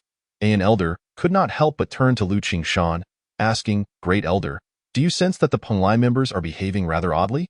No sooner had he spoken than a fierce palm strike sent him flying. Lu Qingshan, filled with pent-up rage, delivered 2 swift slaps, exclaiming, "How dare you question the intentions of our friends from Penglai, who have traveled countless miles to assist the Piaomiao sect? What do you mean by that insinuation?" If you were tasked with resisting the demon forces, could you even manage that? You possess no abilities yet dwell in suspicion. Lu Qingshan's voice rang out, chastising the elder harshly. The elder, now sprawled on the ground, appeared dazed, gingerly touching his reddened face. After being reprimanded, he fell silent, no longer daring to speak out. Humph! Lu Qingshan snorted coldly, then turned, his expression shifting to one of forced kindness as he addressed Yuan Xian. Ancestor Yuan, such kindness shall not go unremembered. My sect shall forever hold this debt in our hearts, even unto future generations, never to be forgotten. He thumped his chest in earnest. Yet, the only response to Lu Qingshan's declaration was a single word. Death. As Yuan Xian ignored him and, upon leading the Penglai elders and disciples into the formation, swiftly issued commands with a wave of his hand. What? At that moment, Lu Qingshan's smile froze upon his face as he watched the Penglai elders and disciples brandishing their weapons, utterly bewildered. What is the meaning of this? Esteemed friends from Penglai? A sense of foreboding gripped Lu Qingshan's heart, yet he forced a smile as he inquired. Could it be that Penglai had turned against them, siding with the demon forces? Unthinkable! Yuan Yuan's voice resonated, authoritative and cutting. What do you mean? To slaughter you? Do you have any objections? With that, he unleashed his long sword, divine light erupting forth, the terrifying aura of a martial emperor reverberating throughout the realm. Without hesitation, Yuan Yuan struck down the closest few elders of the Piamiao sect. In that moment, Lu Qingshan stood in shock. His expression darkened as he roared. You Penglai are colluding with the demon and evil races. Betraying us? Yuan Xian, upon hearing this, scoffed coldly. Betray you? Who exactly are the true traitors in this world, if not the Piamiao sect? He stepped forward, raising his divine sword towards the heavens, with a flash. The sword's brilliance illuminated the space, the overwhelming presence of a perfected martial emperor casting a shadow over all. Coincidentally, Yuan Xian's strike targeted a guardian who was maintaining the sect's formation. The guardian, also a martial emperor, had expended nearly all his energy in sustaining the formation. Faced with the sudden onslaught of terrifying sword energy, he stood frozen in shock. Lu Qingshan, you wretch, your foolishness knows no bounds. In the final moments of his life, he could only curse Lu Qingshan for leading them into such peril. With a resounding thud, crimson blood splattered across the void as the guardian of the Piamiao sect was instantaneously slain. Meanwhile, the remaining 9 guardians were expressions of utter despair. The death of one had exponentially increased the burden on the others as they struggled to maintain the formation. They erupted in frustration. Lu Qingshan, if you seek death, you cannot take the entire sect down with you. Indeed, you fool, could you not consult us before embarking on such reckless endeavors? They hurled insults, unable to restrain their anger. Chapter 63. Despair enveloped the crowd. Should they summon the ancestor again? The once proud ancestor had fled. The elder who had been slapped by Lu Qingshan earlier stood up. Great elder, I told you so, yet you refused to listen. He joined in the outcry, shouting angrily. Crack! He was met with 2 even more forceful slaps, sending him flying once more. Who do you think you are? Lu Qingshan clenched his fists, his frustration bubbling to the surface. Unable to contain himself, he delivered 2 more slaps to the elder's face. The elder, now on the ground, felt humiliated. You. Great elder, what should we do? The previously enthusiastic disciples now stood dumbfounded, their expressions filled with rage as they turned to Lu Qingshan. The latter, feeling an immense pressure, finally gritted his teeth and declared, You all hold the line for a moment. I shall summon the ancestor once more, with enemies both within and without, in such dire circumstances. The only hope lay in the ancestor's emergence. Otherwise, it would be nothing short of a miracle if even 10 individuals from the Piamiao sect managed to escape. Boom. Just as they were discussing, Yuan Xian's divine sword swung out once again. The moment you dared to act against the descendant of Jiang Chun, you should have anticipated this day. The dazzling light intermingled in the void. And as the venerable ancestor of Penglai, Yuan Xian stood invincible within the Piamiao sect.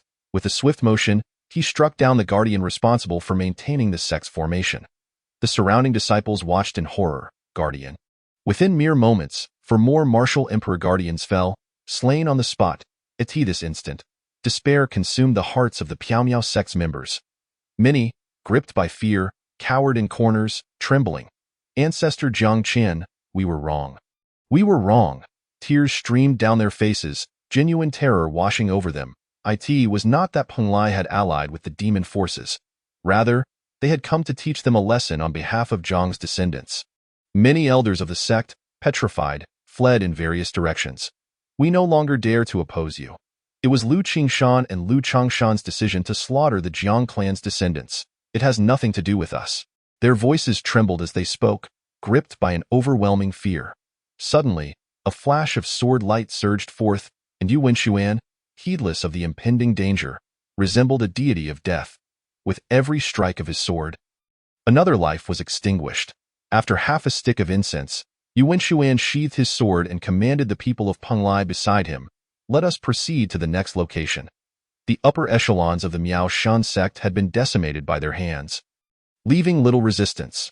Now, it was time to move on. With that, Yu Wenxuan wasted no time and led his companions back along the path they had come, leaving behind a shattered sect. Meanwhile, 5 guardians sustaining the grand formation were utterly exhausted. Teetering on the brink of death, "We can't hold on any longer." They gritted their teeth, desperately trying to persist, but with 5 fewer comrades, they could only watch in despair as the formation ceased to operate. "It's all that fool Lu Qingshan's fault." At that moment, the sound of shattering glass echoed through the air. The members of the Miaoshan sect, witnessing this, were filled with dread. They turned to see the protective formation completely fractured. What followed was a vision of true dragons soaring and snow phoenixes crying out. As the demonic army surged forth, it was over. A palpable atmosphere of despair enveloped the entire Miaoshan sect. The protective formation had shattered, and the demon horde had breached their defenses. "Master, what shall we do?" Countless disciples clenched their fists, looking to the elders of the sect, only to find their master equally despondent. "Run to the ancestral grounds." "Where are the ancestors?" Just then, a thunderous voice resounded across the heavens. Few remained rational within the Miaoshan sect, and an elder shouted out with that. He was the first to dash towards the innermost sanctum of the sect. Hearing this, the disciples hastily wiped away their tear-stained faces and hurried towards the ancestral grounds. The ancestral grounds were their last refuge, yet could those 4 ancestors truly be relied upon? Along the way, the air was filled with stifled sobs. Some looked up to the heavens, confessing, "Ancestor Jiang Chun, I was wrong."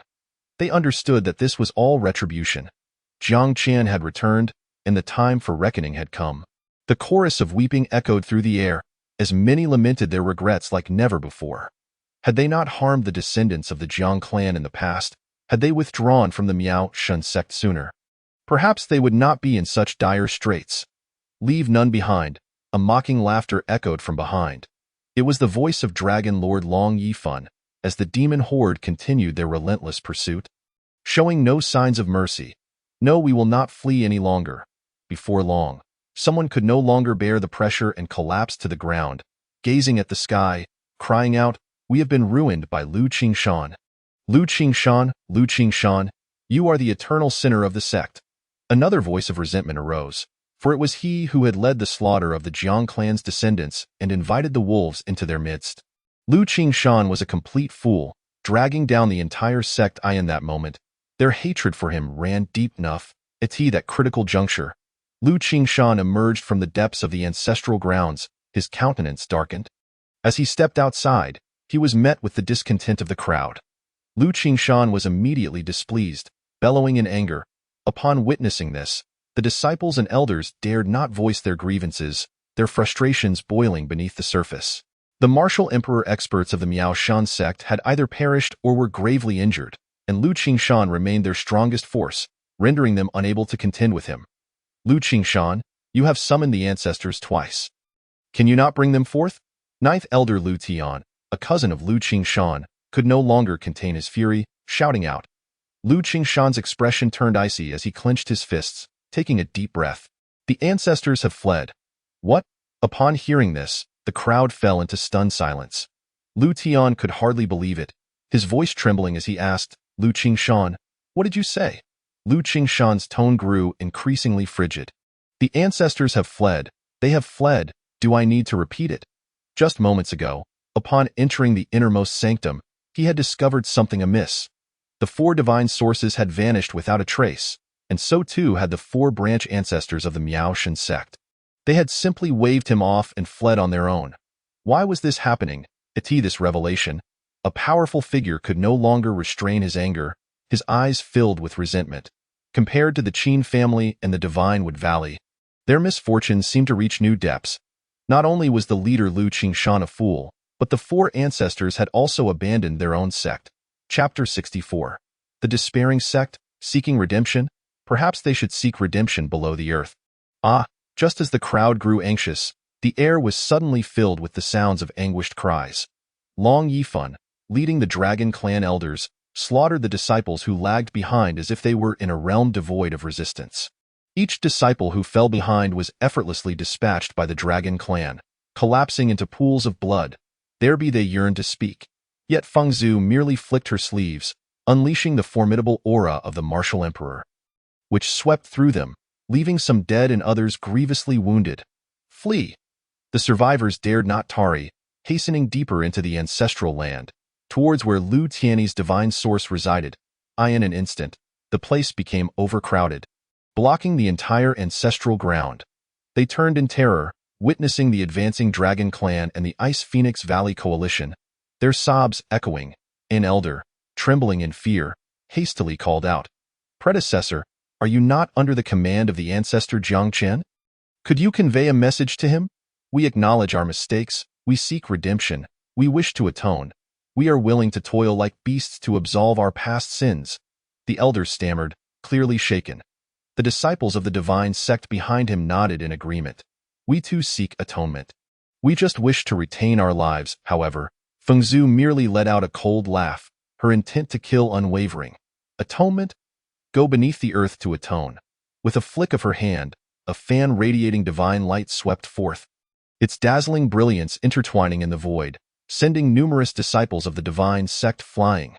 The sounds of blood spattering resounded, with many falling lifelessly, and even the survivors were left barely clinging to life. Long Yifan stepped forward, his expression unreadable, and coldly commanded. Clean up and prepare to move on. The path to divinity was tantalizingly close, mere steps away, with even the heavenly Tao having seemingly cancelled the tribulations to aid him. Yet now, how could this be? Behind him, Lu Qingshan and the elders of the mysterious divine sect, along with their disciples, were engulfed in a sense of unease. Their gazes were fixed intently upon Lu Tiany. Old ancestor, what is truly happening? This was entirely contrary to their expectations. Humph! I refuse to believe this. Lu Tiany bellowed in fury. In the next moment, he stepped forward, piercing through layers of void to ascend into the heavens. Who dares to obstruct my path to divinity? He unleashed a barrage of formidable punches, each radiating an overwhelming force. However, Lu Tiany's terrifying assault proved utterly ineffective against the decree in the skies. Not only did it have no effect, but the tremendous rebound force from the decree struck down upon him, sending him crashing to the ground, blood spilling from his mouth. Pooh! He fell to the ground, his lips stained crimson, his eyes filled with a fierce unwillingness as he gazed upwards. Cursed be this fate!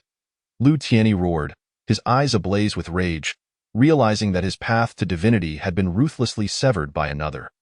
Old ancestor, behind him, the members of the sect were truly terrified, trembling at the sight. Lu Tiany was their last hope.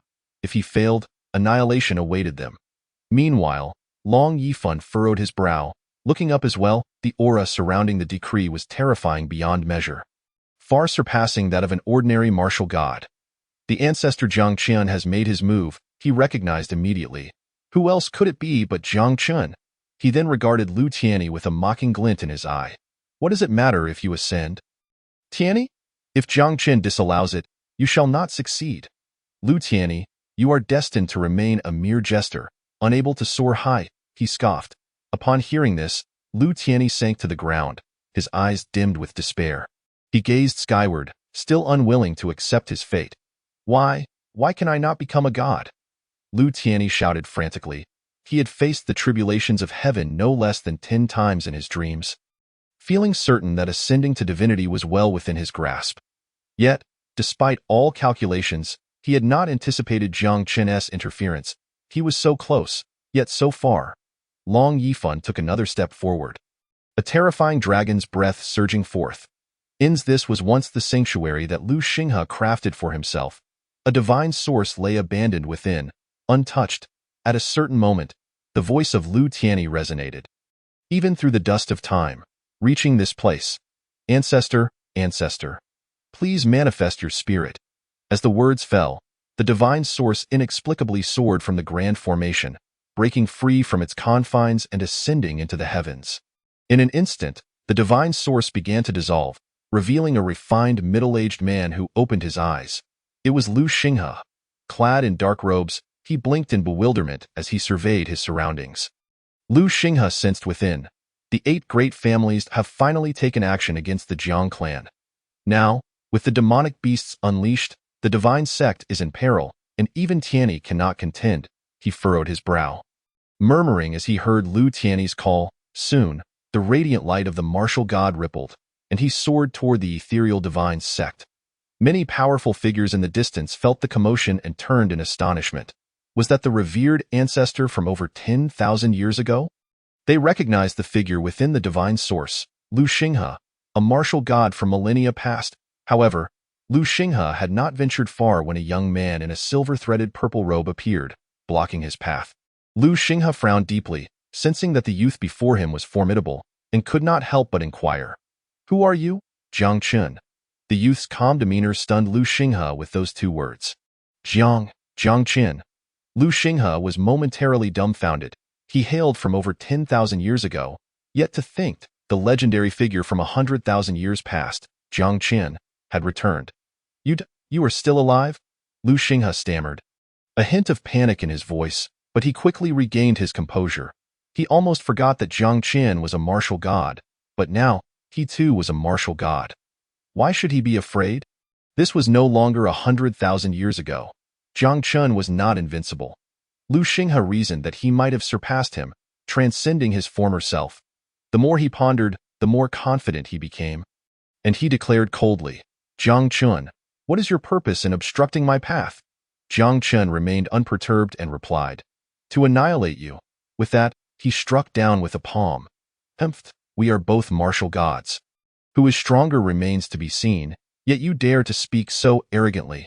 Lu Xinghe attempted to retort, but Jiang Qun's palm had already descended. A terrifying shockwave erupted, and despite Lu Xinghe's utmost effort, he could not withstand it. Crashing to the ground and tasting the dirt, blood poured from his mouth, and he exclaimed in disbelief, How could you be this strong?" Lu Xinghe was taken aback. His heart filled with frustration.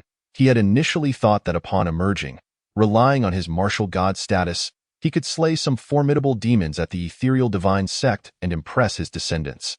Yet, he encountered the peerless Jiang Qun from 100,000 years past. There are countless strong figures in this world. It is only that you are too weak. Jiang Qun shook his head and spoke indifferently. As he finished, the Xianyuan divine sword was drawn, and a terrifying light surged throughout the heavens, and the earth point one strike fell, and the void warped incessantly. The sword light was invincible, while Lu Xinghe remained frozen in place. Suspended in time, thud. In the next moment, crimson blood cascaded through the air as Lu Xinghe fell, his life force extinguished. The once mighty martial god could not withstand a single strike from Jiang Qun. Countless powerful figures in the distance beheld this scene, struck dumb with disbelief. The revered ancestor Lu Xinghe was dead. They could hardly believe their eyes. Lu Xinghe had just emerged, yet in under 3 minutes. He was vanquished by a single blow. Chapter 68. Now, do you comprehend the feeling of your clan's annihilation? At the ethereal divine sect, Lu Tianyi's dust brushed forth, radiating the most brilliant light. His expression was grave as he chanted, Ancestor. Ancestor, please manifest your spirit. As his voice echoed, a tremendous energy erupted from the dust. The surviving disciples and elders glanced around, their eyes rekindled with hope. Was the revered ancestor truly about to emerge? Each one of them was astounded, their hearts racing with anticipation. The emergence of a martial god could undoubtedly alter the current plight of the divine sect. Time seemed to freeze at that moment. Even Long Yifan and Feng Zhu furrowed their brows, peering into the distance. The disturbances grew increasingly pronounced. and the light emanating from the dust became ever more dazzling. Yet throughout it all, Lu Tiany's tightly furrowed gaze showed no signs of easing. He murmured to himself, "Something feels amiss." Theoretically, Lu Xinghe should have responded. Why was there no reaction from the other side?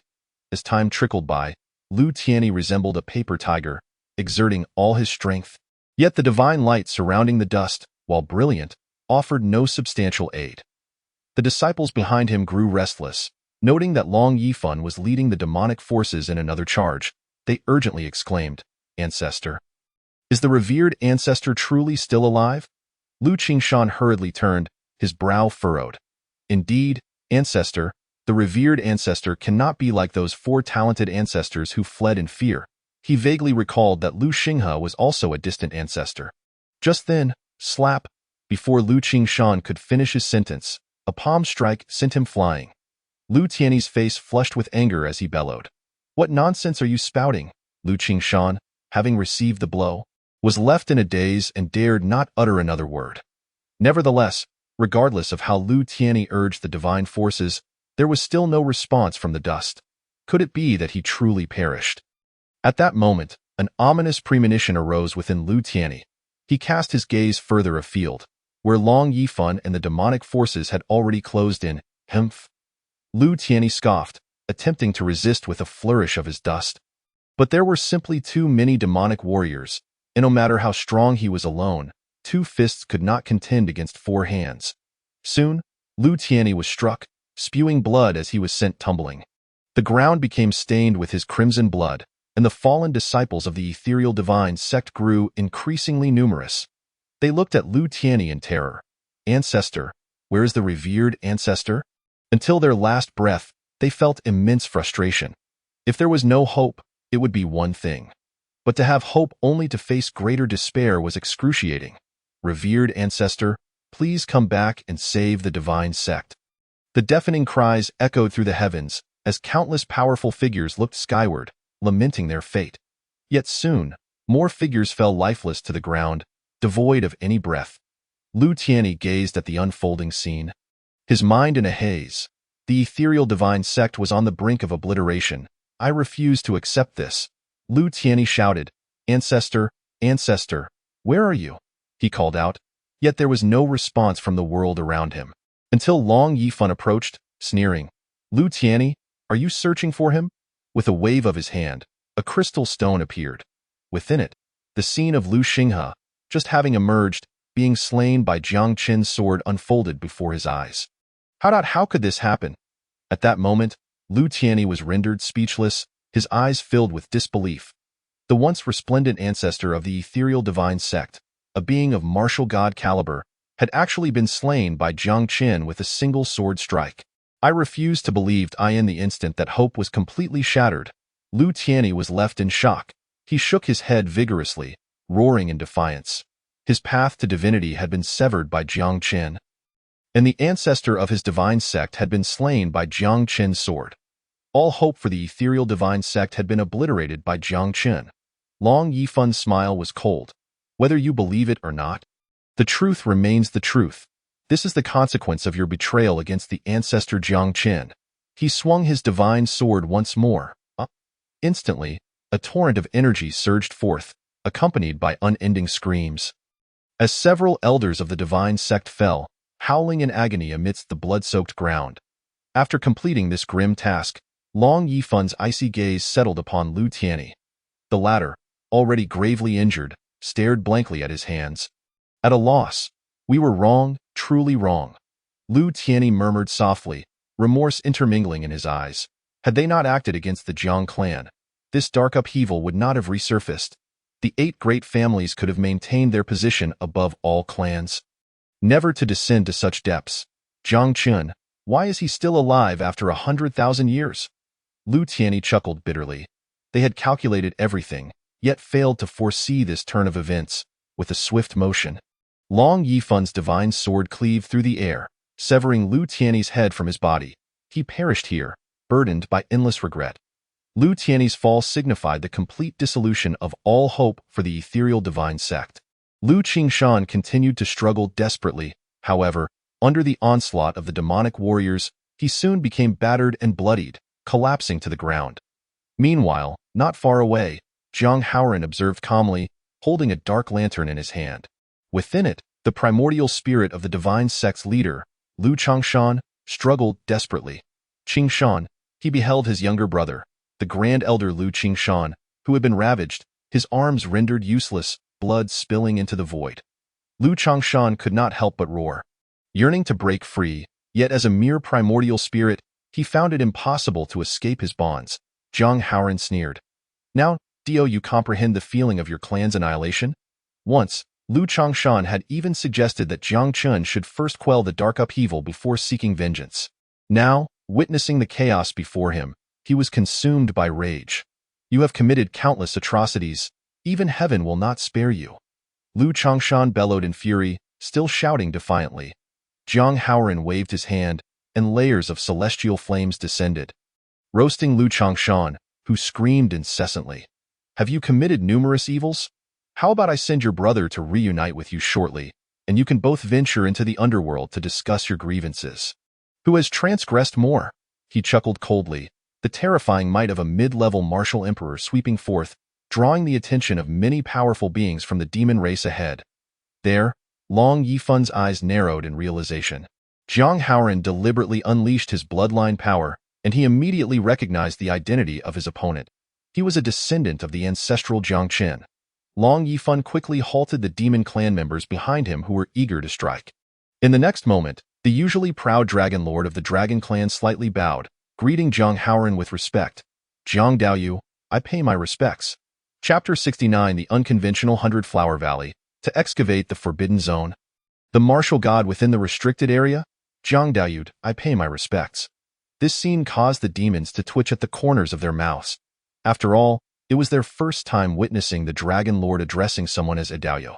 Lu Qingshan lay on the ground, barely clinging to life, desperately forcing his eyes open, filled with dread. Jiang Haoran, you were still alive. Among those who had expelled the couple from the great Jiang border 1,000 years ago were him and Lu Changshan. Jiang Haoran let out a cold smile, approaching step by step, holding a dark lamp in his hand, looking down at him. You too have reached this day. Lu Qingshan's chest heaved violently as he suppressed the anxiety within. Shouting, you conspired with the demon race. You will not have a good ending. You will not have a good ending. Whoosh, at this moment, Jiang Haoran's 3-foot azure blade was already unsheathed in an instant. A powerful energy surged forth, directly severing Lu Qingshan's 2 legs. Ah! His anguished cries echoed through the heavens and earth, his face contorted in pain. You will face retribution. He squeezed out a few words through gritted teeth. Within the lamp, Lu Changshan's primordial spirit screamed desperately. Qingshan, Qingshan, he went mad, trying to say something, yet it was of no avail, only able to watch his brother suffer. Lu Qingshan trembled all over, gazing towards the dark lamp. Finally catching sight of his long-lost sect master, but under such dire circumstances, elder brother, how are you inside?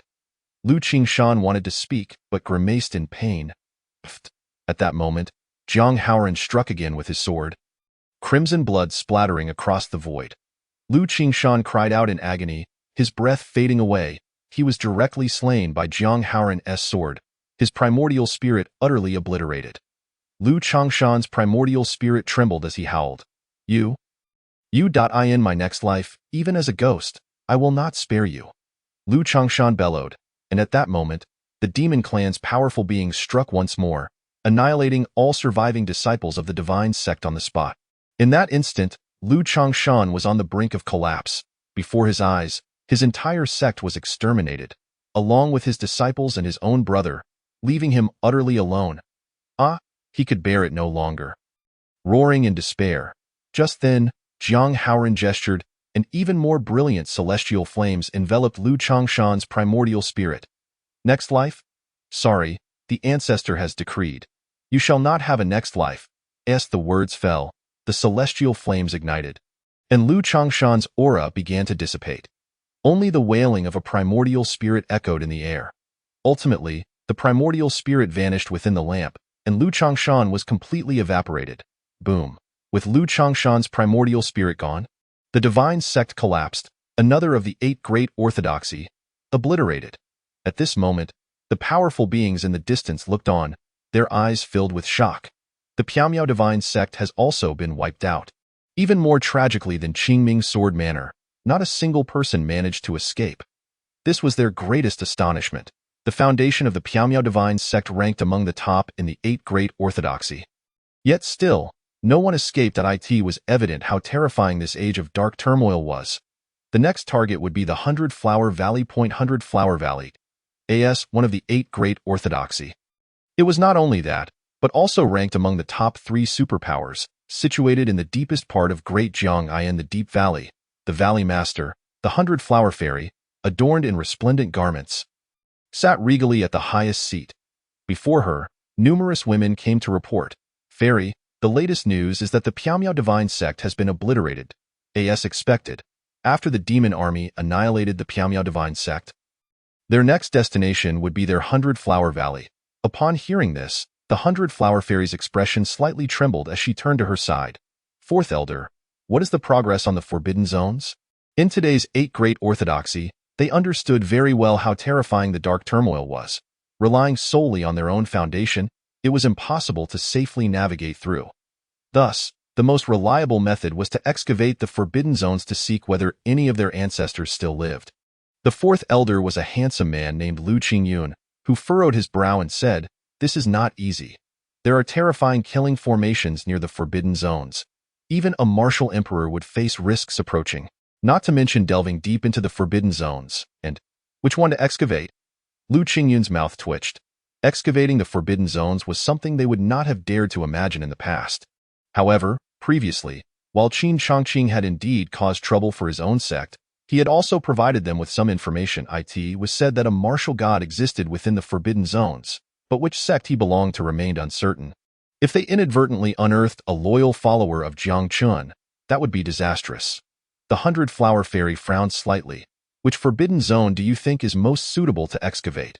After pondering for a moment, Lu Qingyun replied, "Fairy, the Wanhua Forbidden Zone is the most suitable. It is said that 30,000 years ago, there was a martial god from our 100 Flower Valley's ancestors who vanished in that very place. Moreover, that martial god does not seem to be an ordinary one." This was his conjecture. If they could excavate that martial god, dealing with the demon turmoil would undoubtedly be a cinch. However, Jiang Qin's side posed a certain difficulty. Lu Qingyun hesitated, saying, "Undoubtedly, Jiang Chun was still the same Jiang Qin from 100,000 years ago, showing no signs of waning strength. If he were to act again, even their ancestors' martial god would not stand a chance." The 100 Flower Fairy furrowed her brows, gritting her teeth, resolved. "One is not enough. Then we shall excavate 2 Forbidden Zones. If one martial god cannot deal with Jiang Chun, what about 2 or 3? 2 fists will always struggle against 4 hands. If absolutely necessary, we will utilize all our resources and excavate all the nearby Forbidden Zones." Turning Great Jiang upside down, as she spoke, anger surged in her heart. Realizing how foolish this sounded to Lu Qingyun, "To excavate all the Forbidden Zones, how many martial gods would emerge? What chaos would ensue in Great Jiang? More importantly, if they exhausted all their resources, it would be fortunate if they could unearth 1 or 2. Yet, despite her thoughts, Lu Qingyun dared not say much, quickly nodding. "Understood." Boom, boom. At this critical moment, a vast demonic aura surged from the distance. The might of dragons overwhelming, accompanied by the golden-winged Dapeng soaring through the skies. The demon army was advancing towards them. This moment, the elders of the 100 Flower Valley trembled with fear. Sensing that terrifying energy, their bodies shaking involuntarily. Earlier, while they were indeed fearful of the demon race, it had not reached such an extent.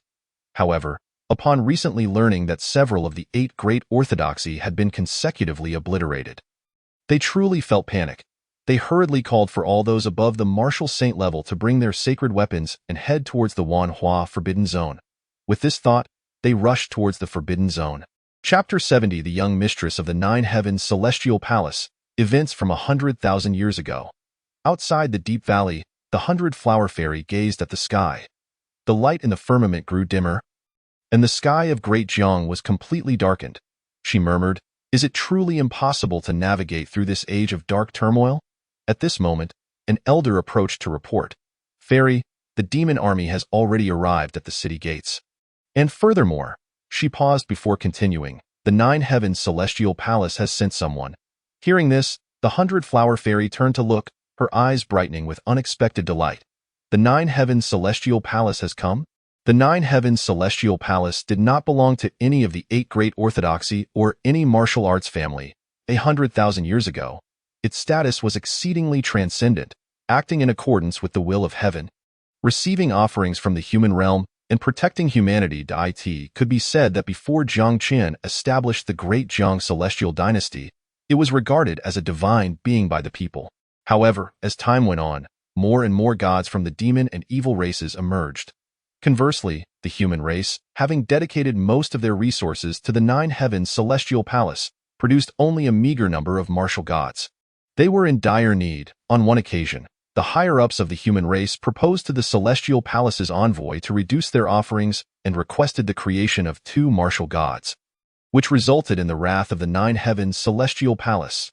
Divine retribution descended instantly, and the Celestial Palace declared it would no longer protect the human race. Subsequently, the dark turmoil erupted, and Jiang Qin emerged, establishing the Great Jiang Celestial Dynasty, severing the ties between humanity and the Nine Heavens Celestial Palace, allowing humanity to flourish for another 100,000 years. They have finally arrived. The 100-Flower Fairy sighed with relief. It could be said that the reason the 8 families pursued the descendants of Jiang Qin with such fervor was due to the backing of the Nine Heavens Celestial Palace. The Celestial Palace assured them that Jiang Qin was already dead, and they could kill without concern, as the consequences would be borne by the Celestial Palace. Coupled with their own inclinations, they proceeded without restraint. The elder continued to inquire, Fairy, the demon army has arrived. Should we confront them first or meet with the envoy from the Celestial Palace?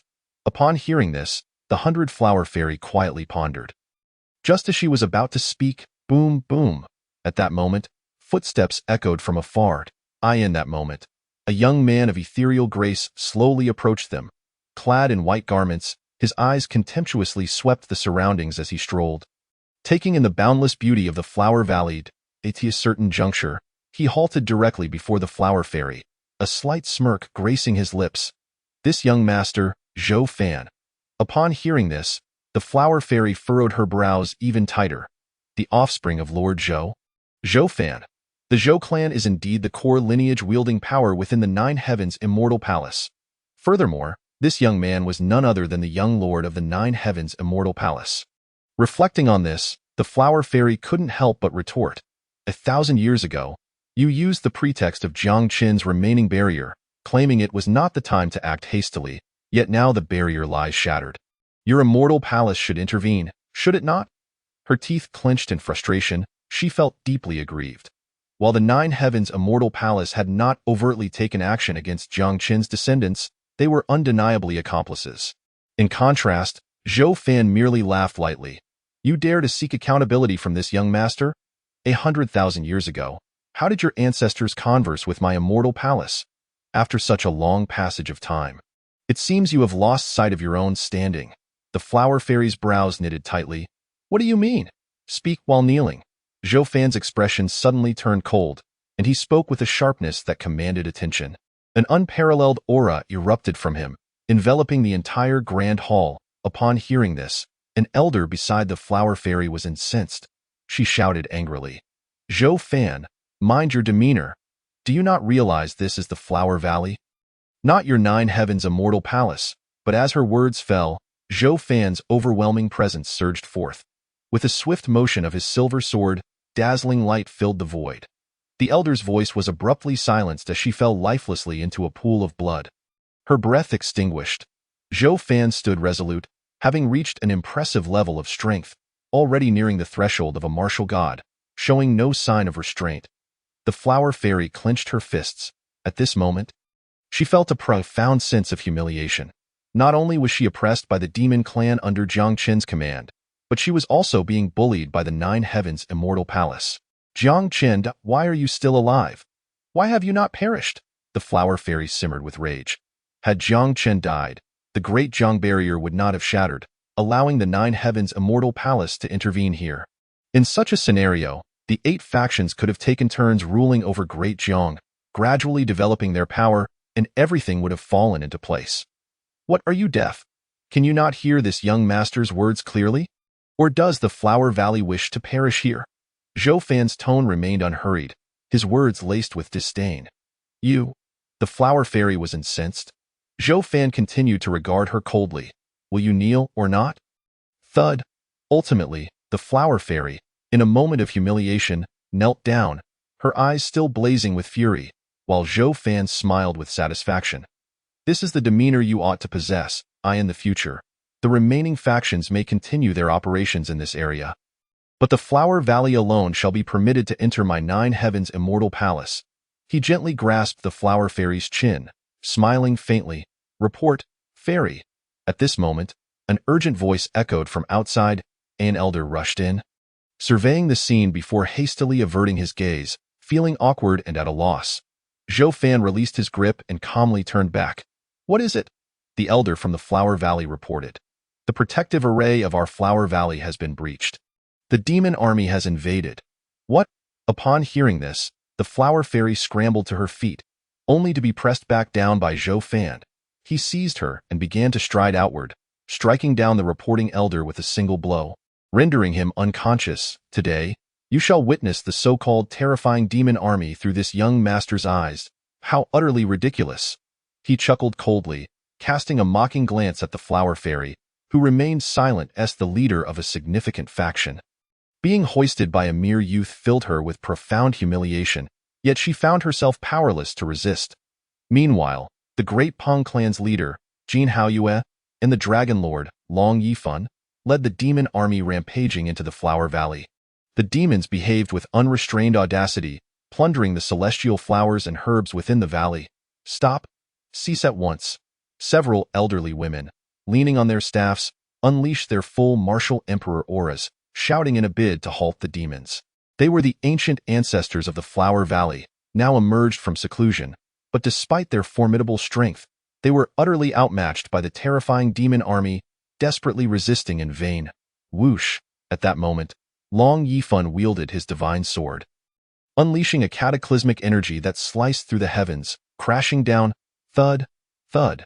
2 elderly women, already exhausted, could not withstand the onslaught and were obliterated into mist. 2 more ancestors fell. In that instant, despair shrouded the entire Flower Valley. Is this truly the end for our Flower Valley? Voices of unwillingness echoed throughout the land, while elders sent to excavate the forbidden zones had not yet returned.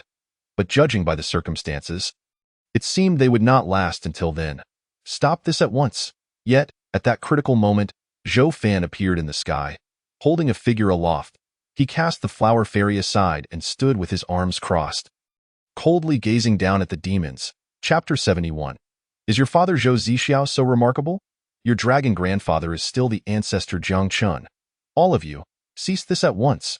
His voice was calm, yet the arrogance therein could not be concealed, instantly attracting countless gazes of attention. Who is this audacious fool? He does not seem like one from our Flower Valley. He appears more like a short-lived wretch. Surprised voices erupted among the crowd, and Zhou Fan's emergence sparked a flurry of discussions. Daring to step forth at such a juncture, do you wish for an early demise? Who are you to command us? With a resounding crash, Jin Haoyue stepped forward, unleashing a terrifying pressure that descended upon Zhou Fan. He raised his hand, sending a palm strike crashing toward Zhou Fan's forehead. Hemph! Zhou Fan snorted coldly, effortlessly swinging his silver sword, which unleashed a formidable sword aura that shattered Jin Haoyue's attack, a weapon of the martial god. Jin Haoyue's eyes widened in surprise, realizing that Zhou Fan was declaring his status, backed by a martial god. Zhou Fan, unreservedly, declared, "A pack of brutes, now, all of you shall vacate this place, and I may spare you from the sin of disrespect. Are you not being excessively arrogant? What if you have a martial god behind you? Does my golden-winged Great Pong clan lack such a presence?" Jin Haoyue attempted to retort further, but Long Yifan delivered a forceful kick, sending him sprawling. With a cold snort, he approached Zhou Fan, drawing his sword. Your golden-winged Great Pong clan is hardly impressive. What can a single martial god accomplish? Unless he himself arrives, can he truly turn the tide? He mocked, turning to scoff at those beside him. Meanwhile, Jin Haoyue, having been kicked, felt no better off, cursing under his breath. You damned dragon, bang. Just as he spoke, Long Yifan unleashed his divine sword against Zhou Fan. The latter's expression soured as he surveyed the crowd, all of whom regarded him as if he were a fool. Originally intending to show off, he now found himself utterly humiliated. He glanced back at the flower fairy, who was suppressing her emotions but unable to hide the slight smirk at the corner of her mouth, which only fueled his anger. A bunch of blind fools dare to strike at this young master. Zhou Fan roared, swinging his silver sword once more, a radiance akin to the martial god's light shimmering forth. In that moment, the vast void was suffused with dazzling golden light. Seeking death, he bellowed, charging forward with his sword drawn. Boom! A resounding clash echoed like a thunderous explosion, and both combatants staggered back 2 steps, indicating Zhou Fan's formidable prowess. Even Long Yifan could not easily subdue him. Thud! Just then, a blinding divine light erupted from behind. There, a white-haired elder clad in golden armor appeared, extending his hand. With a single gesture, he rendered Zhou Fan immobile. It was none other than the old Pong King, his martial god aura surging forth as he regarded Zhou Fan with a faint, disinterested gaze. A person from the 9 Heavens' immortal palace. Upon hearing this, Zhou Fan regained his composure. Feeling a surge of confidence, he raised his head defiantly, retorting, "Knowing who I am yet still not releasing this young master? Do you wish for your golden-winged great Pong clan to be annihilated?" Humph! The old Pong King chuckled coldly, applying more pressure, causing the sound of Zhou Fan's bones cracking to reverberate. The next moment, a scream pierced the air as Zhou Fan's legs were brutally crushed. He cried out in agony, collapsing to the ground, kneeling before the old Pong King. "How dare you? Do you have any idea who this young master truly is?" Zhou Fan clenched his fists, his voice strained with fury. The status of the 9 Heavens' immortal palace had always been exalted. Zhou Fan, accustomed to being surrounded by countless powerful figures fawning over him, could not bear such an injury.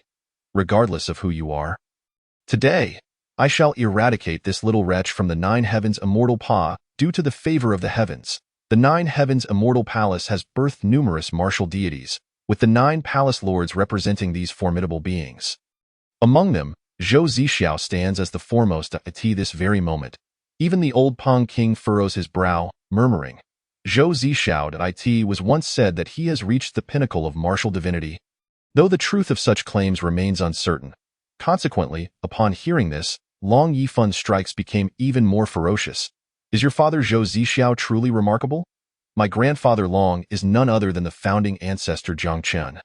With a few more ruthless slaps, Zhou Fan winced in agony. "You and your motley crew of dragons had best pray that this young master does not return. Otherwise, neither you nor Jiang Chen shall live." Though Zhou Fan struggled to articulate his words, he continued to make threats. "Do you think you are something of significance?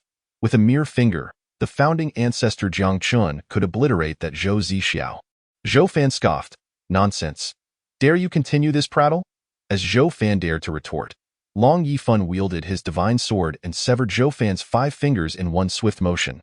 At that moment, Zhou Fan cried out in pain, crimson blood cascading across the ground. "Now, tell me that the founding ancestor Jiang Chen is invincible, and that Zhou Zixiao is of no consequence." Long Yifan's gaze was filled with malice. Zhou Fan gritted his teeth. "You are irreversible, the bewildered 100 Flowers Valley." On the other side, the elder of 100 Flowers Valley sensed the commotion emanating from the forbidden zone of 10,000 transformations, and he was so elated that he nearly leaped from his seat. "Fourth elder, it has happened. We have succeeded." The elder laughed heartily. Finally, there was a response from the forbidden zone, and the intensity of the disturbance was truly terrifying. It was undoubtedly the awakening of a martial deity. Liu Qingyun's white garments had long been stained crimson with blood. Although he felt a pang of sorrow at the shattering of the valley's treasured relic, he still managed a sigh of relief. "I have not disappointed the celestial maiden." The martial deity within the forbidden zone had finally been stirred from slumber, and thus, the 100 Flowers Valley was saved. The sound of heavy footsteps echoed in their ears, and everyone felt a sense of urgency. "Come forth, do come forth, O martial deity, could you perhaps hasten your pace?" They turned to look back. The 100 Flowers Valley had been ravaged beyond recognition, and only one of the ancestral elders remained alive. Just then, amidst their discussions, a figure appeared. A middle-aged man with flowing long hair, dressed in azure robes. Mengzi was strikingly handsome, with the radiance of a martial deity emanating from him, enveloping the entire realm with his formidable presence. Upon witnessing this scene, the crowd was initially overjoyed and hurriedly knelt. "We greet the esteemed elder." Mengzi smiled and said, "What brings you to disturb me?" Mengzi? He deliberately emphasized his name, clearly indicating that, 2 millennia ago, this name had once resounded with great renown in this world. However, Lu Qingyun and the others were unfamiliar with it and continued to respond. "The demon race is invading. The evil race is rampant, and the dark chaos has returned. Our 100 Flowers Valley swears never to yield and shall fight to the last moment. However, though we are willing, our strength is insufficient. We have troubled the esteemed elder. We beseech you, martial deity, please vanquish the demons." They bowed their heads in submission. On the other side, upon hearing this, Mengzi's smile froze. He spoke coldly. "The demon and evil races are indeed unrepentant. 100,000 years ago, the lesson imparted by our forefather Jiang Chun was not enough. Now they dare to come knocking again with their wolfish ambitions. Are they not afraid that Jiang Chun's spirit will manifest and slaughter them once more?" Mengzi snorted coldly, and his words left Lu Qingyun and the others in shock. They had considered many scenarios, but their greatest fear was the emergence of a loyal follower of Jiang Chun. It seemed that whatever one fears the most, it inevitably comes to pass. Rest assured, whether for the sake of the human race or for the sake of my past acquaintances' descendants, I shall take action. Mengzi continued. Though he felt no particular sentiment towards the ancestors of the 100 Flowers Valley, they were still acquaintances, and it was only right to protect their descendants. "We thank you, esteemed elder." Upon realizing this, Lu Qingyun respectfully bowed once more, refraining from saying anything further, and no need for such formalities. On the other side, the demon army rampaged freely, slaughtering the elders and disciples of the 100 Flowers Valley. The old Pang King stood with his hands clasped behind his back, gazing up at the heavens, his sight piercing through layers of void to behold the celestial palaces of the 9 heavens. That was the 9 heavens celestial palace. The old Pang King wanted to observe further, but his eyes suddenly narrowed as he sensed an extraordinarily powerful aura nearby, another martial deity, and moreover, even stronger than he had anticipated. "There is actually another martial deity here?" The old Pang King's brow furrowed slightly, a hint of alarm creeping in. Just then, a silver spear cut through the sky, the light of the martial deity erupting in a dazzling display as it directly charged forth. In that moment, the expressions of all the demon race powerhouses changed drastically, and they hurriedly retreated, a martial deity. The sudden appearance of this silver spear drew the attention of countless onlookers. Boom. While the demons were still in shock. Mengzi had already manifested, his white hair billowing and azure robes fluttering in the wind. "Help! Save me, my father is Zhou Zixia." The moment Mengzi appeared, Zhou Fan, tormented and in excruciating pain, moved his lips to utter a faint sound. He looked in that direction, his brows knitting together. Zhou Zixia, who was that? Having been sealed for 2 millennia, Mengzi truly did not know who Zhou Zixia was. Behind him, Lu Qingyun cautiously followed, responding, "Esteemed elder, Zhou Zixia is the master of the 9 heavens celestial palace, and this person is the young master of the celestial palace. Please save him." He smiled apologetically. "The 9 heavens celestial palace. Ha, the 9 heavens dog palace." Lu Qingyun's words prompted an even colder snort from Mengzi, who thrust the silver spear directly at Zhou Fan. "If it weren't for your lot of useless fools coveting my clan's resources and unable to protect my clan, would there have been dark chaos 100,000 years ago? If I, Mengzi, had not been born a few millennia late, you would have been unable to escape your fate back then. Today, I shall reclaim some interest on behalf of the ancestral spirits of the human race," he declared loudly, and the powerful energy within the silver spear surged forth, turning Zhou Fan into a sieve. Poof! Mengzi unleashed his full strength with this strike, causing Zhou Fan to spew blood from his mouth as he was impaled, falling to his demise. The people of the 100 Flowers Valley looked on in despair and fear. "Esteemed elder, you have made a mistake. The 9 heavens celestial palace is here to assist you assist us." Zhou Fan had died, the young master of the celestial palace had fallen, and without a doubt, what awaited them was far more terrifying than death. The Nine Heavens Dog Palace is no good. Do we need their help? Just looking at them is infuriating. Yi Mengzi gently caressed the silver spear in his hand, the martial deity's light growing ever stronger. He cast a disdainful glance at the old Peng King. 100,000 years ago, the lesson from Jiang Qin was not enough. Do you still dare to rebel in this age? Though the forefathers still existed, today, with me, Yi Mengzi, present, you shall not tread upon my pure land of the great Jiang by even a fraction. His aura surged, divine light radiating brighter, for Yi Mengzi was no ordinary martial deity. And the energy he had previously released was far from his limit. On the opposite side, upon hearing Yi Mengzi's words, the demons were momentarily stunned. Jane Haoyue attempted to speak. Is there some sort of misunderstanding? It felt as though this martial deity had been deceived by the 100 Flowers Valley into coming to deal with them. Long Yifan stepped forward. We have come under the orders of Jiang Qin to annihilate the great Jiang. He spoke plainly. Yi Mengzi's brow furrowed. How is that possible? Behind him, Lu Qingyun and the others hastily shouted. Esteemed elder, do not listen to their nonsense. The demon race has grown cunning, attempting to provoke us into infighting. Ha! Just as he finished speaking, the old Peng King let out a cold laugh. What have you done that you dare not admit? This is your style, slaughtering the descendants of Jiang Chun. Does the elder wish to exterminate you, and is there any issue with that? He did not mince words, laying out the facts bluntly. At this moment, cold sweat poured down Lu Qingyun's face. Yi Mengzi's frown deepened. He turned his gaze coldly towards Lu Qingyun, slaughtering the descendants of the forefather. What does that mean? Chapter 74. The Nine Heavens Celestial Palace, a mighty weapon specifically designed to deal with martial deities? To probe Jiang Qin's strength, Lu Qingyun's face was now drenched in cold sweat, and he stammered, Esteemed elder, please do not be deceived by their words. Yes, Jiang Qin has gone mad, which is why the demon race invaded. Committing such foolish acts. Several elders beside him exchanged glances, hastily chiming in, whoosh. At that moment, the silver spear in Yi Mengzi's hand erupted with brilliant divine light, sweeping through with relentless force. Instantly, several elders were unable to withstand the onslaught and were turned to ashes.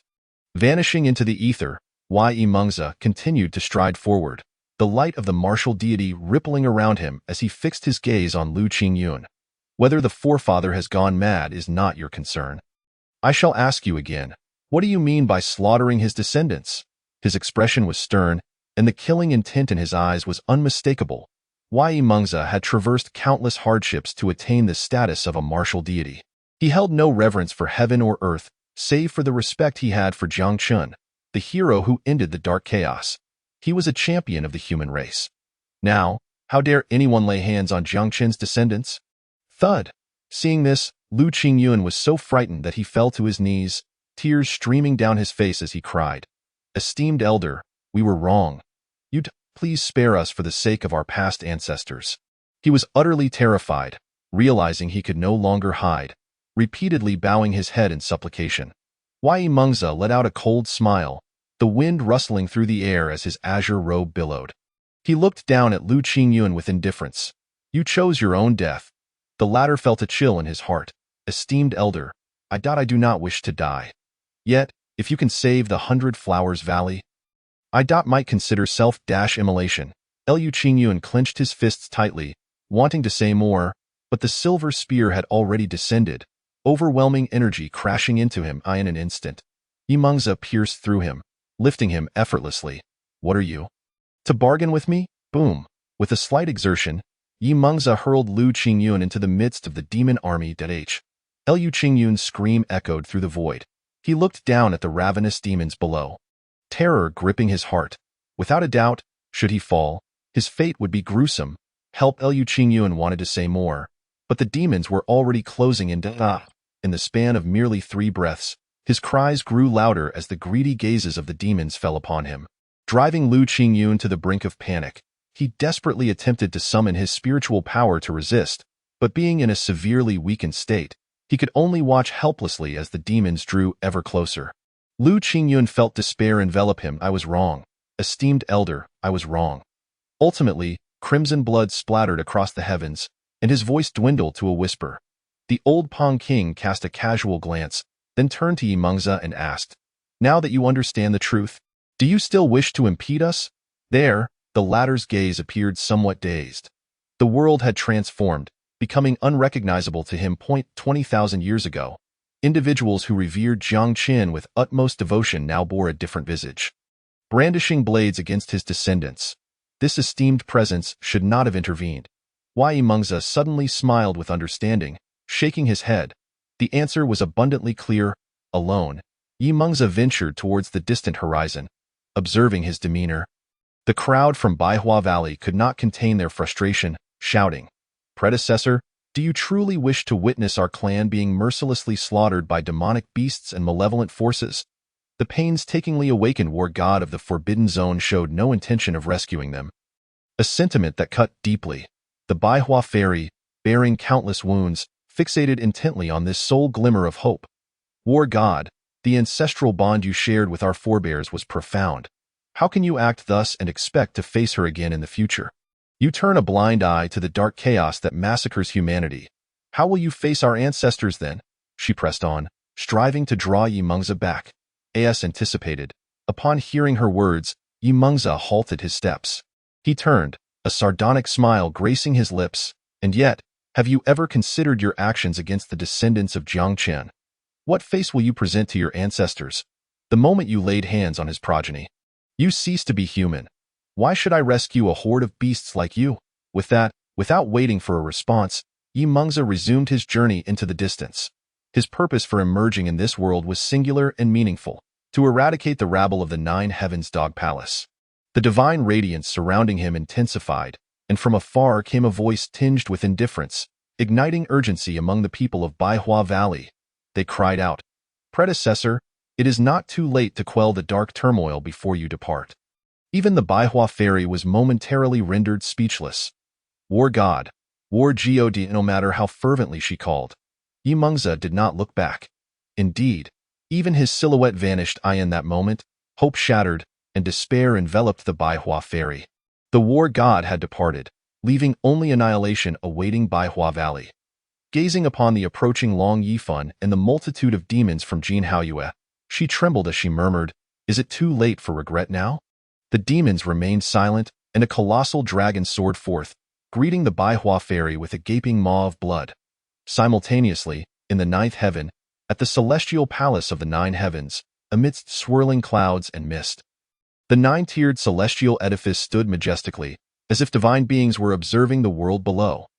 The celestial palace had long been regarded as a sanctuary of the gods, though its prominence had waned considerably in the past 100,000 years due to Jiang Qin's emergence. Within the palace, Zhou Zixiao, a middle-aged figure clad in a Taoist robe with cascading black hair, sat in tranquil meditation. At one moment, an elder approached with urgency. "Master Zixiao, the great Jiang realm is on the brink of collapse, and nearly half of the 8 great orthodoxy has been obliterated. Our envoys are still awaiting outside. Should we mobilize?" Zhou Zixiao responded with a calm smile. "There is no rush. Our primary focus now is Jiang Qin. It is likely he will take action in this lifetime." The elder frowned. Who could have anticipated he would survive for 100,000 years? It is terrifying. The Forbidden Zone housed numerous dormant war gods, of which the Celestial Palace was well aware. Yet, Jiang Qin's sudden reappearance had utterly astonished them. Zhou Zixiao maintained his placid demeanor. What progress has been made on the formidable weapon forged by the 8 masters of Chiefing Palace? In recent times, the 9 masters had been in pursuit of greater power, and the 8, including Chiefing, had collectively crafted a grand weapon, purportedly designed specifically to combat war gods. The elder replied quietly, "It is nearly complete. Once that weapon is forged, slaying a god will not pose a challenge. It will be particularly useful against Jiang Qin. Prepare it and set forth. 100,000 years have passed. Let us ascertain Jiang Qin's current capabilities." Zhou Zixiao remarked with a slight smile. Chapter 75. Bewildered. Where are the people of the Nine Heavens Palace? This is bad, master. The life token of the young master has shattered. At that moment, an elder rushed in, visibly shaken. Zhou Zixiao was taken aback, then coldly inquired, "What did you say?" The elder stammered. "The young master has encountered misfortune." "How can this be?" Zhou Zixiao exclaimed, unleashing a formidable aura that caused the entire palace to tremble. His mind went blank. Where has Zhou Fan gone, great Jiang?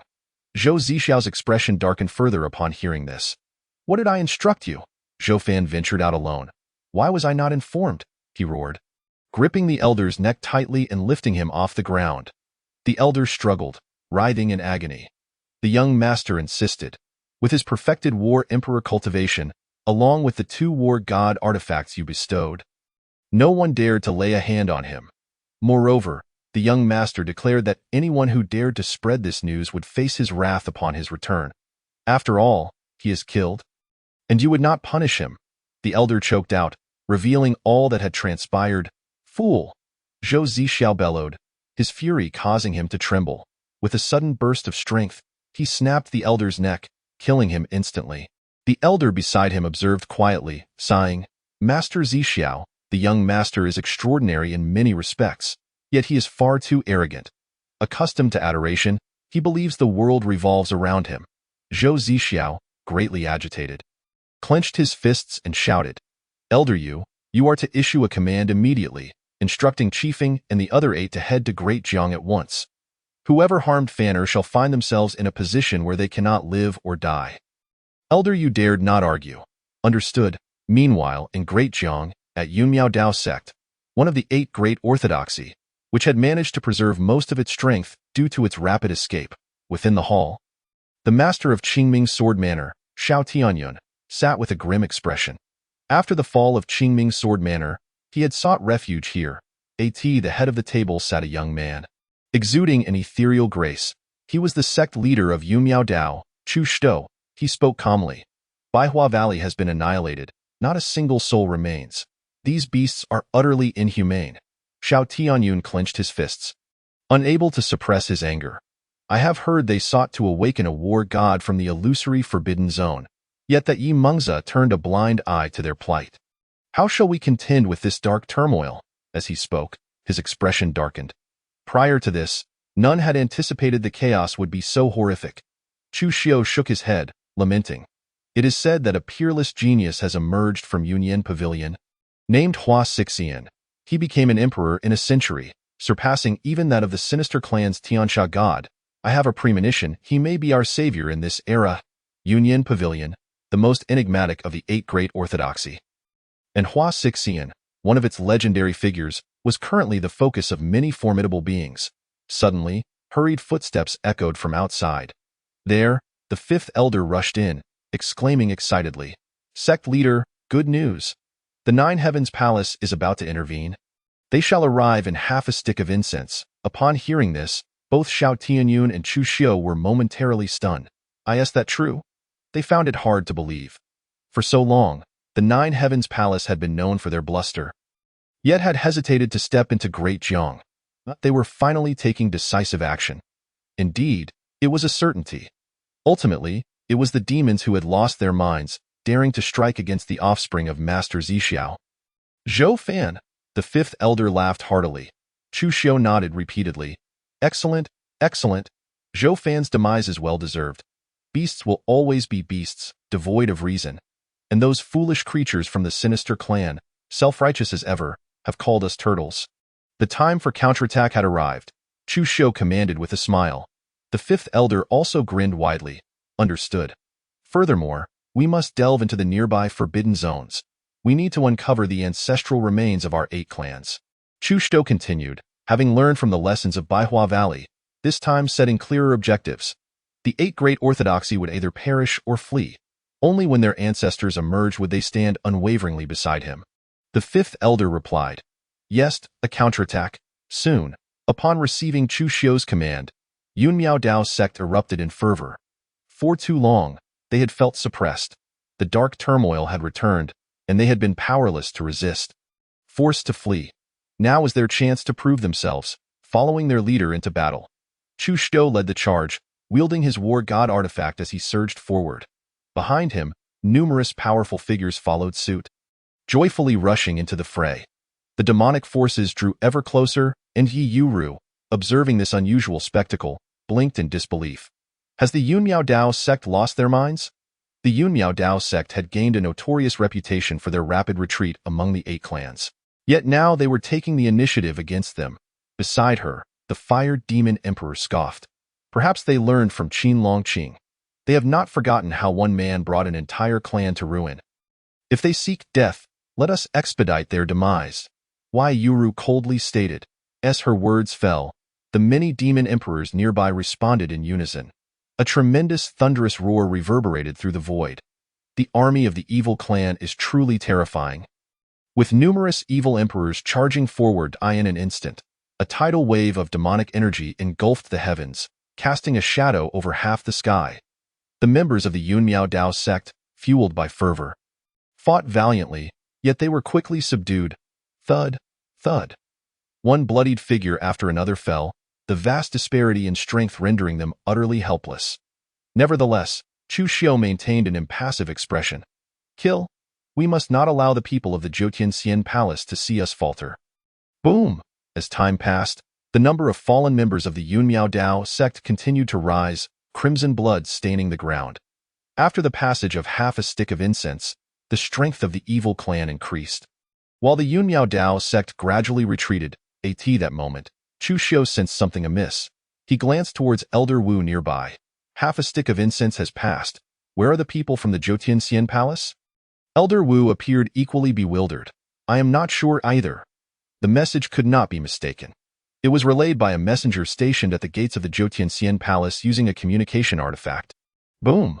Another half a stick of incense elapsed, yet the individuals from the Jotianxian Palace remained conspicuously absent. The members of the Yunmiao Dao sect were increasingly outnumbered. Chu Xiu was at a loss. Where are these scoundrels? Where are they? Elder Wu's lips twitched. They must have been delayed on the way. Chapter 76. Hua Sixian, the limitless power of humanity, can also become divine in a day delayed on the way? Upon hearing this, the other strong members of the Yunmiao Dao sect felt the urge to vomit blood. Sect Master, is the information you received truly accurate? They had dared to take the initiative against the evil clan precisely because they believed reinforcements from the Jotianxian Palace would arrive. If the reinforcements continued to be delayed, would their actions not amount to a reckless march towards death? Something felt amiss. Chu Xiu furrowed his brow, a sense of foreboding creeping in. Kill. The strong members of the evil clan would not simply observe. With a command from the numerous evil emperors, waves of terrifying demonic energy surged across the heavens, causing the very void to tremble. Blood mist enveloped the land, and in that moment, the formidable evil clan warriors charged towards them. Retreat, retreat. Chu Xiu led the remaining members to hold their ground for another half stick of incense, yet the number of fallen figures and pools of blood continued to increase, while the reinforcements from the Jotianxian Palace remained elusive. These treacherous beings, even after their young master was slain, showed no urgency to come. He felt the urge to curse. Initially hoping to launch a preemptive strike to assert their dominance, he never anticipated that the Jotianxian Palace would remain as unreliable as ever. Chu Xiu, seeing no other option, hurriedly led the remaining members in retreat. Meanwhile, to the west of the Yunmiao Dao sect, at the Yunyan Pavilion, nestled deep within the heart of the Great Ginger, stood the most enigmatic of the 8 orthodox sects. And the only one to remain unscathed amidst the current turmoil on this day, a white-robed youth of refined demeanor emerged from the Yunyan Pavilion, his hair as white as snow, walking with an elegance that resembled a dragon rising from the depths. Radiating brilliance. Master Brother Xixian is here. Along the path he traversed, many disciples of the Yunyan Pavilion greeted him with utmost reverence. The individual before them was none other than the most esteemed prodigy of the contemporary 8 orthodox sects. Hua Sixian, an unparalleled genius, even believed to surpass the evil clan Tianxia at one point. Boom. As Hua Sixian made his entrance, boundless sword energy coalesced in the heavens, dense and overwhelming, engulfing the surroundings. A divine radiance of martial prowess rippled around him. The onlookers were astonished. Master Brother, you have become a deity in such dire circumstances. They understood well how arduous it was to attain divinity. Even previously, Lu Tianyi had received celestial acknowledgement, becoming a martial deity, while Jiang Qin's connection to the heavenly path was severed by a decree, truncating Lu Tianyi's ascent to divinity. Yet now, their master brother had not even faced the heavenly tribulation and had directly achieved martial divinity. Seemingly anticipating the astonishment of the crowd, Hua Sixian smiled and remarked, "Heaven's acknowledgement is but a mere embellishment. The potential of humanity is boundless, and one can become divine in a single day." He continued on his path, speaking as he walked 10,000 years ago. Jiang Chen required no heavenly acknowledgement. In this life, how could I be inferior to him? A boundless confidence gleamed in Hua Xixian's eyes. Confidence is something that an unparalleled prodigy lacks not. Throughout ancient history, there have been few who could be truly considered his rivals. On the other hand, the leader of the Union Pavilion stood at the foot of the mountain. Patiently awaiting Hua Xixian's emergence, he clenched his fist. As the leader of the pavilion, he felt himself bending considerably in the presence of such an extraordinary prodigy. Xixian, as you depart to aid the Yun Miao Dao sect, proceed with caution. The leader of the Union Pavilion spoke with a solemn expression. The disciples behind him expressed their excitement. We wish Master Brother a triumphant return. Hua Xixian calmly waved his hand, offering a gentle smile. Pavilion Master, rest assured, my purpose is twofold. To quell the tide of demons, eradicate the evil clan, and bring an end to the dark turmoil, and to eliminate Jiang Chen, allowing the Union Pavilion to reclaim dominion over this realm. As he spoke, the entire Union Pavilion erupted with fervor. Hua Xixian bore the hopes of all. The pavilion leader laughed heartily, then unexpectedly knelt in reverence. We shall rely on you. Martial God Xixian. This day marked an insomniac night for the remaining orthodox sections. The so-called unparalleled prodigy Hua Xixian had emerged as a deity, intent on ending the dark turmoil and targeting the strongest of 10,000 years past. Jiang Chen, on the other side, the members of the Yun Miao Dao sect were entirely outmatched by the evil clan, akin to eggs colliding with stones, shattering upon impact. Numerous powerful warriors banded together, carving a bloody path towards the west. Where the Union Pavilion lay, Xiao Tianyun and Chu Xiu, the two leading figures, proved remarkably adept at fleeing, sprinting ahead. Xiao Tianyun's eyes brimmed with concern. This is merely in the absence of the Mingxia goddess intervention, and already we find ourselves in such dire straits. Chu Xiu, do you think we can still triumph in this lifetime? He voiced his innermost doubt. Beside him, Chu Xiu sighed, a glimmer of despair in his eyes. How terrifying was the dark turmoil! Only through personal experience could one truly comprehend its enormity, which they were utterly ill-equipped to resist. He shook his head in response. It's difficult, unless the Jiutian Xian Palace intervenes. As they fought and retreated, the fallen disciples of the Yun Miao Dao sect continued to increase in number behind them. Throughout, they had not glimpsed a single figure from the Jiutian Xian Palace. Unable to contain himself any longer, Chu Xiu glared at Elder Wu behind him. Didn't he say they would arrive within half a stick of incense? Where are they? Where are they now? Chu Xiu pressed his questions relentlessly, while Elder Wu's lips trembled, too fearful to respond. Subsequently, Elder Wu produced a communication artifact, shouting at the messenger on the other end.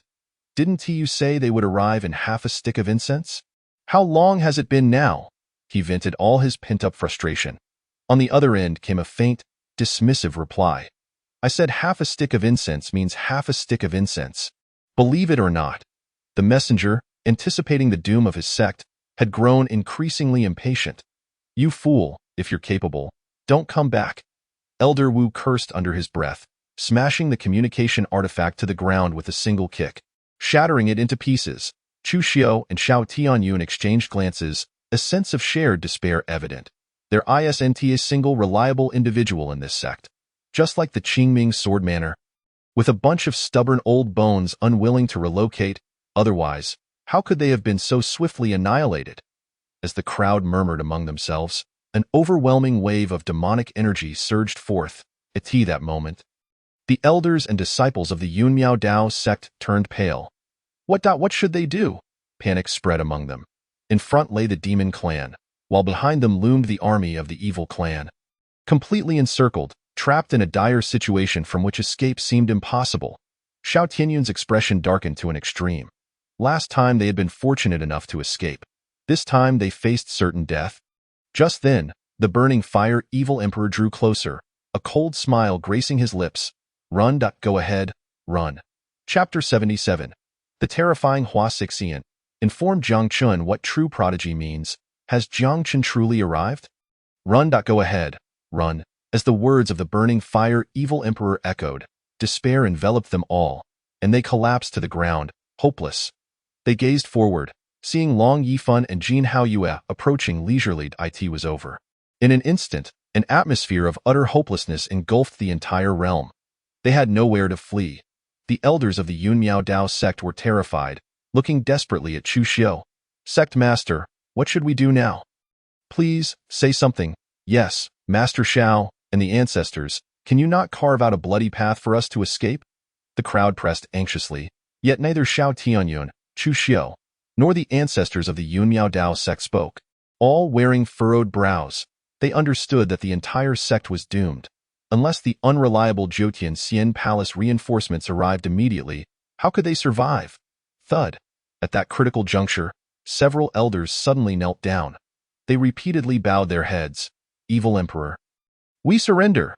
Those who sought to harm the descendants of Jiang Chen were all from their faction. In that moment of impending death, traitors inevitably emerged from the Yun Miao Dao sect, pointing fingers at Chu Xiu and his group. On the opposite side, another group of elders could no longer contain themselves, roaring in response. What are you pretending to be pure for, you bunch of white lotuses? When it was time to slaughter the descendants of Jiang Chen, where were you to stand against it? It was your might that forced us into submission. Both sides continued to argue. The burning fire evil emperor waved his hand, displaying evident impatience. Stop squabbling. It's just dogs biting each other, a bunch of fur. It's quite noisy. You are all nothing but a flock of ill-fated souls. Thus, I decree that you shall accompany me to the underworld, where you may settle your scores in the afterlife. With a resolute tone, he pronounced this final word, at that moment.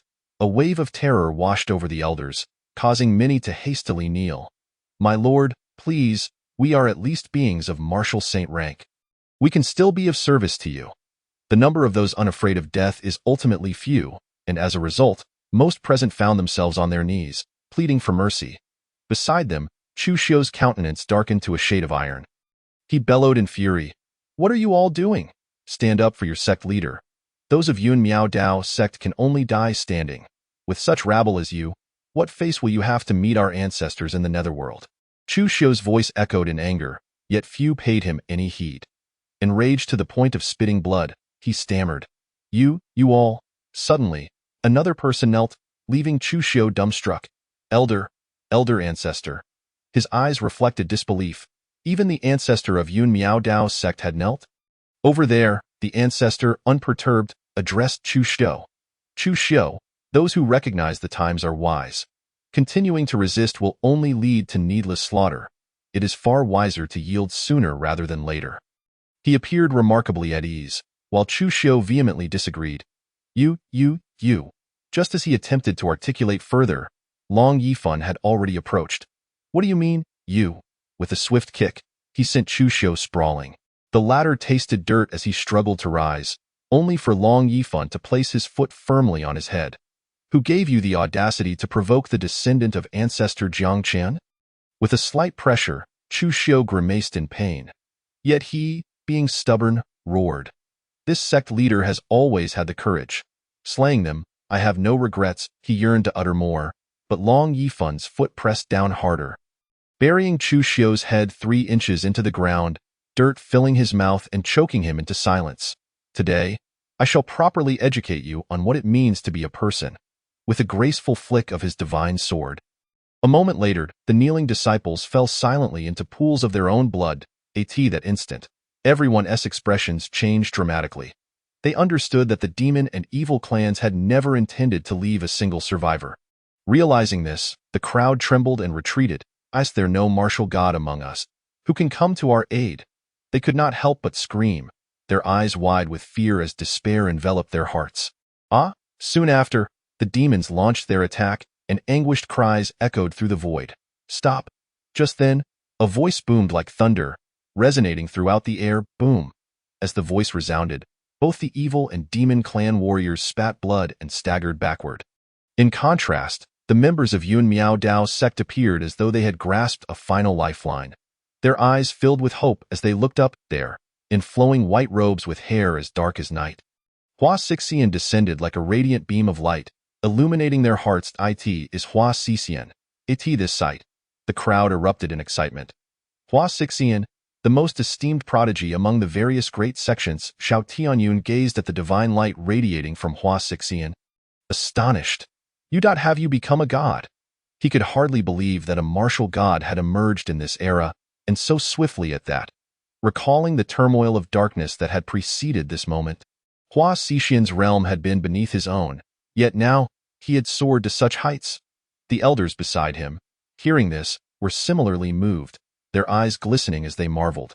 Hua Xixian truly lives up to the title of the strongest prodigy of this era. No one had anticipated that Hua Xixian would ascend to godhood so quickly, and even more so that he had come to rescue Yun Miaodao sect. This thought stirred profound emotions within them.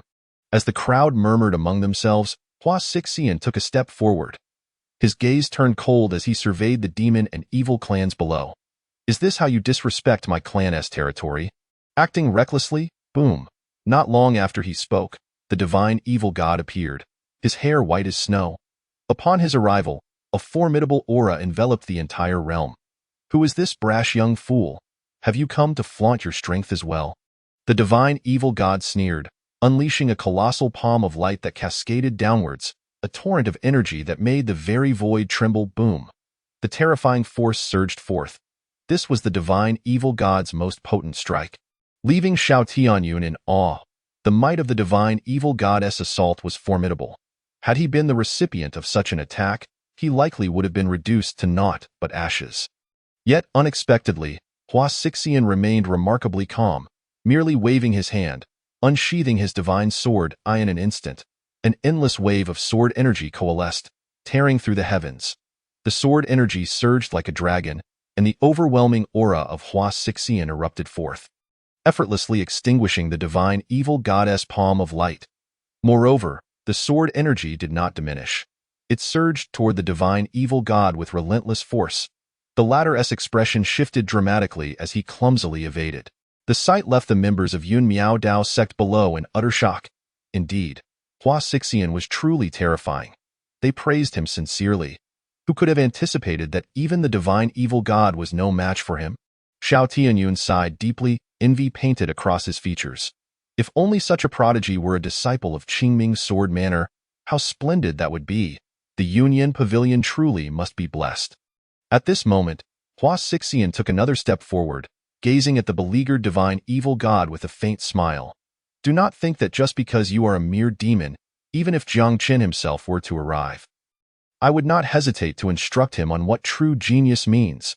A confident glint shone in his eyes. After defeating the divine evil god, his pride swelled to its zenith. Is that so? Everything unfolded with such suddenness. Just as his words fell, a youth clad in a purple robe with silver hair appeared, hands clasped behind his back, slowly advancing, casting a subtle glance at him.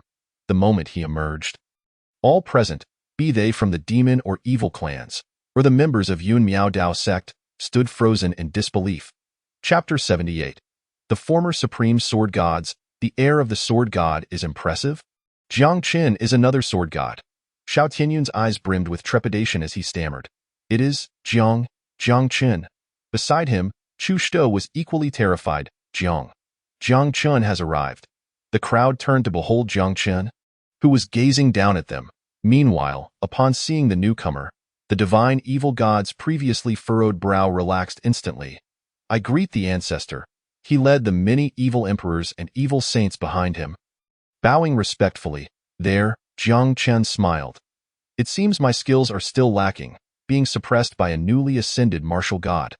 Upon hearing this, the divine evil god's face flushed slightly, awkwardly scratching his head. Ancestor.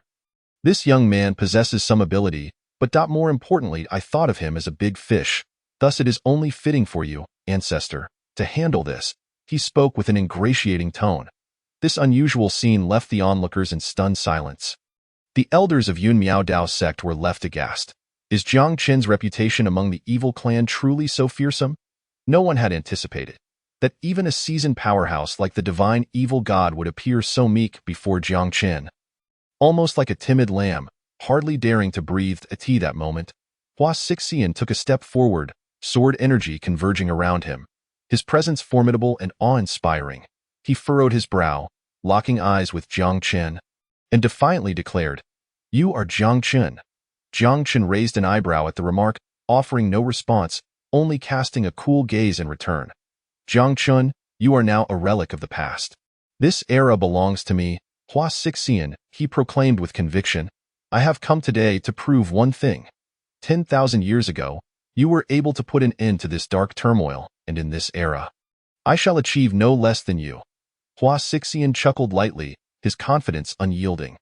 Having reached the pinnacle of his age, he stood atop the zenith of existence, undeniably. His pride swelled immensely. Jiang Chen smiled. Throughout my journey, I have encountered countless prodigies. They all share a common arrogance. It is only at the end of their lives that they realize they are but a drop in the ocean, pitifully weak. You are no exception. As he spoke, he advanced slowly, his right hand slicing through the air, revealing an ancient-looking long sword that illuminated the heavens. It appeared to be an ordinary long sword, devoid of extravagant divine light. Yet it emanated a powerful energy that swept across half the sky, leaving the divine evil god trembling in trepidation. He sensed that should Jiang Chen choose to strike him, a single sword would suffice to obliterate him. Though the long sword was ancient, in Jiang Chen's grasp, it could transform decay into legend, capable of slaying gods. Boom. At this moment, the powerful energy surrounding Hua Sixian surged into the void, and he chanted, "Sword. Come." As his command echoed, a divine sword radiating boundless light traversed through time and space, its sword energy enveloping the heavens, reaching heights of 90,000 miles. His eyes sparkled with pride as he proclaimed, "It is said that there exist two supreme sword gods in this world, one of whom is the ancient true martial sword god, renowned across the realm. When the true martial sword art is unleashed, it can obliterate the sun, moon, and stars. And I am the sole disciple inheriting the legacy of the true martial sword god." Hua Sixian sneered, delivering yet another earth-shattering revelation to the crowd. Xiao Tianyun and Chu Shou exchanged looks, their astonishment palpable. The true martial sword god, a figure of myth from an era long past. A legendary existence in his time. The human race experienced a fleeting period of glory, briefly breaking free from the control of the nine heavens' immortal palace. It can be said that the true martial sword god is one of the most terrifying martial gods in the history of humanity. Behind them, a disciple inquired with uncertainty. Sect leader, if one is the true martial sword god, then who is the other? Regarding the true martial sword god, the public's understanding is exceedingly limited, and concerning the other sword god, their knowledge is even more scant. Chu Xiu, taken aback by this inquiry, turned to Xiao Tianyun and asked, "Old Xiao, who is the other person?" The latter, filled with confusion, shook his head in response, "I do not know. There exists another sword god, even more enigmatic than the true martial sword god, yet they cannot fathom who it might be." They gazed at the ancestor, where the elder of the Yunmiao Dao sect trembled under Jiang Chen's imposing aura. He stammered, "I cannot recall, but Hua Sixian, unexpectedly, is that individual's disciple, truly astonishing." Indeed, it was surprising to discover that Hua Sixian possessed such an identity. As these words fell, everyone was left in a state of bewilderment. Long ago, rumors of sword gods circulated in the world. Even the previous Peach Blossom Sword Emperor, who thrived in his cultivation, had received the legacy of a sword god. While numerous sword gods existed, there were only two supreme sword gods, one of whom was the true martial sword god. Moreover, Hua Sixian was not only extraordinarily gifted, but also the disciple of that very individual. Contemplating this, a spark of hope ignited in the eyes of the crowd. If this is indeed the case, then we have a chance, a century to ascend to the throne, the most dazzling prodigy of the age. And truly the disciple of the true martial sword god, so many layers of identities intertwined. They genuinely believed that Hua Sixian could confront and even vanquish Jiang Chen. Go for it, Sixian martial god. They fervently shouted, their excitement reverberating across the skies. Hua Sixian, hearing the crowd's admiration, felt a surge of pride. This was merely the starting point for me. In the future, I shall forge a new realm, surpassing true martial and even you, Jiang Chen. On the path to a new pinnacle, he laughed heartily, wielding the true martial sword technique. In an instant, the mountains and plains were engulfed in sword light, which grew increasingly terrifying. Seemingly without end, he swung his sword directly at Jiang Chen. "You are quite confident." Amidst the crowd's discussions, Jiang Chun merely smiled faintly and made his move. Bang! An ancient longsword was lightly waved through the air, and a breathtaking sword light cleaved through the heavens, an overwhelming aura descending.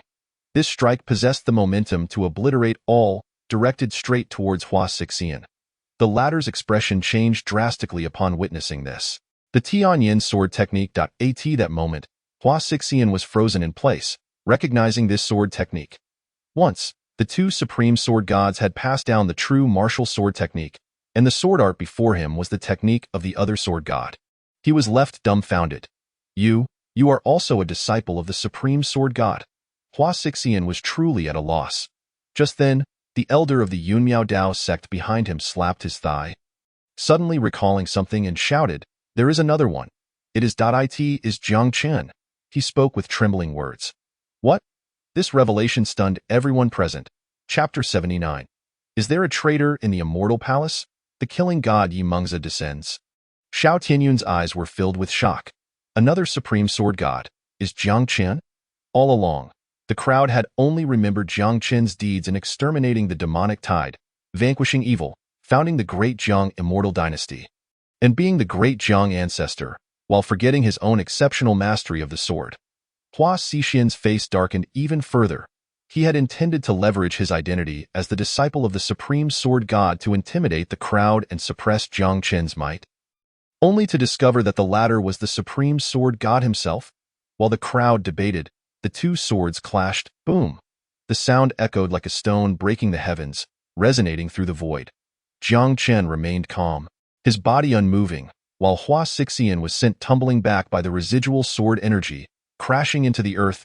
Cough, cough. He coughed violently, the true martial sword flying from his grasp, his body stained with crimson. At that moment, many powerful beings below were left dumbfounded, and Xiao Tianyun trembled. Jiang Chen, Tio, what terrifying extent is he? The light in the hearts of the crowd dimmed rapidly, leaving them on the verge of spitting blood. Xixian martial god. Numerous powerful beings wanted to call out again, but Jiang Chen's ancient longsword swung forth once more, with just one strike. The overwhelming residual sword energy swept across the surroundings, causing figures to fall lifelessly into pools of blood. Their souls extinguished, the evil clan warriors were dumbstruck. Jiang Chen ancestor, is he this strong?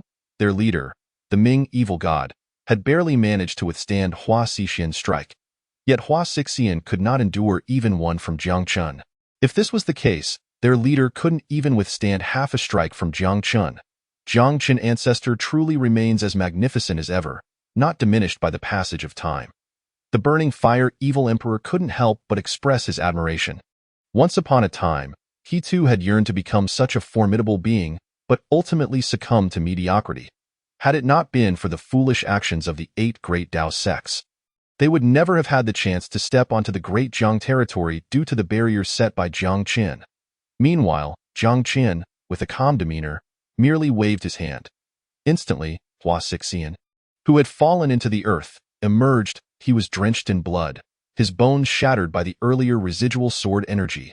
With a thud, Hua Xixian's leg bones fractured, causing him to involuntarily kneel before Jiang Chen. Clenching his fists, his eyes filled with disbelief. How could you possibly be this terrifying? Hua Xixian felt a deep sense of frustration. As a martial god, he had originally intended to end the dark turmoil and trample Jiang Chen underfoot amidst the crowd's acclaim, ascending to a new pinnacle. Yet now, he faced the prospect of falling short. Jiang Chen smiled. You were merely a worm, forever fantasizing about becoming a true dragon. This is your greatest affliction. With that, he lightly swung his long sword, sending a head flying. Hua Xixian thus perished, and along with him, the hope that resided in the hearts of the Yunmiao Dao sect. Their most favored savior had fallen. Unable to withstand even a single strike from Jiang Chen, at that moment, Chu Xiu was utterly panicked, turning to Xiao Tianyun and asking, Old Xiao, what should we do now? Xiao Tianyun's eyes were devoid of light. Cursing softly, what else can we do? Better to die early and be reborn. However, Chu Xiu urgently replied, I fear they won't even give us the chance for rebirth. The few of them understood well that the Yunmiao Dao sect was doomed, and even the remaining factions of the Yunying and the 8 great Dao sects would perish. How high was Jiang Chen now? Perhaps he could rival the heavens. While the crowd continued to discuss, Jiang Chen stood with his hands clasped behind him, walking toward the horizon. The Ming evil god hurriedly approached, cautiously inquiring, "Ancestor, where are you going?" Jiang Chen's tone was indifferent as he gazed at the sky, relying solely on their 8 sects. They lack the courage. There are true masterminds pulling the strings from behind. Jiang Chen was well aware that the 8 great Dao sects dared to act against his descendants largely due to the influence of the 9 Heavens Immortal Palace. His grievances with the heavenly path had run too deep, and the 9 Heavens Immortal Palace was but its lapdog.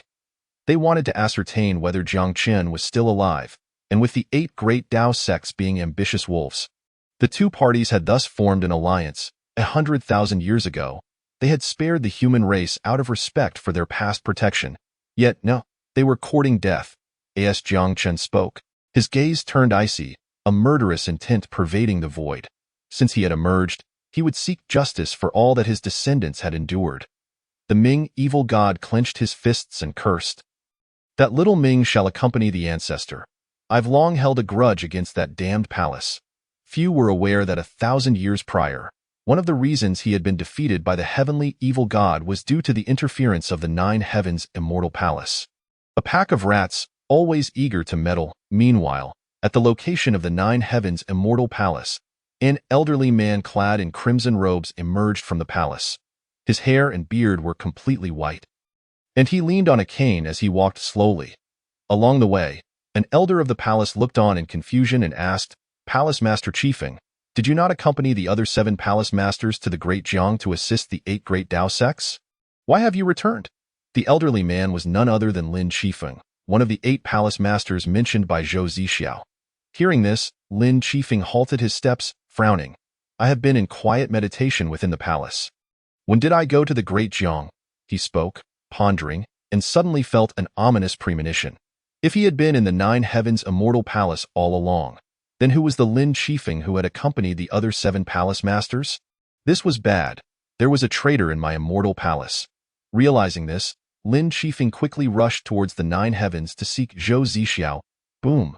At that moment, a silver spear tore through the heavens, directly crashing towards the entrance of the 9 Heavens Immortal Palace. "Get out here and face death, you scoundrels of the 9 Heavens Immortal Palace." The arrival was none other than Yimengzi. His long hair flowing, wielding a silver spear, radiating with the light of a martial god. Yimengzi roared, his overwhelming presence surging forth. Thud, thud. Instantly, a number of outer elders from the Immortal Palace emerged with cold expressions, their eyes blazing with fury. For how many millennia had it been? And this was the first person to dare strike at the 9 Heavens Immortal Palace. "You wretched fool, who gave you the audacity to attack the Immortal Palace?" They shouted, their powerful auras enveloping the area. The numerous outer elders, at the very least, were martial saint-level experts, with many even being martial emperors. This foundation, even the 8 great Dao sects could not compare. Truly deserving of being the most loyal followers of the heavenly path. They wanted to say more, but Yimengzi's silver spear descended, a forceful and unparalleled divine light erupting. Like a killing god, he charged forth. Biffed! Immediately, numerous figures fell. Even martial saints and martial emperors appeared fragile before Yimengzi. He began his journey from the 1st heaven, charging towards the celestial palace of the 9th heaven, where Zhou Zixiao resided. Chapter 80. The unstable 9th heaven celestial palace. Why impersonate the Lord of Qifeng? In the 9th heaven celestial palace, silence reigned supreme. Zhou Zixiao sat in the highest position, flanked by numerous elders on either side. His expression was cold as he observed an ancient mirror enveloped in divine light. Within the mirror was none other than the youthful visage of Zhou Fan. "Lord, the dead cannot return to life. We hope you find solace in this transformation." The elders clasped their hands in respect, sighing gently as they offered their condolences. Having just lost his son, Zhou Zixiao's temper had noticeably flared, rendering even them hesitant to speak further. "Fanner." Zhou Zixiao remained unresponsive, his demeanor icy beyond measure. Yet, as he gazed upon the ancient mirror, he murmured softly, a rare smile gracing his lips, "Lord, someone has invaded the celestial palace." At that moment, a disciple shouted from outside the hall. Shattering the silence, he rushed into the palace, presenting a scroll detailing information about Yimengzi. Upon hearing this, the elders furrowed their brows in unison. Who possesses such audacity to invade the celestial palace?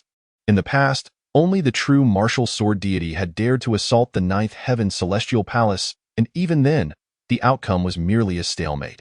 Now, after countless millennia, their foundation was stronger than ever. Who would still dare to provoke them? The third elder craned his neck and cautiously inquired, "Could it be Jiang Qian?" At his words, the others trembled slightly. The legend from 100,000 years ago had left them deeply shaken. Thus, even now, the ninth heaven celestial palace remained wary of Jiang Qian. If anyone were to be suspected, it would undoubtedly be him. Upon hearing the name, Zhou Zixiao's eyes instantly turned blood-red. Jiang Qian. Jiang Qian, if it weren't for him unleashing those beasts from the demon clan, would Fanner have died? If he dares to come, I shall ensure he returns to whence he came. Zhou Zixiao roared. Not even glancing at the scroll, merely waving his hand to reduce it to ashes. The disciple below, taken aback, hastily interjected, "It is not Jiang Qian." With that revelation, the previously tense atmosphere among the elders visibly eased.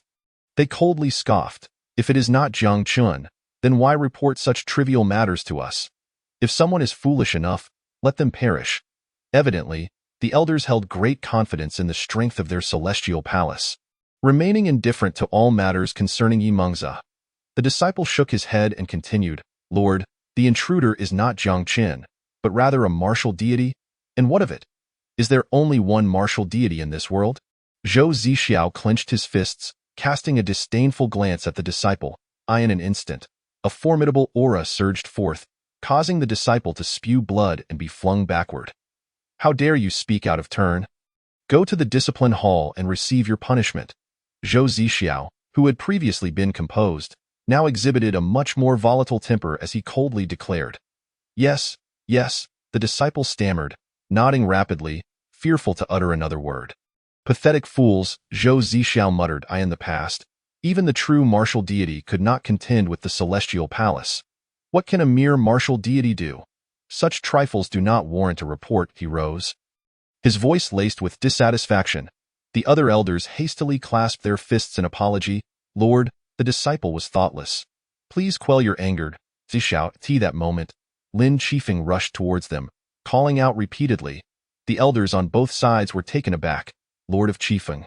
Zhou Zixiao held the ancient mirror tightly. He turned his gaze towards the hall's entrance, frowning as he questioned, "Lin Qifeng, why have you returned? Did I not instruct you to head to the Great Jiang? To suppress the demon clan?" The elders also frowned in confusion. "Indeed, Lord of Qifeng, you cannot be a coward now." Lin Qifeng hurriedly entered the palace. Lin Qifeng, have traversed the world for countless years. When have I ever been a coward? He glared at the elders, retorting their accusations. Then, Lin Qifeng turned to Zhou Zixiao, saying, "Lord, there is something amiss. There is a traitor within the celestial palace. Someone accompanied the seven of them and assumed my identity." His simple statement left the gathered crowd in shock. There was a second Lin Qifeng, who within the celestial palace possessed such formidable skills in disguise. The elders were astonished, clearly taken aback by his words. "Impossible!" Zhou Zixiao slammed his palm on the table, his brows furrowed. The 8 palace masters had all met with him before heading to the Great Jiang. What kind of existence could deceive him so easily? Zhou Zixiao found it hard to believe that such a person could exist in the world. The other elders nodded in agreement. "Lord of Qifeng, we have seen him before. There is no mistaking that aura." Lin Qifeng, however, was increasingly anxious. "Quickly, send someone to notify. That person surely harbors ill intentions." "Is it you who harbors ill intentions?"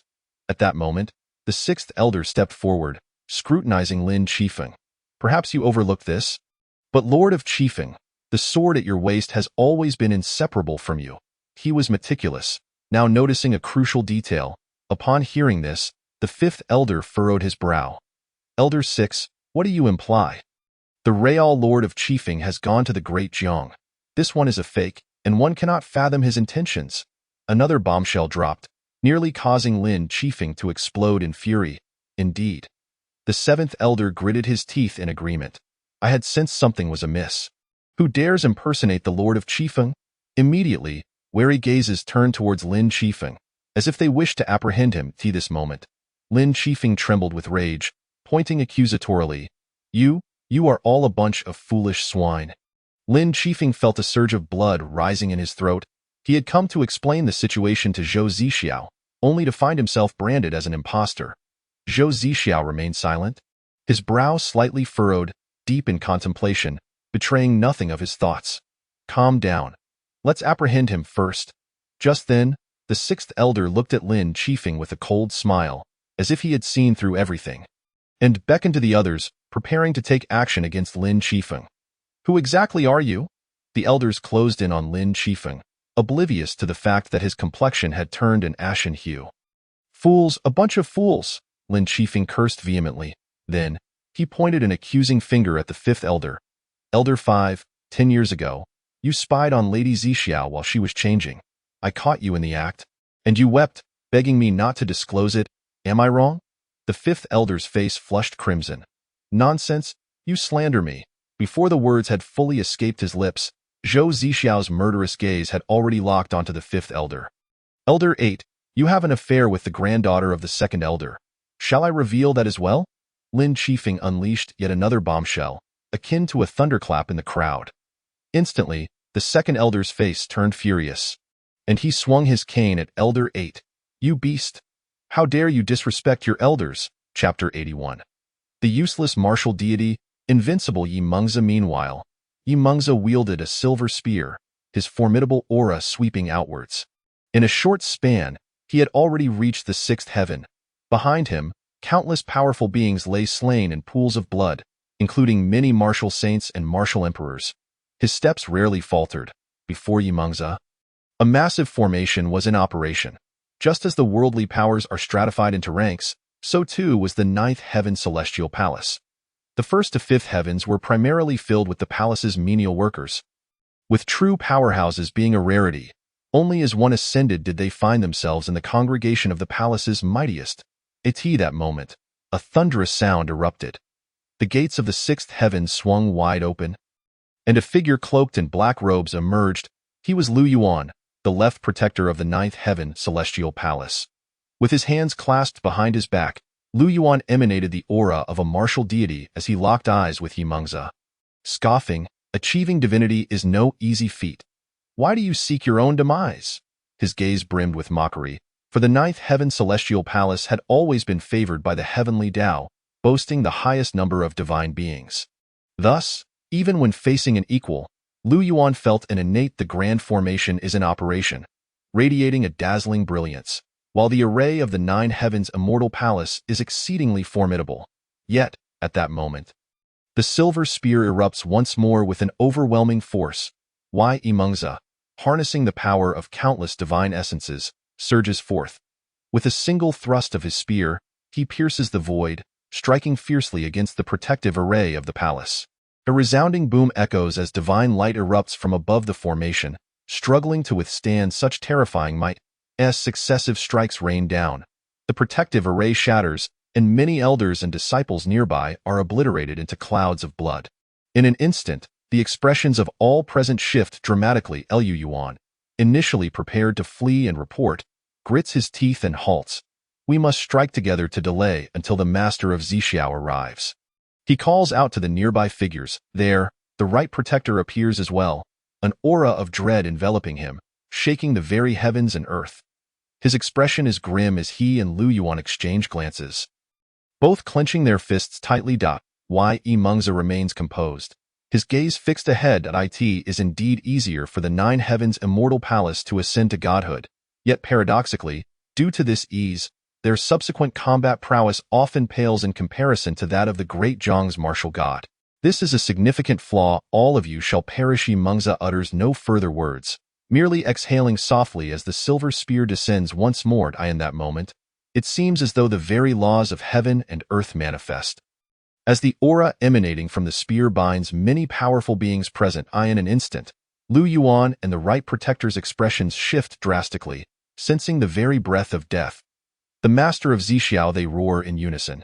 They are acutely aware that Yi Mengzi, this martial god, has reached an unparalleled height. Even combined, they are no match for him. Only the arrival of Zhou Zixiao could change the tide. The surrounding elders and disciples of the immortal palace tremble in fear. The wrath of a martial god is terrifying enough to annihilate them effortlessly. This is the true essence of a martial god for so long. Aside from the 9 palace masters, the 2 protectors were regarded as invincible existences. Yet today, before Yimengza, they are shattered with thunderous might in this lifetime. My sole meaningful endeavor shall be the extermination of your wretched effigy from beginning to end. Yimengza remained utterly composed. Sneering coldly, a bunch of mouse droppings, foolishly dreaming of confronting the ancestral figure Jiang Qin, without even glancing in the mirror to see what clowns they truly are. As he spoke, he retracted his silver spear and formed hand seals with both hands. Instantly, the surrounding environment began to shift dramatically. In an instant, both Lu Yuan, the right protector, and Zhou Zixiao, along with Lin Qifeng, all changed their expressions drastically. The path of illusions, perfected to its limits, was said to plunge one into eternal nightmares. Making it nearly impossible to awaken. It seemed that Yimengza had truly mastered this art. Palace Master, I'm feeling a bit drowsy, soon, as the illusion took form, while the martial god remained relatively unfazed. Many of the Celestial Palace's strong practitioners could barely keep their eyelids from drooping. Hold on, we cannot afford to sleep, Zhou Zixiao bellowed. He understood all too well that once everyone succumbed to sleep, they would never awaken again. This was the most terrifying aspect of the dream path cultivated by Yimengza. If they were to shatter the illusion, they would require more time. Master, I can't hold on any longer. Before long, a disciple of the Celestial Palace rubbed his eyes, yawned, and collapsed as if in deep slumber. With one falling, the remaining disciples, and even the elders, soon succumbed as well. Lin Qifeng watched, his eyes aflame with anger. A bunch of fools. We cannot sleep. They could distinctly sense that at the moment everyone fell asleep, their hearts ceased to beat, trapping them forever within the dream. Why, Yimengza? A torrent of murderous glares fell upon him. And in the briefest moment, Yimengza had directly annihilated 7 or 8 out of 10 of the Celestial Palace's disciples and elders, truly a devil incarnate. Meanwhile, Yimengza merely smiled faintly. This is just the beginning. Chapter 83. Zhou Yunhe? The ancestral Jiang Qin has arrived. Impudence. As Yimengza prepared to strike again, Zhou Zixiao's eyes blazed with fury. With a furious shout, he unleashed his ancient sword, its immense energy erupting forth, cleaving the entire illusion apart within 3 breaths. In that moment, the surviving Celestial Palace practitioners let out long breaths of relief. That was close. They felt a profound sense of having survived a calamity. Just moments ago, an overwhelming sleepiness had surged within them, nearly impossible to resist. Many among them even resorted to stabbing themselves with their own swords, the pain jolting them awake, preventing them from falling into that nightmare. How could such a terrifying technique exist in this world? Moreover, if he was already this formidable as a follower of Jiang Qin, how powerful must Jiang Qin himself be? As they were struck by shock, a wave of dread spread through their hearts. If Yimengza had attained such strength, then what of Jiang Qin from 100,000 years ago? You dog palace, your day of reckoning has come. Yimengza sneered upon witnessing the scene, his hands forming seals once more, ready to conjure another illusion. Enough. Yet, just then, a stern voice resounded from deep within the 9 heavens Celestial Palace, reverberating like thunder across the heavens and the earth. An elderly man clad in a dark robe approached slowly. With a black cloth covering one eye and leaning on a cane, he was a figure no one dared to underestimate. Zhou Zixiao furrowed his brow further. Father, why are you awake? The old man was none other than the former master of the 9 heavens Celestial Palace, Zhou Yunhe, who had long since ascended to divinity over a millennium ago. Zhou Yunhe snorted coldly. If I do not emerge, will this Celestial Palace be completely slaughtered by him? You truly are incompetent, allowing a single person to reach the 6th heaven. His expression darkened as he arrived, chastising Zhou Zixiao, Lin Qifeng, and the other 5 ancestors in one fell swoop. Zhou Zixiao, upon hearing this, turned beet red, trembling as he stammered, Father, Fanner is dead. What? The moment those words left Zhou Zixiao's lips, all of Zhou Yunhe's intended reprimands were abruptly silenced. He immediately lost his composure, roaring, Who did this? Zhou Fan was his most favored junior, a young man who had achieved the title of martial emperor at a tender age, and moreover, his own grandson. whom he had personally guided in his foundational training. And now dead? Zhou Zixiao nodded, filled with rage as he replied. It was the demon clan sent by Jiang Chun, but the final blow was struck by Yi Mengzi. He pointed accusingly at Yi Mengzi at that moment. Yi Mengzi's expression remained calm, his eyes betraying no emotion. It was indeed I who did it, and yet you, as his elder, merely stood by and watched. Zhou Yunhe was on the verge of exploding with fury. He clenched his fists, an overwhelming pressure emanating from him as he forcefully kicked Zhou Zixiao away. Clearly, Zhou Yunhe was not one to be trifled with. You, Yi Mengzi, did no one inform you that Zhou Fan is my grandson? How dare you tread upon my domain? He roared, his eyes blazing with wrath. What are you? Yi Mengzi retorted with a cold laugh. Refusing to back down, seemingly unafraid of provoking Zhou Yunhe further. Impudence. Prepare to die. As expected, Zhou Yunhe was driven to a furious rage, advancing relentlessly, his brilliant palm energy surging forth. In mere moments, the overwhelming pressure enveloped the entire realm. Zhou Yunhe's strength was equally formidable, rivaling that of Zhou Zixiao, yet his combat experience was far superior. For a time, he was not suppressed by Yi Mengzi. The many elders below watched in shock. Unable to restrain their awe, the old palace master is as formidable as ever. Reflecting on over 10,000 years prior, Zhou Yunhe had been a legendary genius in martial arts, achieving divinity and gaining immense renown before retreating into the shadows. Allowing his son Zhou Zixiao to inherit the position of palace master of the Nine Heavens Celestial Palace. Seeing Zhou Yunhe struggle to subdue Yi Mengzi, Zhou Zixiao, the five ancestors, and Lin Qifeng roared in unison. Disregarding their dignity as they surged forward together, boom! The deafening sounds echoed repeatedly. No matter how powerful Yi Mengzi was, there would always be a limit. His two fists could not withstand 4 hands, nor 6, and ultimately could not resist 8. With Zhou Yunhe joining the fray, he immediately found himself at a disadvantage. Lin Qifeng's eyes shone with brilliance, filled with pride as he thought to himself, who once claimed that the heavenly dream ancestor was invincible, able to slaughter the martial gods of the celestial palace at will? With a single punch, he sent Yi Mengzi flying. While the celestial palace's strong practitioners felt that such a victory was not particularly glorious, they still cheered. The palace master is invincible. The ancestor is mighty. Hearing this, Lin Qifeng revealed a rare smile. In contrast, Zhou Yunhe and Zhou Zixiao's expressions remained grim. The death of Zhou Fan cast a shadow over their hearts, an inescapable gloom. They attacked without mercy, striking at Yi Mengzi. Gradually, wounds appeared on Yi Mengzi's body. Blood trickled ominously, yet his eyes remained cold and indifferent as the 5 ancestors unleashed another strike, sending him hurtling away. One of them sneered, "You dare to assault my celestial palace alone. Should we call you brave or foolish?"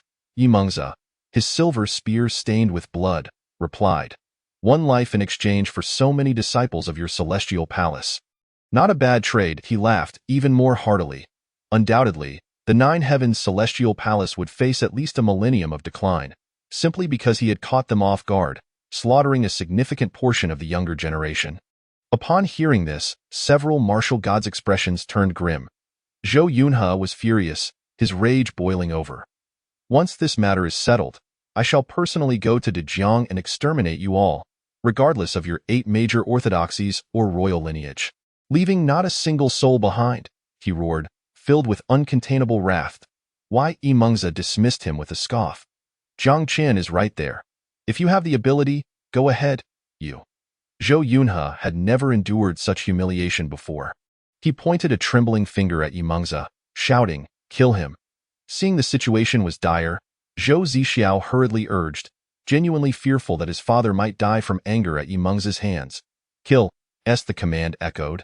They all surged forward, unleashing terrifying light that illuminated the entire realm. Yi Mengzi remained unyielding, swinging his silver spear not to defend against the 4 martial gods, but instead targeting the elders of the celestial palace. Curse it! Many of the elders and disciples who had been watching with amusement were left dumbfounded. "Help!" They cursed as they attempted to evade, but it was futile. They could only explode into blood, mist, and silence. On the other side, Yi Mengzi took another blow, his garments soaked in blood, yet he raised his head defiantly, coldly smiling at the group. Die for me. Zhou Zixiao's eyes blazed with fury as he roared. Striking with his sword, with 3 others following suit, boom. The aura of death permeated the void, and Yi Mengzi closed his eyes, boom. Just then, an overwhelming demonic energy surged from behind as the dark evil god appeared. Gritting his teeth, he forcefully wielded his demonic weapon and struck back. With a resounding crash, the dark evil god propelled Yi Mengzi backward. At that moment, everyone was left in shock, Yi Mengzi himself equally bewildered. The one who saved him was a member of the evil clan. Seemingly aware of the astonishment surrounding him, the dark evil god dropped another bombshell, reverberating like a thunderclap. The ancestral Jiang Qian has arrived. Chapter 84. Regardless of who he is, what is there to fear? If it is Jiang Qian, I shall return and consolidate myself. The ancestral Jiang Qian has arrived. With this declaration, everyone present was rendered speechless. Lin Qifeng's expression grew significantly more serious as he scanned the surroundings, murmuring softly, Jiang Qian. Even Zhou Zixiao and Zhou Yunhe frowned deeply. Clearly, from the beginning, they had never anticipated that Jiang Qian would dare to come to the Nine Heavens Celestial Palace. Boom! As they turned to look, in the limitless horizon, Jiang Qian, clad in a silver robe with purple threads, approached them slowly, hands clasped behind his back. While he bore no overtly terrifying aura, the void around him continued to disintegrate with each step he took. It was evident that after 100,000 years, Jiang Qian had become incomparable to any ordinary martial god. Jiang Qian, the ancestral Jiang Qian. In the fleeting moment of encountering the newcomer, Yi Mengzi found himself enveloped in profound astonishment. With great effort, he suppressed the pain coursing through his body, prostrating himself upon the ground in a gesture of utmost respect. Junior Yi Mengzi pays his respects to the ancestor. Spare the formalities. Jiang Qian replied with a subtle nod. A gentle breeze swept by as he waved his sleeve, and Yi Mengzi was astonished to notice a significant reduction in his pain. Although his wounds remained, they were evidently less severe than before. Overwhelmed by this display of power, he bowed once more with heartfelt gratitude. Thank you, ancestor. Beside Yi Mengzi, the Ming Xie god pointed at Zhou Zixiao and his companions. His voice laced with murderous intent. Ancestor, these individuals are the key figures of the Jiutianxian Palace. They were the ones who sought to harm your descendants. He gestured toward the group of surviving disciples, who were similarly engulfed in chaos. Terrified, one elder struggled to suppress his disbelief. Jiang Qian, is he the Jiang Qian who ended the dark upheaval 100,000 years ago? Shock flickered in the eyes of the crowd. This name resonated like thunder. 100,000 years had passed, yet Jiang Qian had not perished. Moreover, he appeared far from the decrepit state suggested by the 8 Great Orthodoxy. Conversely, Zhou Zixiao stepped forward. Unafraid, as the light of the martial god shimmered, a formidable aura enveloped the boundless void.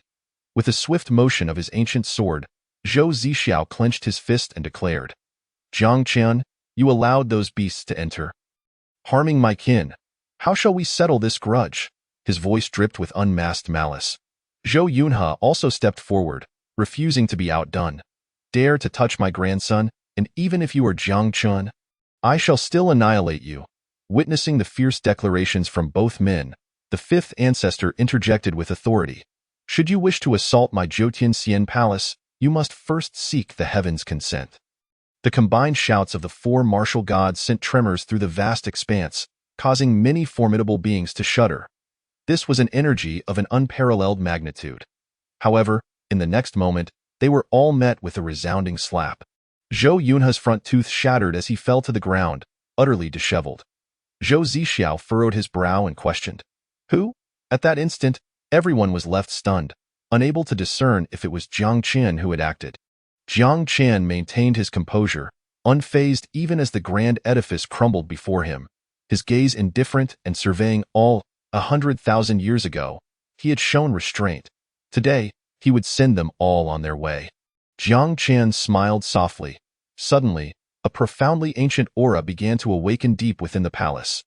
There, the 4th ancestor emerged, an elderly woman with flowing white hair.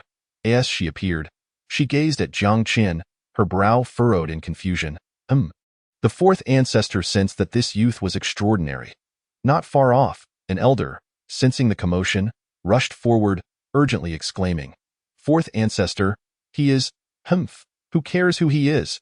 If he dares to wreak havoc in my Jutian palace, he must be prepared for death. Despite recognizing his unusual prowess, the fourth ancestor was undeterred and planned to step out from the ancestral grounds. Yet, as the elder raised his fist, he spoke with a tone of defiance, only to leave the fourth ancestor stunned. Did you say, Jiang Qian? Upon hearing this, the fourth ancestor retreated, muttering, if it is indeed Jiang Qian, then I shall return to contemplate.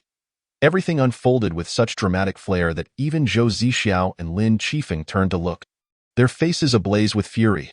They glared at the fourth ancestor, exclaiming, Fourth ancestor, either do not emerge and bring disgrace upon yourself. Fourth ancestor, fourth ancestor. The elder called out hastily, but the fourth ancestor remained silent. Clearly frightened back into slumber, the fifth ancestor sighed deeply. O fourth, you have been thoroughly intimidated by Jiang Qian. He recounted how her ancestor had once attempted to create chaos in the Great Jiang during the Dark Upheaval, only to be effortlessly slain by Jiang Qian, leaving her with lasting trauma. Thus, the fourth ancestor harbored a primal fear of Jiang Qian. Meanwhile, Lin Qifeng grimaced, lamenting, what a pity that our ultimate weapon has been taken out. Otherwise, dealing with Jiang Qian would be a mere formality. Forget about weapons. Even if we all attack together, we could overwhelm him. Zhou Yunhe barked, and with that, he took 2 decisive steps forward. An overwhelming aura instantly enveloped the entire realm. He unleashed several powerful palm strikes, causing the void to tremble with immense energy as Zhou Yunhe was the first to engage Jiang Qian. Zhou Zixiao and the fifth ancestor swiftly joined him, their combined might radiating outward. The moment they struck, it was as if they had unleashed a cataclysmic force, the 4 martial gods converging upon Jiang Qian. Mengzi's expression hardened with worry as he murmured, Ancestor. As he prepared to wield his silver spear once more, he was restrained by the Ming Xia god, who spoke with confidence.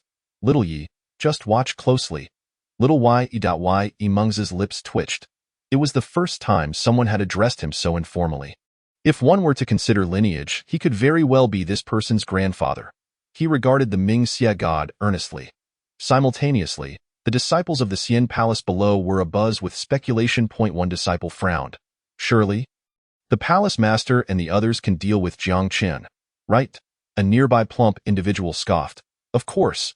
With the 4 martial gods acting in concert, didn't you see how even the previous Tianming ancestor was rendered powerless? Jiang Qian, no matter how formidable, is merely slightly stronger than the Tianming ancestor, right? Besides, 100,000 years have passed. Can you fathom how many ancient beings lie within the ancestral grounds? His arguments resonated with the crowd, who nodded in agreement, exclaiming how reasonable he was. However, the truth soon slapped the plump individual across the face. Jiang Qian merely flicked his sleeve and stepped forward, a simple palm strike descending, boom.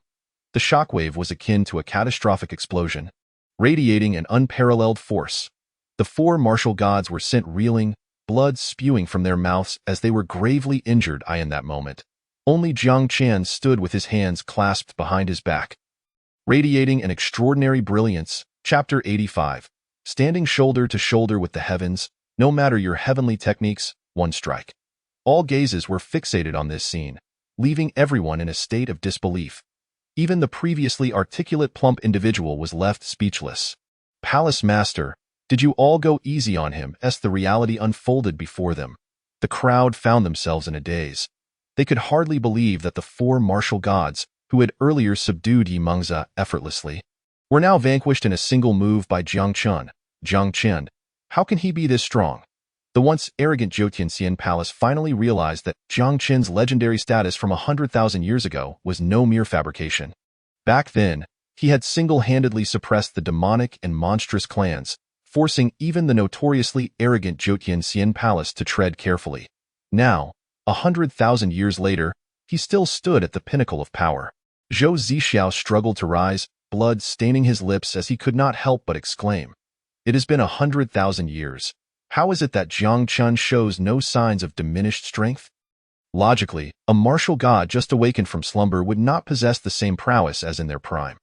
Yet Jiang Qian defied this norm, appearing far more formidable than 100,000 years ago. Lin Qifeng cursed under his breath. He can't have been training in his sleep, Can he? Cough, cough, coughed. At that moment, a violent coughing echoed, causing Zhou Zixiao to turn and discover Zhou Yunhe had been hurled into a crevice. Struggling to free himself, father, with great effort, he pulled Zhou Yunhe out. Zhou Yunhe's face was pale, and worry flickered in his eyes. Jiang Qin, he seems to be transcending the martial god realm. As he spoke, he collapsed again, blood pooling around him, clearly gravely injured. Transcending the martial god realm? The gravity of his words left even Zhou Zixiao astonished. The martial god had always stood at the pinnacle of the world. What lay beyond was a mystery to all. Was Jiang Qin truly about to take that leap? Boom! At that moment, Jiang Qin took another step forward, lightly waving his hand, and an ancient long sword descended. With a swift motion, Jiang Qin unleashed the sword's light, targeting the elders and disciples of the palace who had been watching the spectacle unfold. Their pupils dilated in horror, unprepared for Jiang Qin's assault, and they hastily knelt, pleading, "No, no, no, Ancestor Jiang Qin, we were wrong, we were wrong." The previously plump individual quaked in fear, stammering, "Yes, Ancestor Jiang Qin, what must we do to earn your mercy?" Panic filled their eyes as they cried out in terror. Yet Jiang Qin merely smiled, remaining unmoved, as the sword descended without reservation. Boom! At that moment, the ancestral grounds of the palace erupted. 3 white-haired elders awakened in haste, rushing through the void. They were the 3 oldest ancestors of the Jotianxian Palace. "Stop! Stop!" they cried out, but it was too late. Jiang Qin's sword struck, unleashing a terrifying wave that severed the younger generation of the Jotianxian Palace from their lineage forever. In that instant, even the 3 ancient ancestors turned crimson with rage. Note, they howled. The 9 Heavens immortal palace has utterly perished. Not a single member of the younger generation remains alive.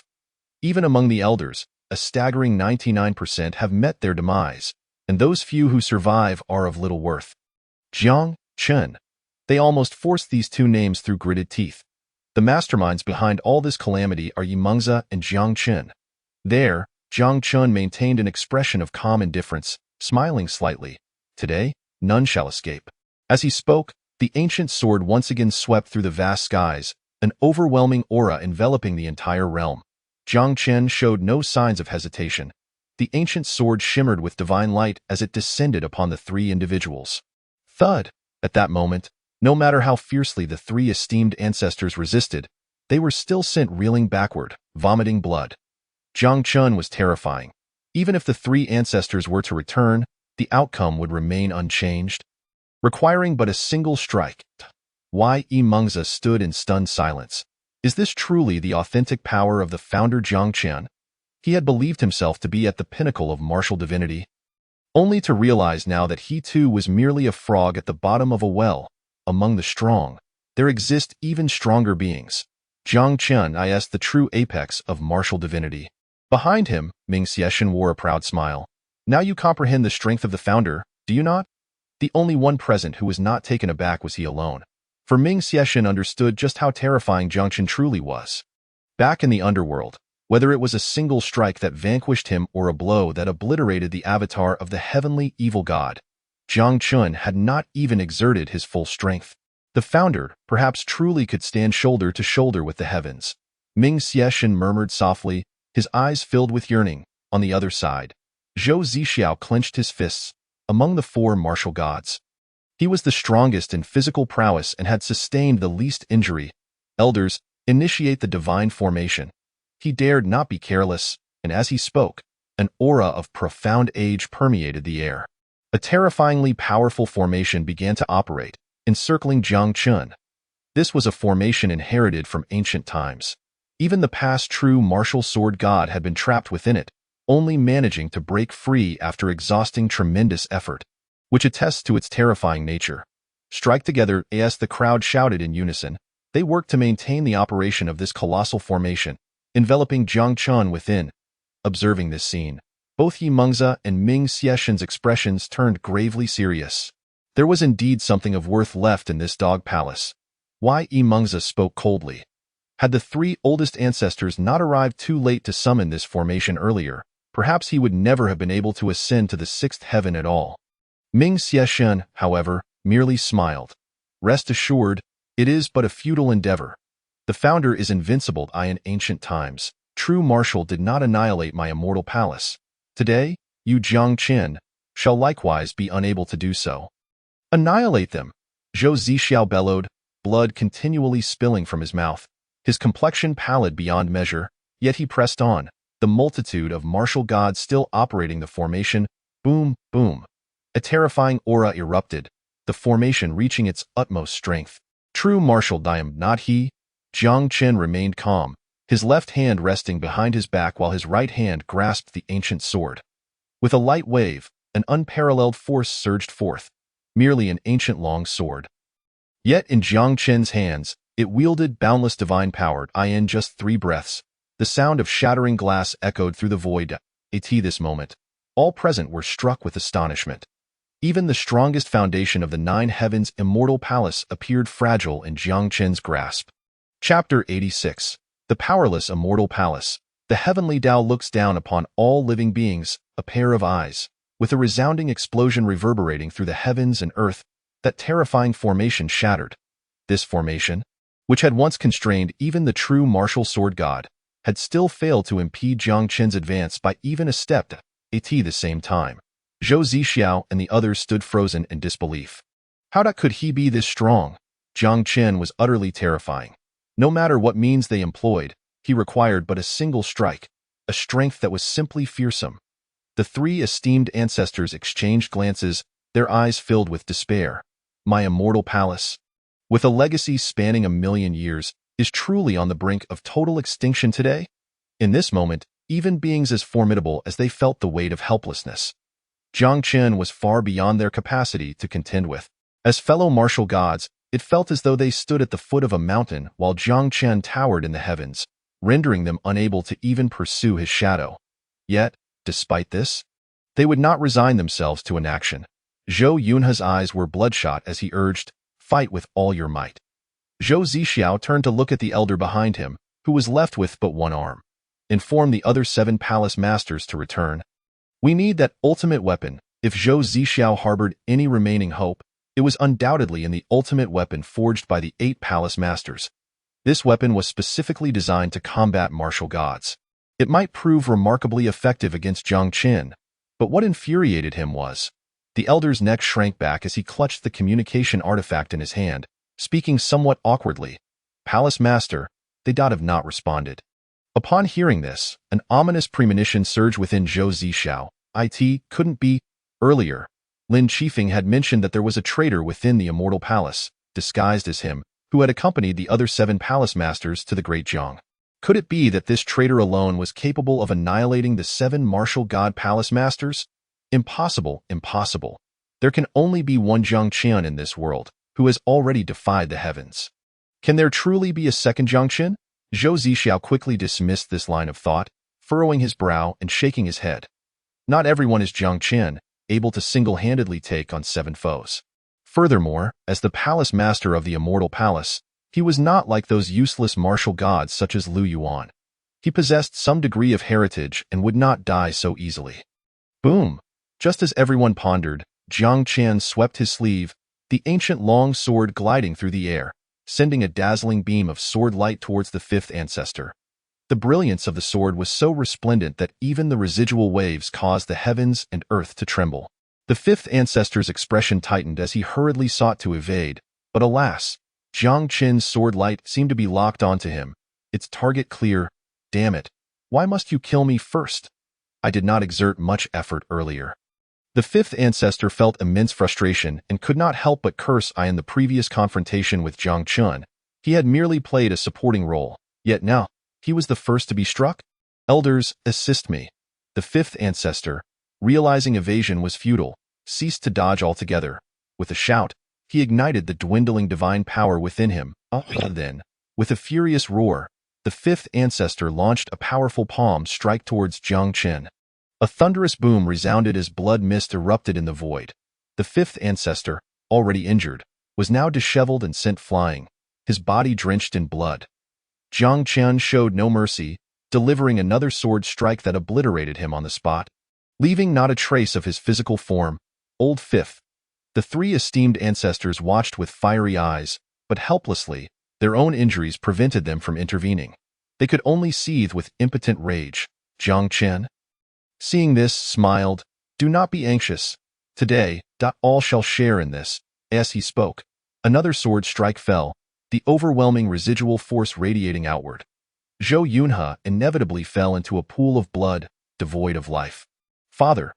Zhou Zixiao clenched his fists, letting out a roar. Just days ago, his son Zhou Fan had barely escaped death, and now Zhou Yunhe had also perished. It was as if fate had conspired against him. At that moment, deep within the immortal palace, the fourth ancestor peered out, observing the devastation, and coldly remarked, Zhou Zixiao, I warned you long ago that your son is a troublemaker. The reason the founder Jiang Chen had turned against the immortal palace was surely due to the foolish actions of your son. Witnessing the slaughter of the immortal palace, the fourth ancestor continued to rage, blaming Zhou Fan for Jiang Chen's assault on the palace. The young palace master has indeed caused a great disaster. The surviving elders exchanged glances, nodding in agreement. Had it not been for Zhou Fan's provocations, Jiang Chen would never have taken notice of the Nine Heavens immortal palace, let alone storm it. Silence, all of you.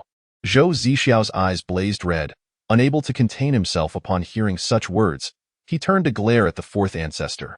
You old crone, today, everyone is fighting on the front lines, even the most ordinary disciples. You, a coward, dare not act, only barking like a dog.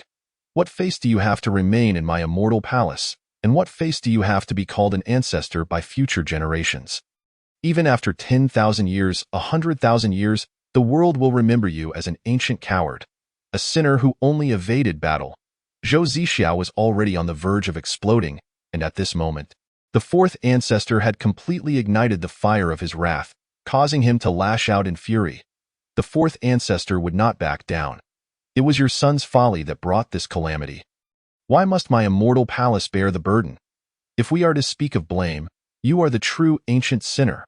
At this moment, as the immortal palace faced utter annihilation, they could not help but erupt into internal conflict, hurling accusations at one another. Witnessing the escalating confrontation, even as the fourth ancestor emerged, seemingly intent on confronting Zhou Zixiao rather than Jiang Chen, the three esteemed ancestors could no longer suppress their anger. Shouting in unison, enough! Their gazes fell upon the fourth ancestor as they spoke. Old Four, what significance do your words hold now? The pressing matter is to unite, lest we lose our lives. Unite to save our lives, the fourth ancestor sneered, shaking her head. The three esteemed ancestors furrowed their brows. What do you mean by that? At that moment, with a thud, the fourth ancestor had already knelt before Jiang Chen. Founder, I have long heard of your renown. Should you not mind that I too wish to serve you?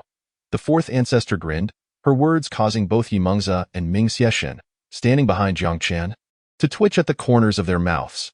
The first to yield and submit was none other than the venerable ancestor of the Dog Palace. They had not anticipated that the Nine Heavens immortal palace would nearly face complete annihilation in its resistance. Astonishingly, it was an elder who capitulated first. Observing this, the three other ancestors could no longer contain their rage, bellowing, You duplicitous scoundrel, you have utterly disgraced our immortal palace. Indeed, your forebears were all slain by Jiang Chen. How can you now surrender and face them with any semblance of dignity? The assembly was incensed. It was not merely an elder or protector contemplating surrender, but their very own ancestor, an act that would surely elicit derisive laughter from the outside world. Meanwhile, Jiang Chen cast not a glance in their direction, stepping forth with a graceful sweep of his ancient sword, intent on striking at Zhou Zixiao once more. Boom! At that moment, an ominous pair of eyes appeared in the heavens. Cold and haughty, gazing down upon the vast multitude. Thunder rumbled, and the boundless void was instantly shrouded in darkness. With a resounding crash, a massive purple lightning bolt akin to a dragon descended from the firmament, targeting the four ancestors. This was the eye of the heavenly Tao. Witnessing this scene, Lin Qifeng exclaimed in excitement. Indeed, the heavenly Tao would not abandon their immortal palace. It had manifested now to protect them. Chapter 87. The invisible abyss invites Jiang Chen to battle in the heavens. On the other side, the four ancestors were taken aback, their brows furrowed as they narrowly evaded the purple lightning. However, more and more bolts descended from above, each aimed squarely at the immortal palace's four ancestors. Clearly, the heavenly Tao harbored a profound disdain for those who betrayed it. "Ancestor, save me." The four ancestors, startled, could not help but cry out. Not far away, Zhou Zixiao was initially stunned, then erupted into laughter, feeling a sense of exhilaration. "The old fool, the heavenly Tao manifests, invincible in this world. Ask Jiang Qian, does he dare to save you?" In that instant, Zhou Zixiao felt an unprecedented sense of relief. What is the heavenly Tao? It is the true sovereign of this world. Even martial gods must grow within this realm. Should the heavenly Tao descend, even the mightiest would fall.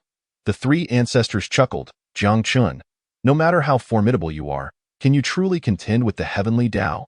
Do you think that the only ones wishing to eradicate your descendants are the eight great orthodoxy and our immortal palace? The will of the heavenly Tao cannot be opposed, not even by you." They continued to laugh, their eyes gleaming with mockery. Boom! As the purple lightning drew ever closer, the four ancestors' faces were filled with dread. Jiang Qian, ancestor. She understood all too well that there was no other recourse left. Trembling, she turned her gaze toward Jiang Qian. The deluge of descending purple lightning intensified, exuding an increasingly terrifying aura, as the punishment from the heavenly Tao loomed. The four ancestors unleashed their full power in desperation. Just as she prepared to launch a final strike, Jiang Qian merely swung his sword with simplicity, obliterating the layers of lightning. At that moment, all present were left dumbfounded. An elder of the immortal palace gasped in astonishment. The heavenly lightning, Jiang Qian dispatched it with a single move. The sheer ferocity of those lightning bolts was beyond comprehension, far surpassing the tribulations endured by martial emperors in their ascension to martial godhood. Yet they could not withstand a single strike from Jiang Qian. The expressions of the three ancestors twitched in shock. Jiang Qian, is he truly daring to defy the heavenly Tao? Their focus diverged. Throughout history, numerous martial gods had arisen, but if one were to determine the true sovereign of the world, it would undoubtedly be the heavenly Tao. Jiang Qian. Zhou Zixiao gritted his teeth in frustration. This old wretch, she betrays our nine heavens immortal palace today. She will betray you tomorrow. Do you truly intend to keep her? Zhou Zixiao shouted. Unable to contain his disdain for his own four ancestors, wishing to punish her severely, Jiang Qian, however, merely smiled faintly. She deserves death, but if the heavenly Tao wishes for her demise, I shall not allow it. He swung his ancient sword, a powerful aura erupting forth. Jiang Chun prepared to strike again. It was at this moment that the very fabric of the heavens began to tremble. The intimidating pair of eyes emitted a cold voice. Jiang Qian, it has been 100,000 years, yet you still delight in opposing me. The eye of the heavenly Tao spoke, leaving Zhou Zixiao and the others momentarily astonished. It is said that the heavenly Tao possesses consciousness. Yet even these sycophants had never witnessed the heavens speaking. Jiang Qian, upon hearing, gazed up toward the heavens and replied with indifference. You have obstructed my path. It is time you made way. The voice from the heavens continued. Jiang Qian, 100,000 years ago, the world was rife with greed, seeking to forge a new martial god and break free from the dominion of the immortal palace, thus sparking the dark turmoil you quelled. 100,000 years later, the world remains peaceful, yet they persist in their avarice, yearning for the grand Jiang dynasty you established. So tell me, what was the purpose of your past actions? It spoke with mocking derision. Go obliterate you. Jiang Qian replied bluntly, I intend for you to become a relic of history, a mere wisp of smoke, thereby resolving many unnecessary matters. As soon as these words fell, silence enveloped the heavens. On the other side, the three ancestors grew displeased upon hearing this. Upon witnessing the heavenly Tao lending them support, they immediately regained their bravado. The assembly clenched their fists and shouted, The heavens are the origin of all beings. Jiang Qian, what do you possess to challenge it? Even if you are a prodigy, how many prodigies have graced history? There is but one heavenly Tao. Do you truly believe you can defy it? Zhou Zixiao scoffed. Indeed, Jiang Qian, prepare for your demise. Just as they intended to speak further, a silver spear cleaved through the void as Yi Mengzi made his move. With a cold snort, a terrifying aura surged forth. In a mere span of 3 breaths, Yi Mengzi relentlessly struck, leaving the three in a state of ruin. They were already gravely wounded and were no match for him now. Arrogance, at that moment. A fierce voice resonated from the heavens, the eye of the heavenly Tao appearing extremely enraged, bellowing in reprimand, attempting to intervene. Yet Yi Mengzi remained unfazed, continuing his onslaught until the already critically injured 3 ancestors collapsed in a pool of blood. Devoid of life, do you wish to rebel as well?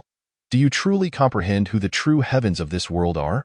Observing the situation, it became apparent that Jiang Chun was not the sole rebel, and the authority of the heavenly Tao had been undermined, inciting its furious wrath. As these words echoed, bolts of purple lightning continued to converge. Yet because Jiang Chun was positioned directly below, they dared not descend. Not far away, Yi Mengzi let out a chilling laugh. In my lifetime, I care not for what you deem the heavens. I only know that the dark turmoil of 100,000 years was quelled by ancestor Jiang Chun. And it had nothing to do with you. The heavenly Tao, he declared with indignation. Upon hearing this, the heavenly Tao trembled in rage, its fury palpable. Jiang Chun gazed up at the heavens, calmly stating, "Dare you engage in battle?" He was challenging the heavenly Tao. Very well, this world truly grows ever more amusing, Jiang Chun. I await your challenge. The heavenly Tao, enraged, replied with a twisted smile. As its voice faded, the eye of the heavenly Tao gradually faded from view. Revealing an abyss above, a mysterious and terrifying aura emanated from the abyss, beckoning Jiang Chun forth. Clearly, the abyss had long existed, inviting Jiang Chun to ascend to battle in the heavens. Chapter 88, The Thousand-Faced Demon God. The existence of the Demon Lord comes to pay homage to ancestor Jiang Chun. Meanwhile, at the borders of the great Jiang, 8 figures, stepping upon clouds, ventured in various directions to assess the situation. They were the 8 palace lords dispatched by the 9 heavens' immortal palace. A middle-aged man with white hair and youthful features walked at the back, hands clasped behind him. He was Lin Tai-su, the younger brother of Lin Qifeng. Tai-su. Lin Tai-su had not gone far when he was called to a halt by a mature beauty. Qin Xian. The beauty was also one of the 8 palace lords, closely connected to Lin Tai-su. Presently, she wore a furrowed brow, gazing at him in confusion. Qin Xian produced a communication artifact from her sleeve and handed it to Lin Tai-su. Revealing a newly surfaced message, the immortal palace faces the peril of annihilation. Return swiftly. The message had been sent by the Grand Elder of the immortal palace. Upon hearing this, Lin Tai-su was taken aback. The immortal palace faces the threat of extinction? What nonsense is this? We have the heavenly Tao backing us. Who dares to challenge it? He was left dumbfounded by the subsequent revelation. Moreover, the true Lin Qifeng is in the immortal palace. The one behind you is an impostor. His own brother was a counterfeit, while the real one remained within the immortal palace. Lin Tai-su immediately urged, Qin Xian, inquire further. What on earth is happening? Qin Xian, however, shook her head. For some reason, the void here is sealed. No messages can be transmitted. This was also why the Grand Elder of the Immortal Palace had been unable to receive any replies earlier. Qin Xian could only receive messages but could not initiate contact. TIXU.AT that moment, a voice called out from not far away, and Lin Qifeng approached with a cheerful demeanor. Brother. Lin Tai-su turned around, his expression somewhat unnatural as he stowed away the artifact. Lin Qifeng cast a casual glance at the artifact.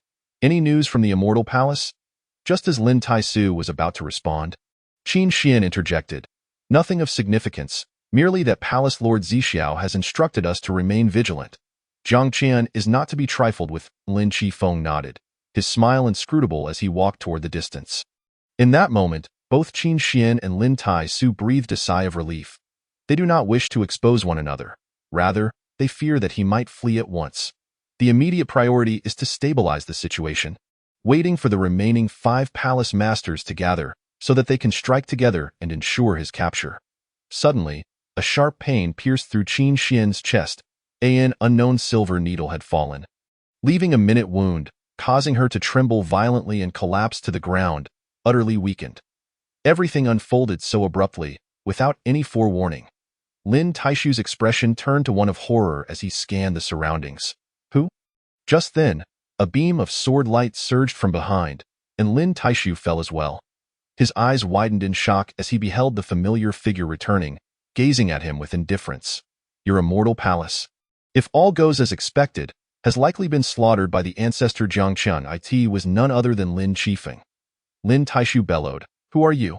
Not only was he taken aback, but Qin Xian also wore a grave expression, blood spilling from her lips as she stared at him in astonishment. "What is your connection to Jiang Qian?" "Heh." The figure merely waved a hand, tearing off the mask that concealed his face. In that moment, a dashing young man with flowing black hair appeared before them. "Allow me to introduce myself. I am the thousand-faced demon god from the 9 netherworlds, sent here on the orders of the demon lord. Today, I shall borrow your heads to pay my respects to ancestor Jiang Qian." He smiled faintly, exuding an air of politeness. Clearly, true to his name, he possessed 1,000 faces, capable of disguising himself as any being whose strength fell short of his own. Qin Xian was momentarily stunned, pondering. The 9 netherworlds, wasn't it rumored to have perished hundreds of thousands of years ago? Lin Taishu's expression grew even graver. Demon Lord? Ancestor Jiang Qian crafted 3 divine weapons 100,000 years ago. The Xinyuan sword for the royal lineage, the god-slaying staff revered by Peng Lai, and lastly, the void mirror, which guards the depths of the 9 nether abyss. 100,000 years have passed, and the demon lord is none other than the one personally nurtured by the void mirror. The 1,000-faced demon goddess' nonchalant remarks left both individuals utterly astonished. Jiang Qian had forged divine weapons and raised the demon lord? Lin Taishu was left dazed. He could not comprehend the might of the demon lord, but it was evident that he surpassed the 1,000-faced demon god by a considerable margin. If the 1,000-faced demon god could so easily overpower him, how terrifying must the demon lord be? Qin Xian, equally taken aback, couldn't help but exclaim, "Jiang Qian is a monster. Even the divine weapons he cultivates are monstrous. Who could have anticipated that the void mirror could nurture a demon lord?" And judging by the circumstances, the 9 nether abyss was on the verge of re-emerging. As the two remained in shock, the 1,000-faced demon god smiled faintly, swinging his ancient sword, an overwhelming aura enveloping them both. "I shall borrow your heads. Attempting to kill me? No chance." That moment, Lin Taishu roared, unleashing the most brilliant surge of palm light, but inevitably, the ancient sword swept through, effortlessly crushing all in its path. Had they been at their peak, perhaps they could have withstood a blow or two, but in their current wounded state, lacking the opportunity to draw upon their full potential, they were naturally unable to resist the 1,000-faced demon god sword. Before long, Lin Taishu's aura dwindled, and Qin Xian met the same fate. They desperately struggled, but with the final strike of the 1,000-faced demon god, both collapsed into a pool of blood. Meanwhile, at the 9 heavens' immortal palace, as the eye of heaven withdrew, those who remained alive within the palace trembled uncontrollably.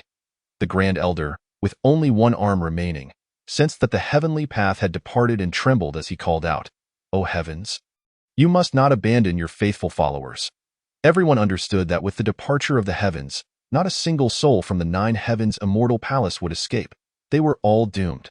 Zhou Zixiao remained silent, a wave of helplessness washing over him as he glanced at Yimengzi and Jiang Qian not far off. Unable to contain himself, he turned to Lin Qifeng and asked, "Did I speak too loudly earlier?" The moment the heavenly path manifested, he had been overwhelmed with excitement, to the point where he might have shouted excessively. Yet now, the heavens had indeed challenged Jiang Qian, but the formation of the celestial bridge would require time. And the heavenly path was still preparing. When the celestial bridge descended, the climactic battle between Jiang Qian and the heavenly path would finally commence. On the other side, Jiang Qian stood with his hands clasped behind his back, quietly observing as the celestial bridge gradually spread across the sky. At that moment, the underworld evil god approached him. "Ancestor, there have been significant movements in the Great Jiang recently. Many forbidden zones and restricted areas are showing signs of emergence. It is the doing of the heavenly path." Jiang Qian smiled. "It seeks to test my limits, opening the forbidden zones and tempting them with irresistible allure. They have awakened." They proceeded towards the Great Jiang. As they passed by Yimengzi, the underworld evil god patted his shoulder. "Little Yi, I leave this to you. I trust you know what to do." Chapter 89. An explanation? "Today, I shall send you to the Yellow Springs for that." Upon hearing this, Yimengzi's expression turned serious. He knelt and saluted. "I respectfully send you off, ancestor. A brilliant light pierced the night sky after Jiang Chen departed. Yi Mengzi turned to the others. His eyes filled with rage. He swung his silver spear, and all remaining elders and disciples of the immortal palace fell silently into a pool of blood. Impudence! Zhou Zixiao roared. Attempting to resist, the silver spear struck, and despite unleashing several powerful techniques, he was overwhelmed by Yi Mengzi's might. Ultimately, a dazzling silver light swept across the horizon, and Zhou Zixiao's breath ceased. Lin Qifeng was left in a state of shock and fear. Too terrified to speak, merely watching Yi Mengzi. The silver spear pierced through the void, and in a hurry, he attempted to defend himself, but once again, he fell into a pool of blood. After completing his actions, Yi Mengzi headed towards the location of the Great Jiang. Meanwhile, at the Great Jiang Cloud Smoke Pavilion, one of the 8 great Tao traditions. Amidst layers of celestial mist, this place appeared both mysterious and akin to a paradise on earth. Within the main hall, the pavilion master of Cloud Smoke Pavilion sat solemnly at the highest seat, his face etched with concern. Beside him, numerous elders remained silent, the atmosphere oppressive. Finally, the pavilion master sighed heavily. The Yun Miao Dao sect has perished, and Xixian has fallen. As his words fell, the others were rendered speechless, filled with indignation. The hope of the 8 great Tao traditions, the most anticipated savior of this era, Hua Xixian, had died, and in such a pitiful manner that it left them of Cloud Smoke Pavilion choked with emotion. Of the 8 families, only 2 remained, having been obliterated by that pack of beasts. An elder spoke with a hint of self-mockery. Before this, who could have imagined that the most formidable of the 8 families in Great Jiang's foundation could be annihilated in such a short span of time? All of this was merely due to Jiang Chen's return. The second elder cursed. Why hasn't the royal family made a sound while Jiang Chen is alive? Are they deliberately putting us in a bind? Had they known that Jiang Chen still existed? Who would dare commit such foolish acts? The pavilion master waved his hand to interrupt. Stop lamenting about these things. Today, we have gathered to discuss if any of you have good ideas. Everyone fell silent. After a long while, a strong figure finally stood up. Dig into the forbidden zones and restricted areas. Don't worry about anything else. Excavate everything that can be dug, and turn this great Jiang upside down. Indeed, I've heard Jiang Chen is about to face the heavenly path. Perhaps the heavens will be able to eliminate him. The strong figures gritted their teeth in agreement. Digging everything out may sound easy, but the Yun Miao Dao sect exhausted its resources and only managed to unearth a martial god, who is a follower of Jiang Chen. We intend to repeat the same mistake? The pavilion master could no longer contain himself, exclaiming, the urgent matter at hand involves the evil and demon clans. Jiang Chen has never regarded them as threats. He aims to confront the heavenly path. But it seems my foolish subordinates have yet to realize this and are still contemplating how to deal with Jiang Chen. Reporting, Pavilion Master, the Star Sea Forbidden Land has emerged at that moment. Someone rushed in with a report, startling the Pavilion Master. The Star Sea Forbidden Land, is that not where the ancestor of the Piao Miao Divine sect last passed away? He couldn't help but feel a smile creeping onto his lips. And with that thought, a flicker of hope reignited in his eyes. Pavilion Master, the illusory light forbidden zone is radiating divine light. A martial god is about to emerge. Not only that, but more reports followed. Each piece of news signified that a forbidden land or restricted area had been released from its seal. The Pavilion Master couldn't help but furrow his brows. What is happening today? In the past, it would take countless years for even one forbidden land or restricted area to emerge. Yet now, within a single day, they were appearing one after another. Could it be due to Jiang Chen's influence? They couldn't help but wonder, their excitement and anticipation mounting. In this current situation, the more chaotic it became, the better. That was precisely why an elder suggested digging up all the forbidden zones and restricted areas. They might not possess the strength, but they certainly wished for this situation to unfold. Simultaneously, as the forbidden lands and restricted areas emerged, the previously unstoppable advance of the evil and demon clans was also obstructed. The martial gods and martial emperors sealed within these forbidden zones were not few in number. The Star Sea Forbidden Land lay upon the deep sea. Lu Feng, the ancestor of the Piao Miao Divine sect, hurried toward the royal city the moment he emerged. I will not allow these beasts to slaughter my descendants. I must demand an explanation from Jiang Chen. What does he intend? Lu Feng spoke in a low voice. Filled with fury, he had only just emerged to discover that his Piao Miao divine sect had been decimated, leaving not a single soul alive, which enraged him greatly. The illusory light forbidden zone also erupted, and the illusory light martial god stepped forth, making his way toward the royal city. He hailed from a small family, whose descendants had long since perished in the midst of this dark upheaval. Jiang Chen allowed the invasion of beasts and the rampancy of evil, resulting in the annihilation of his descendants. What exactly is he doing? The populace had long harbored grievances against Jiang Chen, and with the promise from the celestial order to assist in dealing with him, offering the chance to extend their lifespans by another 10,000 years, they were ultimately spurred to emerge from their seclusion. Not far off, a powerful figure, upon hearing the commotion, indignantly proclaimed, "Jiang Chen, our progenitor, has safeguarded us for 100,000 years of peace, yet you descendants, with hearts as treacherous as wolves, dare to slaughter the progenitor's kin. Is this not the fate they deserve? Indeed, you yourselves have committed the most heinous acts. How can you still lay blame at the feet of Jiang Chen?" Voices of ire echoed across the heavens. Lu Feng, however, scoffed coldly, asserting, "Despite our shortcomings, we descendants have at least preserved dozens of his descendants. What of you? Wherever the demonic beasts tread, not a blade of grass survives, leaving us utterly bereft." His voice was filled with unrestrained fury. The illusory light war god also interjected with a sharp retort. "This time, we shall demand an explanation from Jiang Chen." Shortly after, several war gods hastened towards the imperial city. Along the way, Lu Feng encountered an elderly man in golden armor, a white-haired figure who obstructed his path. It was the old Pang King. Lu Feng furiously rebuked, "It is you wretched beasts, with your lack of foresight, who dare to harm my progeny. Is it not so?" The old Pang King coldly snorted, unwilling to yield. "My greatest regret is not having cast you, the scum of the Star Sea Forbidden Zone, into the depths of the ocean back then." As his words fell, a terrifying surge of power descended like a crushing wave, and with a thunderous sound, Lu Feng was forced back 1,000 steps. Yet, he showed no fear, deftly evading the blow and continuing towards the imperial city. Clearly, Lu Feng did not wish to linger. The old Pang King would not easily subdue him. "Jiang Chen, emerge and provide us with an explanation." Soon after, numerous figures appeared, gazing coldly at the imperial city die in that moment. The void before them shattered, and Jiang Chen materialized. "An explanation? Today, I shall send you to the Yellow Springs for that." Chapter 90. Jiang Chen? Progenitor, I believe. There must be some misunderstanding between us. Jiang Chen. As Jiang Chen appeared, the assembled war gods were initially taken aback, only to be met with a torrent of furious glares directed his way. One war god, freshly emerged from the Forbidden Zone, was the first to chastise him. "Jiang Chen, are you fully aware of your actions at present?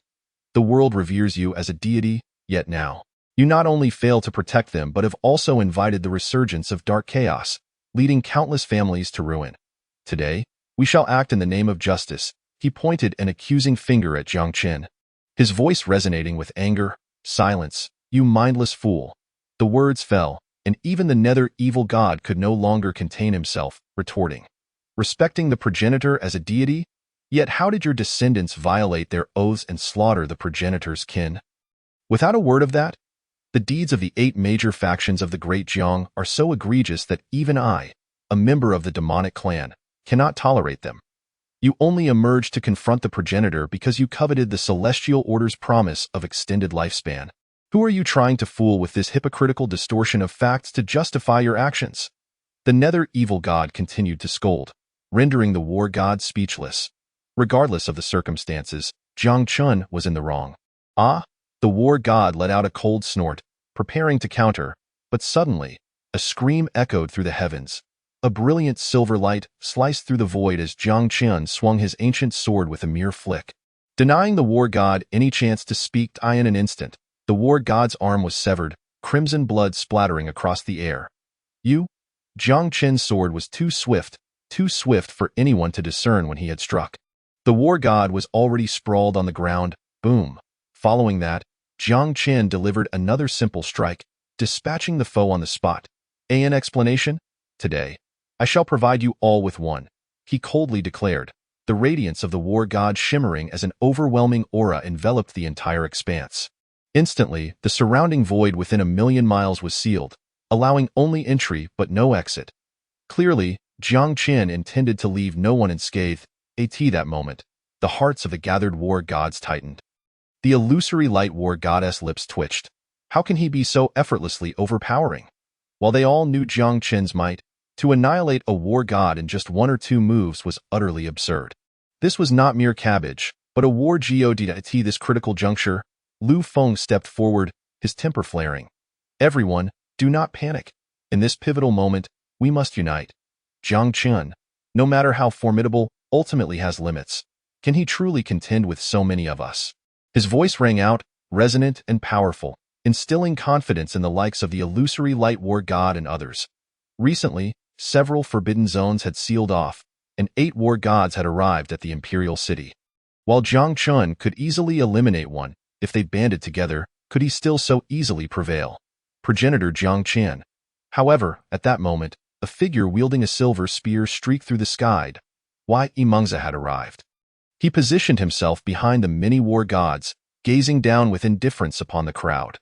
A bunch of rat droppings, emerging to seek forgiveness from the progenitor, yet daring to run rampant before the imperial city, truly deserving of death. His eyes glinted with unmasked killing intent, permeating the void. The moment Imengza appeared, the expressions of those present shifted slightly. Jiang Qin was not alone. He too had war gods at his back. It was at that moment that a dashing youth appeared not far away. He regarded Lu Feng with a smile. Relying on numbers? What a coincidence. The thousand-faced demon has been entrusted by the demon lord to pay a visit to progenitor Jiang Qin today. His gaze locked onto the assembled war gods, signaling a readiness to act should tensions escalate. Clearly, he too stood with Jiang Qin. At this moment, Lu Feng was left dumbfounded, as was the illusory light war god. Even in terms of war god numbers, Jiang Qin's side was nearly equal, not to mention the quality of their power. Lu Feng, what shall we do now? 2 war gods beside him furrowed their brows, inquiring. Who could have anticipated that the celestial order, this old trickster, would ensnare even them, purposefully withholding the information that Jiang Qin was near the imperial city, and even more so that he had other war gods backing him? It was a deliberate ploy to draw them out and test Jiang Qin's reserves. At that moment, Lu Feng's expression darkened, for he had been the most arrogant in prior discussions, yet now found himself in the most wretched position. Boom! Just as they were contemplating their next move, Jiang Qin's ancient sword descended, a terrifying aura surging forth. Quick, evade. Lu Feng's pupils constricted. He sensed a deathly chill emanating from the ancient sword, and he had no doubt that this strike could claim his life. He narrowly avoided a fatal blow, but still suffered grievous wounds. Not far away, upon witnessing this, Imengza and the thousand-faced demon stepped forward. Progenitor, we are here to assist you. Just as they prepared to act, they found themselves frozen in place. Jiang Qin, with one hand behind his back and the other grasping the ancient sword, unleashed a flurry of sword light that traversed the void in the brief span of mere moments. Akin to slicing through cabbage, he effortlessly eradicated 3 war gods. They did not even need to lift a finger. Why Imengza was stunned. Progenitor Jiang Qin, is your strength truly so absurd? He had an inkling that Jiang Qin's current power could indeed challenge the celestial order itself. The thousand-faced demon wore a similarly astonished expression. No wonder he could forge such a terrifying divine weapon as the Void Mirror. After 10,000 years of effort, the Void Mirror had gained a fearsome reputation in the Nine Nether Abyss, even cultivating the formidable demon lord who shook the Nine Nether. And Jiang Qin was still the master of the Void Mirror. One could only imagine his might on the other side. The illusory light war god trembled in fear. Cursing, damn it, this is truly a calamity. He felt a foreboding sense of dread. Surely, he could not have emerged only to fade away like a fleeting flower, meeting his end here.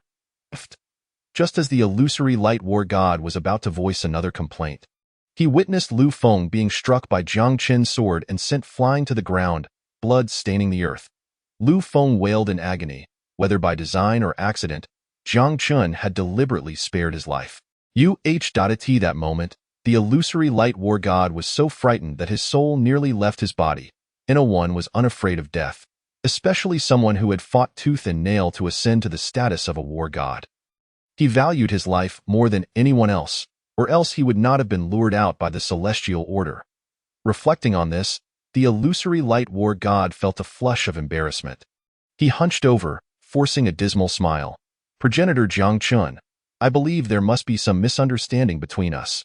The illusory light war god submitted, leaving the two surviving war gods beside him dumbfounded. Their eyes blazed with fury. Illusory light, you submit without including us? Soon after, they took it a step further, kneeling before Jiang Chun. Chapter 91.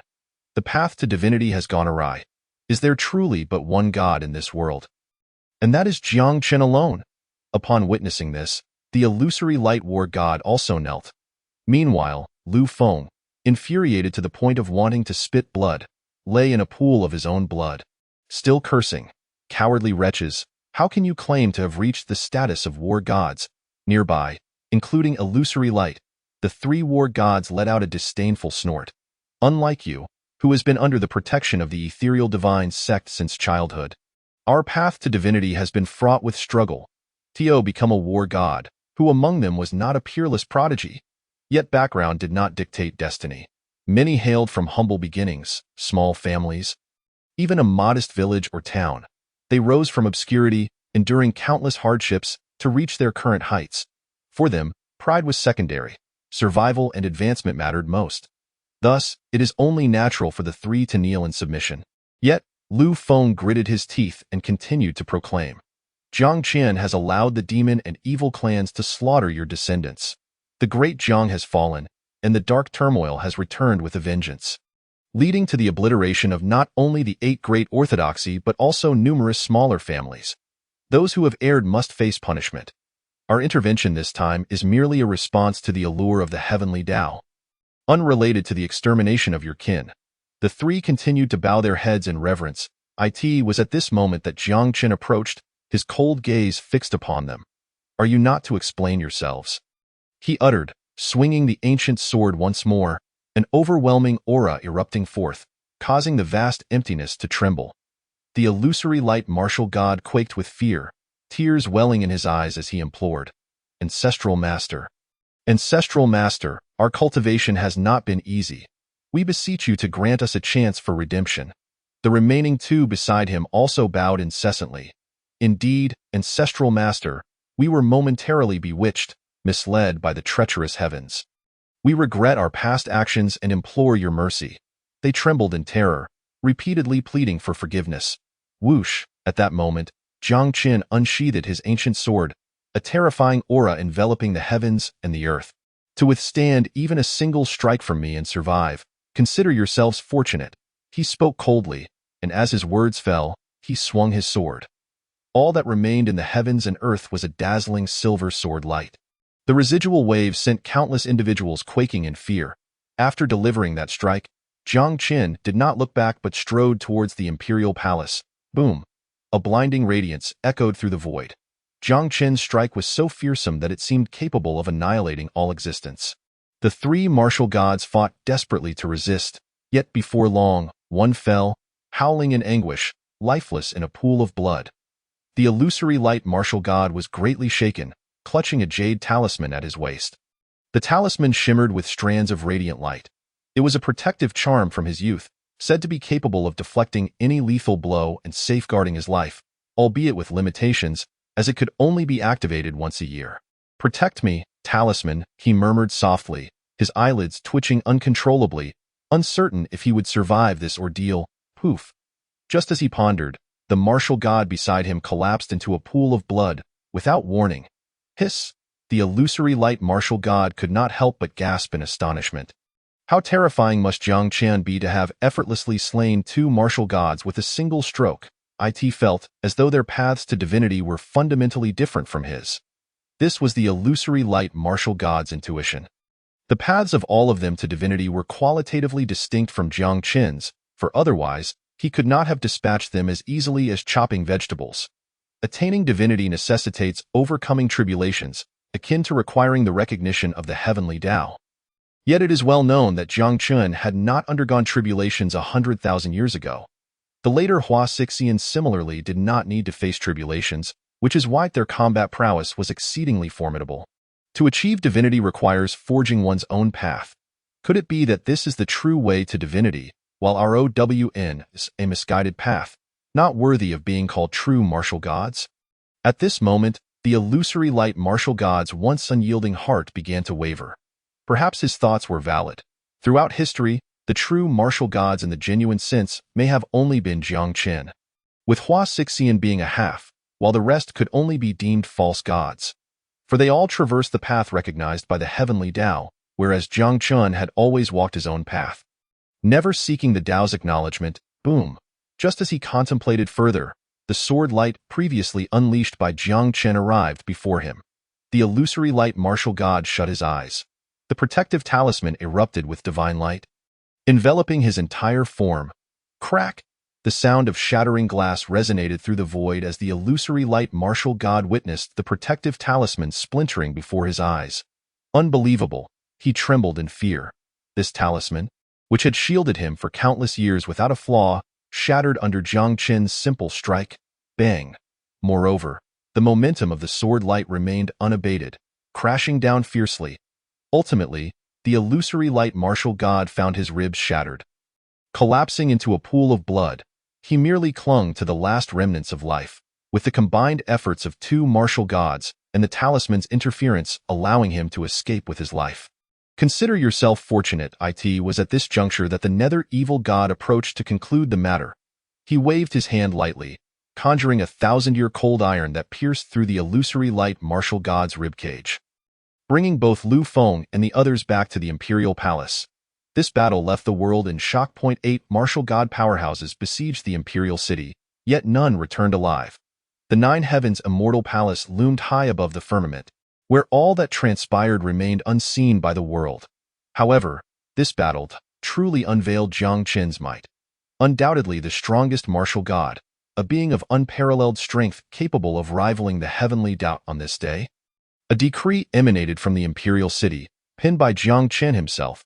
Should there be any forbidden zones or places that dare to meddle in the affairs of the great Jiang, I shall personally eradicate them. Once this decree was issued, it immediately incited an uproar throughout the great Jiang. The demon beasts continued their rampage, and the evil clans persisted in their invasion. The small sects struggling to survive gravitated towards the Yunyan Pavilion. It was their final sanctuary. Yet even in the Yunyan Pavilion, conditions were dire, with a palpable sense of despair permeating the entire void. Just days prior, another of the 8 great orthodoxy had been obliterated, leaving only their last stronghold remaining. The pavilion master sat alone on the ground, drowning his sorrows in drink.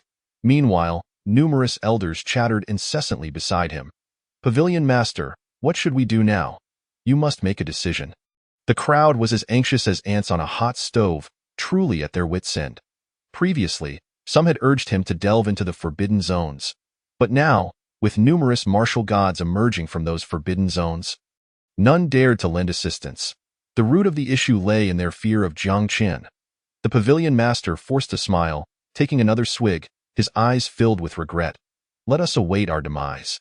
We were gravely mistaken in our dealings with Jiang Qin's descendants in the past, a colossal error indeed." Chapter 92. News of the Heavenly Evil God. Is there a path to the ancestors in the Nine Nether Abyss? The Forbidden Zones, the Forbidden Lands. In the Great Jiang Imperial Palace, where the ancestral land lies, Jiang Qin sat in meditation with closed eyes. Knock, knock. At that moment, a knock echoed from outside. Jiang Qin opened his eyes and replied indifferently, "Enter." There, Jiang Ruoli entered, speaking boldly. "Ancestral master, someone has arrived from the Nine Nether Abyss." Behind her, the 1,000-faced demon god cautiously followed, kneeling in salute. "I pay my respects to ancestral master Jiang Qin." Jiang Ruoli handed him a scroll, continuing. "It contains the intentions of the 1,000-faced demon god, as well as his gift for the meeting." Jiang Qin nodded, glancing through it briefly, his brow furrowing. The demon lord has encountered the heavenly evil god leading an invasion. The scroll detailed everything occurring in the Nine Nether Abyss. The Nine Nether Abyss was a world rife with demons. It was said to be sealed off by countless great demons, and even martial gods dared not venture there lightly. As far back as several 100,000 years ago, The abyss had frequently emerged, wreaking havoc upon the world. Fortunately, it coincided with the rise of the true martial sword god of humanity. He rallied the human strong to hold back the demon armies at the Nine Nether Abyss and even collaborated to establish a great formation to protect future generations. Hence, humanity narrowly escaped calamity. Until 100,000 years ago, signs of the abyss resurfaced, yet it was Jiang Qin, more radiant than the true martial sword god, who achieved divinity. After quelling the dark turmoil, he crafted the Void Mirror with the intention of guarding the abyss. The Void Mirror possessed a spirit, gaining immense renown in the Nine Nether Abyss, and later cultivated the Demon Lord into an unparalleled powerhouse. Governing the Demon Clan. Originally, the plan for the Void Mirror was for the Demon Lord to lead the Demon Clan and await Jiang Qin's return. Jiang Qin continued perusing the scroll, murmuring, because of the heavenly evil god. The upheaval stemmed from the intrusion of an outsider. His name was the heavenly evil god, a prodigy of extraordinary talent and strength, so remarkable that even the Void Mirror was greatly astonished. Apart from Jiang Qin, it had never encountered anyone else who could rival the heavenly evil god. He was truly a child of destiny, beyond compare. Over a century, the heavenly evil god commanded his elites, waging war in the Nine Nether Abyss, subduing many of the old strongholds of the Demon Clan, while simultaneously standing in equal footing with the Demon Lord. Thus, the Nether Evil God had been able to easily reign in the Nether Evil Clan. And even now, the heavenly evil god showed no signs of returning. His objective was always the Nine Nether Abyss below. The thousand-faced demon god listened intently, his expression grave.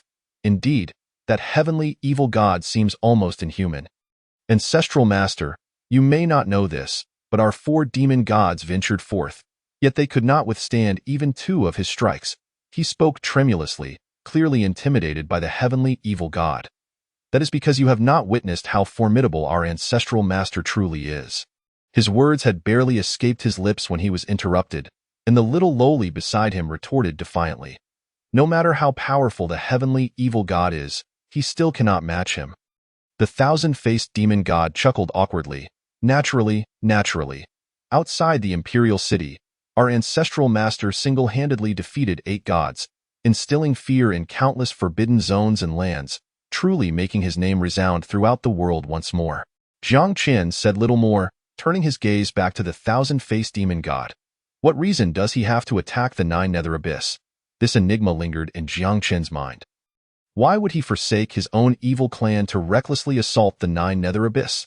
The heavenly evil god was clearly after something. The thousand-faced demon god shook his head. It is said that he has connections to the heavenly Tao. Sometimes, a path to the ancestors appears in the Nine Nether Abyss. Perhaps this is why he is so determined to breach it. Connections to the heavenly Tao. Jiang Qin recalled what the Nether Evil God had mentioned before. 1,000 years ago, when the heavenly evil god fought against him, the 9 Heavens Immortal Palace had acted as a disruptor. He nodded, beginning to form a conjecture. If the 9 Heavens Immortal Palace was a pawn of the heavenly Tao, then the heavenly evil god was undoubtedly its true representative on earth. He desperately ventured into the abyss of 9 hells, all for the sake of the ancestral path. Upon attaining divinity, he would ascend to the rank of ancestor. Contemplating this, Jiang Qin's mind was filled with new thoughts. Ziz? At that moment, the voice of the system echoed, seemingly corroborating Jiang Qin's reflections. Ding, Master, the Union Pavilion sect has been destroyed, and the plan to annihilate the Great Jiang is proceeding flawlessly. Current progress, 99%.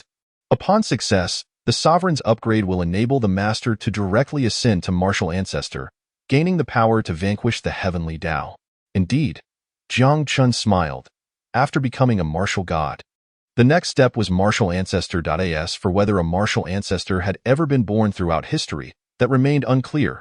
To achieve ancestor status, they likely needed to traverse the abyss of 9 hells and embark on the ancestral path.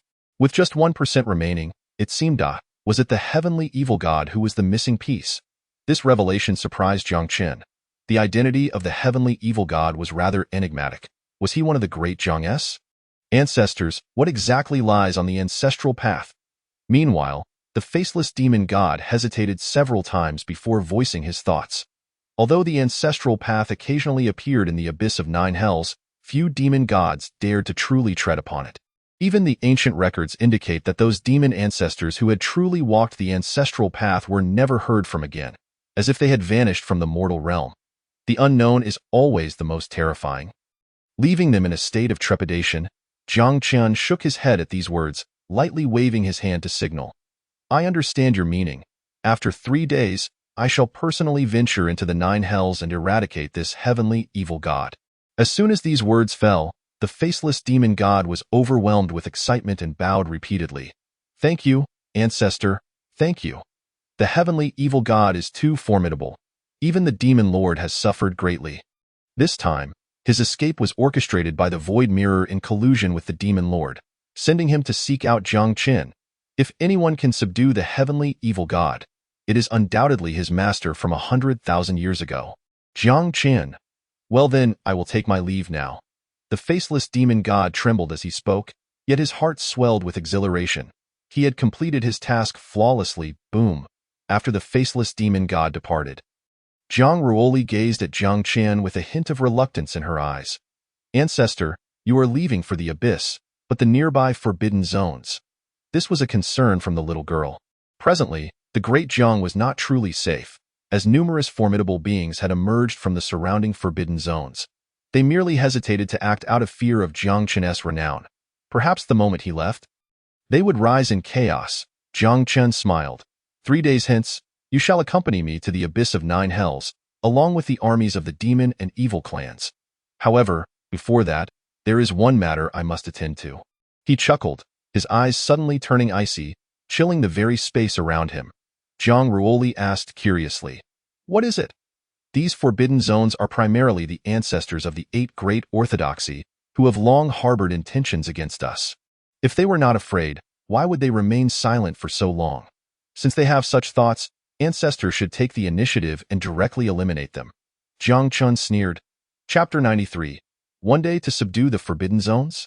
A single incense stick's time is more than enough. The Emperor's banner begins to reveal its might, directly eliminating those forbidden zones. Upon hearing this, Zhang Ruoli was left dumbfounded. 1. 2.13. She counted on her fingers. Her heart filled with disbelief. Apart from the 8 martial gods previously vanquished, there still remained 13 forbidden zones within the Great Jiang. To subdue them all. Were someone else to say this, Zhang Ruoli would certainly think they were boasting. However, this was Jiang Qian speaking. Realizing this, the little girl gave Jiang Qian a thumbs up. Ancestor, I believe in you. You can subdue them all in a day, perhaps just the time of an incense stick. Jiang Qian replied with a carefree smile, and with a flick of his sleeve, he had already reached the outer edges of the ancestral land, leaving Zhang Ruoli in a state of shock. Just an incense stick? Ancestor, you are so impressive. Unable to contain herself, she hurriedly followed, eager to witness Jiang Qian's invincible form as he subdued the forbidden zones. Boom. In the outside world, Jiang Wuhan was engaged in a sword duel with Jiang Haoran. Brilliant sword lights cleaving through the heavens. They had just consumed the divine elixir bestowed by Jiang Qian, their cultivation soaring while their combat prowess remained undiminished. At that moment, both felt a powerful aura surging through the heavens. Turning around, they saw Jiang Qian, draped in a silver-haired purple robe, slowly approaching them. Having seen the ancestor, both knelt in excitement, exclaiming. Jiang Qian waved his sleeve lightly, speaking calmly. Prepare yourselves. 3 days hence, I shall lead you away from here. As soon as he finished speaking, he was already 1,000 meters away. Ancestor, wait for me. Behind them, the little girl panted as she ran up. Seeing this, Jiang Haoran couldn't help but ask, Ruoli, what on earth has happened? What is the ancestor planning? The ancestor intends to take us to the abyss of 9 hells, but before that, he aims to subdue all the forbidden zones within the Great Jiang. Zhang Ruoli succinctly conveyed the main point. After finishing, she followed Jiang Qian's footsteps, racing toward the palace exit. To subdue all the forbidden zones. Upon hearing this, the two were left speechless. Jiang Wuhan's lips twitched. How many forbidden zones are there in the Great Jiang? And how many martial gods reside within? To say they will be subdued just like that? Who let him be our ancestor? Jiang Haoran was equally astonished, yet he smiled, pride gleaming in his eyes. With Jiang Qian around, the Jiang clan truly stood at the pinnacle. Realizing this, Jiang Wuhan's expression became resolute. We must hasten our cultivation and break through to martial God as soon as possible. We cannot always rely on the ancestor to carry the burdens of the younger generation. On the other side, in the Nine Heavens Forbidden Zone, an utterly ordinary forbidden zone, on this day, Gu Kan, clad in black, reclined comfortably under the sun, gazing at the sky with a contented expression. He was one of the 8 great orthodoxy, the ancestor of the Union Pavilion, a martial god, yet having emerged. He did not seek to defend his own sect. Beside him stood Xiao Jiyuan, who had just emerged from the neighboring forbidden zone, garbed in splendid green, the ancestor of the Qingming sword manor. Both had recently emerged and were leisurely basking in the Sun. At tea that moment, Xiao Jiyuan chuckled. Old Gu, aren't you going to take care of your Union Pavilion? When you emerged, they weren't completely annihilated. Gu Kan shook his head and sighed. It's not that I don't want to care, it's that I can't. Outside the Imperial City, have you heard the news of Jiang Qian single-handedly annihilating the 8 great martial gods? Who would dare act against him? That would be courting death. While he was indeed somewhat sorrowful, it was merely that he couldn't fathom how Jiang Qian had cultivated to such a level. They both had 2 hands and 2 feet. Both were martial gods. Yet why was it that when he killed others, it was like slaughtering chickens? Xiao Jiyuan felt equally vexed. Those who could become martial gods were all once geniuses. Yet now, in the face of Jiang Qian, they could only submit, which naturally left them dissatisfied. Jiyuan pouted, feeling somewhat unwilling to accept this, and began to speak boastfully. I truly hope that one day, I could spar with Jiang Qian and see just how formidable he is indeed. Xiao Jiyuan also snorted coldly in agreement. Boom! At that moment, a dazzling sword light pierced through the void, a powerful aura surged through the heavens. And in that instant, Gu Kan and Xiao Jiyuan were startled into action. They felt the breath of death approaching them. Who is it? The two looked up, and in the sky, Jiang Qian, clad in a silver-haired purple robe, stood with his left hand behind his back and his right hand gripping a long sword, unleashing another streak of sword light. Jiang Qian, damn, he is truly come. Yukin could not help but curse. What was initially just a casual remark had inadvertently summoned the main character. He hurriedly dashed away. Old Gu, you crow's mouth. Xiao Jiyuan, seeing the other fleeing without taking him along, couldn't he help but curse and quickly followed suit. Whoosh, however, Jiang Qian's sword was even swifter. The overwhelming aura surged forth, directly sealing off the space around them. With a simple swing of his sword, terrifying residual energy rippled outward, causing Xiao Jiyuan to fall in response. He collapsed, blood spilling profusely. In his final moments, Xiao Jiyuan shouted furiously, Jiang Qian, I did not act against you. Why do you seek to eradicate us? In the heavens, Jiang Qian replied coldly, did my descendants ever act against your Qingming sword manor in the past? Then why did you pursue them to the brink of annihilation? You. Xiao Jiyuan was momentarily at a loss for words. Boom. Before he could utter another word, another brilliant sword light descended, and Jiang Qian, as if slaughtering a chicken, effortlessly severed him. Nearby, a powerful being stood in shock. The ancestor Jiang Qian has made his move again. What is he planning? To eradicate all the forbidden zones and create an unprecedented precedent? Everyone was stunned. Jiang Qian's actions signified his intention to eradicate all forbidden zones within the Great Jiang. In other words, to annihilate all martial gods within. Nearby, Gu Kan ran at full speed, pushing himself to his limits, looking up at the celestial bridge that continued to expand, shouting, Heavenly Lord, please save me. Jiyuan understood that if Jiang Qian sought to kill him, aside from the heavenly on the other side, Gu Kan was acutely aware that there was no escape for him.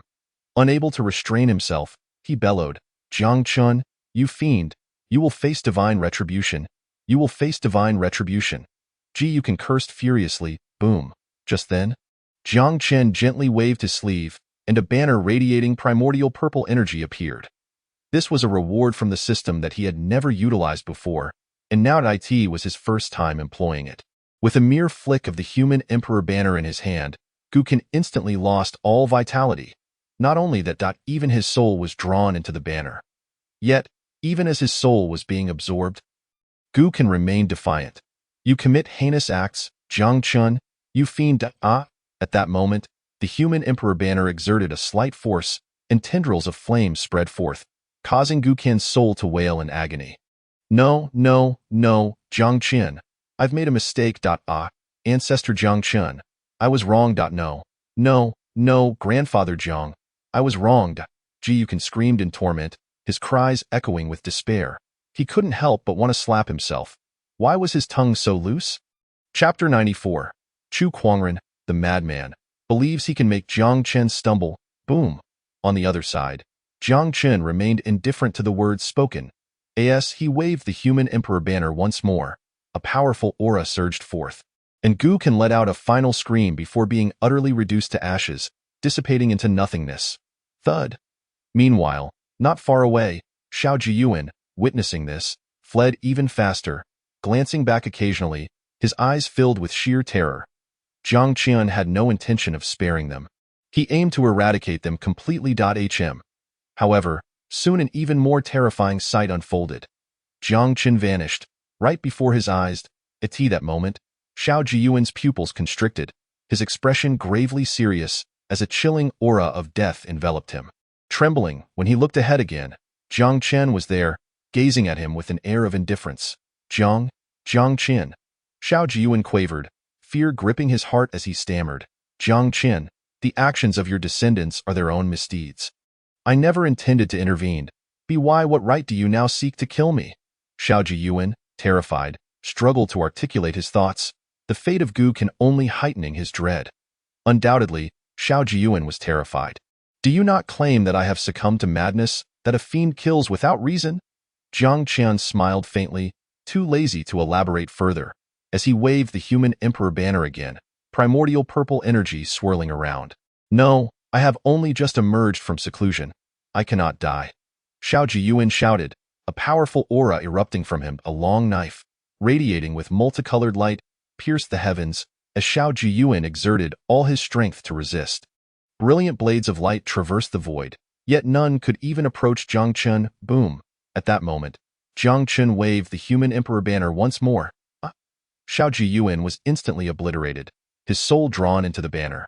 Everything transpired so suddenly that he was left in a daze. Soon after, Xiao Jiyuan pleaded, let me go, Jiang Qin. I will be your servant. To be a servant? How overestimate one's worth. Jiang Qin coldly chuckled. And as he waved the human emperor banner again, tendrils of flame clung to it, causing Xiao Jiyuan to scream incessantly, thud. Yet Jiang Qin's steps did not falter. He continued onward. Thus far, he had only destroyed 2 families' martial gods. Soon, news of Gu Kan and Xiao Jiyuan's demise spread. Jiang Qin intended to annihilate the forbidden zones. Numerous martial gods, already uneasy, trembled at the thought. They shivered and feared. In no time, martial gods yearned to ascend to the heavens. Cursing, Heavenly Lord, can this bridge to the heavens form any faster? The heavenly path invited Jiang Qin to battle, yet the formation of this bridge was agonizingly slow. It seemed that even the heavenly path lacked confidence. Unwilling to diminish its own prestige, thus delaying the final confrontation, boom. Just as many martial gods trembled in fear, a middle-aged man in black robes stood atop the highest peak, shouting into the distance, Jiang Qin, come and destroy me first. His name was Chu Kuangren, aptly named, wildly arrogant, and the ancestor of the Qingfeng Dao sect. He had now audaciously declared war on Jiang Qin. Beside him stood martial gods who had just emerged from the Forbidden Zone, earnestly advising, Chu Kuangren, cultivation is arduous. If you run to the 9 nether abyss now, you might find a way to survive. Delay any longer, and it will be too late. Indeed, if you wish to die, don't drag us down with you. Who would have imagined that in such a dire situation, Chu Kuangren would actively issue a challenge to Jiang Qin, attempting to lure him over first? It was said that those from the Qingfeng Dao sect were somewhat unhinged, just like the previous Chu Lingfeng, who knew if he could withstand even 3 moves from Jiang Qin. Voices of discussion echoed through the void, and clearly, few held any faith in Chu Kuangren's chances. The latter snorted coldly, scanning his surroundings. I am wild, naturally possessing the ability to be wild. Oh, you all think I am inferior to Jiang Qin. In the past, I, Chu Kuangren, was merely an ordinary true disciple in the Qingfeng Dao sect. Everyone doubted me, yet what happened? Only I became a martial god. Chu Kuangren's gaze swept over the crowd, brimming with scorn, dismissing their skepticism. He had faced too much doubt in his life, yet Chu Kuangren could always create miracles. rendering him terrifyingly arrogant. Watch closely. I shall soon shatter Jiang Qin's invincible myth. He continued to boast, leaving the three martial gods beside him in awe. Friend Kuangren, do you truly mean that? They couldn't help but ask. To be honest, the three also found Jiang Qin's slaughter of their kind repugnant. If a martial god could humble him, that would be ideal. Of course, I possess a great weapon that will undoubtedly catch Jiang Qin off guard. Moreover, the world only knows of Jiang Qin's glorious past from 100,000 years ago, yet they are unaware that I, Chu Kuangren, once trampled countless geniuses on my path to godhood. Chu Kuangren pounded his chest, sneering and exuding confidence. Very well, friend Kuangren, among this group of martial gods, I see you as the most capable. One of the middle-aged men in green attire laughed heartily, his name being Yi Fuxing, and upon hearing this, a glimmer of anticipation flickered in his eyes. Friend Kuangren, we are counting on you. Two other martial gods accompanied him, nodding in agreement, their expressions conveying a sense of detached amusement. After all, it was not their concern. So they remained unconcerned. Clad in black robes, Chu Kuangren gazed into the distance, still exuding an air of disdain. Gu Kan and Xiao Jiyuan are truly two useless fools, having wasted their lives in cultivation. I suspect their martial god prowess was merely propped up by pills, utterly disgraceful. He continued to deride them, causing the corners of many martial gods' mouths to twitch. Unlike Chu Kuangren's arrogance, they recognized that while Gu Kan and Xiao Jiyuan might not have been remarkable among martial gods, they had once dazzled in their respective eras. How could they be deemed fools? Yi Fuxing steeled himself, watching Chu Kuangren with keen interest, and remarked lightly to his companions. Let us see what kind of trump card friend Kuangren possesses that grants him such confidence. The two martial gods beside him chuckled and nodded. Indeed, friend Kuangren's audacity must stem from some formidable backing. Perhaps he can indeed make Jiang Qin stumble. The crowd buzzed with speculation, and many strong figures were infected by Chu Kuangren's confidence, thinking perhaps he could indeed trip Jiang Qin up. Jiang Qin, your Chu elder can only wait half an incense stick's worth of time. Any longer I shall not accompany you. Chu Kuangren stood with his hands clasped behind his back, letting out another cold snort, his demeanor strikingly imposing. Not far away, several martial gods exchanged glances, their lips twitching. For countless millennia, he was the first to dare speak to Jiang Qin in such a manner. Chapter 95. The unabashed Chu Kuangren becomes the fool. Behind Chu Kuangren followed a man and a woman. The man was named Chu Tian, and the woman was named Chu Yin. Both were merely martial saints, disciples of Chu Kuangren, who had just emerged from the forbidden zone alongside him. Their expressions were grim. Chu Tian looked at the towering figure of Chu Kuangren, who looked down upon all beings, and furrowed his brows, saying, Ancestor, be a bit more low-key. He truly could not bear to watch their ancestor, despite his many admirable qualities, was simply too ostentatious, flaunting himself, which left them deeply worried. Yes, ancestor, at such a critical juncture, there's no need to show off. Let us flee to the Nine Nether Abyss. It's chaotic there, and Jiang Qin won't be able to pursue us. Perhaps there's a glimmer of hope. Chu Yin sighed, echoing his sentiments. Clearly, they had never believed Chu Kuangren's earlier words. In response, Chu Kuangren snorted coldly, a flicker of anger in his eyes. Do even you two doubt the strength of your ancestor? Believing Jiang Qin to be superior to me? He was stubborn, filled with a bull-headed determination, unwilling to relent. Ancestor. Chu Tian's mouth twitched as he attempted to reason further, only to be interrupted by Chu Kuangren's dismissive snort. If you two do not believe in your ancestor, you may go to the Nine Nether Abyss on your own. There is no need to wait for me. He waved his hand, his gaze filled with arrogance. On the other side, upon hearing these words, Chu Tian could not help but feel a surge of frustration. I would indeed like to go. What kind of place is the Nine Nether Abyss? A realm teeming with malevolent beings. The two martial saints may still hold some significance in the Great Jiang, but in that dark domain, the moment one sets foot there, one would likely be devoured whole. Even with the protection of the martial god, Chu Kuangren, there is no guarantee of safety.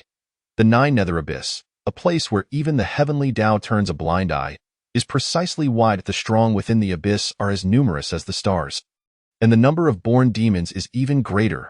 Meanwhile, Yi Fuxing stealthily moved backward, and behind him, a charming woman clad in a yellow dress could not help but inquire. Master, your dot as she spoke halfway. Yi Fuxing made a shushing gesture. Wushang, follow the master. A light whisper floated from Yi Fuxing as he casually walked into the distance. Wushang cautiously trailed behind, and once they had walked far enough, she finally asked, Master, aren't we supposed to wait for Chu Kuangren to deal with Jiang Chen? Do you think he can handle Jiang Chen? Yi Fuxing retorted. Yet you praised him earlier. Wushang stuck out her tongue and rolled her eyes. Why? Yi Fuxing chuckled. If we don't speak like this, could it be that Chu Kuangren can continue his madness and buy us more time? This way, our chances of escape will be greater. He smiled, clearly demonstrating that from the beginning, he had never believed in Chu Kuangren's grandiose claims. Wushang, understanding, asked, Master, then where shall we go? The Nine Nether Abyss. Yi Fuxing replied without the slightest hesitation. The entire Great Jiang no longer harbors a place for them. Their only remaining path is to the Nine Nether Abyss, even though they are acutely aware that it is a domain crawling with evil beings. They have no other choice. On the other side, Chu Kuangren still stood at the highest peak, looking down with disdain. Half a stick of incense had nearly passed. Why had Jiang Chen not yet appeared? Could it be that he fears me? He scoffed audibly, exhibiting utmost arrogance. As this statement fell, the onlookers exchanged glances, filled with confusion. Indeed, what could Jiang Chen possibly be doing? They were fully aware that Jiang Chen was unlikely to be afraid. Yet he had not shown himself at all. What could he be up to? Humph. After several more moments, Chu Kuangren, feeling somewhat awkward on his own, snorted coldly. You all can see it clearly. It is not that I am unwilling to confront Jiang Chen, but rather that he is avoiding battle. Upon finishing his words, he intended to leave with Chu Tian and Chu Yin. Although no battle had occurred today, Jiang Chen had already been overshadowed by my presence. Chu Kuangren laughed heartily, his eyes gleaming with excitement. He turned to Chu Tian and Chu Yin. Do you have anything to say now? Jiang Chen has been avoiding battle with you, my ancestors. Upon hearing this, Chu Tian's mouth twitched, an ominous premonition lingering in his heart. Ancestor, let us hurry to the Nine Nether Abyss. However, Chu Kuangren coldly snorted, changing his mind. What is there to fear? Jiang Chen would not dare to act against me. Why should we still go to the Nine Nether Abyss? Beside him, Chu Yin was so furious that she nearly spat blood, exclaiming, Ancestor, fine, let us go. Chu Kuangren relented, albeit reluctantly. Thud. Yet, just as they had taken a few steps, footsteps echoed from afar. Jiang Chen, clad in a purple robe with silvery hair cascading over his shoulders, held the human emperor banner and gazed indifferently at the three. Did I grant you permission to leave? This simple statement sent shivers through countless powerful beings surrounding them. Jiang Chen had finally made his appearance, and the two martial saints who had been watching trembled for a moment, their gazes fixed intently on Chu Kuangren. Unlike the tension of the crowd, Chu Kuangren remained audacious. He shouted coldly, his arrogance palpable. Jiang Chen, I have waited for you for half a stick of incense. You have dragged this out until now. If you are afraid, just say so. Ha! Jiang Chen coldly laughed, offering no further explanation. He merely waved the human emperor banner lightly. Instantly, wisps of souls emerged from the banner, revealing familiar faces to the crowd. Martial god Su Yuan, Lin Hao, and martial god Fin Yin. They followed the sight, realizing that there were not many souls within the human emperor banner, but all were martial gods, totaling 9. In other words, in the span of half a stick of incense, Jiang Chen had obliterated 9 forbidden lands. This is he still human? Upon realizing this fact, the two martial gods who had been watching were left dumbfounded. How could it be that in such a short time, Jiang Chen had annihilated 9 martial gods? This did not even include Gu Kan, who had been left traumatized from earlier. As this thought crossed their minds, a mixture of fear and astonishment surged within them. On the other side, Chu Kuangren was so enraged that his face turned crimson. He had shouted for so long, issuing a challenge to Jiang Chen. Yet the latter had ignored him entirely and proceeded to eliminate 9 forbidden lands. This made him extremely furious. Jiang Chen, what do you mean? You have been challenging me all this time. Yet you had to wait until the last moment, treating me with such disdain? Jiang Chen's voice was cold. I have my principles in how I act. I leave the clowns for last to eliminate. He stated, as his words fell. Chu Kuangren's face flushed. Who dares to call me a clown? You shall die, he roared, preparing to strike. However, before he could even draw his weapon, Jiang Chun severed his arm with a single sword strike. At that moment, the onlookers couldn't help but wince. He truly is a clown. Chapter 96. The Celestial Canopy. Chu Kuangren, possessing the capital for arrogance, has his umbrella broken. Pifta. On the other side, Chu Kuangren, having suffered a setback, could not help but spit blood. The scornful gazes around him fell upon him unabashedly, further infuriating him as he felt the urge to vomit blood again. Yet, Chu Kuangren remained unyielding. You short-sighted little people have no idea how formidable my foundation truly is. He bellowed, suppressing the excruciating pain in his arm. As he finished speaking, a tattered ancient umbrella emerged not far away. Upon witnessing the unfolding events, Chu Tian and Chu Yin, who had originally furrowed brows, began to relax ever so slightly. Unable to contain his complaints, Chu Tian lamented, "Ancestor, with such a formidable weapon at your disposal, why have you only chosen to reveal it now? Had we known sooner, we would not have found ourselves in such a dire predicament." He felt a profound sense of frustration, as he had thought that only by fleeing to the depths of the Nine Nether Abyss could they hope to survive. To his astonishment, it turned out that their ancestor had concealed such power for so long. Chu Yin, shaking her little fist, encouraged him, saying, "Ancestor, we have the utmost faith in you." Chu Kuangren was filled with delight, nodding vigorously, who would reveal all their secrets with just a single strike. "Do not blame the ancestor for keeping things from you," he continued, lifting his head high, feeling for the first time that his stature was indeed grand in the eyes of the younger generation. "Ancestor, should you defeat Jiang Qin with a single move today, I will certainly pay my respects." Chu Kuangren gazed up at the celestial umbrella, his heart brimming with fervor. Around them, the onlookers were equally astonished, their eyes filled with anticipation, eager to witness Jiang Qin's downfall. Thud, thud. Yet, seconds passed. 1, 2, 3. The celestial umbrella remained steadfast, casting its powerful presence across the void, causing the surroundings to tremble. However, it did not descend, leaving the crowd in a state of increasing anxiety.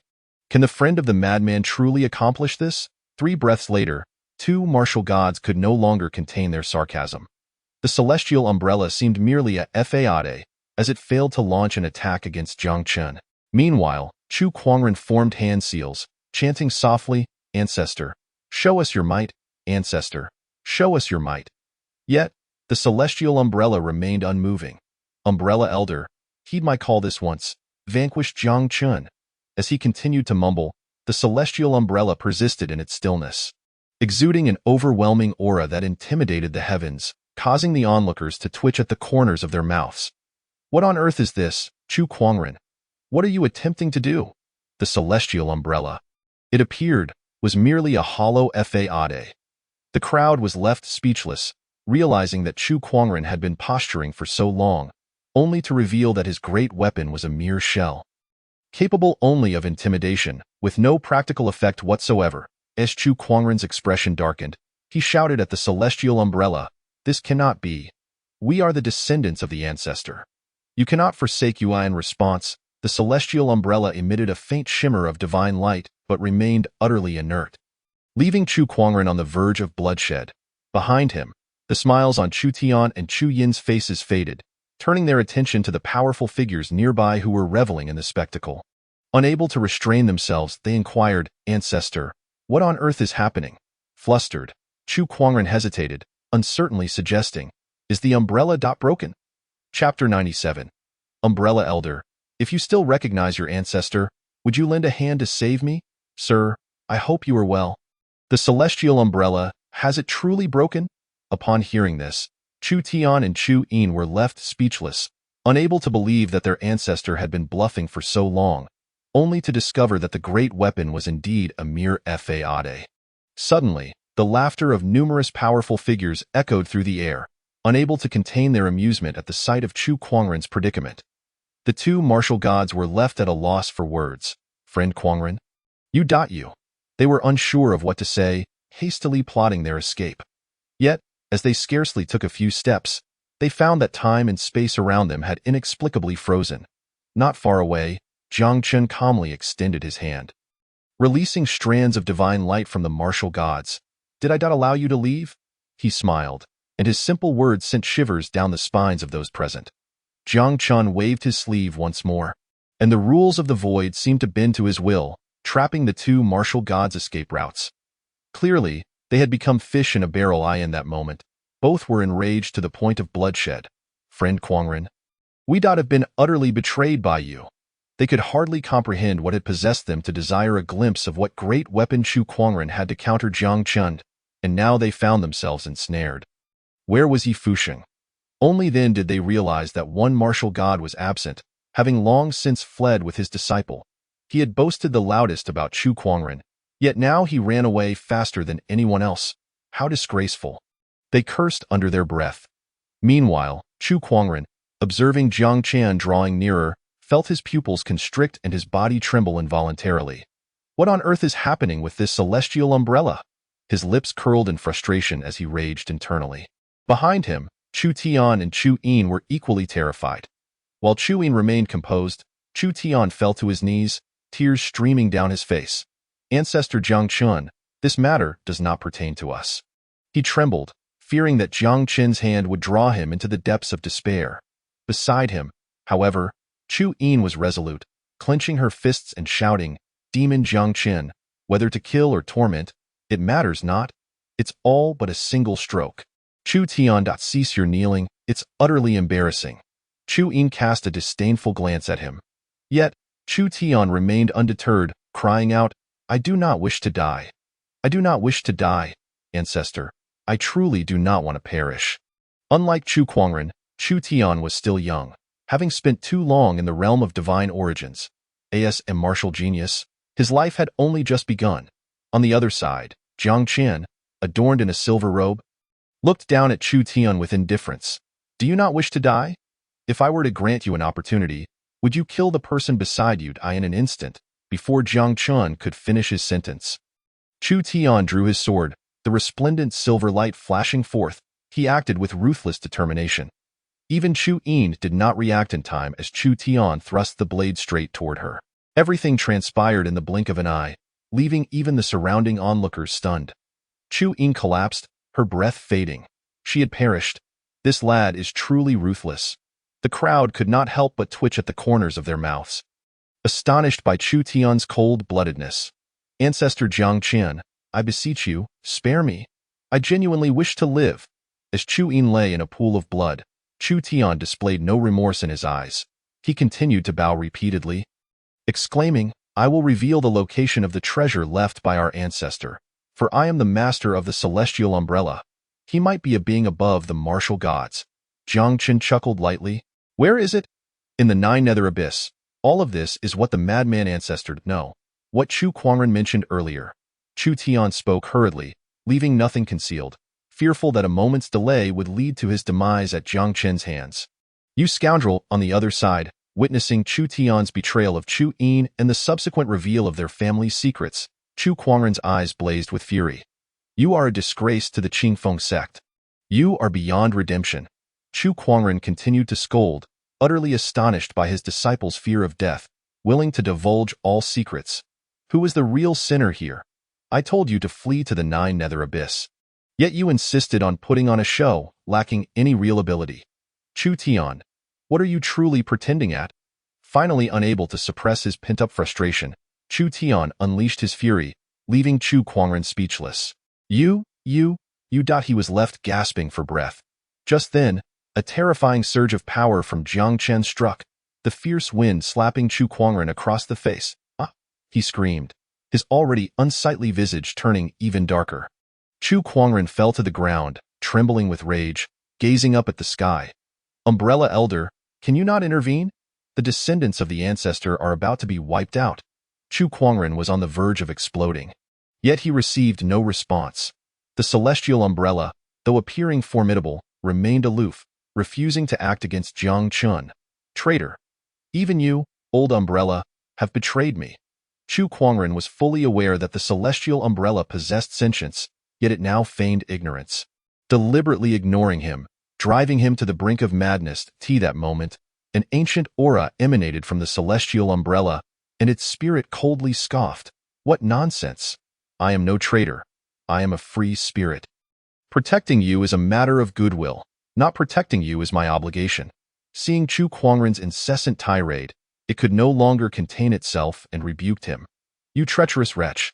Chu Kuangren was about to retaliate when the celestial umbrella slightly trembled, unleashing a terrifying attack, not aimed at Jiang Qin, but directly at him. You son of a... Chu Kuangren cursed, hastily attempting to evade, yet found himself trapped in the void, forced to endure the blow, he cried out, his remaining arm rendered useless. The pain was excruciating on the other side. The onlookers could no longer suppress their laughter. Chu Kuangren's vaunted great weapon had not only failed to serve its purpose, but had also turned against him, rendering him a complete joke. Weren't you just a moment ago quite boastful?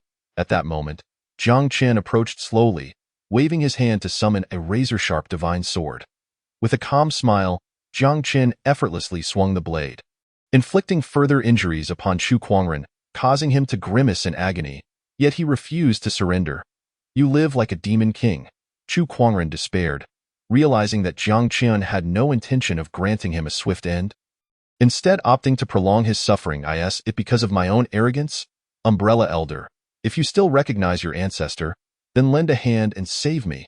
Chu Kuangren continued to beseech the celestial umbrella. Yet, the celestial umbrella offered no assistance, its divine light retracting significantly. Subsequently, it addressed Jiang Qin with a tone of respect. Why, esteemed lord, it has been 100,000 years since our last meeting. I trust you have remained well. Chapter 98. Do you truly believe I covet your worthless treasures? I merely passed by to desecrate the grave of your ancestor. As soon as these words fell, the surrounding onlookers were left dumbfounded. What on earth was happening? Was it truly that it was listening to Chu Kuangren, or to Jiang Qin? At that moment, as they exchanged glances, their eyes were filled with confusion. Chu Kuangren, relying on the formidable weapon he had summoned after much effort, not only refrained from attacking Jiang Qin, but appeared to be acquainted with him. How utterly theatrical! In an instant, a wave of pity mixed with derision descended upon Chu Kuangren. The latter was seething with rage, struggling to suppress the pain radiating from his body, and shouted angrily, Old man San, what do you mean by this? Your ancestors have wronged you in the past. Even at this moment, Chu Kuangren could hardly believe that the celestial umbrella would not only refrain from striking but would choose to side with the enemy. In the heavens, the umbrella spirit snorted disdainfully, casting a glance at Chu Kuangren and remarked, 10,000 years ago, I was already destined to know Lord Jiang Qin. You, a man of such limited insight, could never comprehend this. Moreover, your 8 sects have violated ancestral teachings and committed heinous acts. I am well aware of this and consider it utterly irredeemable. It scolded furiously. You. Chu Kuangren attempted to protest further, but Jiang Qin's sword sliced through the air. The noise, with each swing of the sword. He howled in agony. In the end, he became numb with pain. Chu Kuangren collapsed in a pool of blood, his breath extinguished. Boom. At that moment, with a flick of his right hand bearing the Emperor's banner, primordial purple energy swirled forth, ensnaring his soul within. Jiang Qin, let me out. If you have the capability, challenge me again. Even within the Emperor's banner, Chu Kuangren's soul remained unruly, shouting incessantly. As Jiang Qin's thoughts shifted, flames of extreme heat surged forth. Chu Kuangren screamed, his cries of agony resonating through the outside world, causing tremors. Hiss! At that moment, the air was filled with gasps of cold breath. The 2 war gods not far away were trembling uncontrollably.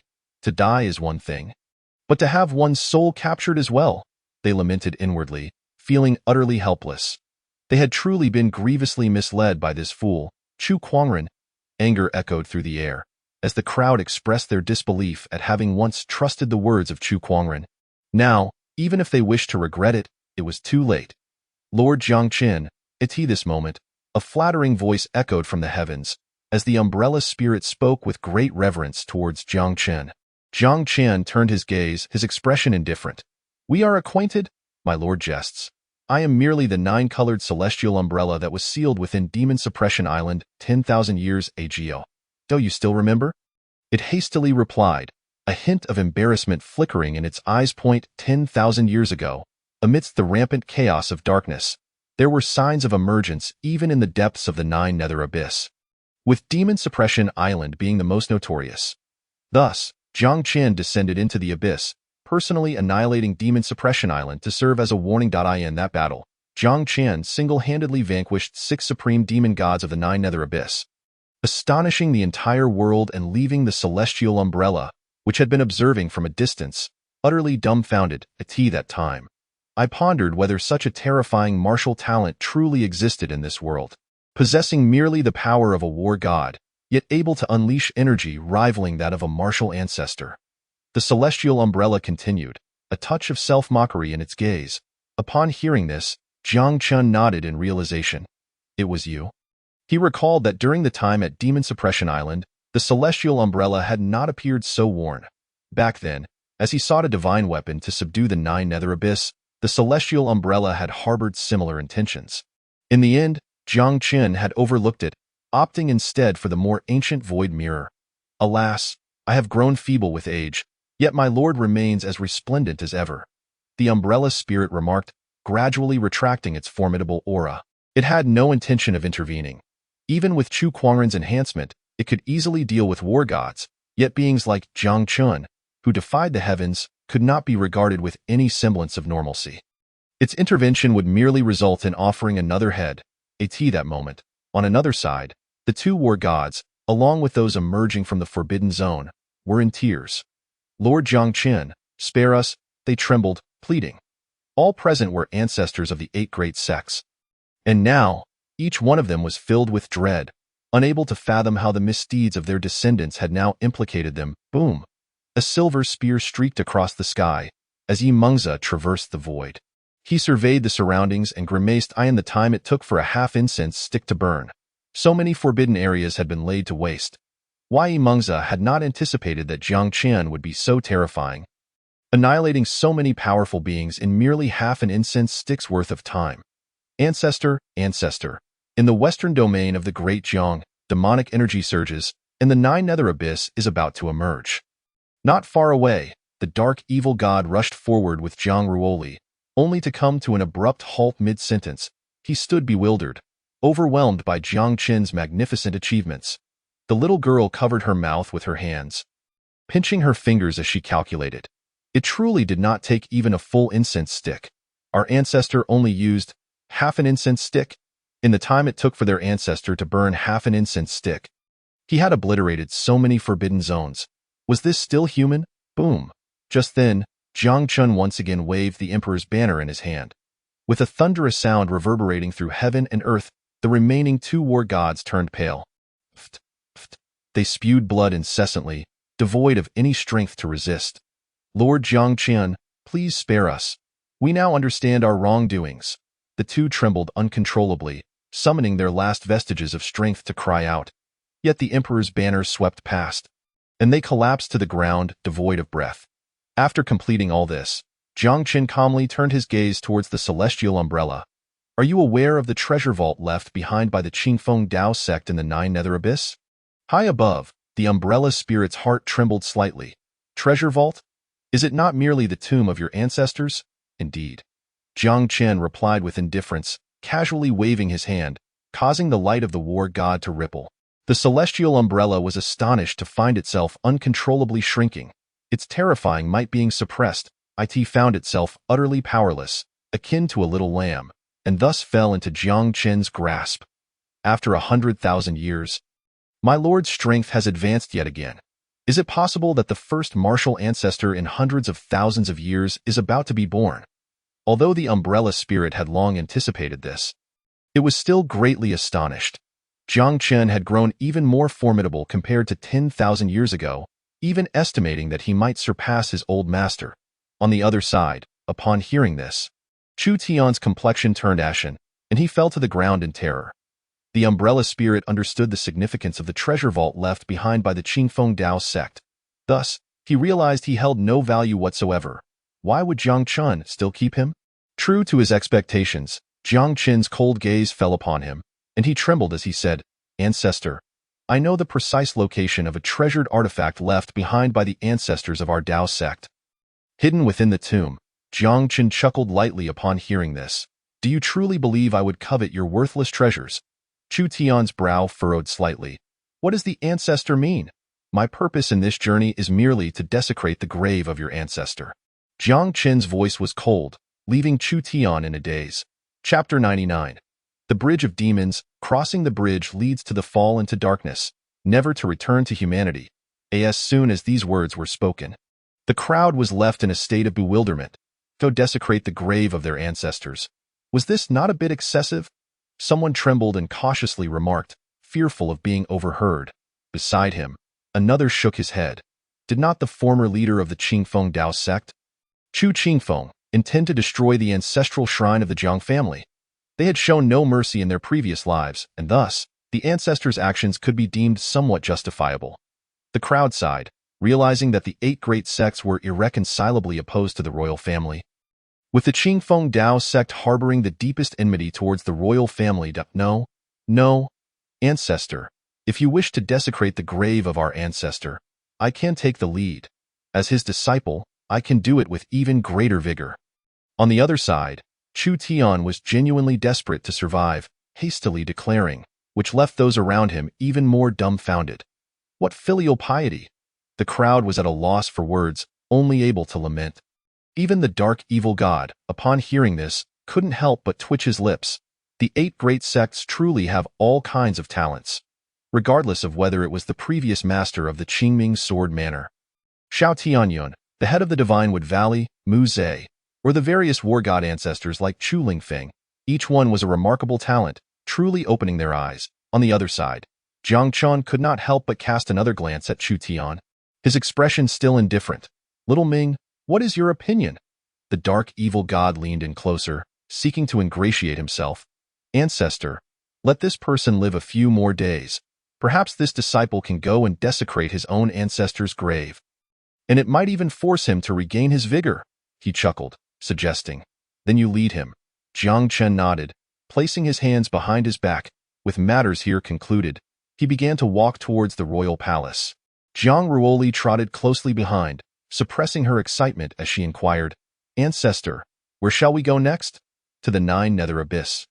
Meanwhile, in the great Jiang celestial dynasty, a thick veil of darkness enshrouded the void above, resembling a solid wall that separated 2 worlds, one being the pure land of the great Jiang, while the other was the 9 Nether Abyss. The sky was a dismal gray, and even the celestial light struggled to penetrate through. Occasionally, powerful beings attempted to unveil a corner of the inky darkness, revealing a bridge of blood and despair that seemed to stretch endlessly. Beneath it lay a horrific sea of corpses and blood. This was the Bridge of Demons. It was said that crossing this bridge signified stepping into the 9 Nether Abyss, from which one could never return to humanity, destined to fall into darkness. However, what was once a remote place that instilled fear in countless souls has recently become a sanctuary for many formidable individuals. These are the fortunate survivors who have evaded the chaos of the dark turmoil, now seeking refuge near the abyss of the 9 hells. Leading nearly 100 people is an elderly man clad in antiquated attire. They belong to an ordinary sect known as the Falling Feather Sect, a quintessential group led by their venerable ancestor, accompanied by the remaining elders and disciples fleeing from peril. They approached the ominous black mist and beheld the Bridge of Devil Crossing. An involuntary shiver coursed through their hearts.